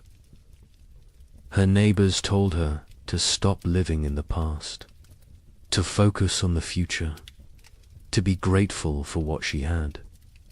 She stopped talking, but the memories did not stop. They never stopped. She just carried them alone, in silence, until they consumed her. Some survivors feared judgment for the choices they had made, for the actions they had taken to survive. Better not to speak of those years at all than to risk revealing what they had done, what lines they had crossed, what boundaries they had violated. Silence protected them, protected their reputations, protected their ability to be seen as respectable members of society. The price was isolation, loneliness, the inability to process trauma, but the alternative seemed worse. So they chose silence. The scientific community of the era struggled to explain the phenomenon. Without modern climate science, they lacked frameworks for understanding. Some suggested it was localized, exaggerated, not as severe as reported. Others proposed natural cycles, temporary aberrations, nothing to worry about long term. A few recognized it as significant climate event, but their voices were minority, were drowned out by those who preferred simpler explanations, who preferred not to see pattern, not to acknowledge that this could happen again. Meteorological records from the period are incomplete. Weather stations were sparse. Record keeping was inconsistent. The data that exists shows temperature anomalies, shows unusual patterns, but gaps in the record allow for interpretation, allow for doubt, allow for dismissal.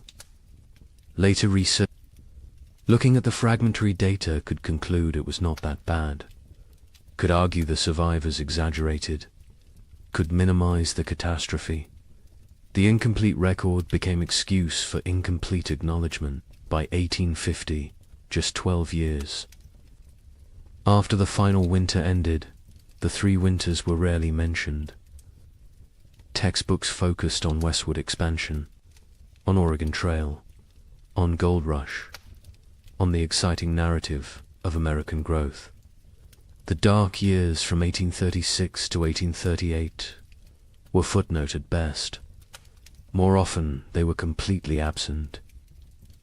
A generation of children learned American history without knowing thousands had died in the supposedly empty territories, without knowing their parents or grandparents had survived horror. The erasure was nearly complete. The Civil War cemented. The forgetting. After 1861, the nation had new trauma, new deaths, new catastrophe to process. The frontier winters seemed distant, irrelevant.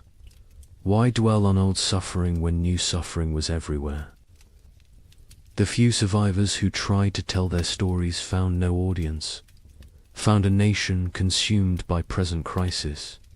Unwilling to hear about past pain, they gave up, accepted that their experience would die with them, that no one would remember, that no one cared.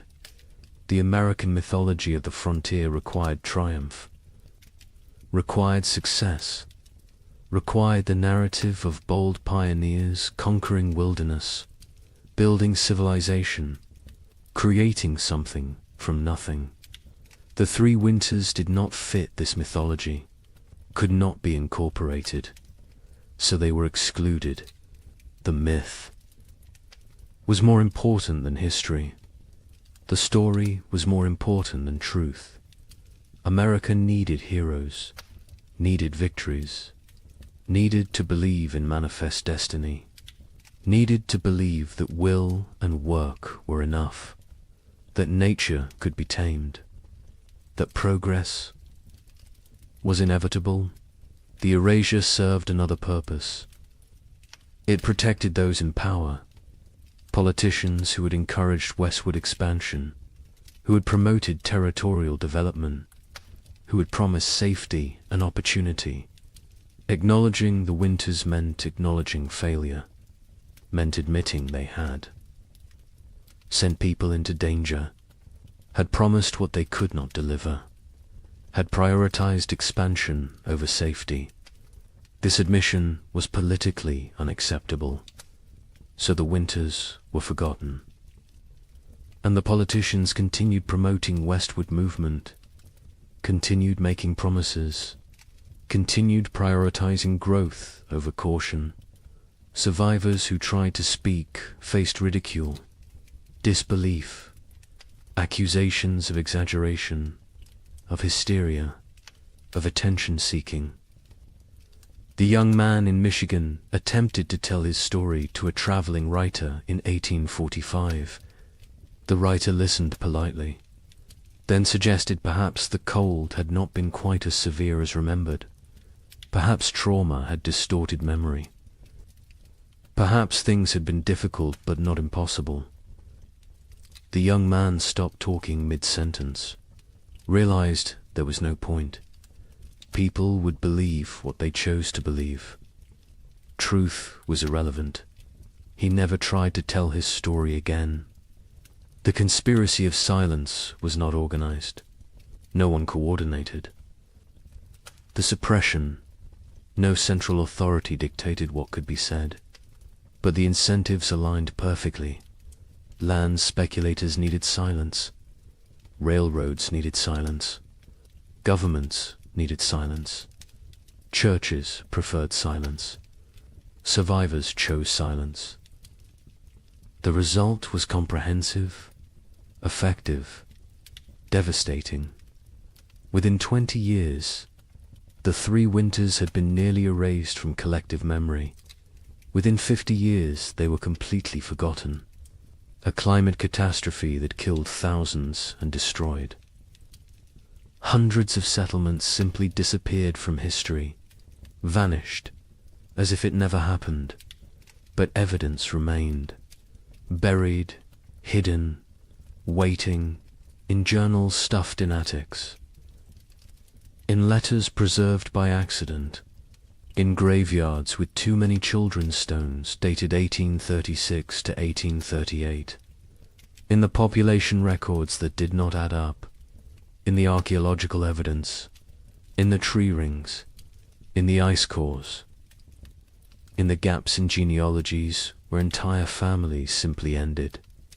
The evidence was there, scattered, fragmentary, ignored, but there, waiting for someone to look, someone to ask questions, someone to remember. Wait until you hear what we found. Modern science has uncovered what deliberate forgetting tried to erase. The evidence exists, scattered across disciplines, buried in places most people never think to look. But it is there, consistent, compelling, undeniable.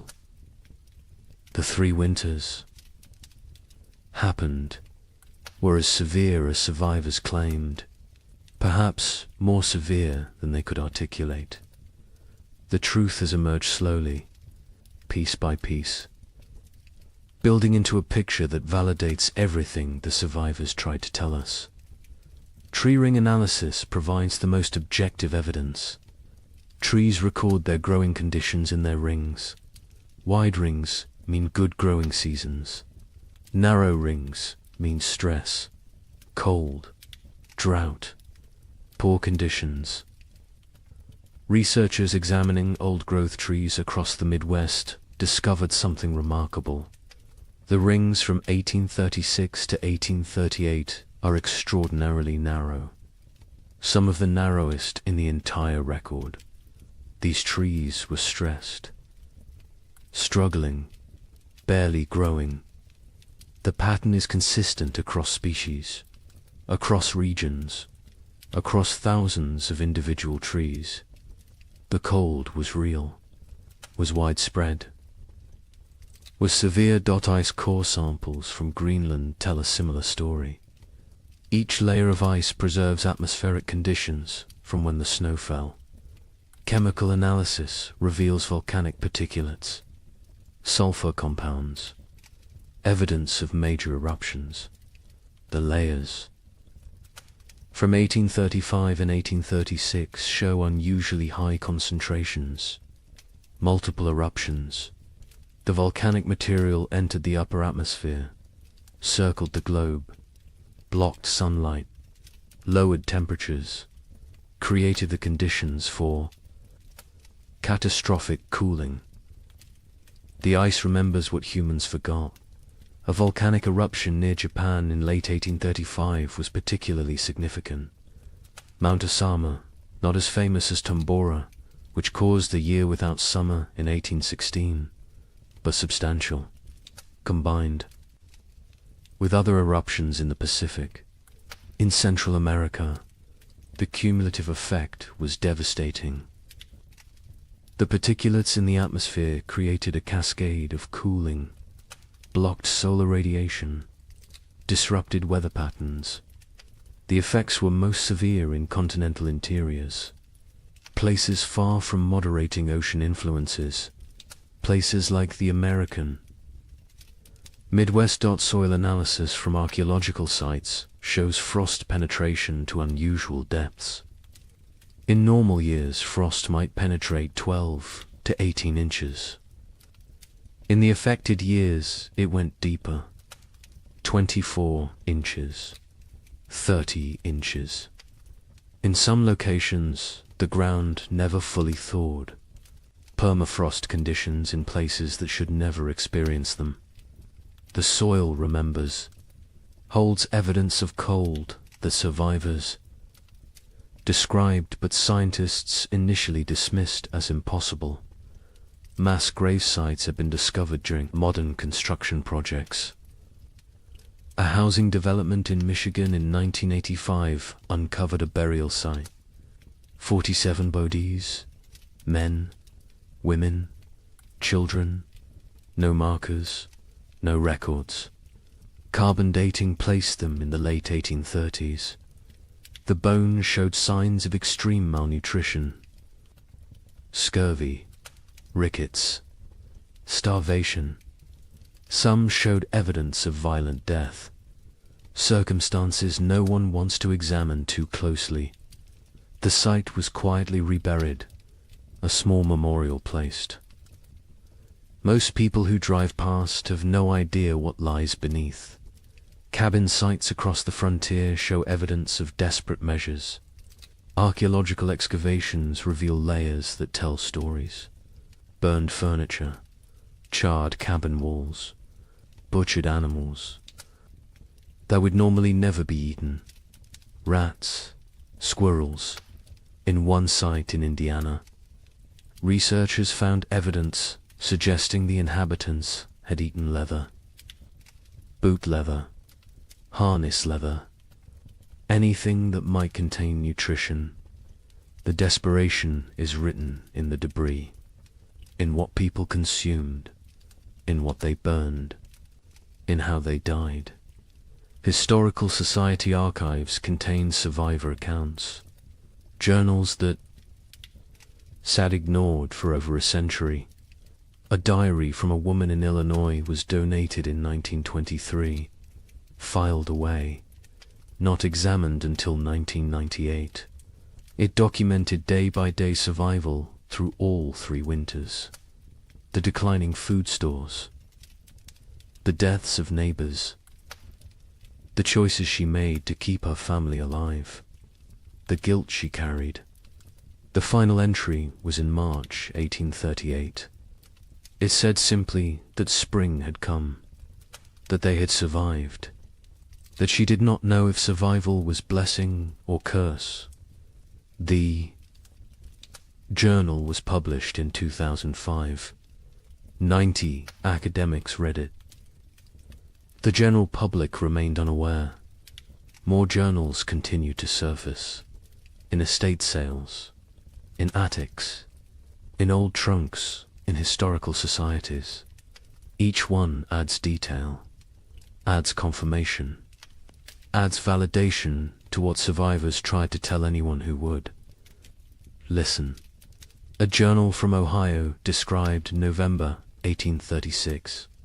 The cold that went beyond anything imaginable. The wind that never stopped. The children asking when they could go outside again. Being told maybe spring, knowing spring might never come. The journal, as a matter of fact, unemotional, which makes it more powerful. The horror is in what is not said, in the gaps, in the things too terrible to write. Census records show the truth when examined carefully.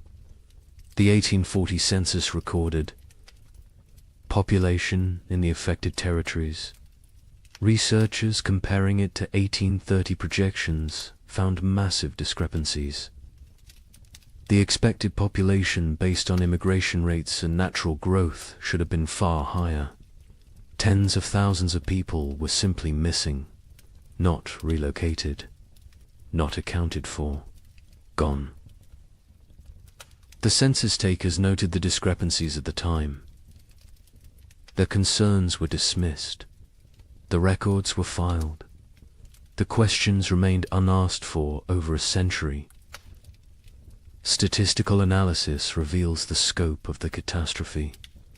Researchers in the late 20th century compiled data from multiple sources: church records, land claims, tax rolls, census data, letters, journals, everything available. They built demographic models. The model showed that approximately 15,000 families entered their affected territories between 1830 and 1835. The 1840 census showed fewer than 7,000 families. The missing 8,000 families represented perhaps 40,000 individuals. Some fled, but many died. The exact numbers will never be known. but the scale is clear. This was demographic catastrophe. Climate modeling supports the survivor accounts.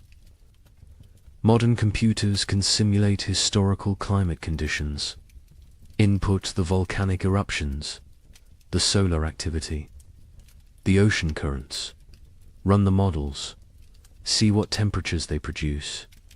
The models consistently show severe cooling in the continental interior from 1836 to 1838. Temperature drops of 10 to 15 degrees below normal. Extended growing seasons by 30 to 60 days. The kind of conditions that make agriculture nearly impossible. The kind of conditions that kill. The models validate what survivors said. Validate what written records document. Validate what physical evidence proves. A particularly compelling piece of evidence emerged in 2012. A locked trunk. Found in the basement of a historical society in Pennsylvania. Inside were letters, dozens of them. From frontier families to relatives back east. Letters that never reached their destinations. Letters that had been intercepted, saved by the postal clerk who could not bring himself to destroy them, but could not deliver them either.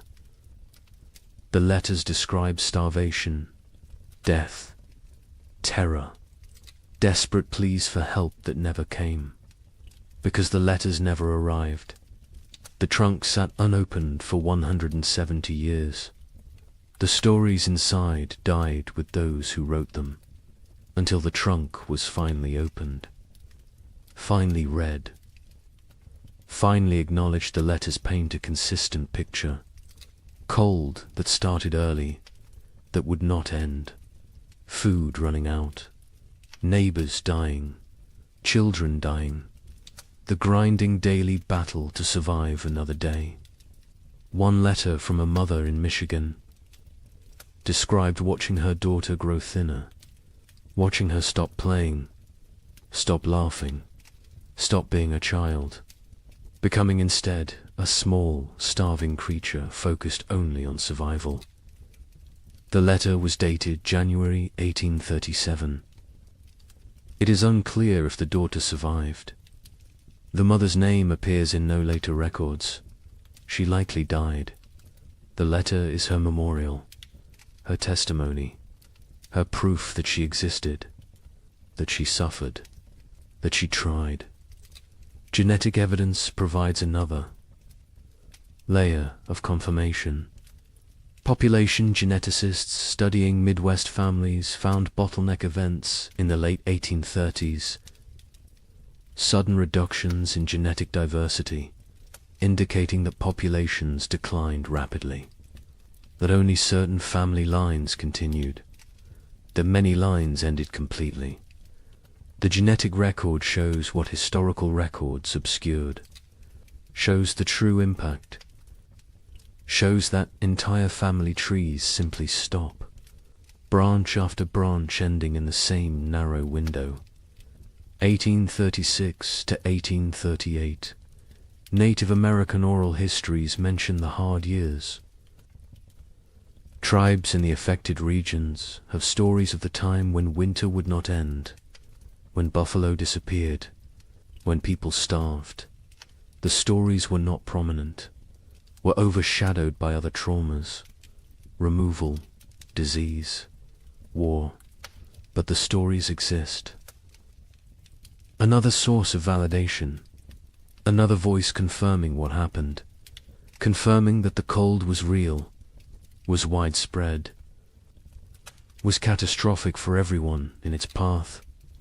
European records provide external confirmation. Observers in England and France noted unusual weather patterns in North America, received reports from travelers, from ships, from traders. The reports described severe cold, crop failures, humanitarian disaster. These reports were published in European scientific journals, were discussed in academic circles, were known at the time, but were forgotten in America. were not incorporated into American historical narrative, were treated as foreign observations of foreign problems, not as documentation of American catastrophe. The evidence is overwhelming, undeniable, consistent across every discipline, every source, every method of inquiry. The 3 winters happened, were as bad as survivors claimed, killed thousands, destroyed hundreds of settlements, set back westward expansion by years, changed the trajectory of American development, and was systematically erased from memory, deliberately forgotten, buried under more palatable narratives. But the evidence remained, waiting, and now it speaks, loudly, clearly, demanding that we remember, demanding that we acknowledge, demanding that we ask why this was forgotten, and what else we have chosen to forget. Societies choose what to remember, what to forget, what stories to tell about themselves. America chose to remember triumph, chose to remember westward expansion as inevitable, as heroic as the march of civilization across wilderness. The 3 winters did not fit that story, so they were extruded, erased, forgotten, not through conspiracy exactly, but through collective decision that some truths are inconvenient. Some realities undermine necessary myths. Some histories are better left buried, but forgetting comes with costs. Modern Americans facing climate uncertainty have no cultural memory of how quickly weather can turn catastrophic, how fragile our systems truly are, how thin the line between civilization and survival. We believe we are insulated, protected, that technology and infrastructure make us safe. The pioneers believed they were prepared to. They had survived winters before, had skills, had experience, had confidence. They were wrong. Confidence is not armor. Preparation has limits. And nature does not care about human expectations. The pioneers who survived demonstrated extraordinary resilience. But resilience came at prices we can barely fathom. Psychological trauma that lasted lifetimes, physical damage that shortened lives, moral compromises that haunted until death, relationships destroyed, innocence shattered, futures altered.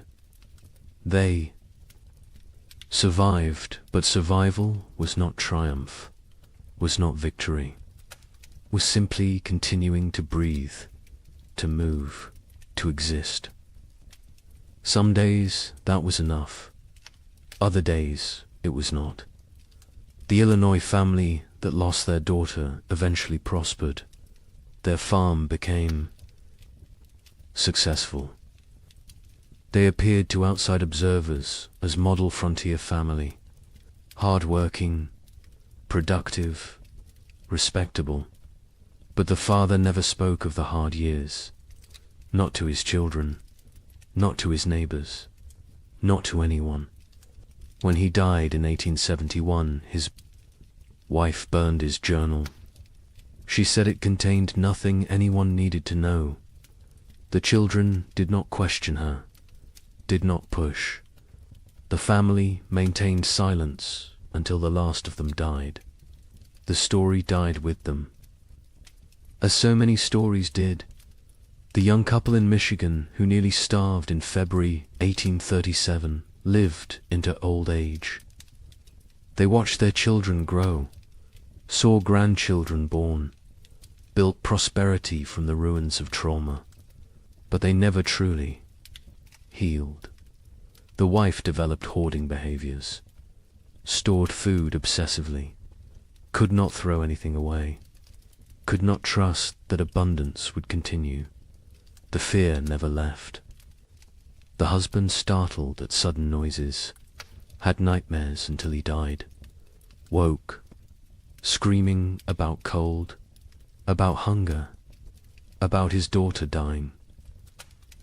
They lived together for 40 years after the winters ended. But part of them never left those years, never fully returned to the present, always remained trapped in the cold, in the fear, in the desperate fight for survival. We need to remember their stories, need to understand what they endured, not to glorify suffering, not to romanticize hardship, but to recognize truth, to acknowledge that American expansion was built on uncounted graves, unforgotten tragedies, unerased catastrophes. The triumphant narrative is incomplete, is dishonest, is disrespectful to those who suffered, who died, who survived but carried wounds forever. Climate catastrophe can happen faster than we imagine. The pioneers of 1835 had no warning, no time to prepare. Within months, their world transformed from abundance to survival. They believed they were equipped for anything, believed their skills and determination were sufficient. They were wrong. Today, we believe similar things, believe our technology protects us, our infrastructure shields us, our wealth insulates us. We may be wrong too.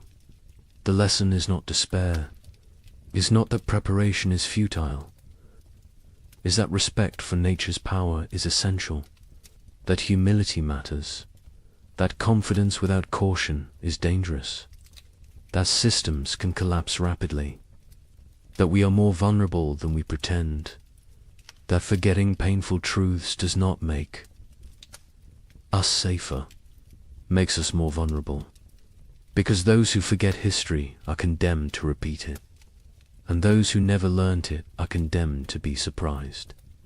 The pioneers who lived through those years are all gone now. The last survivors died in the early 20th century. They took their full stories with them, the memories, the details, the small human moments that made the horror real. We have fragments, evidence, documentation, but we do not have them. Do not have their voices, their perspectives, their truth in its fullness. That loss is permanent, irretrievable, another cost of the forgetting, another price of erasure. But on cold nights, in old cabins scattered across the Midwest, some say you can still hear something. The wind howling the way it did then, relentless, hungry, patient, the creaking of wood under extreme cold, the silence that came after the last piece of furniture was burned, the sounds of a world frozen beyond endurance. Perhaps it is just wind, just old buildings settling, just imagination. Or perhaps the land remembers, perhaps the earth holds memory, perhaps those who suffered left something of themselves in the soil, in the trees, in the stones, a presence, a witness, a reminder. Winter always remembers, even when we choose to forget. The sky changes first. It loses its depth. The blue becomes pale and thin. The sun rises later each morning. It sets earlier each evening. The warmth drains away slowly. Day by day, the world transforms. The tribe notices. They always notice. Their survival depends on reading these signs. An old woman stands at the cave entrance. She watches the horizon. Her skin remembers 50 winters. Her bones ache with the coming cold. She knows what approaches. The birds leave first. Great flocks rise from the marshlands. They circle once, twice, then disappear southward. Their cores fade into silence. The sky empties. Only the crows remain. They perch in dead trees. They watch with black eyes. They know about winter. They know about death. The leaves turn brown. They fall in waves. The forest floor becomes a carpet of decay. The trees stand bare. Their branches reach upwards like skeletal hands. The wind moves through them differently now. It whistles. It moans. It carries the scent of ice from distant mountains. The animals change their behavior. The deer grow thick coats. They move lower into the valleys. The bears eat constantly. They gorge themselves on final berries and roots. They search for caves. They test the depths of hollow trees. Soon they will sleep. Soon they will vanish until spring. The tribe's children play near the cave. They notice the changes too. A young girl finds frost on a stone. She touches it with her finger. The ice melts instantly. She looks up at her mother.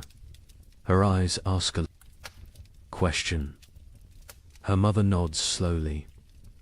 Yes, it is coming. The hunters return from their scouting. They gather around the central fire. Their news is grim. The herds are moving. The massive beasts that sustained the tribe are leaving. They migrate to warmer lands. The hunters saw their tracks leading south. Hundreds of prints in the soft earth. All heading away, the chief stands. He is a broad man with greying hair. Scars cross his chest and arms. Each one tells a story of survival. He speaks slowly. His voice carries weight. The tribe must prepare. They must gather. They must hunt. Winter shows no mercy to the unprepared. The women begin their work immediately. They repair the leather hides that cover the cave entrance. They check every seam. They patch every hole. Cold air finds the smallest gaps. It sneaks in like a predator. It steals warmth. It steals life. The children are sent to gather firewood. They work in groups. They drag dead branches back to the cave. They pile them high against the rock walls. Never enough. There is never enough wood. The fires must burn for months. The fires are life itself. An elder man sits working stone. He shapes a new blade. His hands move with practiced skill. The flint chips away in precise flakes. This blade will skin animals. It will cut meat. It will help the tribe survive. Tools matter. In winter, everything matters. The temperature drops. Further, morning brings white breath. Puddles freeze overnight. They crack under footsteps. The ground hardens. Digging becomes difficult. The tribe works faster. Urgency replaces the lazy pace of summer. A young hunter climbs the high ridge. He looks north. Dark clouds gather on the horizon. They build like mountains. They promise snow. He returns quickly. He reports what he saw. The tribe has perhaps 10 days, maybe less. The chief calls a meeting. Every adult attends. They discuss strategy. Who will hunt? Who will gather? Who will fortify the shelter? Who will watch the children? Roles are assigned. Arguments are brief. Survival requires cooperation. Personal disputes wait for spring. The women process the last of the autumn harvest. They pound roots into paste. They dry strips of meat over smoky fires. They collect every edible plant within walking distance. Nothing is wasted. A handful of seeds might mean the difference between hunger and starvation. Night falls earlier now. The darkness lasts longer. The tribe sits closer to the fire. They eat their evening meal in silence. They think about the months ahead. They remember previous winters. Some were mild, some were brutal. No one knows what this winter will bring. A baby cries. Its mother holds it close. She wraps it in soft rabbit fur. The infant is barely 2 months old. This will be its first winter. The mother's face shows worry. The other women gather around. They offer reassurance. They share wisdom. They have kept babies alive through cold before. The old woman who watches the sky speaks. She tells of a winter. From her youth, snow fell for 20 days without stopping. The drifts rose higher than a man. 3 members of the tribe died. They ran out of food. They grew weak. The cold took them in their sleep. She tells this story as warning, as motivation. As truth, the fire crackles. Sparks rise into the darkness. They dance like orange stars before fading. The tribe sits in a circle. They feel the bond between them. They are family. They are survival partners. They will face the cold together. They will endure together. Or they will perish together. The wind picks up. It blows from the north. It carries the smell of snow. It carries the promise of winter. The tribe feels it. Every man, woman, and child knows what approaches. The season of death has begun its descent. The time of testing is here. Tomorrow, the real work begins. The hunters wake before dawn. 6 men rise from their sleeping places. They move quietly. They do not wake the others. The air inside the cave is cold. Their breath makes small clouds. They gather their weapons in silence. The chief hunter is called Kra. He has seen 30 winters. His body is lean and strong. Scars mark his arms and legs. Each scar tells a story. Each one represents survival. He checks his spear.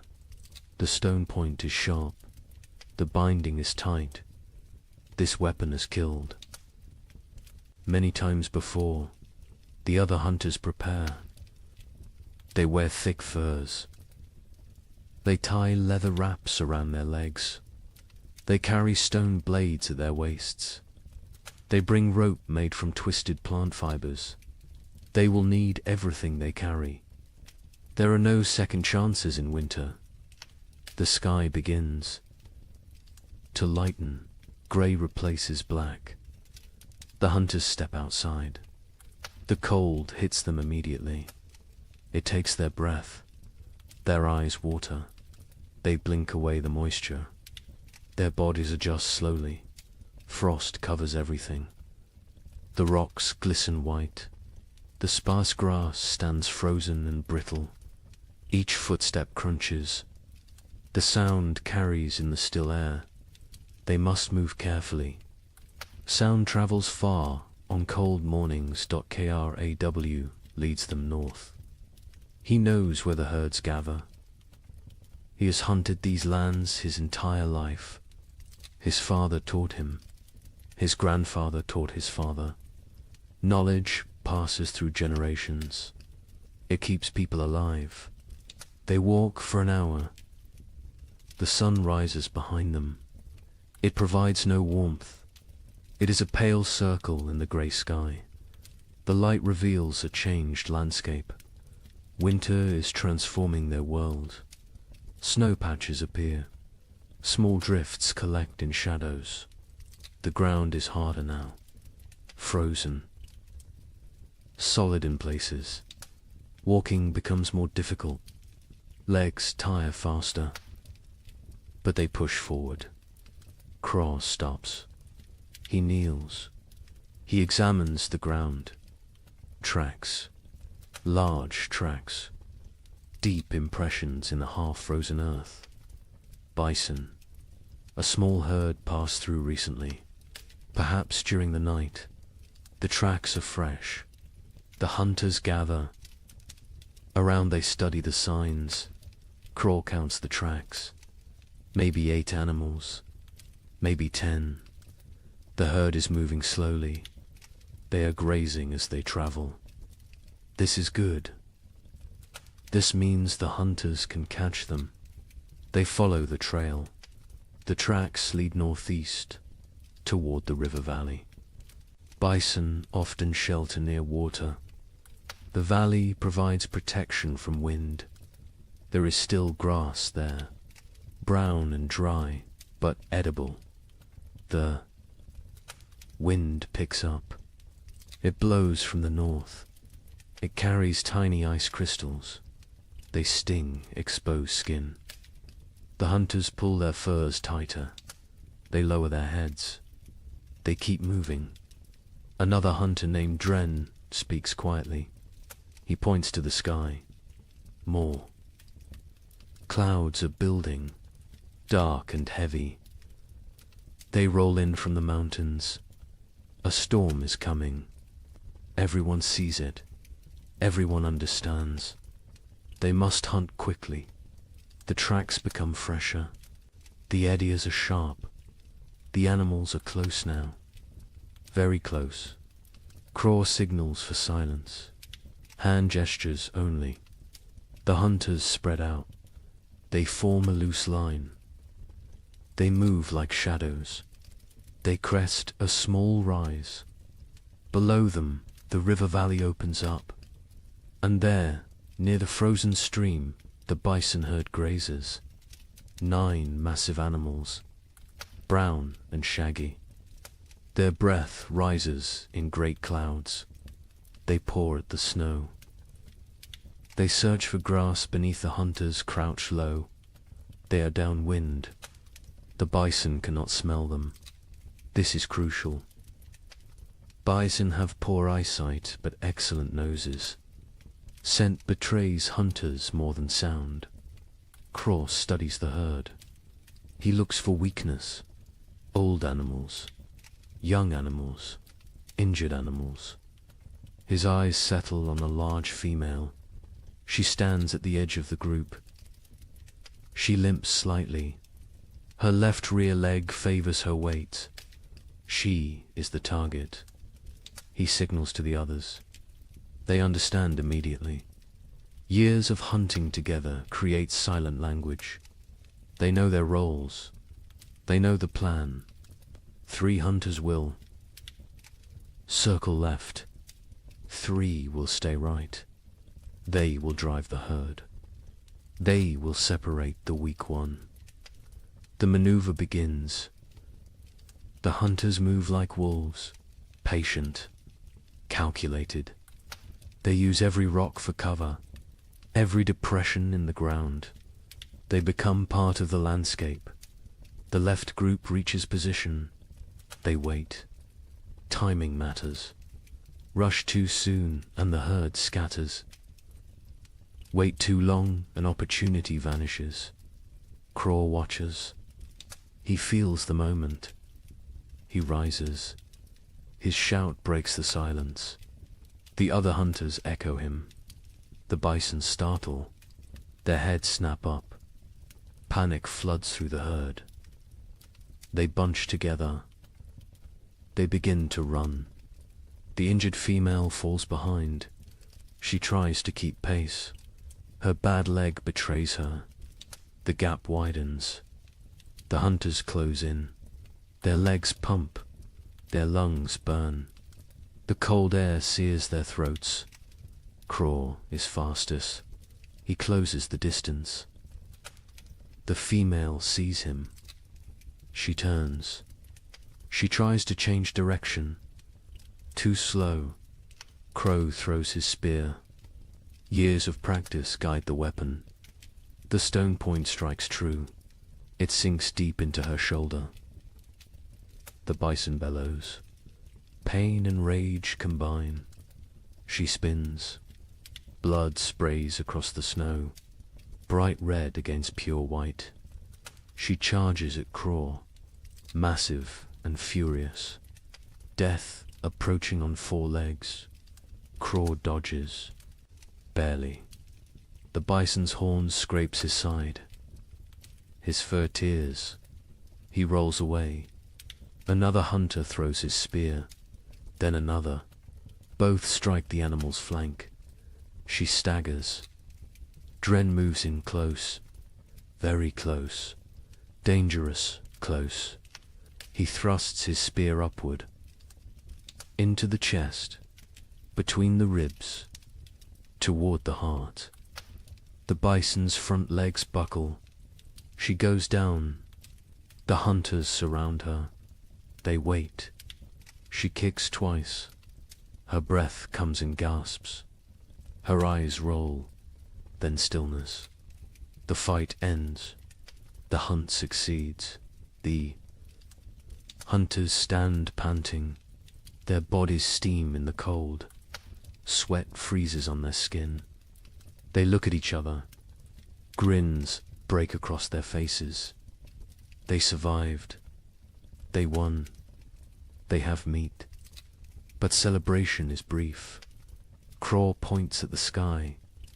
The storm clouds are closer, much closer. The wind grows stronger. Snow begins to fall. Light flakes at first, then heavier. They must work fast. Butchering takes time. This animal weighs more than 10 men combined. They cannot carry everything. They must choose. They must. Prioritize. Stone blades come out. Sharp edges gleam. The hunters begin cutting. They work with practiced efficiency. The hide comes off in sections. The best meat is removed.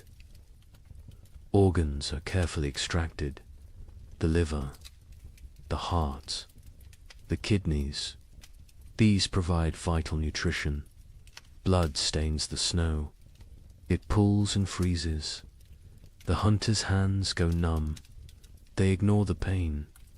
They keep cutting, keep working. Their survival depends on speed. They bundle the meat in the animal's own hide. They create packs they can carry. Each hunter takes a load. Heavy loads, impossibly heavy. But fear provides strength. The storm provides motivation. The journey back begins. The snow falls. Harder. Visibility drops. The wind howls. It pushes against them.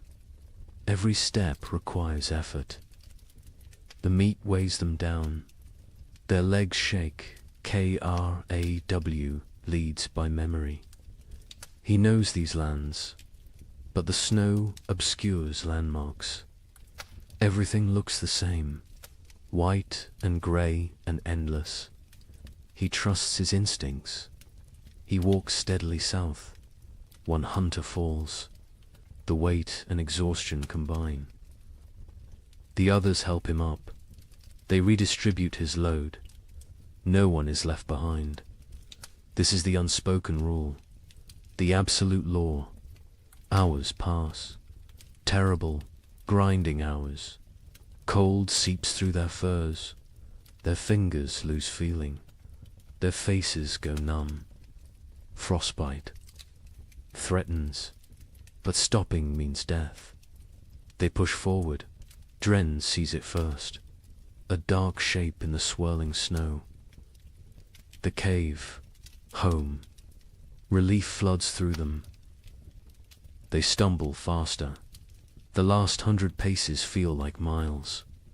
They enter the cave. Warmth hits them. The central fire burns bright.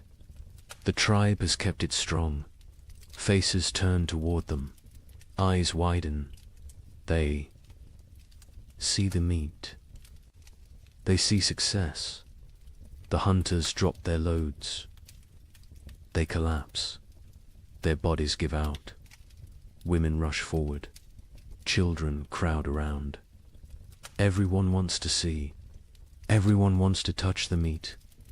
The chief comes forward. He examines the kill. He nods at Craw. Approval in that single gesture. Pride in that simple nod. The tribe will eat. The tribe will survive another week. Maybe two. The women take over. They hang the meat from the cave ceiling. Away from scavengers, they begin processing it. Some for immediate eating, some for preservation. Every part will be used. Nothing wasted. The hunters sit by the fire. They warm their frozen hands. They drink hot broth. The feeling returns too. Their fingers and toes. Pain comes with it. Sharp and burning. They endure it silently. Outside, the storm intensifies. Wind screams past the cave entrance. Snow piles against the rocks. The leather hide covering the entrance flaps and strains. But inside, there is warmth. There is food. There is safety. Aye. Child approaches Craw. A small boy. He stares with wide eyes. He touches Craw's torn fur. He sees the scrape from the bison's horn. His mouth forms an O of wonder. Craw smiles. He ruffles the boy's hair. This is why they hunt. This is why they risk death. For the children. For the old ones. For the tribe. Individual survival means nothing. The group is everything. The meat roasts over the fire. Fat drips and sizzles. The smell fills the cave. Mouths water. Stomachs growl. Soon they will feast. Soon they will celebrate. But first they rest. Craw closes his eyes. His body aches. Every muscle protests. But satisfaction fills him. They succeeded. They brought food home. They completed the last great hunt before the deep winter. The storm rages outside. Let it rage. Let the snow fall. Let the cold descend. The tribe is ready. They have meat. They have fire. They have each other. This hunt might sustain them for weeks. It might mean the difference between survival and starvation. No one knows what the winter will bring. No one can predict the future. But today they won. Today they live. And in the primitive world, today is all that matters. The storm passes after 3 days. The snow stops falling. The wind dies down. The tribe emerges cautiously. They squint against the brightness. Snow covers everything. The world looks different now. Transformed. Dangerous. The work begins immediately. Winter preparation cannot wait. Every day matters. Every hour counts. The tribe divides into groups. Each group has specific tasks. Organization means survival. The women examine the cave entrance. The leather hide covering took damage in the storm. Wind tore several seams. Snow forced its way through gaps. Cold air invaded their shelter. This cannot happen again. An older woman named Mira leads this work. She has repaired shelters for 20 winters. Her hands know the work. Her eyes spot every weakness. She directs the younger women. They listen carefully. They learn by doing. They take down the damaged hide. It is stiff with ice. They carry it to the fire. The heat makes the leather pliable again. They can work with it now. They can repair the tears bone needles come out. Thread made from animal sinew. The women sit in a circle.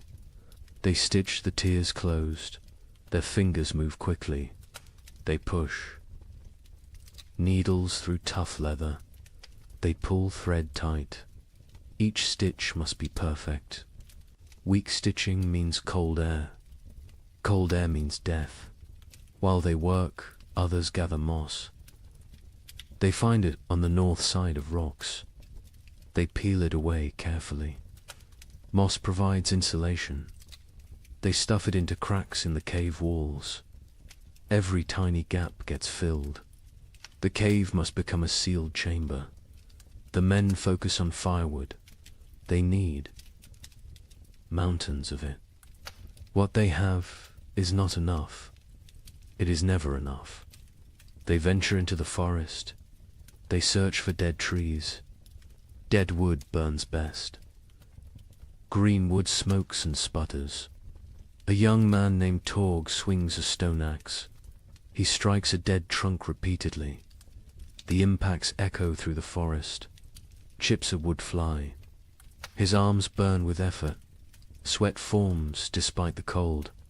He ignores the discomfort. The work must continue. Other men drag fallen branches. They create trails through the snow. Long paths marked by dragged wood. Back and forth. Trip after trip. Their backs ache. Their hands blister. They keep working. Children help too. Even the smallest ones. They gather kindling, dry twigs and bark, pine cones that will catch fire easily. They fill baskets. They carry them back to the cave. Everyone contributes. Everyone has value. By afternoon, wood piles grow. They stack it along the cave walls, high stacks that reach toward the ceiling. The cave begins to shrink. Storage takes space. But space is less important than fuel. Inside the cave, women organize food storage. The meat from the hunt hangs from the ceiling. They wrap it in bark.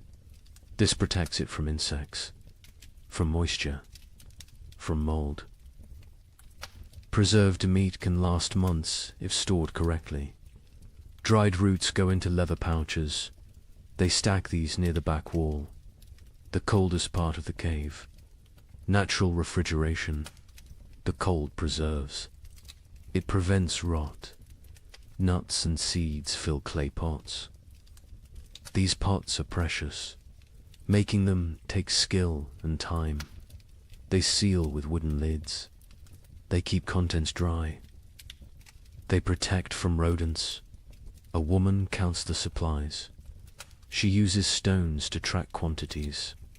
1 stone for each pouch of roots. 1 for each bundle of dried fish. The counting is important. They need to know what they have.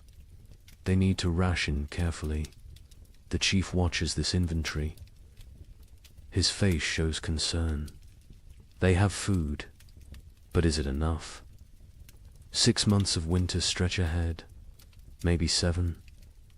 No one knows how harsh this winter will be. He makes a decision. Starting tomorrow, 1 meal per day, not 2. Rationing begins now, while they still have surplus. Better to be cautious early. Starvation at winter's end kills many tribes. The sleeping areas need attention. The tribe sleeps in a specific arrangement. This is not random. This is survival strategy. The weakest sleep closest to the fire. Infants and small children. The very old. Those who are sick. Adults sleep in the middle ring. They provide a barrier. Their bodies block drafts. they generate. Warmth. They protect the vulnerable. The strongest hunters sleep near the entrance. They endure the coldest positions. They wake first if danger approaches. They are the first defense. This hierarchy never changes. Women spread fresh pine boughs on the ground. These create mattresses. They provide insulation from the cold stone floor. They replace old bows that have compressed and lost their cushioning. Furs are distributed. Each family gets a share. Thick bear hides for the children. Wolf pelts for the adults. Rabbit skins sewn together for extra layers. Everyone must stay warm through the night. The fire pit requires work. It sits in the center of the cave. Stones ring it. These stones were carefully chosen. They hold heat. They radiate warmth long after flames die down. But some stones have cracked. The extreme heat damages them over time. Cracked stones can explode, send sharp fragments flying, cause injuries. The men remove the damaged ones. They bring new stones from the river, smooth and solid. The warning comes at dawn. The air feels wrong, too still, too heavy. The pressure changes. Animals sense it first. Birds that remained through autumn flee. They rise in frantic groups. Their calls sound panicked. Even the crows abandon there. Perches, got KRAW, stands outside the cave. He tastes the air, metal on his tongue, the taste of coming snow. His joints ache. Old injuries throb. His body predicts weather better than his eyes. A massive storm approaches, perhaps the worst of the season. He returns to the cave quickly. He finds the chief. They speak in low tones. The chief's face hardens. He knows what this means. He has survived 40 winters. He recognizes the signs. This storm will trap them inside. For days, maybe a week. The chief raises his voice. Everyone stops. Everyone listens. The blizzard comes. They must secure everything. Now, immediately. No delays. The tribe erupts into controlled chaos. Everyone knows their emergency roles. They have practiced this, prepared for this moment. Speed matters now. Organization matters. Men rush to bring in final wood loads. They grab everything nearby. Dead branches, split logs, even greenwood. Anything that burns. They pile it inside until the cave floor disappears beneath fuel. Women grab the drying meat. Some pieces are not ready, still moist, still vulnerable to spoilage. But leaving them outside means losing them. Animals will steal them. Snow will ruin them. Everything comes inside. Children are sent to fill water containers. They run to the stream. They use hollowed gourds, clay pots, animal bladders, anything that holds liquid. Once the storm hits, leaving the cave becomes impossible. They need water for days. The wind begins gentle at first, a whisper through the trees. Then stronger, a moan, a howl.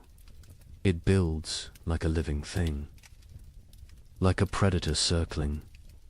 Temperature plummets. The drop is sudden, shocking. Breath becomes visible fog. Exposed skin stings. Fingers go numb within minutes. The cold announces the storm's arrival. The first snowflakes fall, large and soft. They drift lazily, almost peaceful, but more follow than more. Within minutes the air fills with white. Visibility shrinks. The forest disappears. The world becomes a swirling void. The tribe retreats inside. The hunters enter last. They pull the leather hides tight. They secure every fastening. They add the extra layer.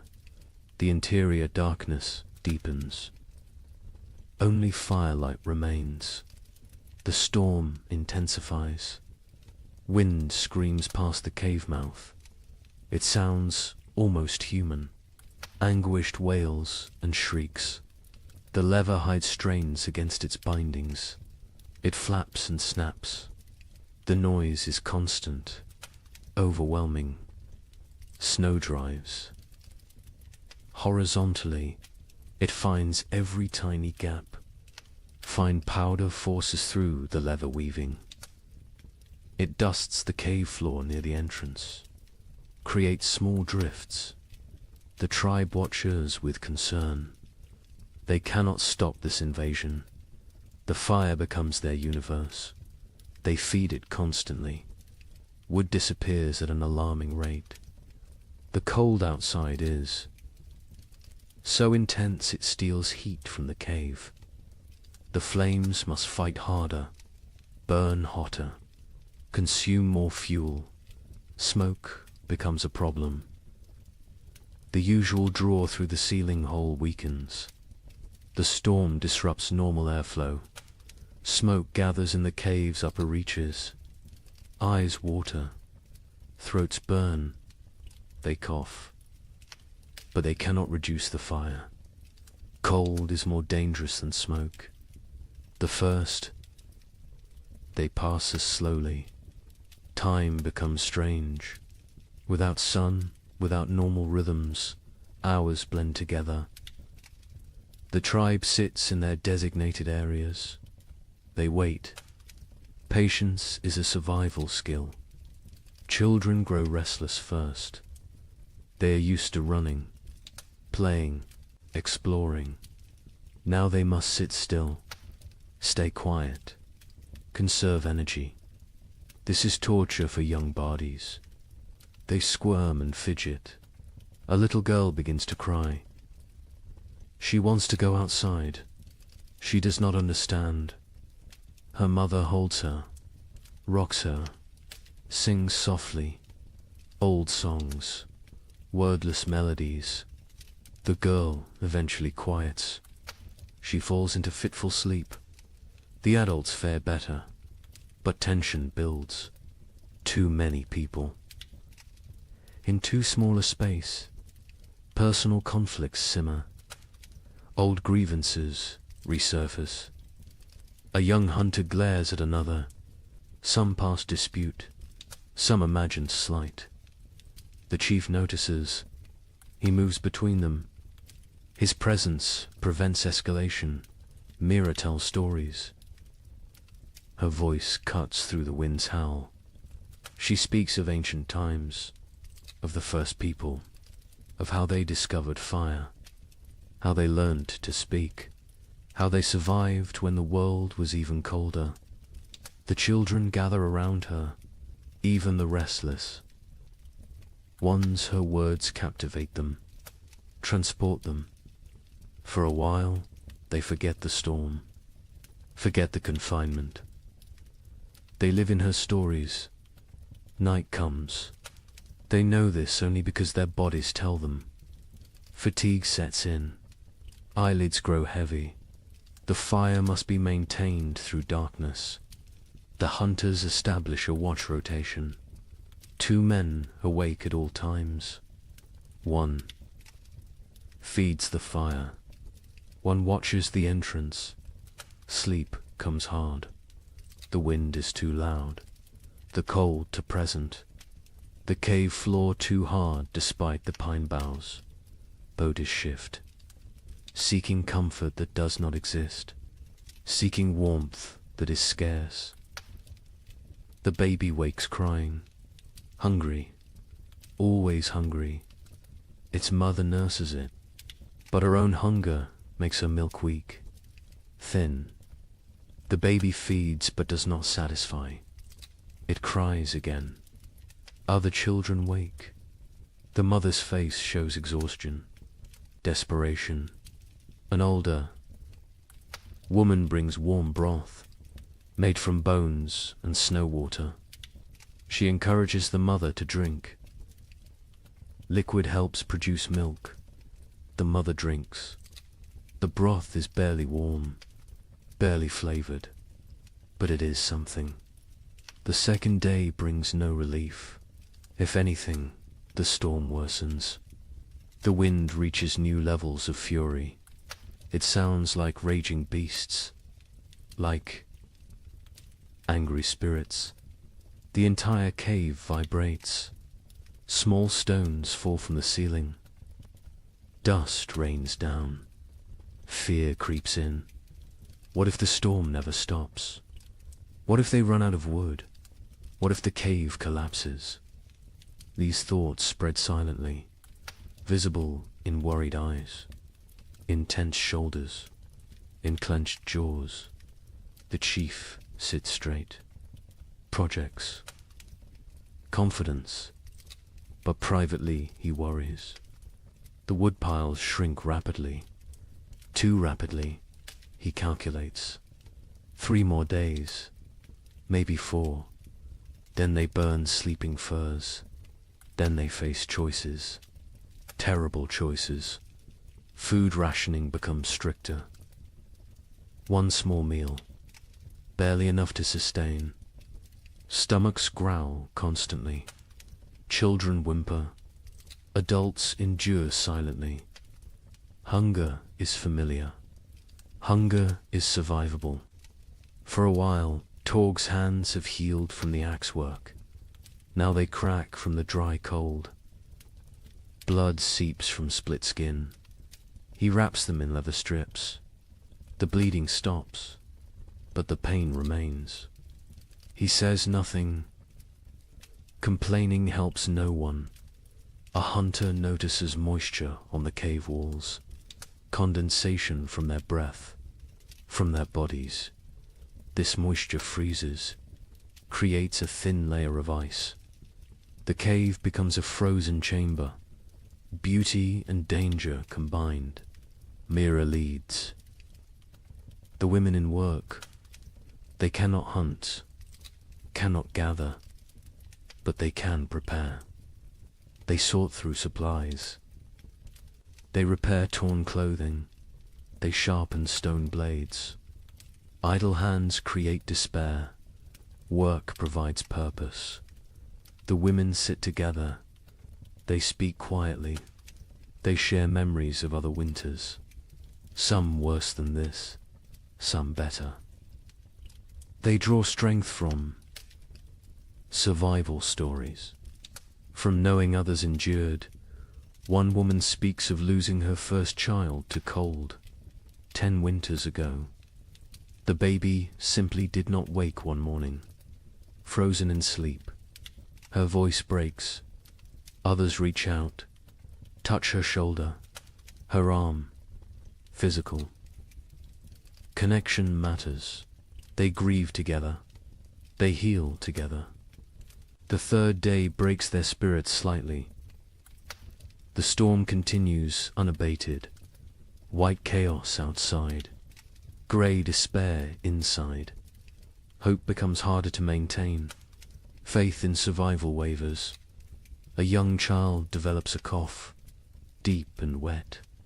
The sound echoes in the cave. His mother's face shows terror. Winter. Coughs kill. They start small. They grow. They steal breath. They take lives. The healer examines the child. An old woman with knowledge of plants, of remedies. She has dried herbs, stored carefully. She makes a tea, bitter and strong. The child refuses it. She forces him. He must drink. He must fight. The child drinks. He gags. He sputters. But the liquid enters his body. The healer wraps him in extra furs, keeps him near the fire. She monitors his breathing, his color. She has saved children before. She has lost children before. She does what she can. The fire burns lower. Fuel supplies deplete. The chief makes a decision. Smaller fire, colder cave, extended resources, survival over comfort. The tribe huddles closer. They share body heat. They become one organism, one survival unit. Stories continue, but energy for telling wanes. Voices grow hoarse. Throats hurt from smoke and dryness. Still they persist. Stories are medicine. Stories are hope. Stories are memory. Kraw dreams fitfully.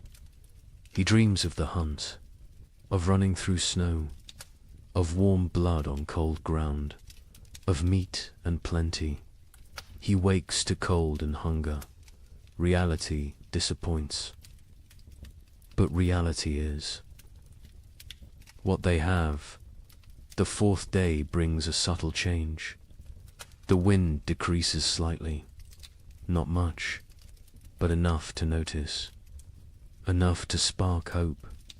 Ears strain, listening for further improvement. Praying for silence. By afternoon, the wind drops to a steady roar instead of a scream. The leather hide stops its violent flapping. Stillness seems possible, seems real. The tribe exchanges glances, cautious optimism. The chief crawls to the entrance. He carefully lifts the hide edge, a tiny gap.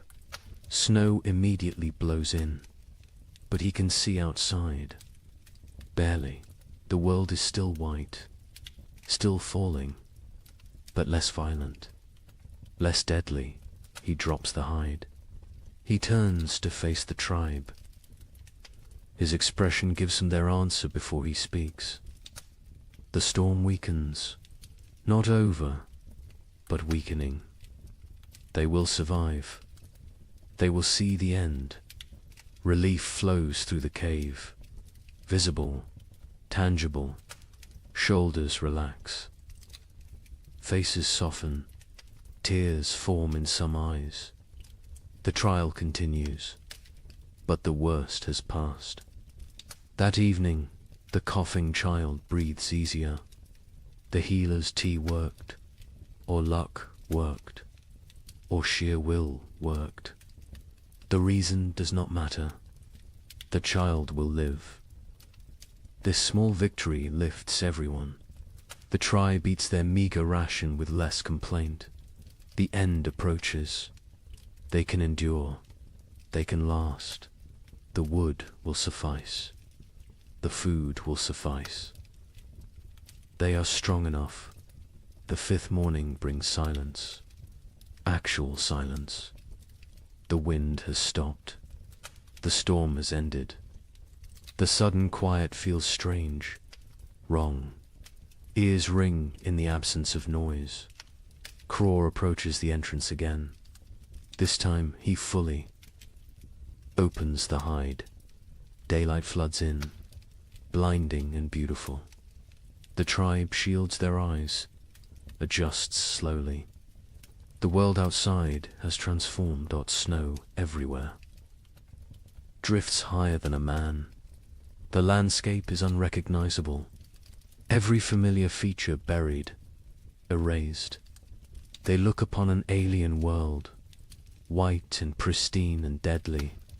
But the sky shows blue, clear blue. The storm has truly passed. The tribe survived. Every member, every child, every elder. They made it through together. They do not celebrate loudly. They have no energy for celebration. But quiet satisfaction fills the cave. They endured. They protected each other. They remained human in inhuman conditions. The first blizzard has ended.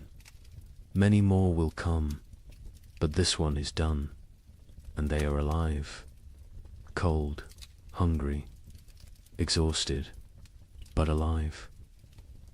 That is enough. That is everything. The days after the blizzard bring cruel clarity. The tribe emerges to assess their world. Snow covers everything in impossible depths. Walking is exhausting. Each step sinks to the knee, sometimes to the waist. Movement becomes a brutal task. The hunters try to venture out. They search for game, for any sign of life. But the animals have vanished, gone deep into dens, hibernating, or dead, or fled to distant warmer lands. The forest stands empty, silent as a grave. They check their trap. Lines, the snares they set before winter. Snow has buried them all. Invisible, useless. Days of work erased by one storm. They dig frantically. They find 3 traps, all empty. All sprung by falling snow. The tribe returns to the cave. Their faces tell the story. No food, no prospects, only what they stored. Only what hangs from the ceiling. Only what sits in clay pots. They must make it last. They must ration carefully. The chief counts the supplies again. He uses his stones. He moves them slowly. His count confirms his fears. Not enough. Even with strict rationing, even with 1 meal per day, they will run out before spring arrives. Weeks before, he does not share this calculation. Not yet. Fear helps no one. Panic kills faster than hunger. He will wait. He will hope. Perhaps another opportunity will come. Perhaps luck will shift. The moon rises full and bright. It illuminates the frozen landscape. Everything glows silver, beautiful and deadly. This moon marks the deepest part of winter, the coldest nights, the longest darkness. The tribe calls it the moon of hunger. Every winter it appears. Every winter it tests them. Food becomes an obsession. Stomachs growl constantly. Sleep brings dreams of feasting, of plenty, of meat dripping fat. People wake disappointed, wake to cold reality, wake to emptiness. The single daily meal shrinks. Further, what filled a palm now fits in fingers, barely enough to taste, never enough to satisfy. Children cry after eating, still hungry, always hungry. Mothers have nothing more to give. The baby suffers most. Its mother's milk dries up. Her body has nothing left to convert. She tries to nurse. The infant sucks desperately, gets nothing. Its cries become weaker, more pitiful, more heartbreaking. The women try to help. They chew dried meat until soft. They feed this paste to the baby, tiny amounts. The baby takes it, swallows. But infant bodies need milk, need fat, need nutrients this paste cannot provide. Mira grows weaker. Her old body has few reserves. Age makes winter harder. She sleeps more, moves less. Her skin seems to hang on her bones. Her eyes sink into her skull. She knows what is happening. She accepts it. This is the way of things, but she still tells stories. Her voice is thin now, barely audible. The children lean close to hear.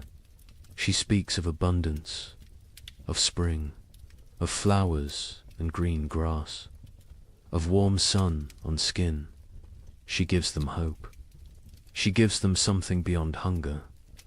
A hunter named Breck volunteers to venture far, to search for game in distant valleys. Perhaps the herd's sheltered somewhere. Perhaps hunting is possible. The chief considers this. The risk is enormous, but starvation is certain. He agrees. Breck leaves at dawn. He carries a spear, a stone blade, nothing else. Weight would slow him. He must move fast, cover distance, return quickly, or not return at all. The tribe watches him go. A small figure against vast white. He grows smaller, smaller, then disappears over a ridge. They pray to spirits, to ancestors, to anything that might listen. Bring him back with food. Days pass. Breck does not return. Hope fades. The tribe assumes the worst. The cold took him, or hunger, or predators, or simple bad luck. They mourn silently. They cannot waste energy on elaborate grief. The fire burns lower, with supplies critical now. They cannot gather more easily. The snow is too deep, the cold too intense. They burn less. The cave grows colder. Ice forms on interior walls. Breath becomes visible even inside. People huddle together constantly. Sharing warmth is survival. Personal space disappears. Bodies press against bodies, creating human walls against cold, creating collective heat. It helps. Barely, but barely is enough. Torgs. Mother develops a fever. Her body shakes. Her teeth chatter. She cannot get warm despite the furs, despite the proximity to fire. The fever burns from within, consumes her remaining strength, consumes her remaining fat. The healer examines her. She recognizes the signs. Starvation, fever, the body eating itself, trying to generate heat, trying to survive. But without food, the body destroys itself. Muscles become fuel, organs become fuel. Death approaches. The healer makes another tea. Her herbs are nearly gone. Only a few precious leaves remain. She must choose. Who gets treatment? Who goes without? These choices haunt her, but she must make them. She gives the tea to Torg's mother. A chance. A small chance. The woman drinks. The liquid burns her throat. She coughs violently, but she keeps it down. She wraps herself tighter. She closes her eyes. She fights. Her body fights. Time will tell if fighting is enough. The children stop playing. They lack energy for play. They sit quietly, stare at nothing. Childhood vitality drains away. They become small, old people, serious, silent, waiting. One boy asks his father when they will eat more. The father has no answer. He pulls his son. Close, he says, spring will come. Spring always comes. The boy asks when. The father says soon. He lies. Spring is months away, but the lie is kindness. The tribe begins eating leather. They take old, worn pieces. They boil them. The leather softens slightly. becomes chewable. It provides almost no nutrition, but it fills the stomach, tricks the body temporarily, delays the inevitable. They scrape hide scraps, collect tiny bits of dried meat, particles that fell, that were missed. They gathered these with desperate care. Every crumb matters. Every fragment could mean another day. The chief notices people eyeing the stored seed. Small amounts save for spring planting. Eating that seed means no crops next year. Means starvation then instead of now. But now is very real, very present, very tempting. He moves the seed, hides it in a far corner, tells only 2 trusted hunters. They will guard it, die before allowing it to be eaten. Future survival demands this sacrifice. Present suffering must be endured. On the 7th day of the moon of hunger, the baby dies. It simply stops breathing during the night. Its mother wakes to cold stillness. She does not scream. She has no energy for screaming.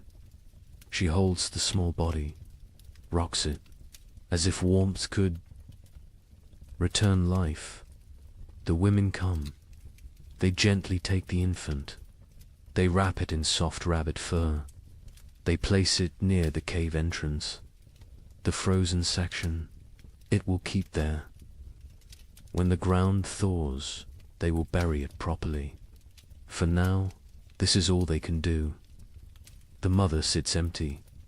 Her arms feel wrong without the weight. Her chest aches with useless milk that finally came. Too late, always too late. Other women sit beside her.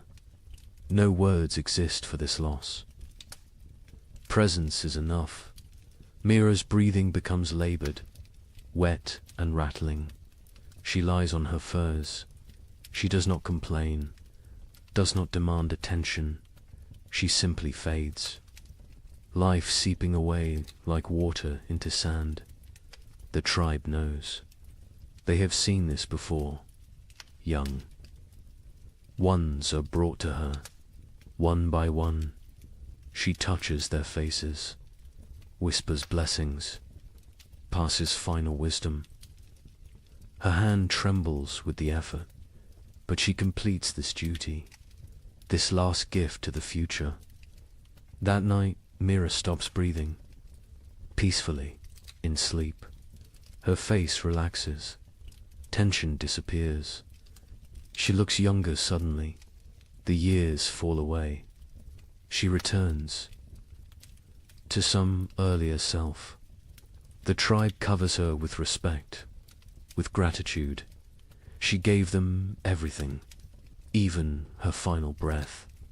2 deaths in one day. The tribe feels the weight. They are fewer now, weaker now, more vulnerable now.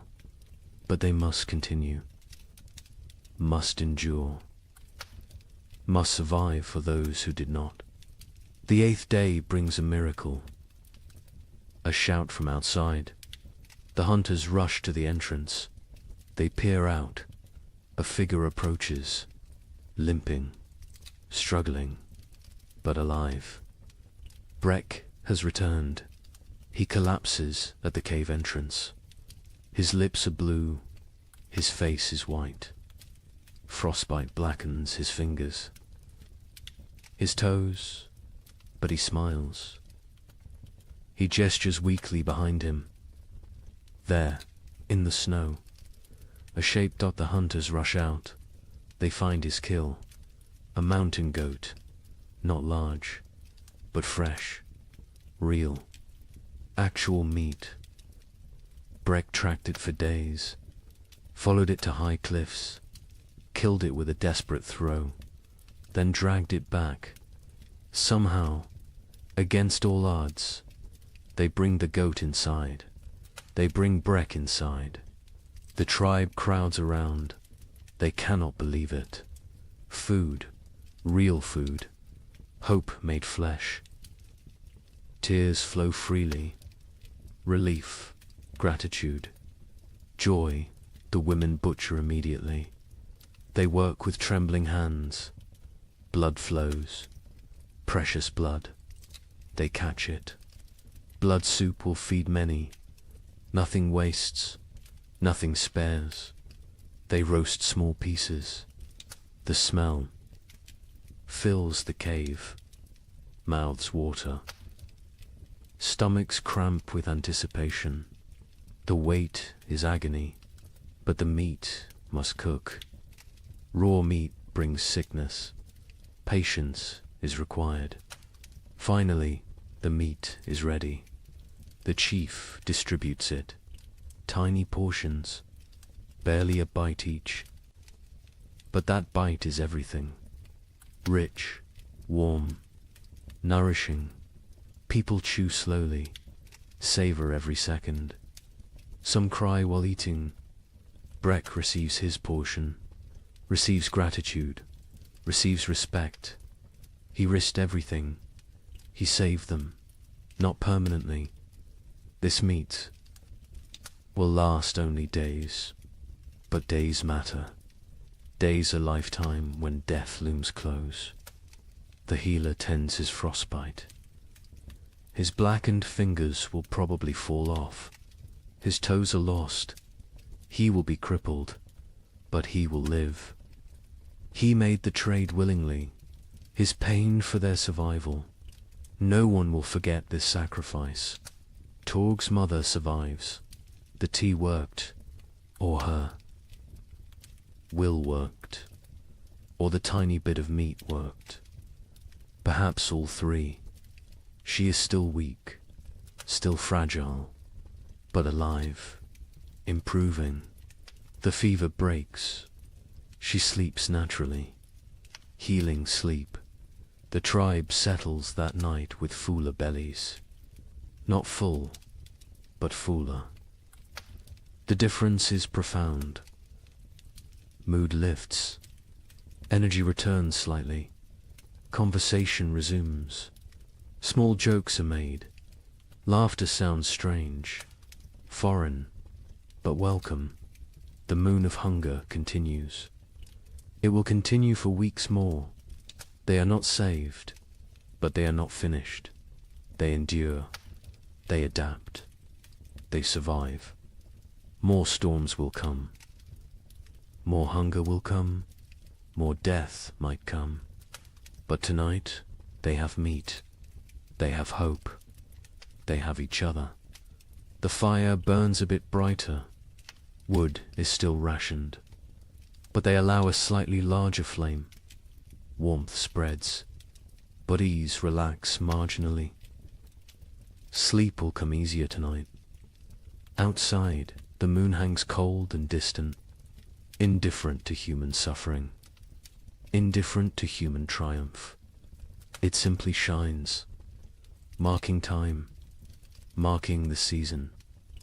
The moon of hunger watches all, judges none. The tribe learned to gain what they already knew. Survival requires sacrifice, requires courage, requires the few to risk for the many. Breck proved this. Mira proved this. The baby's mother proved this. They carried these lessons. They teach these lessons. They live these lessons. This is how humans persist. This is how they conquer impossible odds.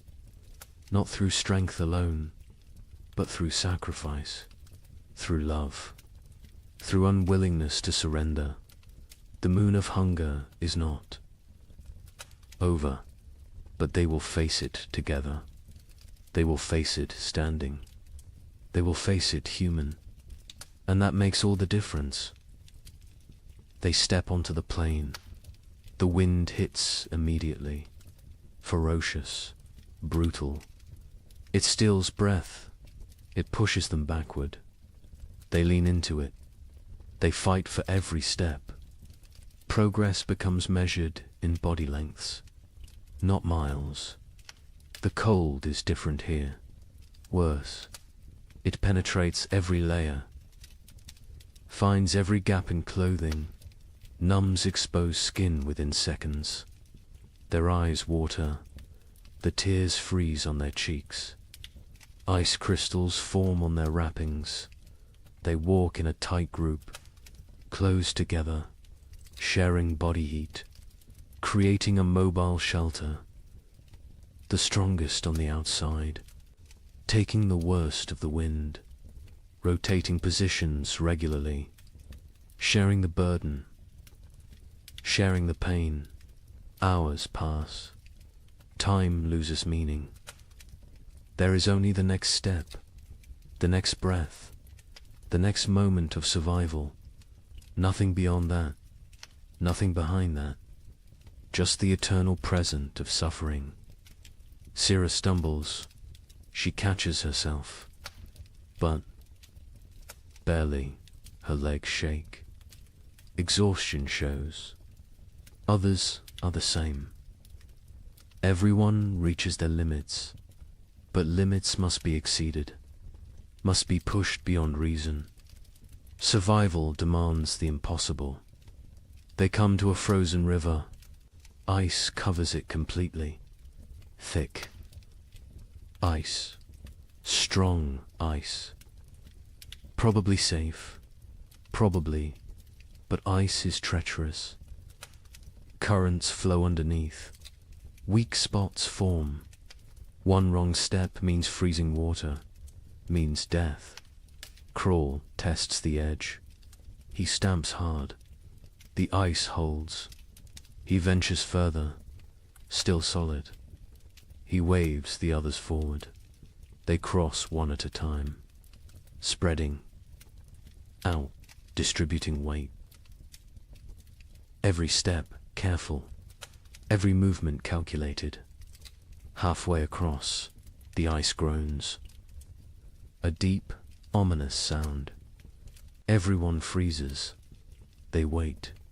The groaning continues, but no cracking, no breaking. They breathe again. They continue, faster now. Urgency overcoming caution. They reach the far side. Relief is brief. More walking awaits. More suffering. The plane continues endlessly. Horizon meets horizon in white emptiness.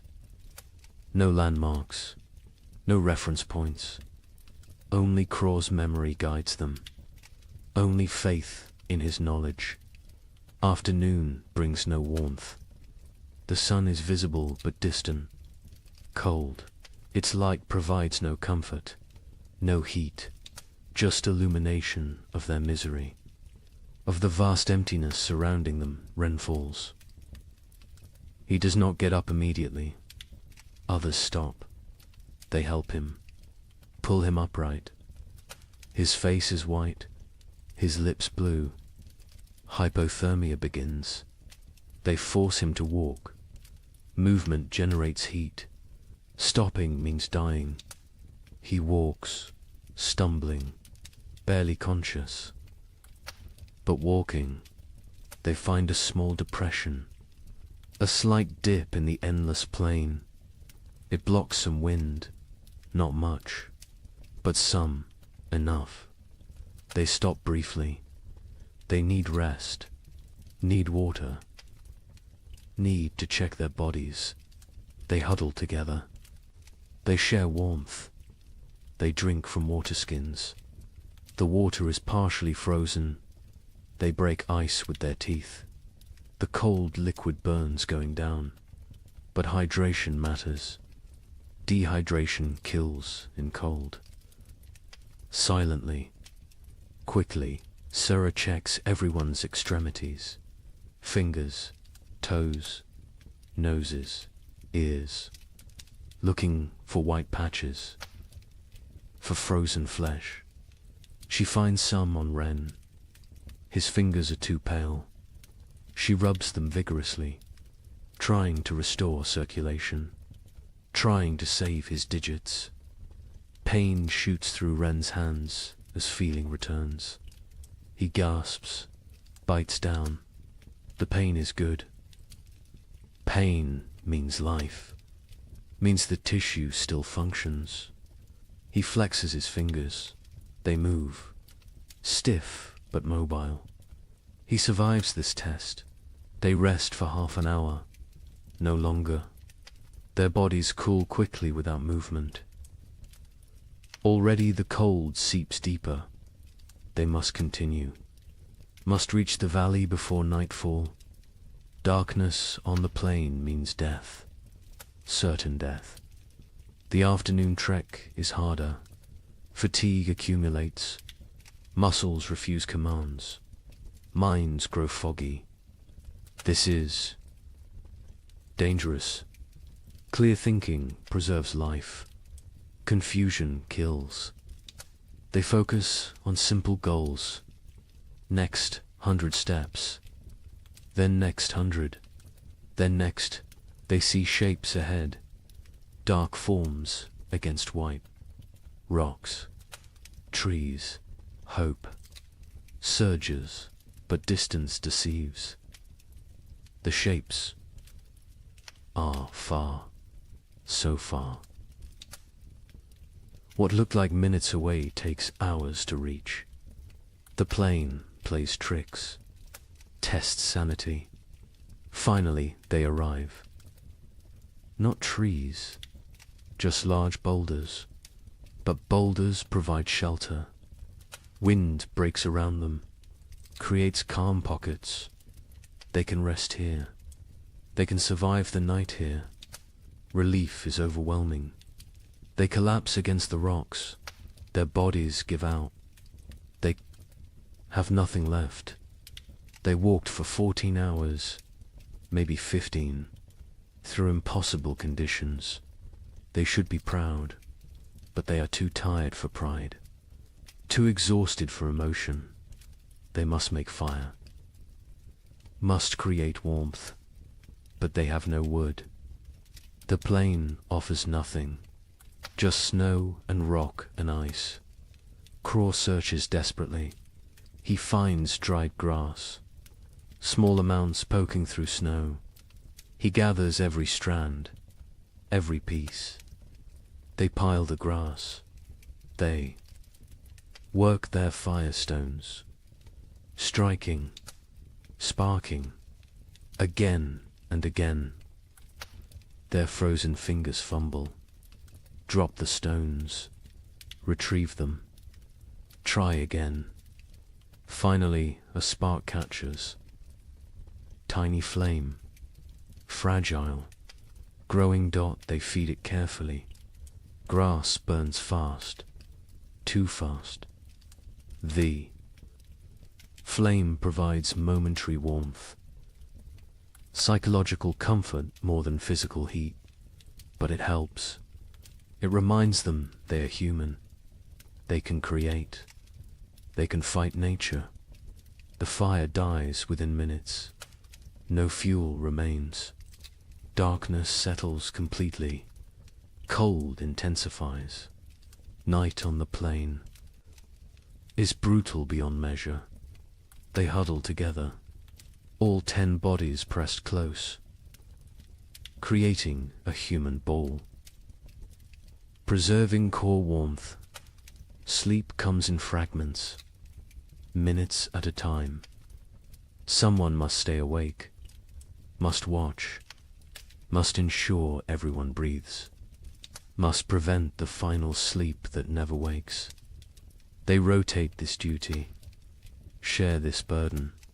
The night lasts forever. Time becomes meaningless. There is only cold, only suffering, only the desperate clinging to life. Some pray to spirits, some think of family, some think nothing. Just exist, just breathe, just survive. Dawn arrives, grey and grudging. They survived. All 10, frozen, hurting, but alive. They check each other. Frostbite has spread. Fingers are white, faces are damaged, but they can walk. They can continue. They eat tiny portions of dried meat. The food is frozen solid. They soften it in their mouths. It provides minimal energy, but enough. Enough for another day. Enough for more walking. The valley must be close. Croft feels it. He cannot explain how, but he knows. A few more hours, maybe half a day, they can make it. They must make it. They walk again, Bodhi's screaming protest. Every joint aches. Every muscle tears. They walk anyway. They walk because stopping is death. Because the tribe needs them. Because they are human and humans endure. The terrain begins to change. Subtle at first. A slight slope. A gentle descent. Then more pronounced. Hills appear. The valley approaches. Energy returns. Hope fuels them. They increase pace. By midday, they see it. The valley spreads below, protected, sheltered. Trees grow there, dense forest. The sight is beautiful. Salvation made visible. They almost run, almost forget their exhaustion. They enter the valley. Wind stops. Silence surrounds them. The temperature feels warmer immediately. Still cold. Still winter. But survivable. Bearable. They made it. Against impossible odds. Against nature's fury. They made it. Now they must find food. Must justify the journey. Must save the tribe.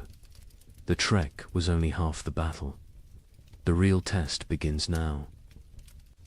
The valley delivers on its promise. The hunters find game within hours. Deer sheltering in thick forest. A small herd. 5 animals. Healthy and fat. They have survived winter well. Protected by the valley's embrace. The hunt is successful. 2 deer fall, 2 coordinated spears. The hunters work efficiently. They butcher, they preserve, they prepare for the return journey. Success tastes sweet, sweeter than the meat itself. They saved the tribe. They accomplished the impossible. The journey back takes 4 days. They carry heavy loads, meat wrapped in hide, dragging it through snow. The weight slows them, but spirits are high. High enough to overcome exhaustion. High enough to push through pain. The tribe spots them from a distance. 10 figures approaching. All walking, all alive, and carrying something. Carrying hope. The cave erupts in celebration. Crying, shouting. Relief pours out. They feast that night. Controlled feasting. Rationed celebration. But feast nonetheless. Meat fills bellies. Strength returns to limbs. Color returns to faces. The tribe steps. Back from death's edge. Not far. But enough days pass into weeks. The meat lasts longer than expected. Careful rationing, careful preservation. The tribe survives, continues, endures. Then something changes, subtle at first. Easy to miss, but Craw notices. He always notices. The air feels different, less sharp, less cutting. The quality of cold has shifted. He mentions it to the chief. The chief feels it too. Something is coming, something changing. They watch, they wait, they observe. The days grow longer, minutes at a time, barely noticeable, but cumulative. Dawn arrives earlier. Dusk comes later.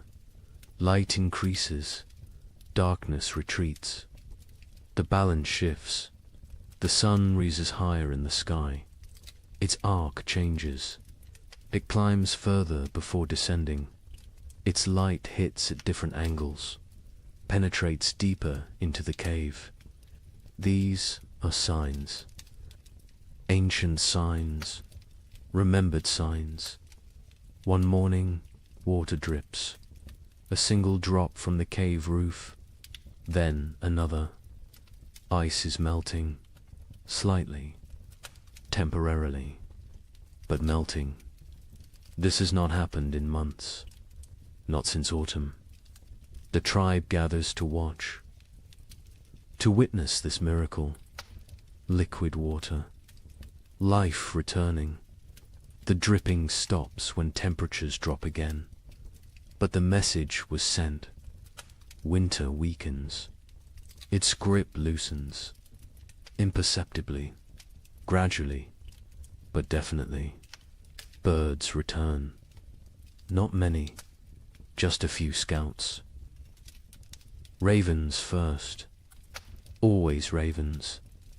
They circle overhead. They call to each other. Their voices break the silence of months. The sound is jarring, almost forgotten, but welcome. So welcome. The snow begins to change. Its texture alters. Morning crust forms. The surface freezes hard overnight. Supports weight. Walking becomes easier. No more sinking to the thighs. Progress quickens. Movement improves, but afternoons bring different snow. Soft, wet, heavy. The snow absorbs sunlight, converts it to water. Slowly, drop by drop, the snow level decreases. Patches of ground appear, brown and dead, but ground, actual earth. The hunters venture out more frequently. They find tracks, fresh tracks. Animals emerge from dens, from hibernation, from wherever they sheltered. Life stirs again, cautiously, tentatively, but undeniably. A child sees something green, a tiny shoot, pushing through melting snow. Green, the color is shocking. Alien after months of white and brown and grey. The child calls others. They gather around this small miracle, this proof of continuation, this promise. The tribe's energy shifts. Desperation eases. Not gone, but reduced. They can see the end now. Not tomorrow, not next week. But eventually, spring will come. They will survive. They endured the worst. They can endure the rest. Mira's death is honored properly now. The ground softens enough to dig. Not deep, but enough. They bury her with ceremony, with gratitude, with love. They mark her place with stones. She will rest among her people, among the land she knew. The baby is buried beside her, grandmother and infant. Together, the mother stands silent. She has no tears left, but she has survived. She will continue. She will have other children. This is not comfort, but it is truth. It is the way. The tribe expands their range. They explore further from the cave, finding what winter destroyed, what winter spared. They assess damage, plan repairs, think ahead. Survival mode shifts to recovery mode. They find a frozen stream beginning to flow. Ice breaks apart. Water moves underneath. clear, cold, but flowing. They drink fresh water, not melted snow, not stale. Fresh, the taste is incredible, pure, clean, alive. Fish will return soon. With flowing water comes fish. The tribe prepares nets, repairs traps, sharpens spears. The river will provide.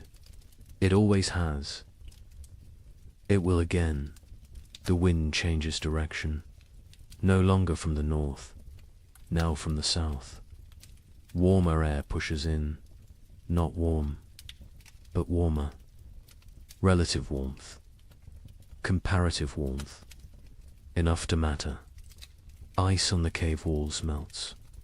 Water runs down stone faces. The cave becomes damp, almost humid.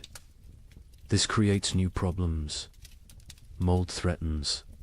Furs must be dried, arid, maintained. But these are problems of living, not problems of dying. The tribe welcomes them. Sero spots deer tracks. Many tracks. A large herd pass nearby, moving north, following some ancient instinct. Following the thaw, the hunters follow. They track for miles. They find the herd. The hunt succeeds again. 3 deer this time. The tribe has surplus. Actual surplus. They smoke meat. They preserve it, but they also eat fully. They allow themselves satisfaction. Bellies fill completely. Children laugh. The sound is strange, foreign, forgotten, but it returns. Slowly it returns. Young ones play outside again, running, shouting, burning energy stored through winter. Parents watch with emotion. These children survived. Against odds, against nature, they live, they thrive, they play. Breck's frostbite healed as well as possible. He lost 3 fingers, 2 toes. He walks with a limp. His hands cannot grip spear properly, but he lives. He survived his sacrifice. The tribe honors him daily, through respect, through care. Through memory, he teaches young hunters, passes knowledge, cannot hunt himself, but can create hunters. This is valuable.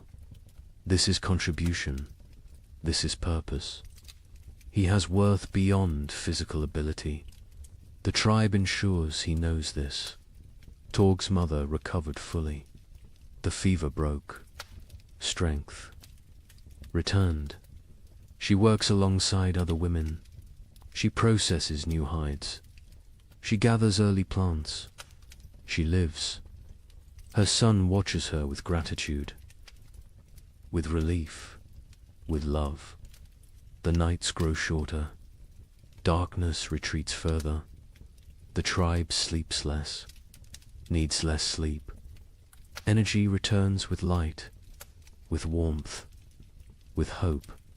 They begin projects, repairs, improvements, planning for next winter.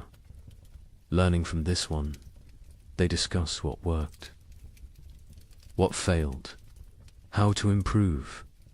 Knowledge is survival. Experience is wisdom. They will not forget this winter, will not forget its lessons, will not forget its cost. 2 died, Mira and the baby. 2 out of many. This is success. Grim success. But success nonetheless. Other winters killed more, much more. This winter was survived. This winter was conquered. The chief ageth visibly. The stress wore him. Carved lines deeper. Grayed his hair further. But he stands straight. He led well. He made hard choices. He saved the tribe. Leadership exacted its price. He paid willingly. Cross joins ache more. The trek damaged him. Pushed his aging body beyond limits. He knows his hunting days near their end. Soon he will teach only, lead only, hunt vicariously through younger men. This is natural. This is right. This is the cycle, but not yet. This spring he will hunt. This summer he will provide. He has a few good seasons left. He will use them fully, will extract every last contribution. This is his way. This has always been his way. The tribe ventures to high ground. They look north, the direction of the killing cold, the direction of death. Snow still covers distant mountains. Ice still gleams on peaks.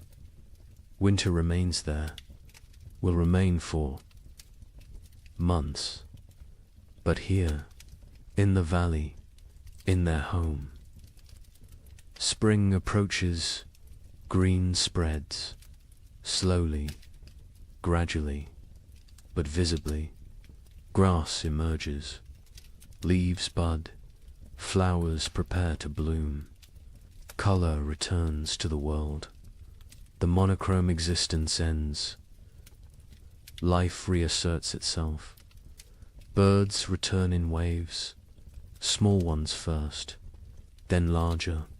They sing, they call, they mate, they build nests. They choose to live here, choose to raise young here. The tribe takes this as blessing, as approval, as sin. Children collect eggs, carefully, leaving some, taking some. The birds can spare them. The birds will lay more. This is balance. This is sustainable.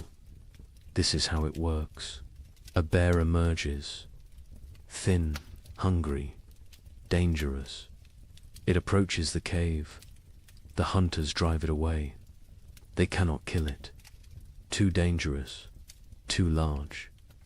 But they make their presence known, establish dominance, protect their territory. The bear leaves, seeks easier prey. The tribe remains vigilant. More bears will come, more predators. Spring brings life, but also competition, also danger, different danger than winter, but real. They prepare defenses, reinforce barriers, sharpen weapons. Spring is not safety. Spring is different challenge. Different tests, but they survived winter. They can handle spring. The elderly who remained in the cave through the trek are recovering. They endured. They kept fire burning. They maintained hope. They held the center. Their contribution was essential, unrecognized during the crisis. Acknowledged now. The tribe holds council. All adults attend. They discuss summer plans. Where to hunt, where to gather, what to store, how to prepare for next winter. Always next winter. Winter always comes again. But between now and then, between this moment and that future threat, there is spring, there is summer, there is abundance, there is life.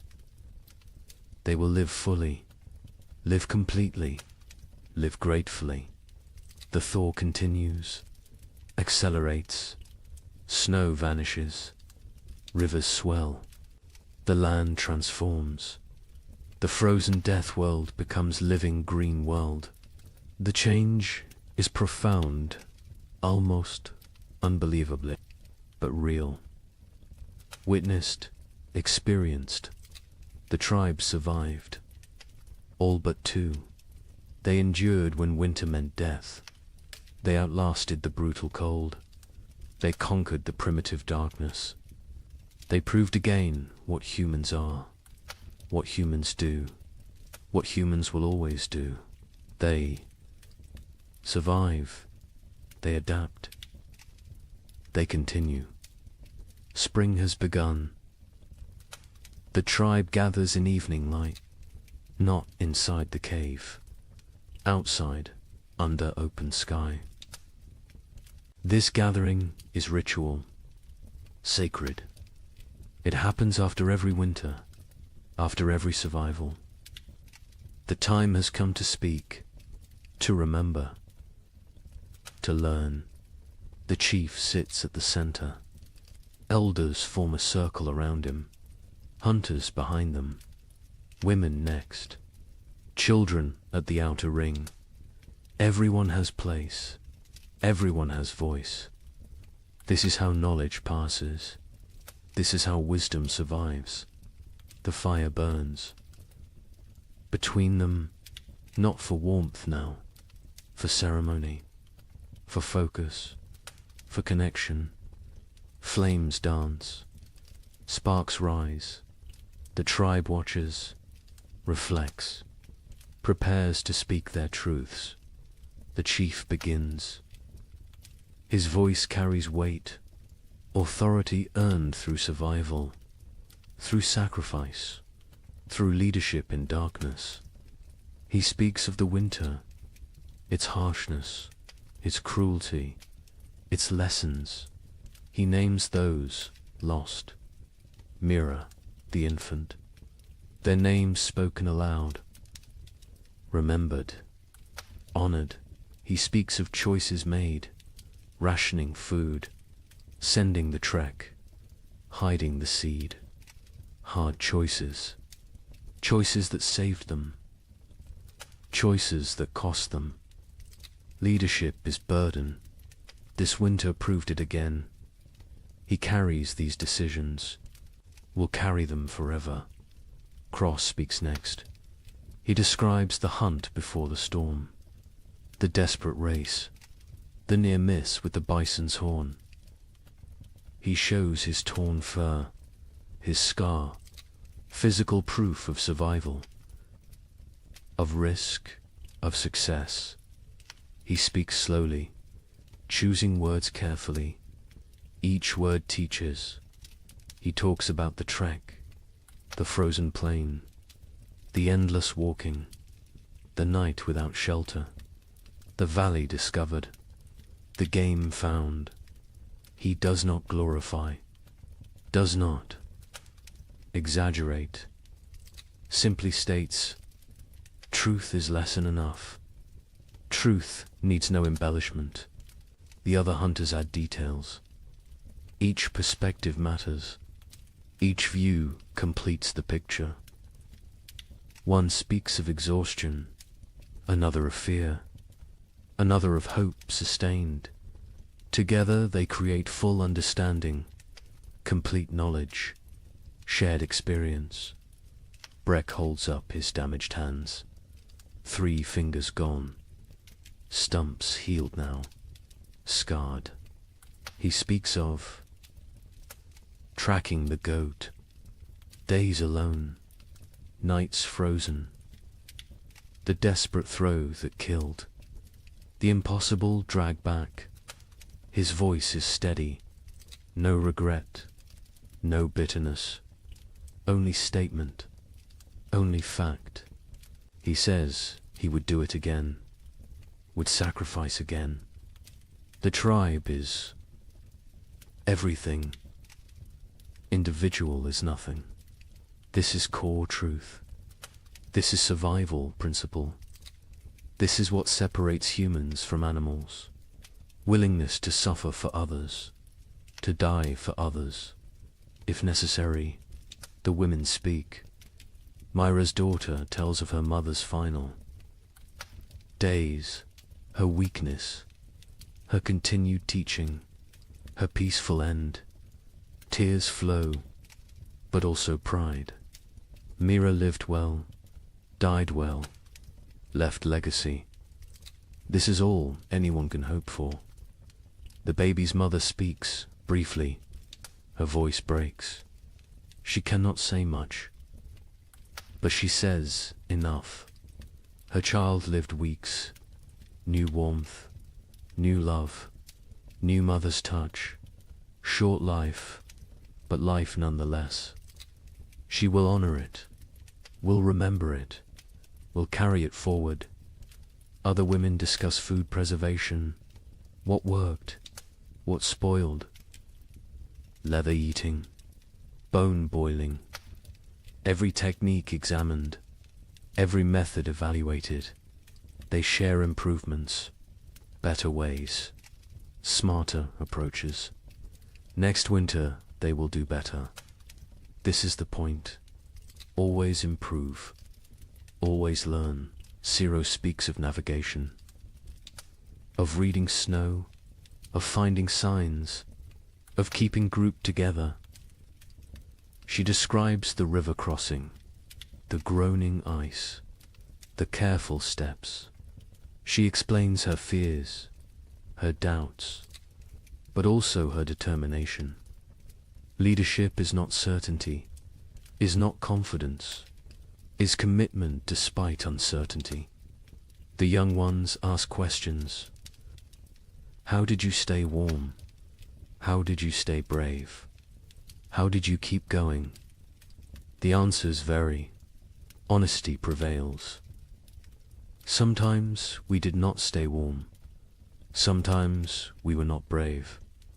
Sometimes we kept going because stopping meant death. Simple answers, true answers. Torg speaks for the first time in gathering. His voice cracks. He is becoming man, growing, changing. He talks about the wood gathering, the blistered hands, the aching back, the satisfaction of contribution. He learned his value, his worth, his place in the tribe. This winter made him adult. His mother adds her story. The fever, the weakness, the tea that saved her. She thanks the healer publicly, gratitude expressed, debt acknowledged. The healer nods, accepts thanks, but says she only did what she knew, what others taught her, what Myra taught her years ago. Knowledge circles, returns, perpetuates. The healer discusses her herbs, what she used, what she saved, what she needs to gather. She lists plants, describes locations, teaches identification. Several women listen intently. They want to learn, want to help, want to preserve this knowledge. The healer accepts students, welcomes them. Knowledge must spread, cannot die with one person. Talk turns to preparations. What they should have done, what they will do next time. More wood, always more wood. Better storage, improved insulation, stronger entrance barriers, backup supplies, hidden caches, distributed resources. They brainstorm, they plan, they commit. Someone suggests splitting the tribe, half in one cave, half in another. If one location fails, the other survives. Discussion follows. Arguments for, arguments against. The chief listens, considers, makes no decision tonight. This needs thought, needs time. Will be decided before next winter. The feast day arrives with warmth, actual warmth. The sun climbs higher. It stays longer. Its rays penetrate winter's final defense. The cold retreats, step by step, day by day. Life returns. The tribe moves through mourning with purpose. Women, prepare food, all the food, reserves brought out, smoked meat, dried fish, roots saved, seeds roasted. Nothing held back today. Today is abundance. Today is celebration. Today is life affirmed. Children run wild, energy unleashed. Months of confinement explode into motion. They chase, they climb, they shout. Their laughter echoes off rocks, off trees, off the sky itself. Parents watch with full hearts. This sound, this joy, this is why they fought, why they suffered, why they survived. The hunters bring fresh game, killed this morning, deer and rabbits. Prepared quickly, cooking now. The smell fills the valley, rich, savory, irresistible. Mouths water, anticipation builds. The feast approaches. By midday, everything is ready. Food covers flat rocks, arranged, displayed. More food than seen in months, more than anyone remembers. It looks impossible, looks like dream, but it is real, earned, deserved. The chief stands.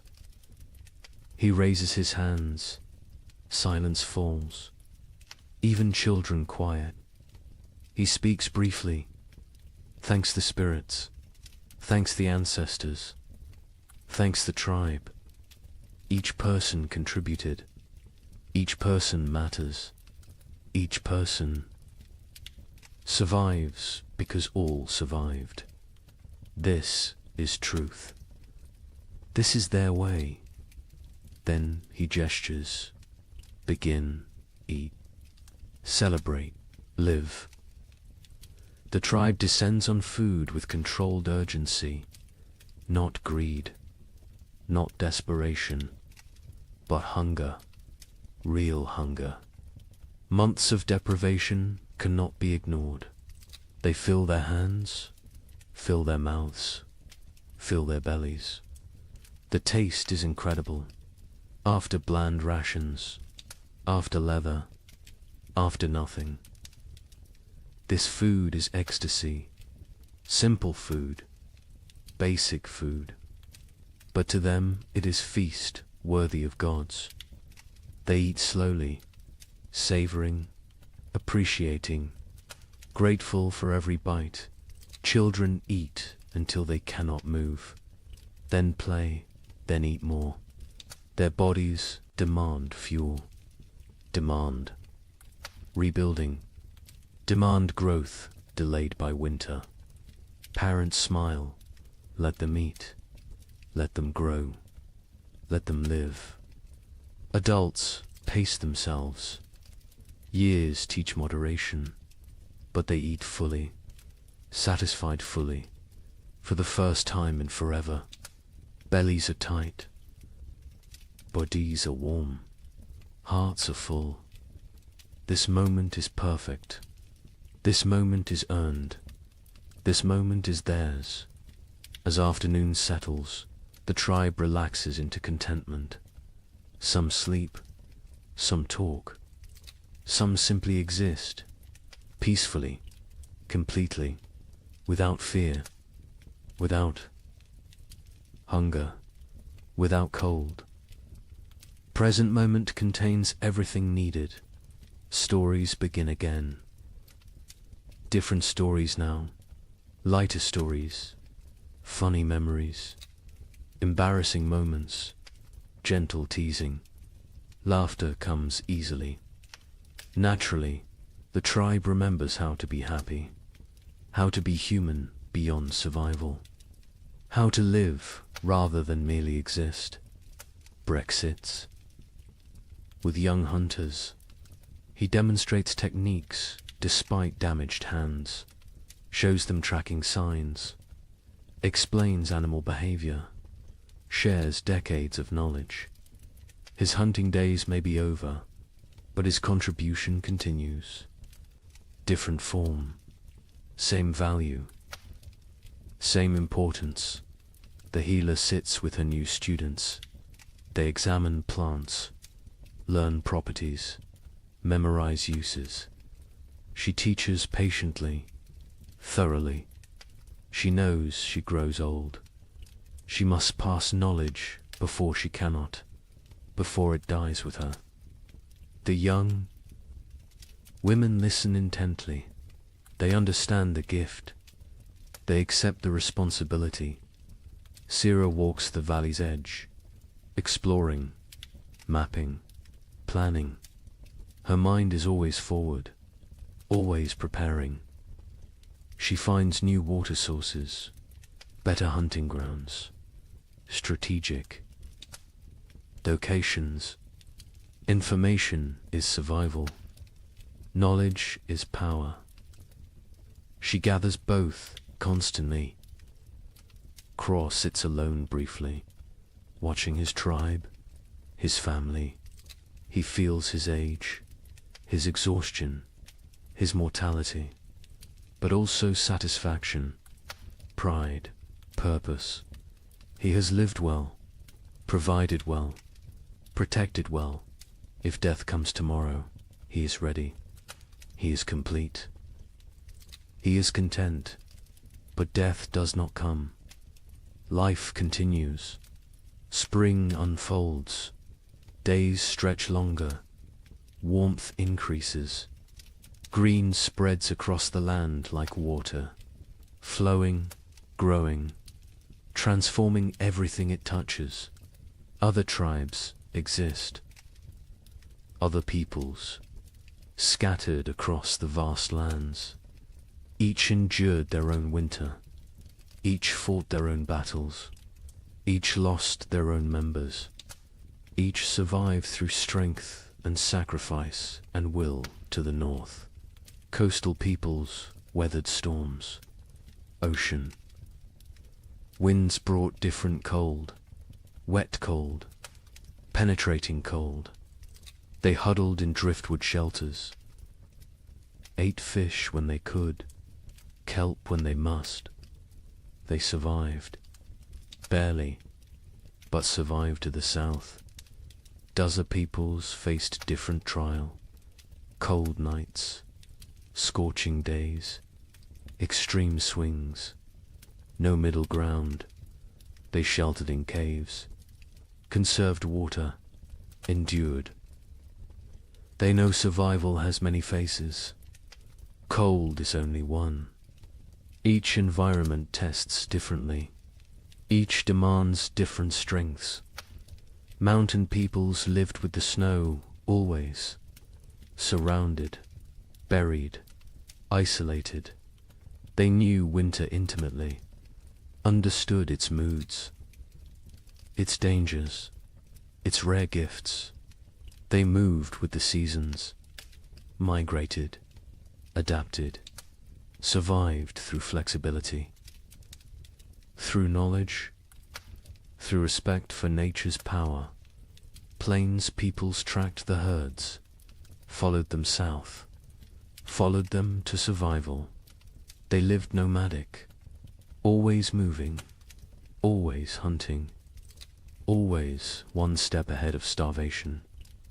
Their winter was journey, was constant motion, was different struggle, same stakes. All these peoples, all these tribes, all these humans, connected by nothing except species, except determination, except refusal to surrender. They do not know each other, will never meet, will never share stories, but they share experience, share struggle, share humanity. Winter tested all, cold respected none. It killed without preference, without mercy, without meaning. It simply was nature being nature indifferent, eternal, unstoppable, but humans stopped it anyway. Not the winter itself, but its victory, its completeness, its total dominion. Humans survived through intelligence, through cooperation, through sheer, stubborn will. They survive because they are human, because that is what humans do. The sun sets slowly, painting the sky orange, pink, purple, gold, colors absent all winter, colors forgotten, colors that seem unreal. The tribe watches silent, appreciative. Beauty matters, even to primitive peoples, especially to them. Beauty is life beyond survival. Beauty is hope made visible. The fire is lit, not necessity now.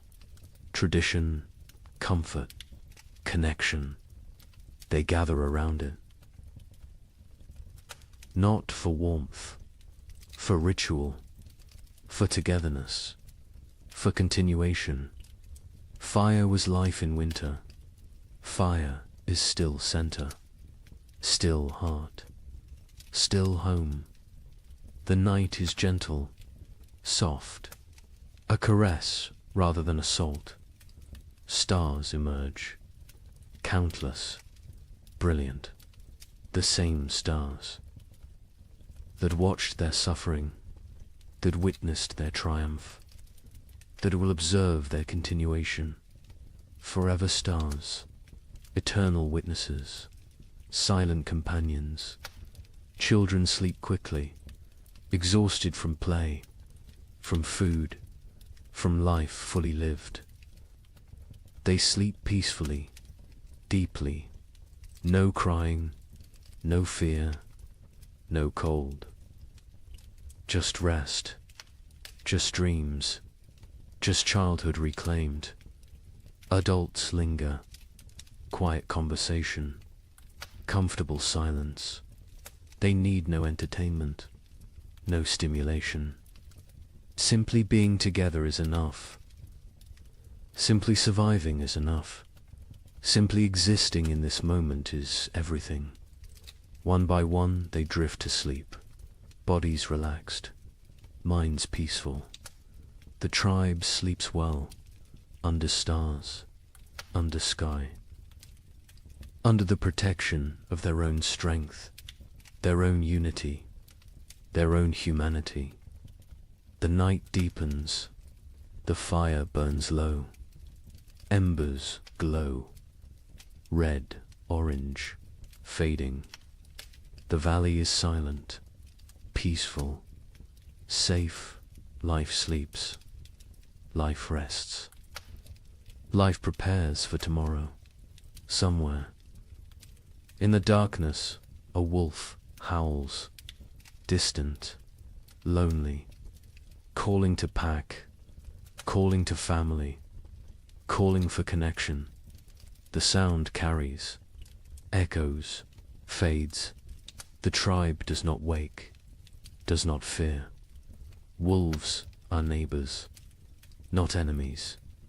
All creatures struggle. All creatures survive. All creatures seek pack, seek family, seek belonging. The echo continues. Not just wolf, but all sounds, all voices, all stories. They echo through time, through generations, through eternity. This tribe will fade. These people will die. But their echo continues. Their legacy persists. Their survival matters. Because they are not the end. They are the beginning, the foundation, the root. From them come others, many others, countless others. Every human alive carries their echo, their determination, their refusal to quit.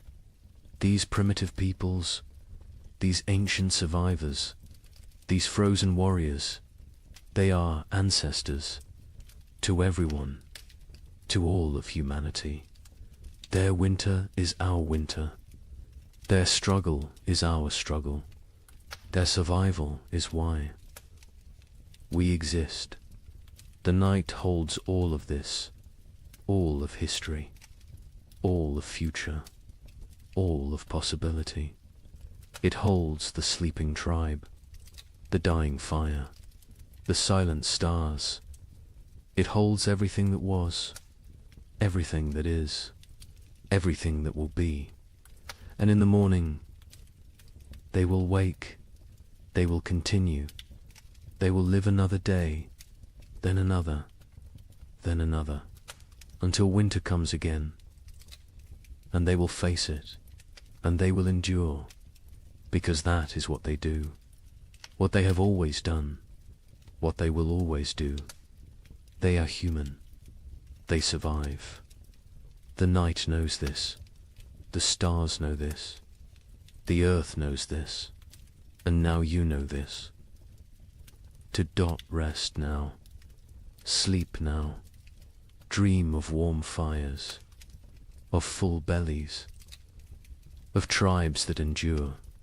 Of humans who refuse to quit. Of ancestors who gave us everything, including survival itself.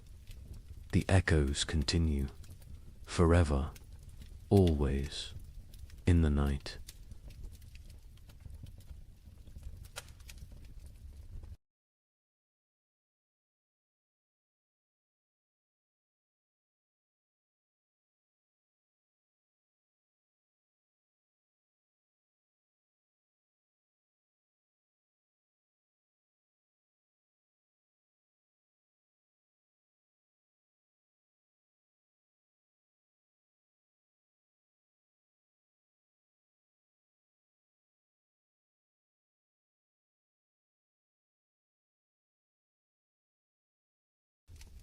Good evening and welcome back, friends. Tonight we're diving into the fascinating world of the Roman Empire.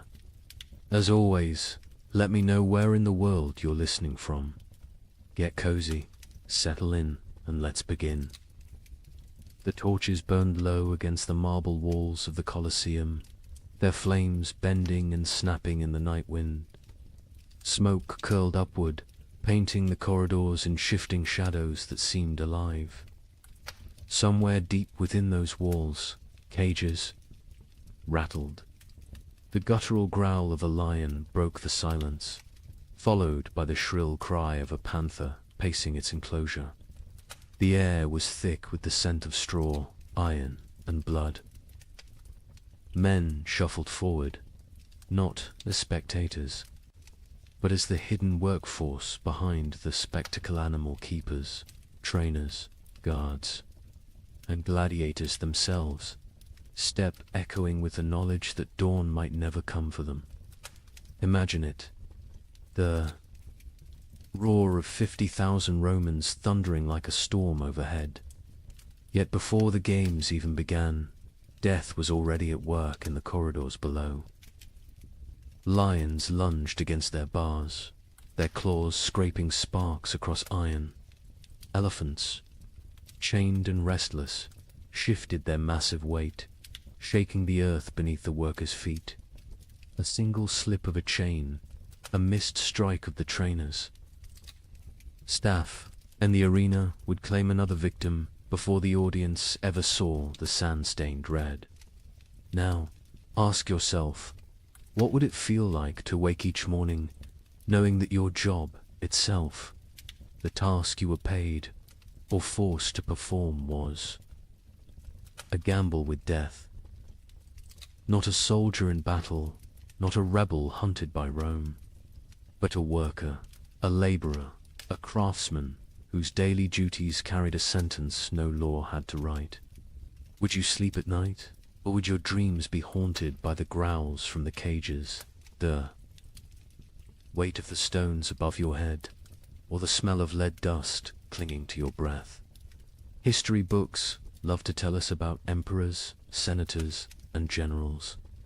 They speak of triumphs, victories, and architectural marvels, but rarely do they dwell on the hands that bled to build those monuments, or the men and women whose very survival depended on risking their lives in silence. The invisible workforce of Rome lived not in marble villas, but in shadows, where the price of error was not a demotion or dismissal, but death itself. And here lies the heart of the story. Beneath the grandeur of Rome, beneath its arches, its mosaics, its golden halls were professions so perilous that to call them jobs is almost an insult. These were death sentences disguised as livelihoods. Jobs where poison lingered in the very air, where the swing of a sword was part of your morning routine, and where the applause of the crowd was sometimes the last sound you ever heard. Over the next hours, you will hear the untold accounts of these deadly professions, some spectacular, some hidden in the grime of Rome's underbelly, and others so strange they seem pulled from nightmares. From the men who faced wild beasts before breakfast, to the miners whose lungs filled with poison in the empire's dark tunnels, we will walk step by step into the shadows Rome tried to leave behind. But let this question guide you as we begin. If your job demanded your life as payment, would you accept the risk for glory, for survival, or simply because you had no choice? When most people picture ancient Rome, they imagine the shimmering surfaces of marble temples, the echo of sandals across polished floors, and the thunder of cenotes debating in the forum. They think of emperors draped in purple robes, feasts piled high with roasted boar and honey cakes, and gladiators striding into the arena beneath the roar of 50,000 voices. Rome has always been remembered for its grandeur, its victories, and the magnificence of its architecture. But what history books often gloss over is that the empire wasn't built on marble, it was built on blood, sweat, and the fragile bodies of millions of workers whose daily lives were defined by danger. Rome was not just emperors and generals. Behind every golden banquet, behind every aqueduct arching across the countryside, behind every amphitheater filled with spectacle, there were invisible laborers who risked everything to keep the empire alive. For every senator reclining in luxury, there were hundreds of slaves and freedmen hauling water, shaping stone, smelting iron, cleaning streets, or fighting beasts. Their names were rarely recorded. Their stories were rarely told. Yet without them, Rome's glittering facade would have crumbled into dust. Imagine the contrast. On one side, wealthy Romans lounged on couches, sipping wine sweetened with lead. Syrup, their servants, fanning them with peacock feathers while musicians played. On the other side, just beyond the villa walls, workers baked under the Mediterranean sun on dangerous scaffolds, hauling blocks of stone that could crush them in an instant. Inside, the laughter of banquets rang against walls lined with mosaics. Outside, miners descended into narrow shafts where air was poised with dust and metal fumes. Knowing they might not resurface alive, luxury was visible, risk was hidden. Rome was a stage, and the spotlight shone only on the powerful, while those who risked everything remained in shadow. Work in ancient Rome was more than a duty, was a matter of survival. For the enslaved, there was no choice at all. They labored until their bodies broke. For the poor, free citizens, dangerous work was often the only chance to feed a family. And even for skilled craftsmen, fortune was fragile. One accident at a glass furnace, one slip of a chisel, and a lifetime of expertise meant nothing against the indifference of death. Unlike today, there were no safety harnesses, no unions. no laws protecting the vulnerable. Rome had no patience for weakness. If a worker fell, another was always waiting to take his place. This is the untold foundation of Rome's greatness. The empire stretched across continents, commanded legions, and shaped the destiny of the Western world. But it was held together not just by marble and laws, it was held together by expendable lives. The amphitheaters that dazzled crowds were built by hands calloused from stone and bloodied by accidents. The shimmering purple robes of emperors were dyed by workers suffocating in vats of poisonous mollusk brine. The wine that filled silver goblets was poured by servants, who would never share in the feast. Now pause and ask yourself, would you trade your office, your workshop, your school, or your daily commute for the mines of Hispania, where men choked on poisonous dust in darkness for the promise of silver Rome craved? Would you exchange your cubicle or construction site for the sands of the Colosseum, where gladiators bled to entertain a restless mob? Could you imagine waking each morning knowing your work itself might kill you not because of war, not because of rebellion, but because your role in society was considered disposable? That is the contrast that makes Rome so haunting. Its glory was dazzling, but it was built on invisible suffering. Every aqueduct meant water for cities, but also corpses crushed in its construction. Every road meant trade and travel, but also slaves dying in the ditches. Every banquet meant celebration, but also bakers coughing from flour dust, servants poisoned by fumes, and children forced into brutal apprenticeships. Rome was not just a civilization of luxury, it was a civilization of calculated risk, where millions lived knowing their value extended only as far as their usefulness to the empire. As we step deeper into these stories, keep this in mind. The history of ancient Rome is not just about triumphs and monuments. It is about the unseen workers who carried the weight of empire on their shoulders, often until those shoulders broke. Tonight, we will walk in their footsteps. We will stand in the mines, in the furnaces, in the arenas, and in the shadows of temples to uncover the professions so perilous they could rightfully be called the deadliest jobs of the ancient world. So, settle in. The story you are about to hear is not one of emperors' speeches or military campaigns. It is the story of ordinary men and women whose names we will never know, but whose risks carved Rome into the world's memory. And as we journey through these forgotten professions, I'll ask you again to reflect. How safe is your work compared to theirs? And more importantly, would you have survived in their place? Beneath the Colosseum, night was never silent.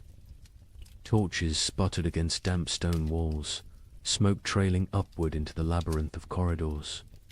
From the shadows came the sound that froze even hardened gladiators in their tracks, the rattling of iron bars, the scrape of claws against cage doors, the guttural growl of beasts that did not belong to Rome but had been dragged here from the farthest corners of the empire. Leopards shipped from the rocky coasts of North Africa, half-starved, to make them hungrier. Tigers, stolen from distant India, pacing in restless fury. Bears hauled from the frozen forests of Germania. Even elephants, towering and furious after months of brutal marshes, swayed on their chains, slamming tusks into wooden barriers that cracked under the strain. The ground itself trembled when these creatures roared, and the men tasked with keeping them under control knew the truth. They were one mistake away from being torn to pieces. These men were the Venator shadows, the animal trainers. History rarely records their names, but their presence haunted every spectacle. Before the crowd even took their seats, before a single gladiator raised a sword, these workers had already stared death in the eye. Their jobs were simple in description, yet terrifying in practice. Feed the beasts, transport them, prepare them for combat, and release them into the arena at just the right moment. But simplicity on paper did not translate to safety in reality. Feeding a lion wasn't a matter of tossing meat over a wall. Trainers stepped into cages, armed with nothing but a staff, a whip, and their nerve. One slip of the boot on blood-slick straw, one moment of hesitation while securing a gate, and the outcome was certain. The animal lunged, claws raked, jaws snapped shut, and no one risked entering the cage to drag the trainer's body back. The suspense of those moments was unbearable. Imagine holding a slab of raw meat in your hand, the smell driving the lion to frenzy, its amber eyes locked onto yours as though you yourself were the meal. Imagine the tremor of the bars as the beast hurled itself against them, the iron shrieking like thunder in the confined corridors. Every feeding was a gamble. Every day survived was a small victory. The Empire did nothing to soften the danger. In fact, it often heightened it. Trainers were ordered to starve animals before games, ensuring they would be more violent, more dramatic for the crowd. They baited the beasts with wooden dummies soaked in blood, conditioning them to attack on sight. They lit torches in the faces of elephants to keep them agitated, lashing their trunks until the massive creatures charged blindly into the sand. To the Romans above, these were thrilling displays of power. To the men below, they were acts of survival. The fallout of this profession was as bloody as the games themselves. There are accounts of trainers being dragged into cages, shredded within seconds by the very animals they sought to control. Some were mauled in the holding chambers before the beasts ever saw the light of the arena. Ships carrying exotic predators sometimes became floating prisons of chaos, with handlers torn apart mid-voyage. And when things went wrong during the games, it was often the trainers who were sacrificed first, thrown into the sand alongside the beasts to buy time while soldiers rallied. Picture this. The gates rise, and a tiger bursts into the sunlight, its muscles coiled with hunger. The crowd roars with excitement, but backstage, panic has already erupted. A handler failed to secure the second chain. The tiger lashes back toward the holding corridor, tearing into the men behind the scenes. For the audience, the spectacle remains seamless. They see only the drama in the arena. But behind the curtain, death is quiet, fast, and unacknowledged.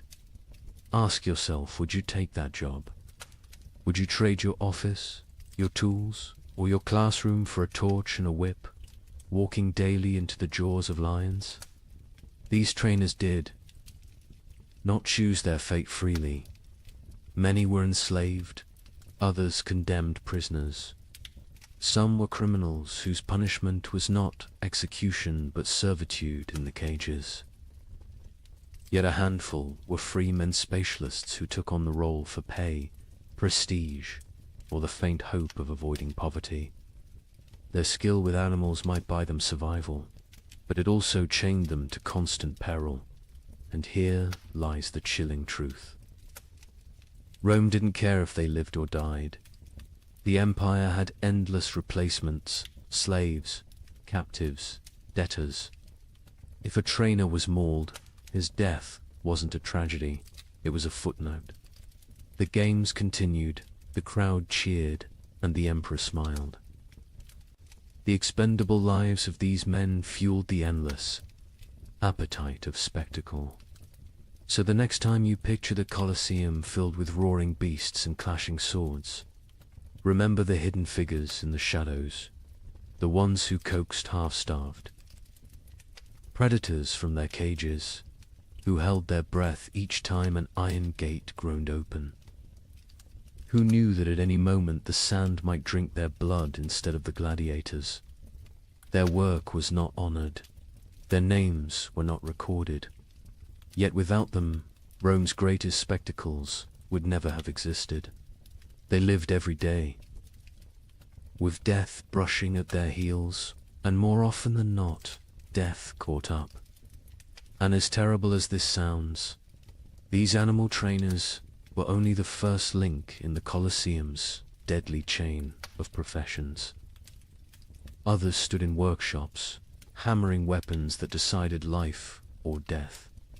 Others knelt in the sand, stitching wounds under the gaze of the emperor himself. If the cages were a place of constant suspense, the armories and infirmaries were no less haunted. And it is to those shadows that we turn next. Step away from the roaring cages of the beasts and follow the sound of hammer against iron. Deep within the Colosseum's hidden chambers lay another world entirely, one that smelled not of blood and straw, but of smoke, oil, and molten metal. This was the domain of the weapons masters, the unseen craftsmen whose work shaped the fate of every gladiator who walked onto the sand. Picture it, a forge glowing in the half-dark, the air heavy with heat, sparks flying like fireflies as iron is struck again and again on the anvil. Grindstones hiss as edges are sharpened, the rhythm of stone against blade echoing like a heartbeat through the chamber.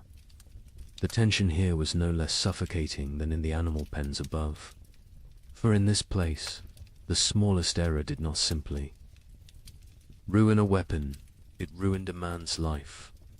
Every sword, every dagger, every spear carried into combat bore the silent touch of these craftsmen. Their responsibility was immense. A blade had to be balanced to the hand, sharp enough to slice in an instant, strong enough to withstand the crushing force of an opponent's strike. A dull edge could mean a wound that failed to stop an enemy. A brittle spine could snap on impact, leaving its wielder defenseless in front of 50,000 roaring spectators. For the gladiator, trust in his weapon was trust in his survival, and that trust lay entirely in the hands of someone working in the shadows. This was not artistry for beauty's sake. This was artistry for survival, and the stakes were cruel. If a blade bent or shattered in the arena, it was not only the gladiator who suffered. The weapons master's reputation, and often his life, stood trial alongside the man who wielded the steel. A mistake could mean flogging, imprisonment, or worse, condemnation to the sands themselves, forced to fight with the very weapons they had once forged. Imagine that reversal. One day you are sharpening a gladius, the next day you are thrust into the arena, clutching it desperately as the crowd demands your blood. The drama of their work was constant. Fire licked at their hands, sparks scarred their faces, blades slipped and cut through flesh with the same ease they were designed to cut through armor. The grindstone could seize a weapon, spinning it from their grip and into bone. Their lungs, filled with smoke and ash, slowly poisoning them over years of labor.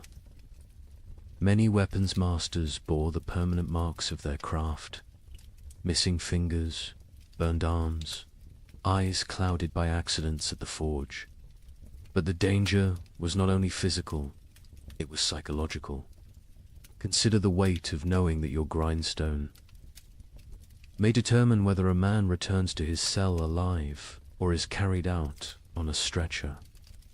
Consider the burden of every edge you failed to hone, every weapon that may falter when it matters most. These men lived with the knowledge that steel, once it left their hands, could carry another's soul with it. And here's the chilling thought. Gladiators had no choice but to place their lives in this trust. They picked up their weapons and fought, never knowing if the craftsman behind the forge had been skilled, rushed, careless, or distracted. Now ask yourself, would you trust your life to a stranger's grindstone? Would you walk into combat knowing that one unseen error could turn your fight into a death sentence? Weapons masters also carried the impossible responsibility of balance. Too sharp, and a blade snapped after one vicious strike. Too heavy, and a gladiator's arm grew slow and clumsy. Too light, and it lacked the force to kill. They worked with mathematical precision before mathematics had been codified, sculpting steel by instinct and experience, often under the watchful eyes of overseers demanding speed and perfection in equal measure. The irony was bitter.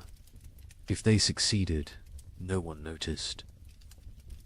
The crowd cheered the gladiator's skill. The emperor judged the fight, and the craftsman remained invisible.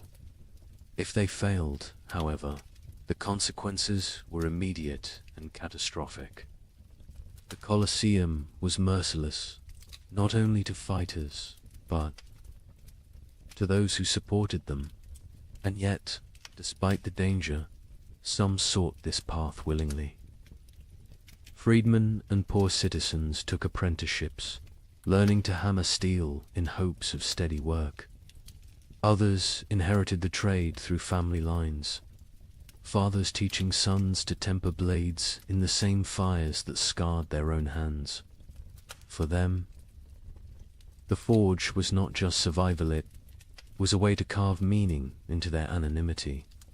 Even if history forgot their names, still, every clang of the hammer carried tension. Every hiss of the grindstone was a reminder that death hovered close.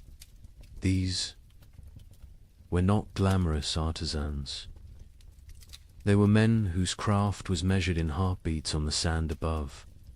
So as you imagine the gladiators locked in battle, their swords flashing in the sun, remember the unseen masters in the forge. Their sweat coated the blades. Their mistakes bled into the sand. Their unseen hands carried just as much responsibility for life and death as the fighters themselves. And this was only one profession in the Colosseum's deadly ecosystem. If weapons masters held life in their fire and steel, the next group, the arena's medics, held it in their bloodied hands. But were they healers, or accomplices to cruelty? That question waits just beyond the gates. The crowd roared like a storm, its thunder rolling through the Colosseum. A steel clashed and blood spattered the sand. Beneath the deafening cries of 50,000 spectators, another group of men waited in silence, tense and watchful. They carried no swords, no shields, no armor. Their tools were knives, clamps, bandages, and basins. They were the arena's medical staff, men who lived in the narrow space between death and survival, forced to sprint onto the sand while blood still poured from open wounds. Picture it. A gladiator falls, his leg shattered by a hammer strike. The crowd surges with excitement, some demanding mercy, others howling for death. The referee signals, and suddenly the medics rush forward, kneeling in the dust as the injured man writhes in agony. There are no sterile gloves, no antiseptics, no quiet chambers. Just torn flesh, sand sticking to the blood, and the jeers of thousands demanding the show go on. With crude tools, they splint bones, cauterize bleeding vessels, and stitch wounds. Right there on the arena floor. Every second is a battle against time, infection, and the chaos raging around them. The suspense of their work was constant. At any moment, a wounded fighter could lash out in delirium. An enraged beast might break free from its chain, charging not only the gladiators, but the men trying to patch them up. These medics operated with danger pressing in from all sides, never knowing if they themselves might leave the arena alive. But here lies the darker question. Were these men truly healers? Or something far colder? For the gladiators they treated were often not citizens but slaves, prisoners, or the condemned. The care given was rarely about compassion. It was about utility. To Rome, a gladiator was an investment, and the medic's job was to keep that investment alive, just long enough to spill more blood for the crowd. Imagine being stitched together, with crude sutures only to be shoved back into combat minutes later. Picture a broken arm strapped hastily with splints so the fighter could grip a weapon again. Pain was ignored, infection was inevitable, and survival was a gamble. The medic's purpose was not to restore health, but to maintain the spectacle. A fighter who survived longer drew more cheers, and a gladiator who lived to fight again saved money for the empire. In this way, the line between healer and executioner blurred until it almost disappeared. And yet, it was not so simple. Some of these physicians were skilled men, trained in the traditions of Greek medicine, experimenting with herbs, cauterization, and even primitive surgery. They learned from battlefield wounds, from dissected animals, from the brutal education of trial and error. In some ways, the Colosseum became a grim laboratory, advancing medical techniques at a terrible cost. Their work may have kept gladiators alive,